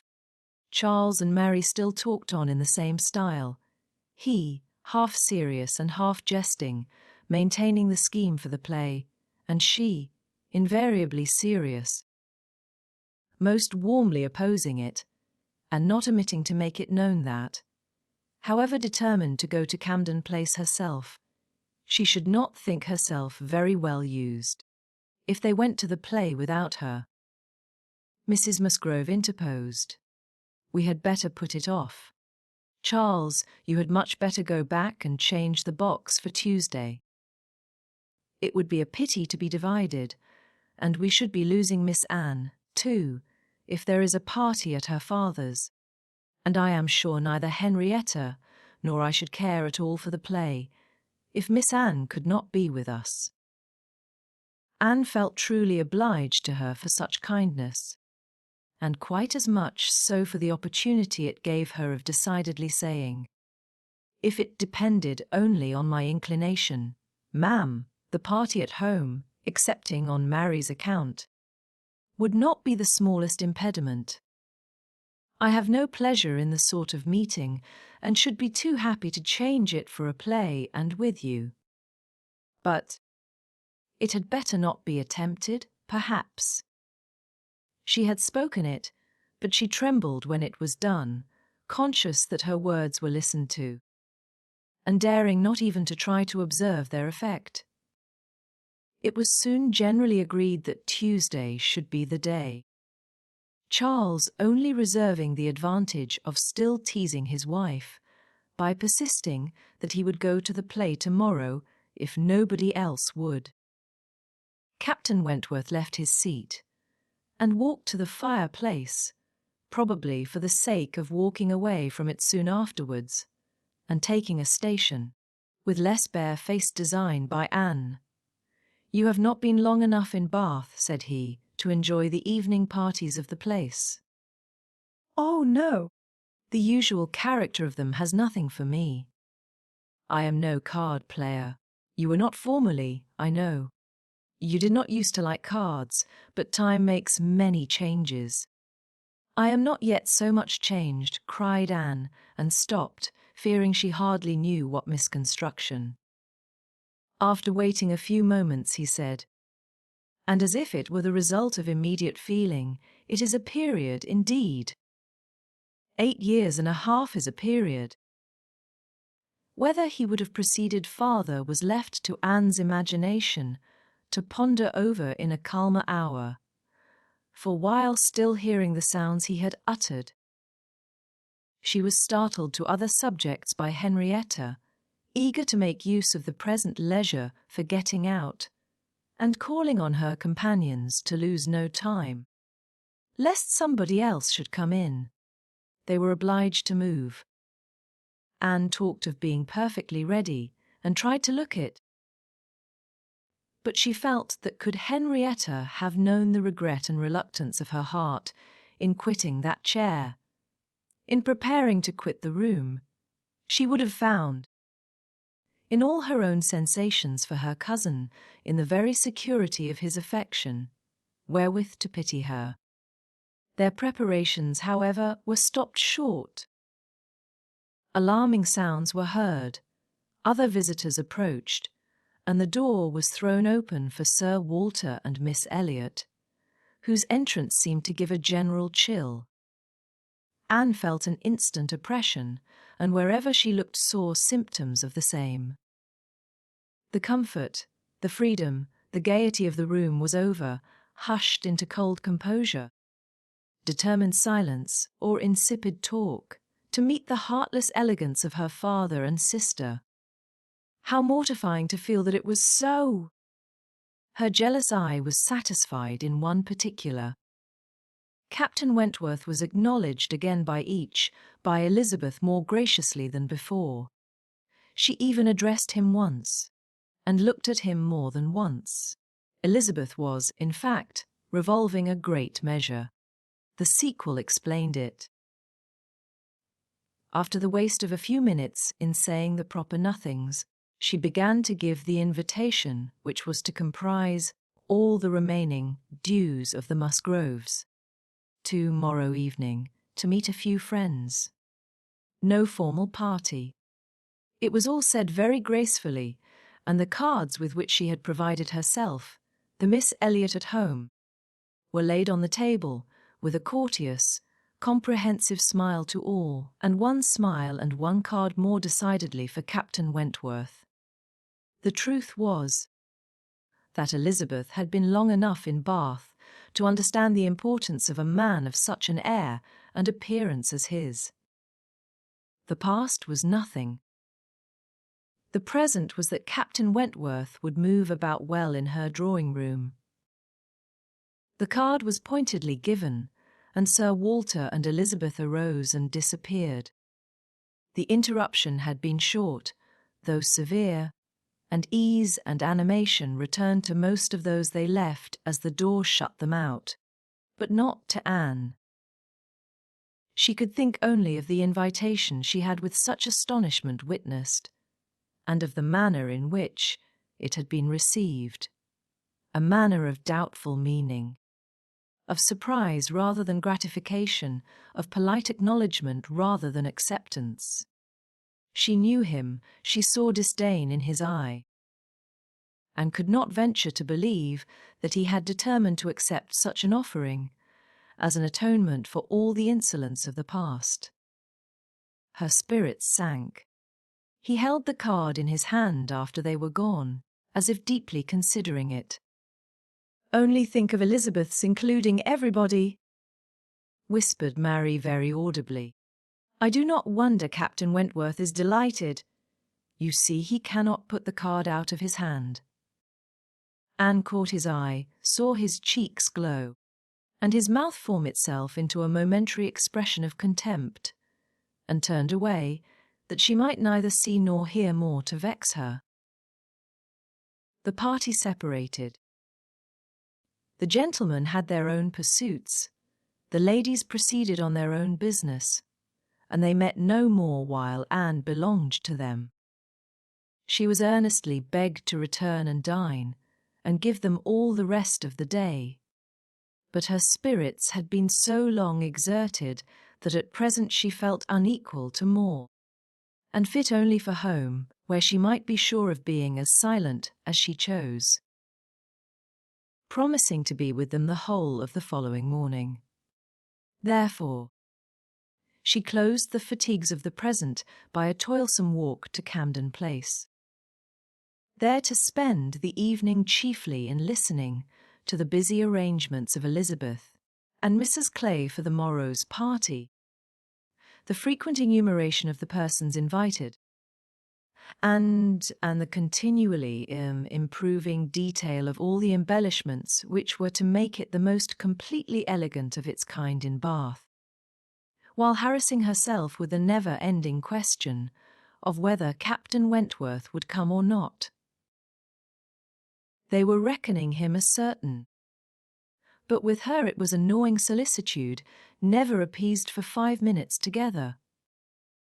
She generally thought he would come, because she generally thought he ought, but it was a case which she could not so shape into any positive act of duty or discretion as inevitably to defy the suggestions of very opposite feelings. She only roused herself from the broodings of this restless agitation to let Miss Clay know that she had been seen with Mr. Elliot 3 hours after his being supposed to be out of Bath. For having watched in vain for some intimation of the interview from the lady herself, she determined to mention it, and it seemed to her there was guilt in Mrs. Clay's face as she listened. It was transient, cleared away in an instant, but Anne could imagine she read there the consciousness of having, by some complication of mutual trick, or some overbearing authority of his, been obliged to attend, perhaps for half an hour, to his lectures and restrictions on her designs on Sir Walter. She exclaimed, however, with a very tolerable imitation of nature, "Oh, dear!" "Very true. Only think, Miss Elliot, to my great surprise I met Mr. Elliot in Bath Street. I was never more astonished. He turned back and walked with me to the pump yard. He had been prevented setting off for Thornbury, but I really forget by what, for I was in a hurry, and could not much attend, and I can only answer for his being determined not to be delayed in his return. He wanted to know how early he might be admitted tomorrow. He was full of tomorrow, and it is very evident that I have been full of it too, ever since I entered the house, and learnt the extension of your plan and all that had happened, or my seeing him could never have gone so entirely out of my head." Chapter 23. One day only had passed since Anne's conversation with Mrs. Smith, but a keener interest had succeeded, and she was now so little touched by Mr. Elliot's conduct, except by its effects in one quarter, that it became a matter of course the next morning still to defer her explanatory visit in Rivers Street. She had promised to be with the Musgroves from breakfast to dinner. Her faith was plighted, and Mr. Elliot's character, like the Sultaness Scheherazade's head, must live another day. She could not keep her appointment punctually, however, the weather was unfavourable, and she had grieved over the rain on her friend's account, and felt it very much on her own, before she was able to attempt the walk. When she reached the White Hart, and made her way to the proper apartment, she found herself neither arriving quite in time, nor the first to arrive. The party before her were Mrs. Musgrove, talking to Mrs. Croft, and Captain Harville to Captain Wentworth, and she immediately heard that Mary and Henrietta, too impatient to wait, had gone out the moment it had cleared, but would be back again soon, and that the strictest injunctions had been left with Mrs. Musgrove to keep her there till they returned. She had only to submit, sit down, be outwardly composed, and feel herself plunged at once in all the agitations which she had merely laid her account of tasting a little before the morning closed. There was no delay, no waste of time. She was deep in the happiness of such misery, or the misery of such happiness, instantly. 2 minutes after her entering the room, Captain Wentworth said, "We will write the letter we were talking of, Harville, now, if you will give me materials." Materials were at hand, on a separate table. He went to it, and nearly turning his back to them all, was engrossed by writing. Mrs. Musgrove was giving Mrs. Croft the history of her eldest daughter's engagement, and just in that inconvenient tone of voice was perfectly audible, while it pretended to be a whisper. Anne felt that she did not belong to the conversation. And yet, as Captain Harville seemed thoughtful and not disposed to talk, she could not avoid hearing many undesirable particulars, such as how Mr. Musgrove and my brother Hayter had met again and again to talk it over, what my brother Hayter had said one day, and what Mr. Musgrove had proposed the next, and what had occurred to my sister Hayter, and what the young people had wished, and what I said at first I never could consent to, but was afterwards persuaded to think might do very well, and a great deal in the same style of open-hearted communication. Minutiae which, even with every advantage of taste and delicacy, which good Mrs. Musgrove could not give, could be properly interesting only to the principals. Mrs. Croft was attending with great good humour, and whenever she spoke at all, it was very sensibly. Anne hoped the gentlemen might each be too much self-occupied to hear. And so, ma'am, all these things considered, said Mrs. Musgrove, in her powerful whisper, though we could have wished it different, yet, altogether, we did not think it fair to stand out any longer, for Charles Hayter was quite wild about it, and Henrietta was pretty near as bad, and so we thought they had better marry at once, and make the best of it, as many others have done before them. At any rate, said I, it will be better than a long engagement. That is precisely what I was going to observe, cried Mrs. Croft. I would rather have young people settle on a small income at once, and have to struggle with a few difficulties together, than be involved in a long engagement. I always think that no mutual— Oh, dear Mrs. Croft, cried Miss Musgrove, unable to let her finish her speech. There is nothing I so abominate for young people as a long engagement. It is what I always protested against for my children. It is all very well, I used to say, for young people to be engaged, if there is a certainty of their being able to marry in 6 months, or even in 12, but a long engagement— Yes, dear ma'am, said Mrs. Croft, or an uncertain engagement, an engagement which may be long. To begin without knowing that at such a time there will be the means of marrying, I hold to be very unsafe and unwise, and what I think all parents should prevent as far as they can. Anne found an unexpected interest here. She felt its application to herself, felt it in a nervous thrill all over her, and at the same moment that her eyes instinctively glanced towards the distant table. Captain Wentworth's pen ceased to move, his head was raised, pausing, listening, and he turned round the next instant to give a look, one quick, conscious look at her. The two ladies continued to talk, to re-urge the same admitted truths, and enforce them with such examples of the ill effect of a contrary practice as had fallen within their observation, but Anne heard nothing distinctly. It was only a buzz of words in her ear. Her mind was in confusion. Captain Harville, who had in truth been hearing none of it, now left his seat and moved to a window, and Anne seeming to watch him, though it was from thorough absence of mind, became gradually sensible that he was inviting her to join him where he stood. He looked at her with a smile and a little motion of the head, which expressed, "Come to me, I have something to say," and the unaffected, easy kindness of manner, which denoted the feelings of an older acquaintance than he really was, strongly enforced the invitation. She roused herself and went to him. The window at which he stood was at the other end of the room, from where the two ladies were sitting, and though nearer to Captain Wentworth's table, not very near. As she joined him, Captain Harville's countenance re-assumed the serious, thoughtful expression which seemed its natural character.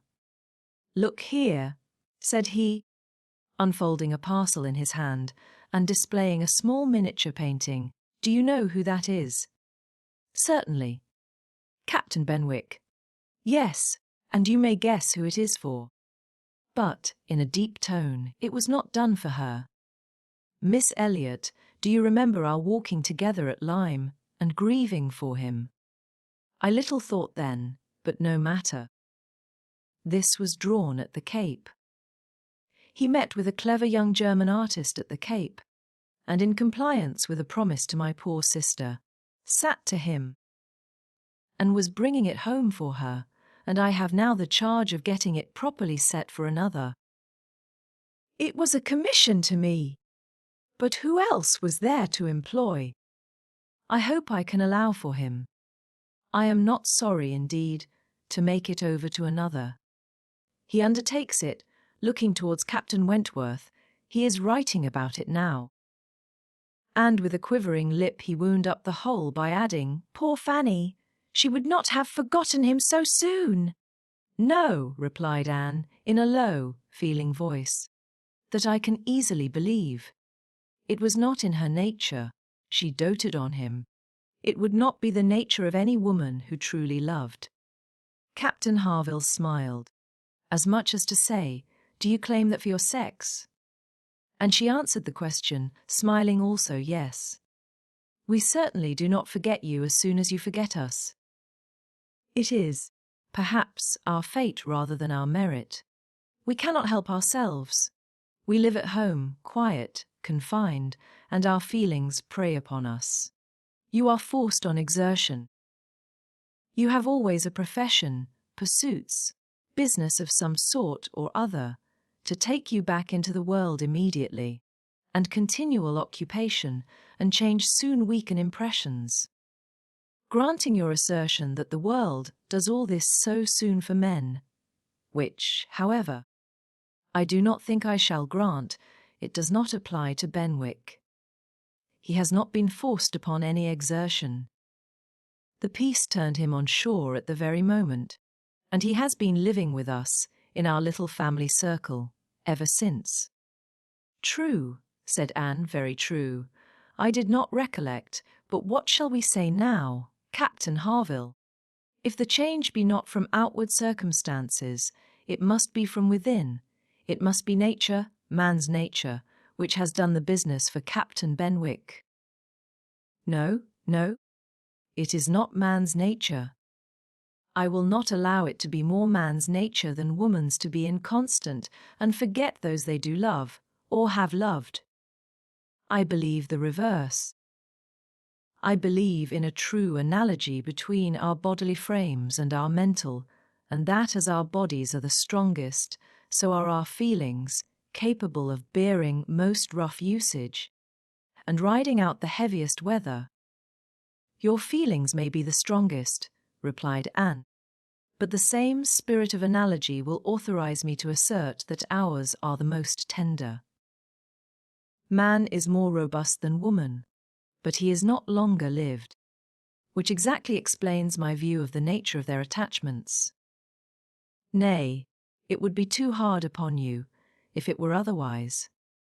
You have difficulties and privations, and dangers enough to struggle with. You are always labouring and toiling, exposed to every risk and hardship. Your home, country, friends, all quitted. Neither time, nor health, nor life, to be called your own. It would be hard, indeed, with a faltering voice, if woman's feelings were to be added to all this. We shall never agree upon this question," Captain Harville was beginning to say, when a slight noise called their attention to Captain Wentworth's hitherto perfectly quiet division of the room. It was nothing more than that his pen had fallen down. But Anne was startled at finding him nearer than she had supposed, and half inclined to suspect that the pen had only fallen because he had been occupied by them, striving to catch sounds which yet she did not think he could have caught. "Have you finished your letter?" said Captain Harville. "Not quite, a few lines more. I shall have done in 5 minutes. There is no hurry on my side. I am only ready whenever you are. I am in very good anchorage here, smiling at Anne, well supplied, and want for nothing. No hurry for a signal at all. Well, Miss Elliot, lowering his voice, as I was saying, we shall never agree, I suppose, upon this point. No man and woman would, probably. But let me observe that all histories are against you, all stories, prose and verse. If I had such a memory as Ben Wick, I could bring you 50 quotations in a moment on my side the argument. And I do not think I ever opened a book in my life which had not something to say upon woman's inconstancy. Songs and proverbs all talk of woman's fickleness. But perhaps you will say, these were all written by men. Perhaps I shall. Yes, if you please, no reference to examples in books. Men have had every advantage of us in telling their own story. Education has been theirs in so much higher a degree. The pen has been in their hands. I will not allow books to prove anything. But how shall we prove anything? We never shall. We never can expect to prove anything upon such a point. It is a difference of opinion which does not admit of proof.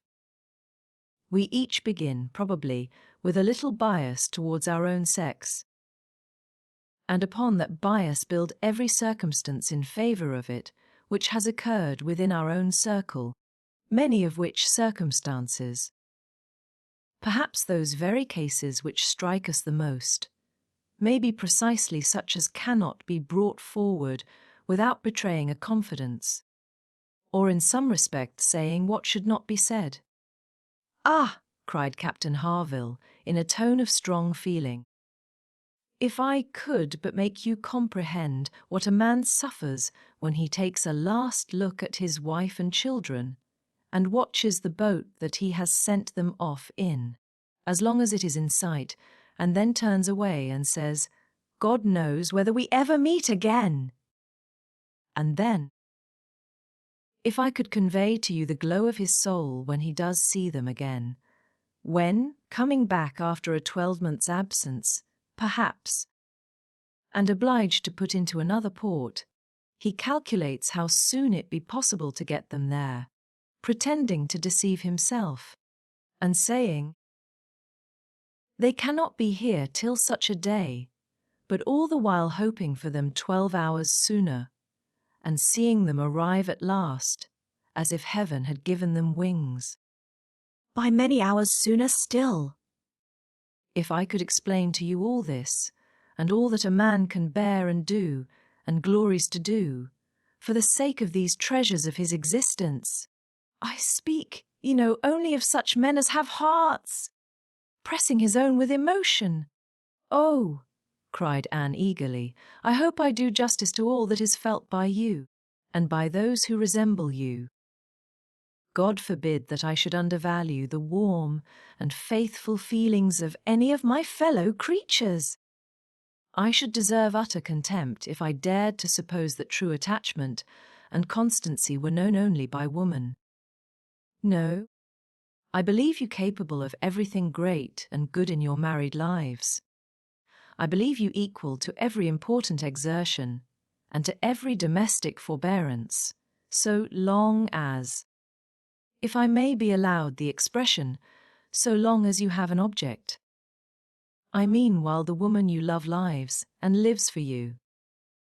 All the privilege I claim for my own sex, it is not a very enviable one, you need not covet it, is that of loving longest, when existence or when hope is gone.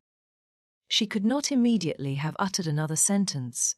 Her heart was too full, her breath too much oppressed. You are a good soul, cried Captain Harville, putting his hand on her arm quite affectionately. There is no quarrelling with you, and when I think of Benwick, my tongue is tied. Their attention was called towards the others. Mrs. Croft was taking leave. Here, Frederick, you and I part company, I believe, said she. I am going home, and you have an engagement with your friend.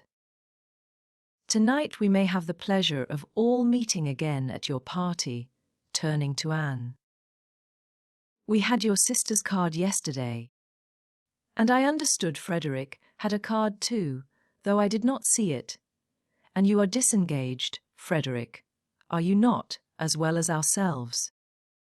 Captain Wentworth was folding up a letter in great haste, and either could not or would not answer fully. Yes, said he, very true, here we separate. But Harville and I shall soon be after you. That is, Harville, if you are ready. I am in half a minute. I know you will not be sorry to be off. I shall be at your service in half a minute.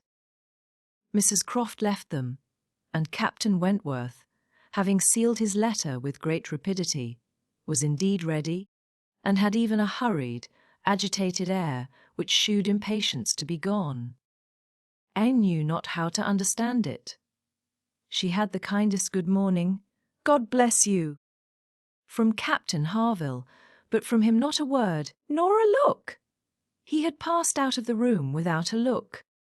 She had only time, however, to move closer to the table where he had been writing, when footsteps were heard returning. The door opened. It was himself. He begged their pardon. But he had forgotten his gloves, and instantly crossing the room to the writing table, he drew out a letter from under the scattered paper, placed it before Anne with eyes of glowing entreaty fixed on her for a time, and hastily collecting his gloves, was again out of the room, almost before Mrs. Musgrove was aware of his being in it. The work of an instant, the revolution which one instant had made in Anne, was almost beyond expression. The letter, with a direction hardly legible, to Miss A.A., was evidently the one which he had been folding so hastily. While supposed to be writing only to Captain Benwick, he had been also addressing her. On the contents of that letter depended all which this world could do for her. Anything was possible, anything might be defied rather than suspense. Mrs. Musgrove had little arrangements of her own at her own table. To their protection she must trust, and sinking into the chair which he had occupied, succeeding to the very spot where he had leaned and written, her eyes devoured the following words: I can listen no longer in silence. I must speak to you by such means as are within my reach. You pierce my soul. I am half agony, half hope. Tell me not that I am too late, that such precious feelings are gone forever. I offer myself to you again with a heart even more your own than when you almost broke it 8 years and a half ago. Dare not say that man forgets sooner than woman, that his love has an earlier death. I have loved none but you. Unjust I may have been, weak and resentful I have been, but never inconstant. You alone have brought me to Bath. For you alone I think and plan. Have you not seen this? Can you fail to have understood my wishes? I had not waited even these 10 days. Could I have read your feelings, as I think you must have penetrated mine? I can hardly write. I am every instant hearing something which overpowers me. You sink your voice, but I can distinguish the tones of that voice when they would be lost on others. Too good, too excellent creature. You do us justice, indeed. You do believe that there is true attachment and constancy among men. Believe it to be most fervent, most undeviating. In F.W. I must go, uncertain of my fate, but I shall return hither, or follow your party, as soon as possible. A word, a look, will be enough to decide whether I enter your father's house this evening or never. Such a letter was not to be soon recovered from. Half an hour's solitude and reflection might have tranquilized her, but the 10 minutes only which now passed before she was interrupted with all the restraints of her situation, could do nothing towards tranquility. Every moment rather brought fresh agitation. It was overpowering happiness. And before she was beyond the first stage of full sensation, Charles, Mary, and Henrietta all came in. The absolute necessity of seeming like herself produced then an immediate struggle, but after a while she could do no more.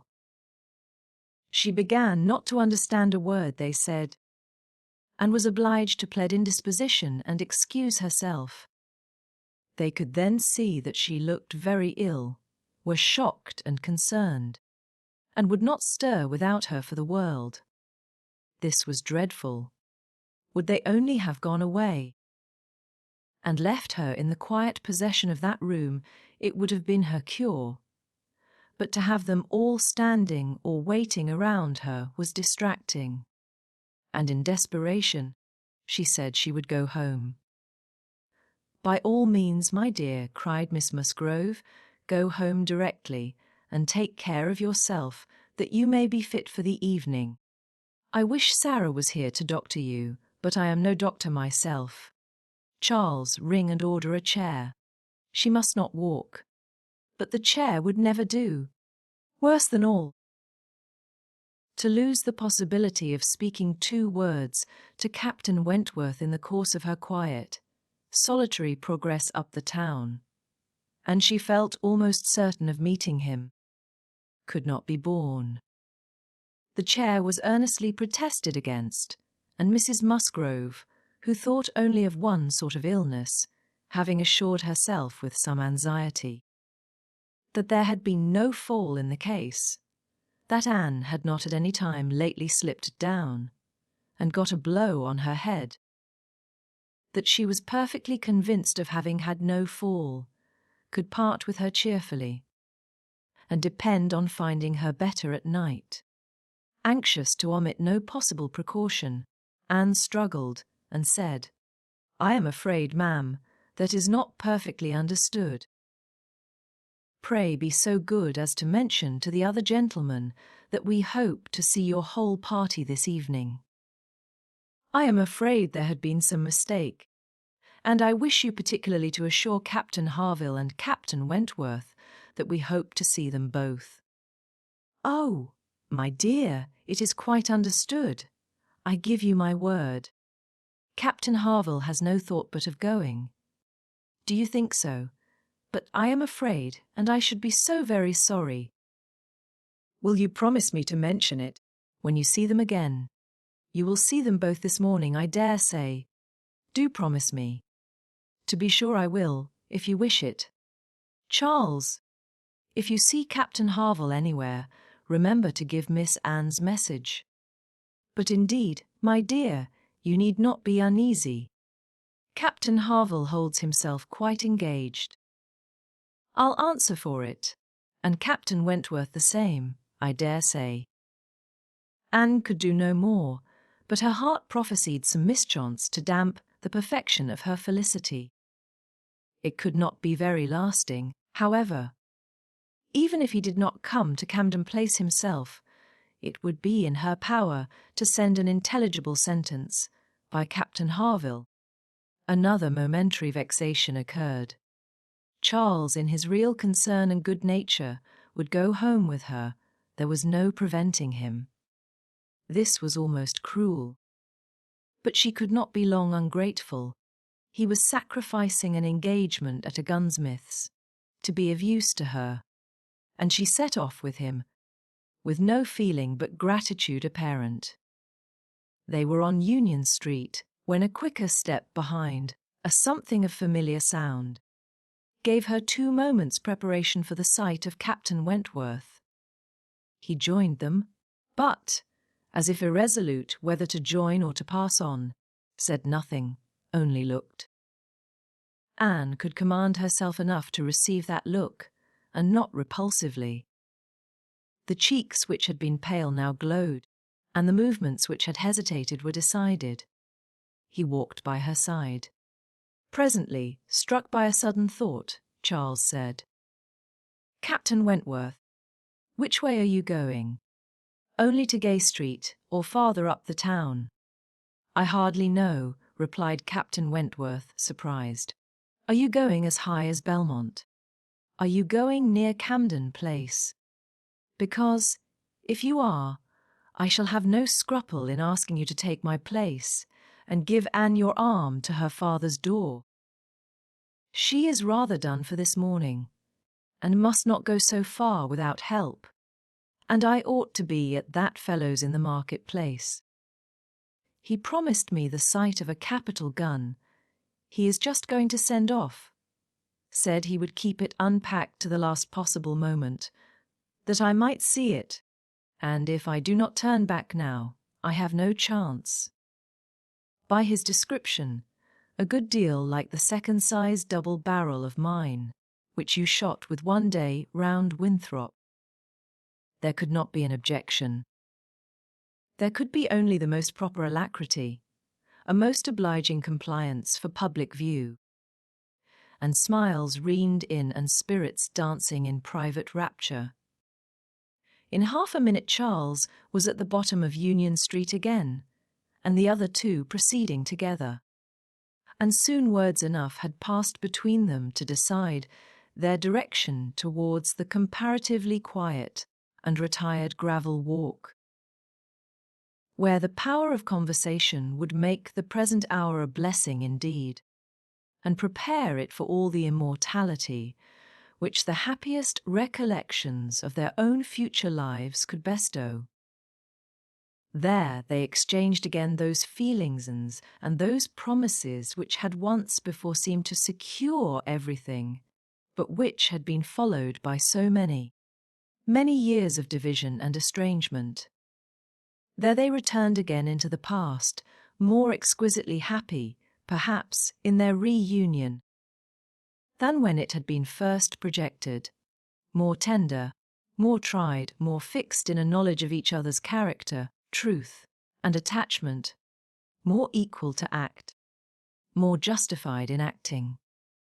And there, as they slowly paced the gradual ascent, heedless of every group around them, seeing neither sauntering politicians, bustling housekeepers, flirting girls, nor nursery maids and children, they could indulge in those retrospections and acknowledgments, and especially in those explanations of what had directly preceded the present moment, which were so poignant and so ceaseless in interest.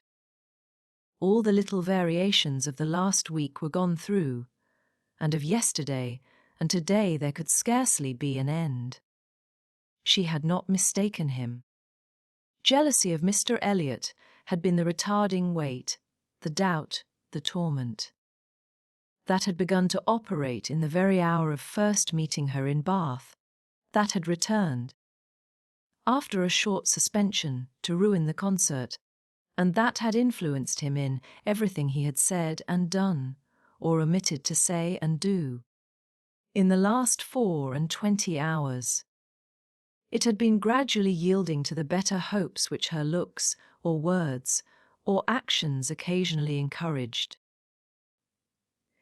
It had been vanquished at last by those sentiments and those tones which had reached him, while she talked with Captain Harville, and under the irresistible governance of which he had seized a sheet of paper and poured out his feelings.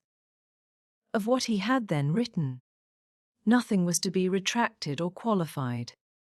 He persisted in having loved none but her. She had never been supplanted. He never even believed himself to see her equal. Thus much indeed he was obliged to acknowledge, that he had been constant unconsciously, nay unintentionally, that he had meant to forget her, and believed it to be done.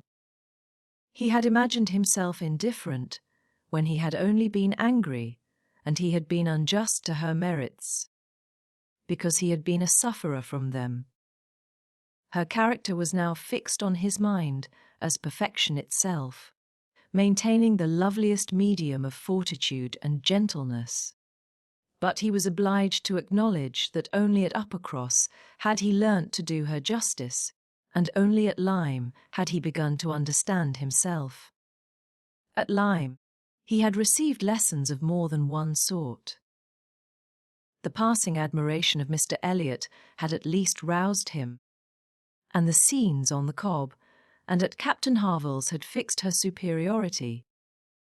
In his preceding attempts to attach himself to Louisa Musgrove, the attempts of angry pride, he protested that he had forever felt it to be impossible, that he had not cared, could not care for Louisa, though till that day, till the leisure for reflection which followed it, he had not understood the perfect excellence of the mind with which Louisa's could so ill bear a comparison, or the perfect unrivalled hold it possessed over his own.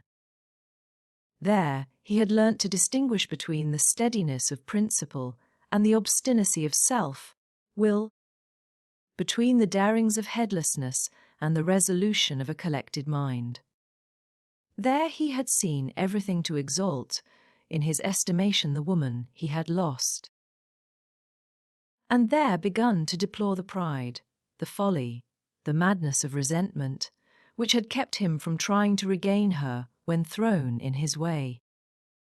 From that period his penance had become severe. He had no sooner been free from the horror and remorse attending the first few days of Louisa's accident, no sooner begun to feel himself alive again, than he had begun to feel himself, though alive, not at liberty. I found, said he, that I was considered by Harville an engaged man, that neither Harville nor his wife entertained a doubt of our mutual attachment. I was startled and shocked. To a degree, I could contradict this instantly, but when I began to reflect that others might have felt the same, her own family, nay, perhaps herself, I was no longer at my own disposal. I was hers in honour if she wished it. I had been unguarded. I had not thought seriously on this subject before. I had not considered that my excessive intimacy must have its danger of ill consequence in many ways, and that I had no right to be trying whether I could attach myself to either of the girls, at the risk of raising even an unpleasant report. Were there no other ill effects? I had been grossly wrong, and must abide the consequences. He found too late, in short, that he had entangled himself, and that precisely as he became fully satisfied of his not caring for Louisa at all, he must regard himself as bound to her, if her sentiments for him were what the Harvilles supposed. It determined him to leave Lyme and await her complete recovery elsewhere.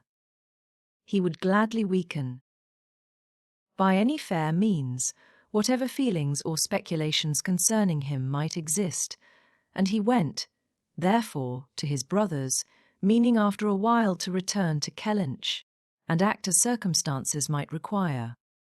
I was 6 weeks with Edward, said he, and saw him happy. I could have no other pleasure. I deserved none. He inquired after you very particularly, asked even if you were personally altered, little suspecting that to my eye you could never alter. Anne smiled and let it pass.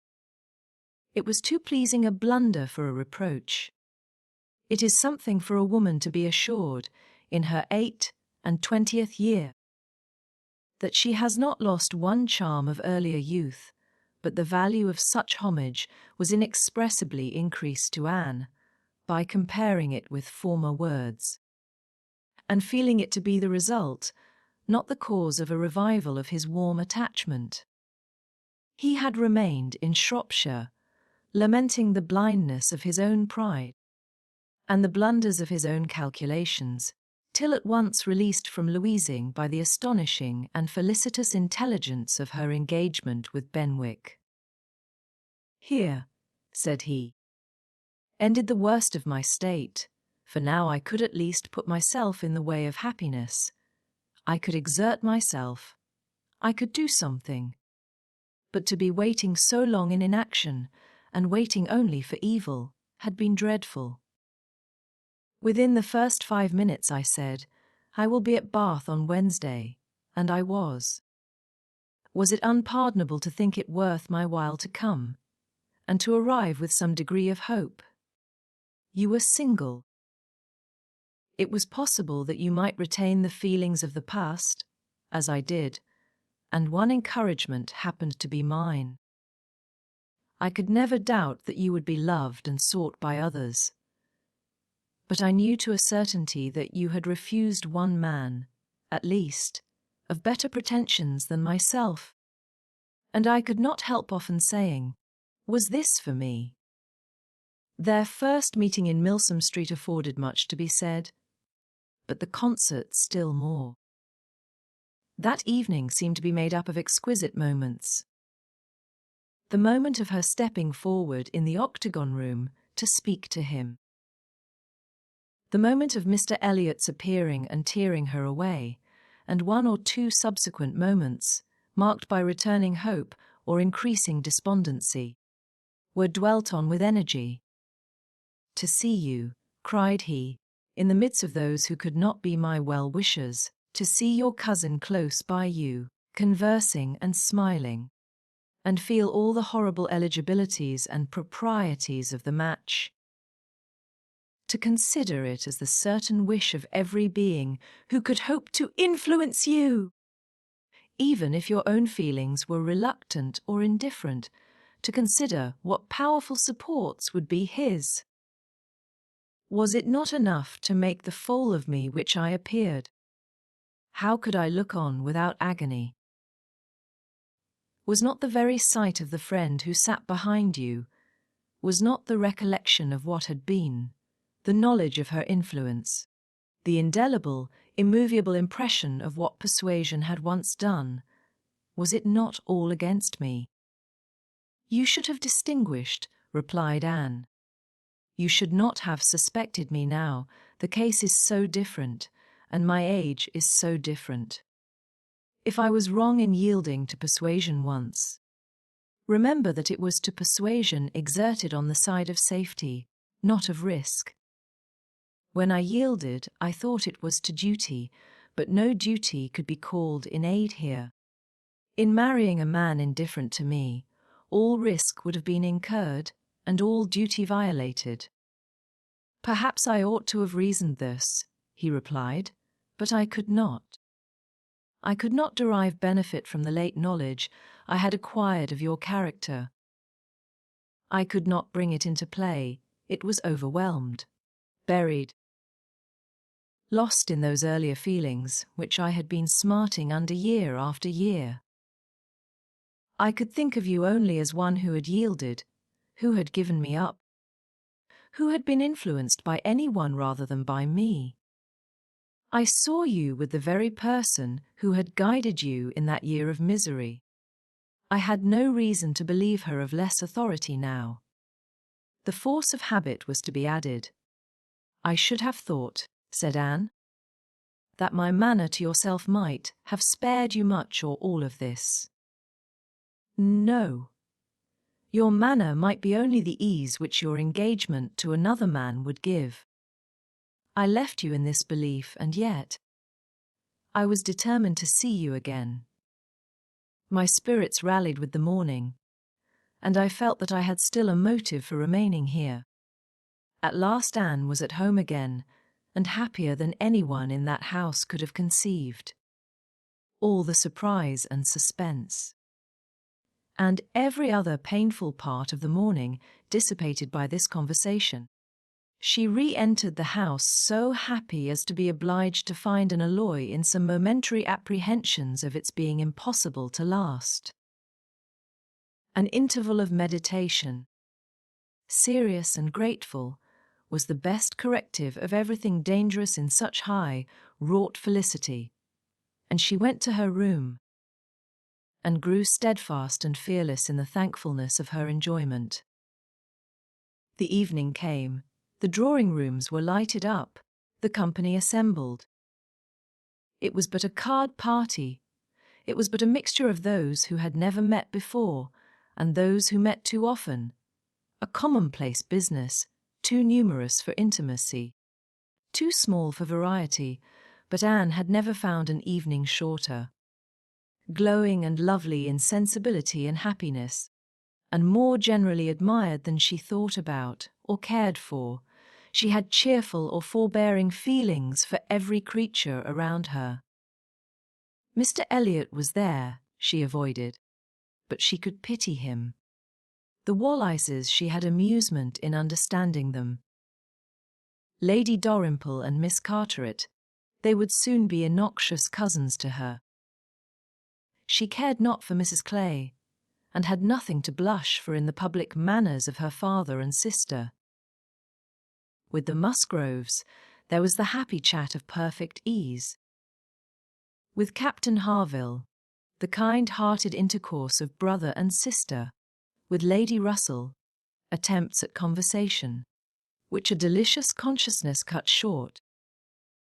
With Admiral and Mrs. Croft, everything of peculiar cordiality and fervent interest, which the same consciousness sought to conceal. And with Captain Wentworth, some moments of communications continually occurring, and always the hope of more, and always the knowledge of his being there. It was in one of these short meetings, each apparently occupied in admiring a fine display of greenhouse plants, that she said, "I have been thinking over the past, and trying impartially to judge of the right and wrong, I mean with regard to myself, and I must believe that I was right, much as I suffered from it, that I was perfectly right in being guided by the friend whom you will love better than you do now. To me, she was in the place of a parent. Do not mistake me, however. I am not saying that she did not err in her advice. It was, perhaps, one of those cases in which advice is good or bad only as the event decides, and for myself, I certainly never should, in any circumstance of tolerable similarity, give such advice. But I mean that I was right in submitting to her, and that, if I had done otherwise, I should have suffered more in continuing the engagement than I did even in giving it up, because I should have suffered in my conscience. I have now, as far as such a sentiment is allowable in human nature, nothing to reproach myself with, and if I mistake not, a strong sense of duty is no bad part of a woman's portion." He looked at her, looked at Lady Russell, and looking again at her, replied, as if in cool deliberation, "Not yet. But there are hopes of her being forgiven in time. I trust to being in charity with her soon. But I too have been thinking over the past, and a question has suggested itself, whether there may not have been one person more my enemy, even than that lady. My own self. Tell me if, when I returned to England in the year 8, with a few £1,000, and was posted into the Laconia, if I had then written to you, would you have answered my letter? Would you, in short, have renewed the engagement then? Would I, was all her answer, but the accent was decisive enough. Good God! He cried, you would? It is not that I did not think of it or desire it, as what could alone crown all my other success, but I was proud, too proud to ask again. I did not understand you. I shut my eyes, and would not understand you or do you justice. This is a recollection which ought to make me forgive every one sooner than myself. 6 years of separation and suffering might have been spared. It is a sort of pain, too, which is new to me. I have been used to the gratification of believing myself to earn every blessing that I enjoyed. I have valued myself on honourable toils and just rewards. Like other great men under reverses, he added, with a smile, I must endeavour to subdue my mind to my fortune. I must learn to brook being happier than I deserve. Chapter 24. Who can be in doubt of what followed? When any two young people take it into their heads to marry, they are pretty sure by perseverance to carry their point. be they ever so poor, or ever so imprudent, or ever so little likely to be necessary to each other's ultimate comfort. This may be bad morality to conclude with, but I believe it to be truth. And if such parties succeed, how should a Captain Wentworth and an Anne Elliot, with the advantage of maturity of mind, consciousness of right, and one independent fortune between them, fail of bearing down every opposition? They might, in fact, have borne down a great deal more than they met with, for there was little to distress them beyond the want of graciousness and warmth. Sir Walter made no objection, and Elizabeth did nothing worse than look cold and unconcerned. Captain Wentworth, with £25,000, and as high in his profession as merit and activity could place him, was no longer nobody. He was now esteemed quite worthy to address the daughter of a foolish, spendthrift baronet, who had not had principle or sense enough to maintain himself in the situation in which Providence had placed him, and who could give his daughter at present but a small part of the share of £10,000 which must be hers hereafter. Sir Walter, indeed, though he had no affection for Anne, and no vanity flattered to make him really happy on the occasion, was very far from thinking it a bad match for her.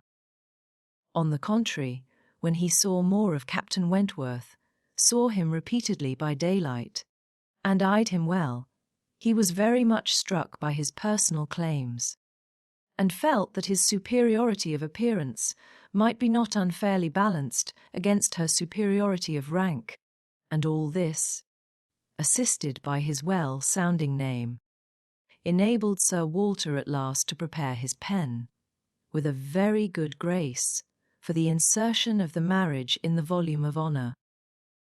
The only one among them whose opposition of feeling could excite any serious anxiety was Lady Russell.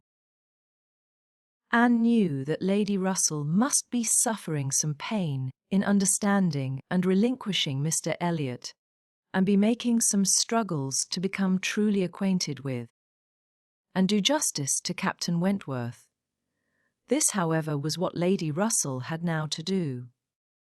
She must learn to feel that she had been mistaken with regard to both, that she had been unfairly influenced by appearances in each, that because Captain Wentworth's manners had not suited her own ideas, she had been too quick in suspecting them to indicate a character of dangerous impetuosity, and that because Mr. Elliot's manners had precisely pleased her in their propriety and correctness, their general politeness and suavity.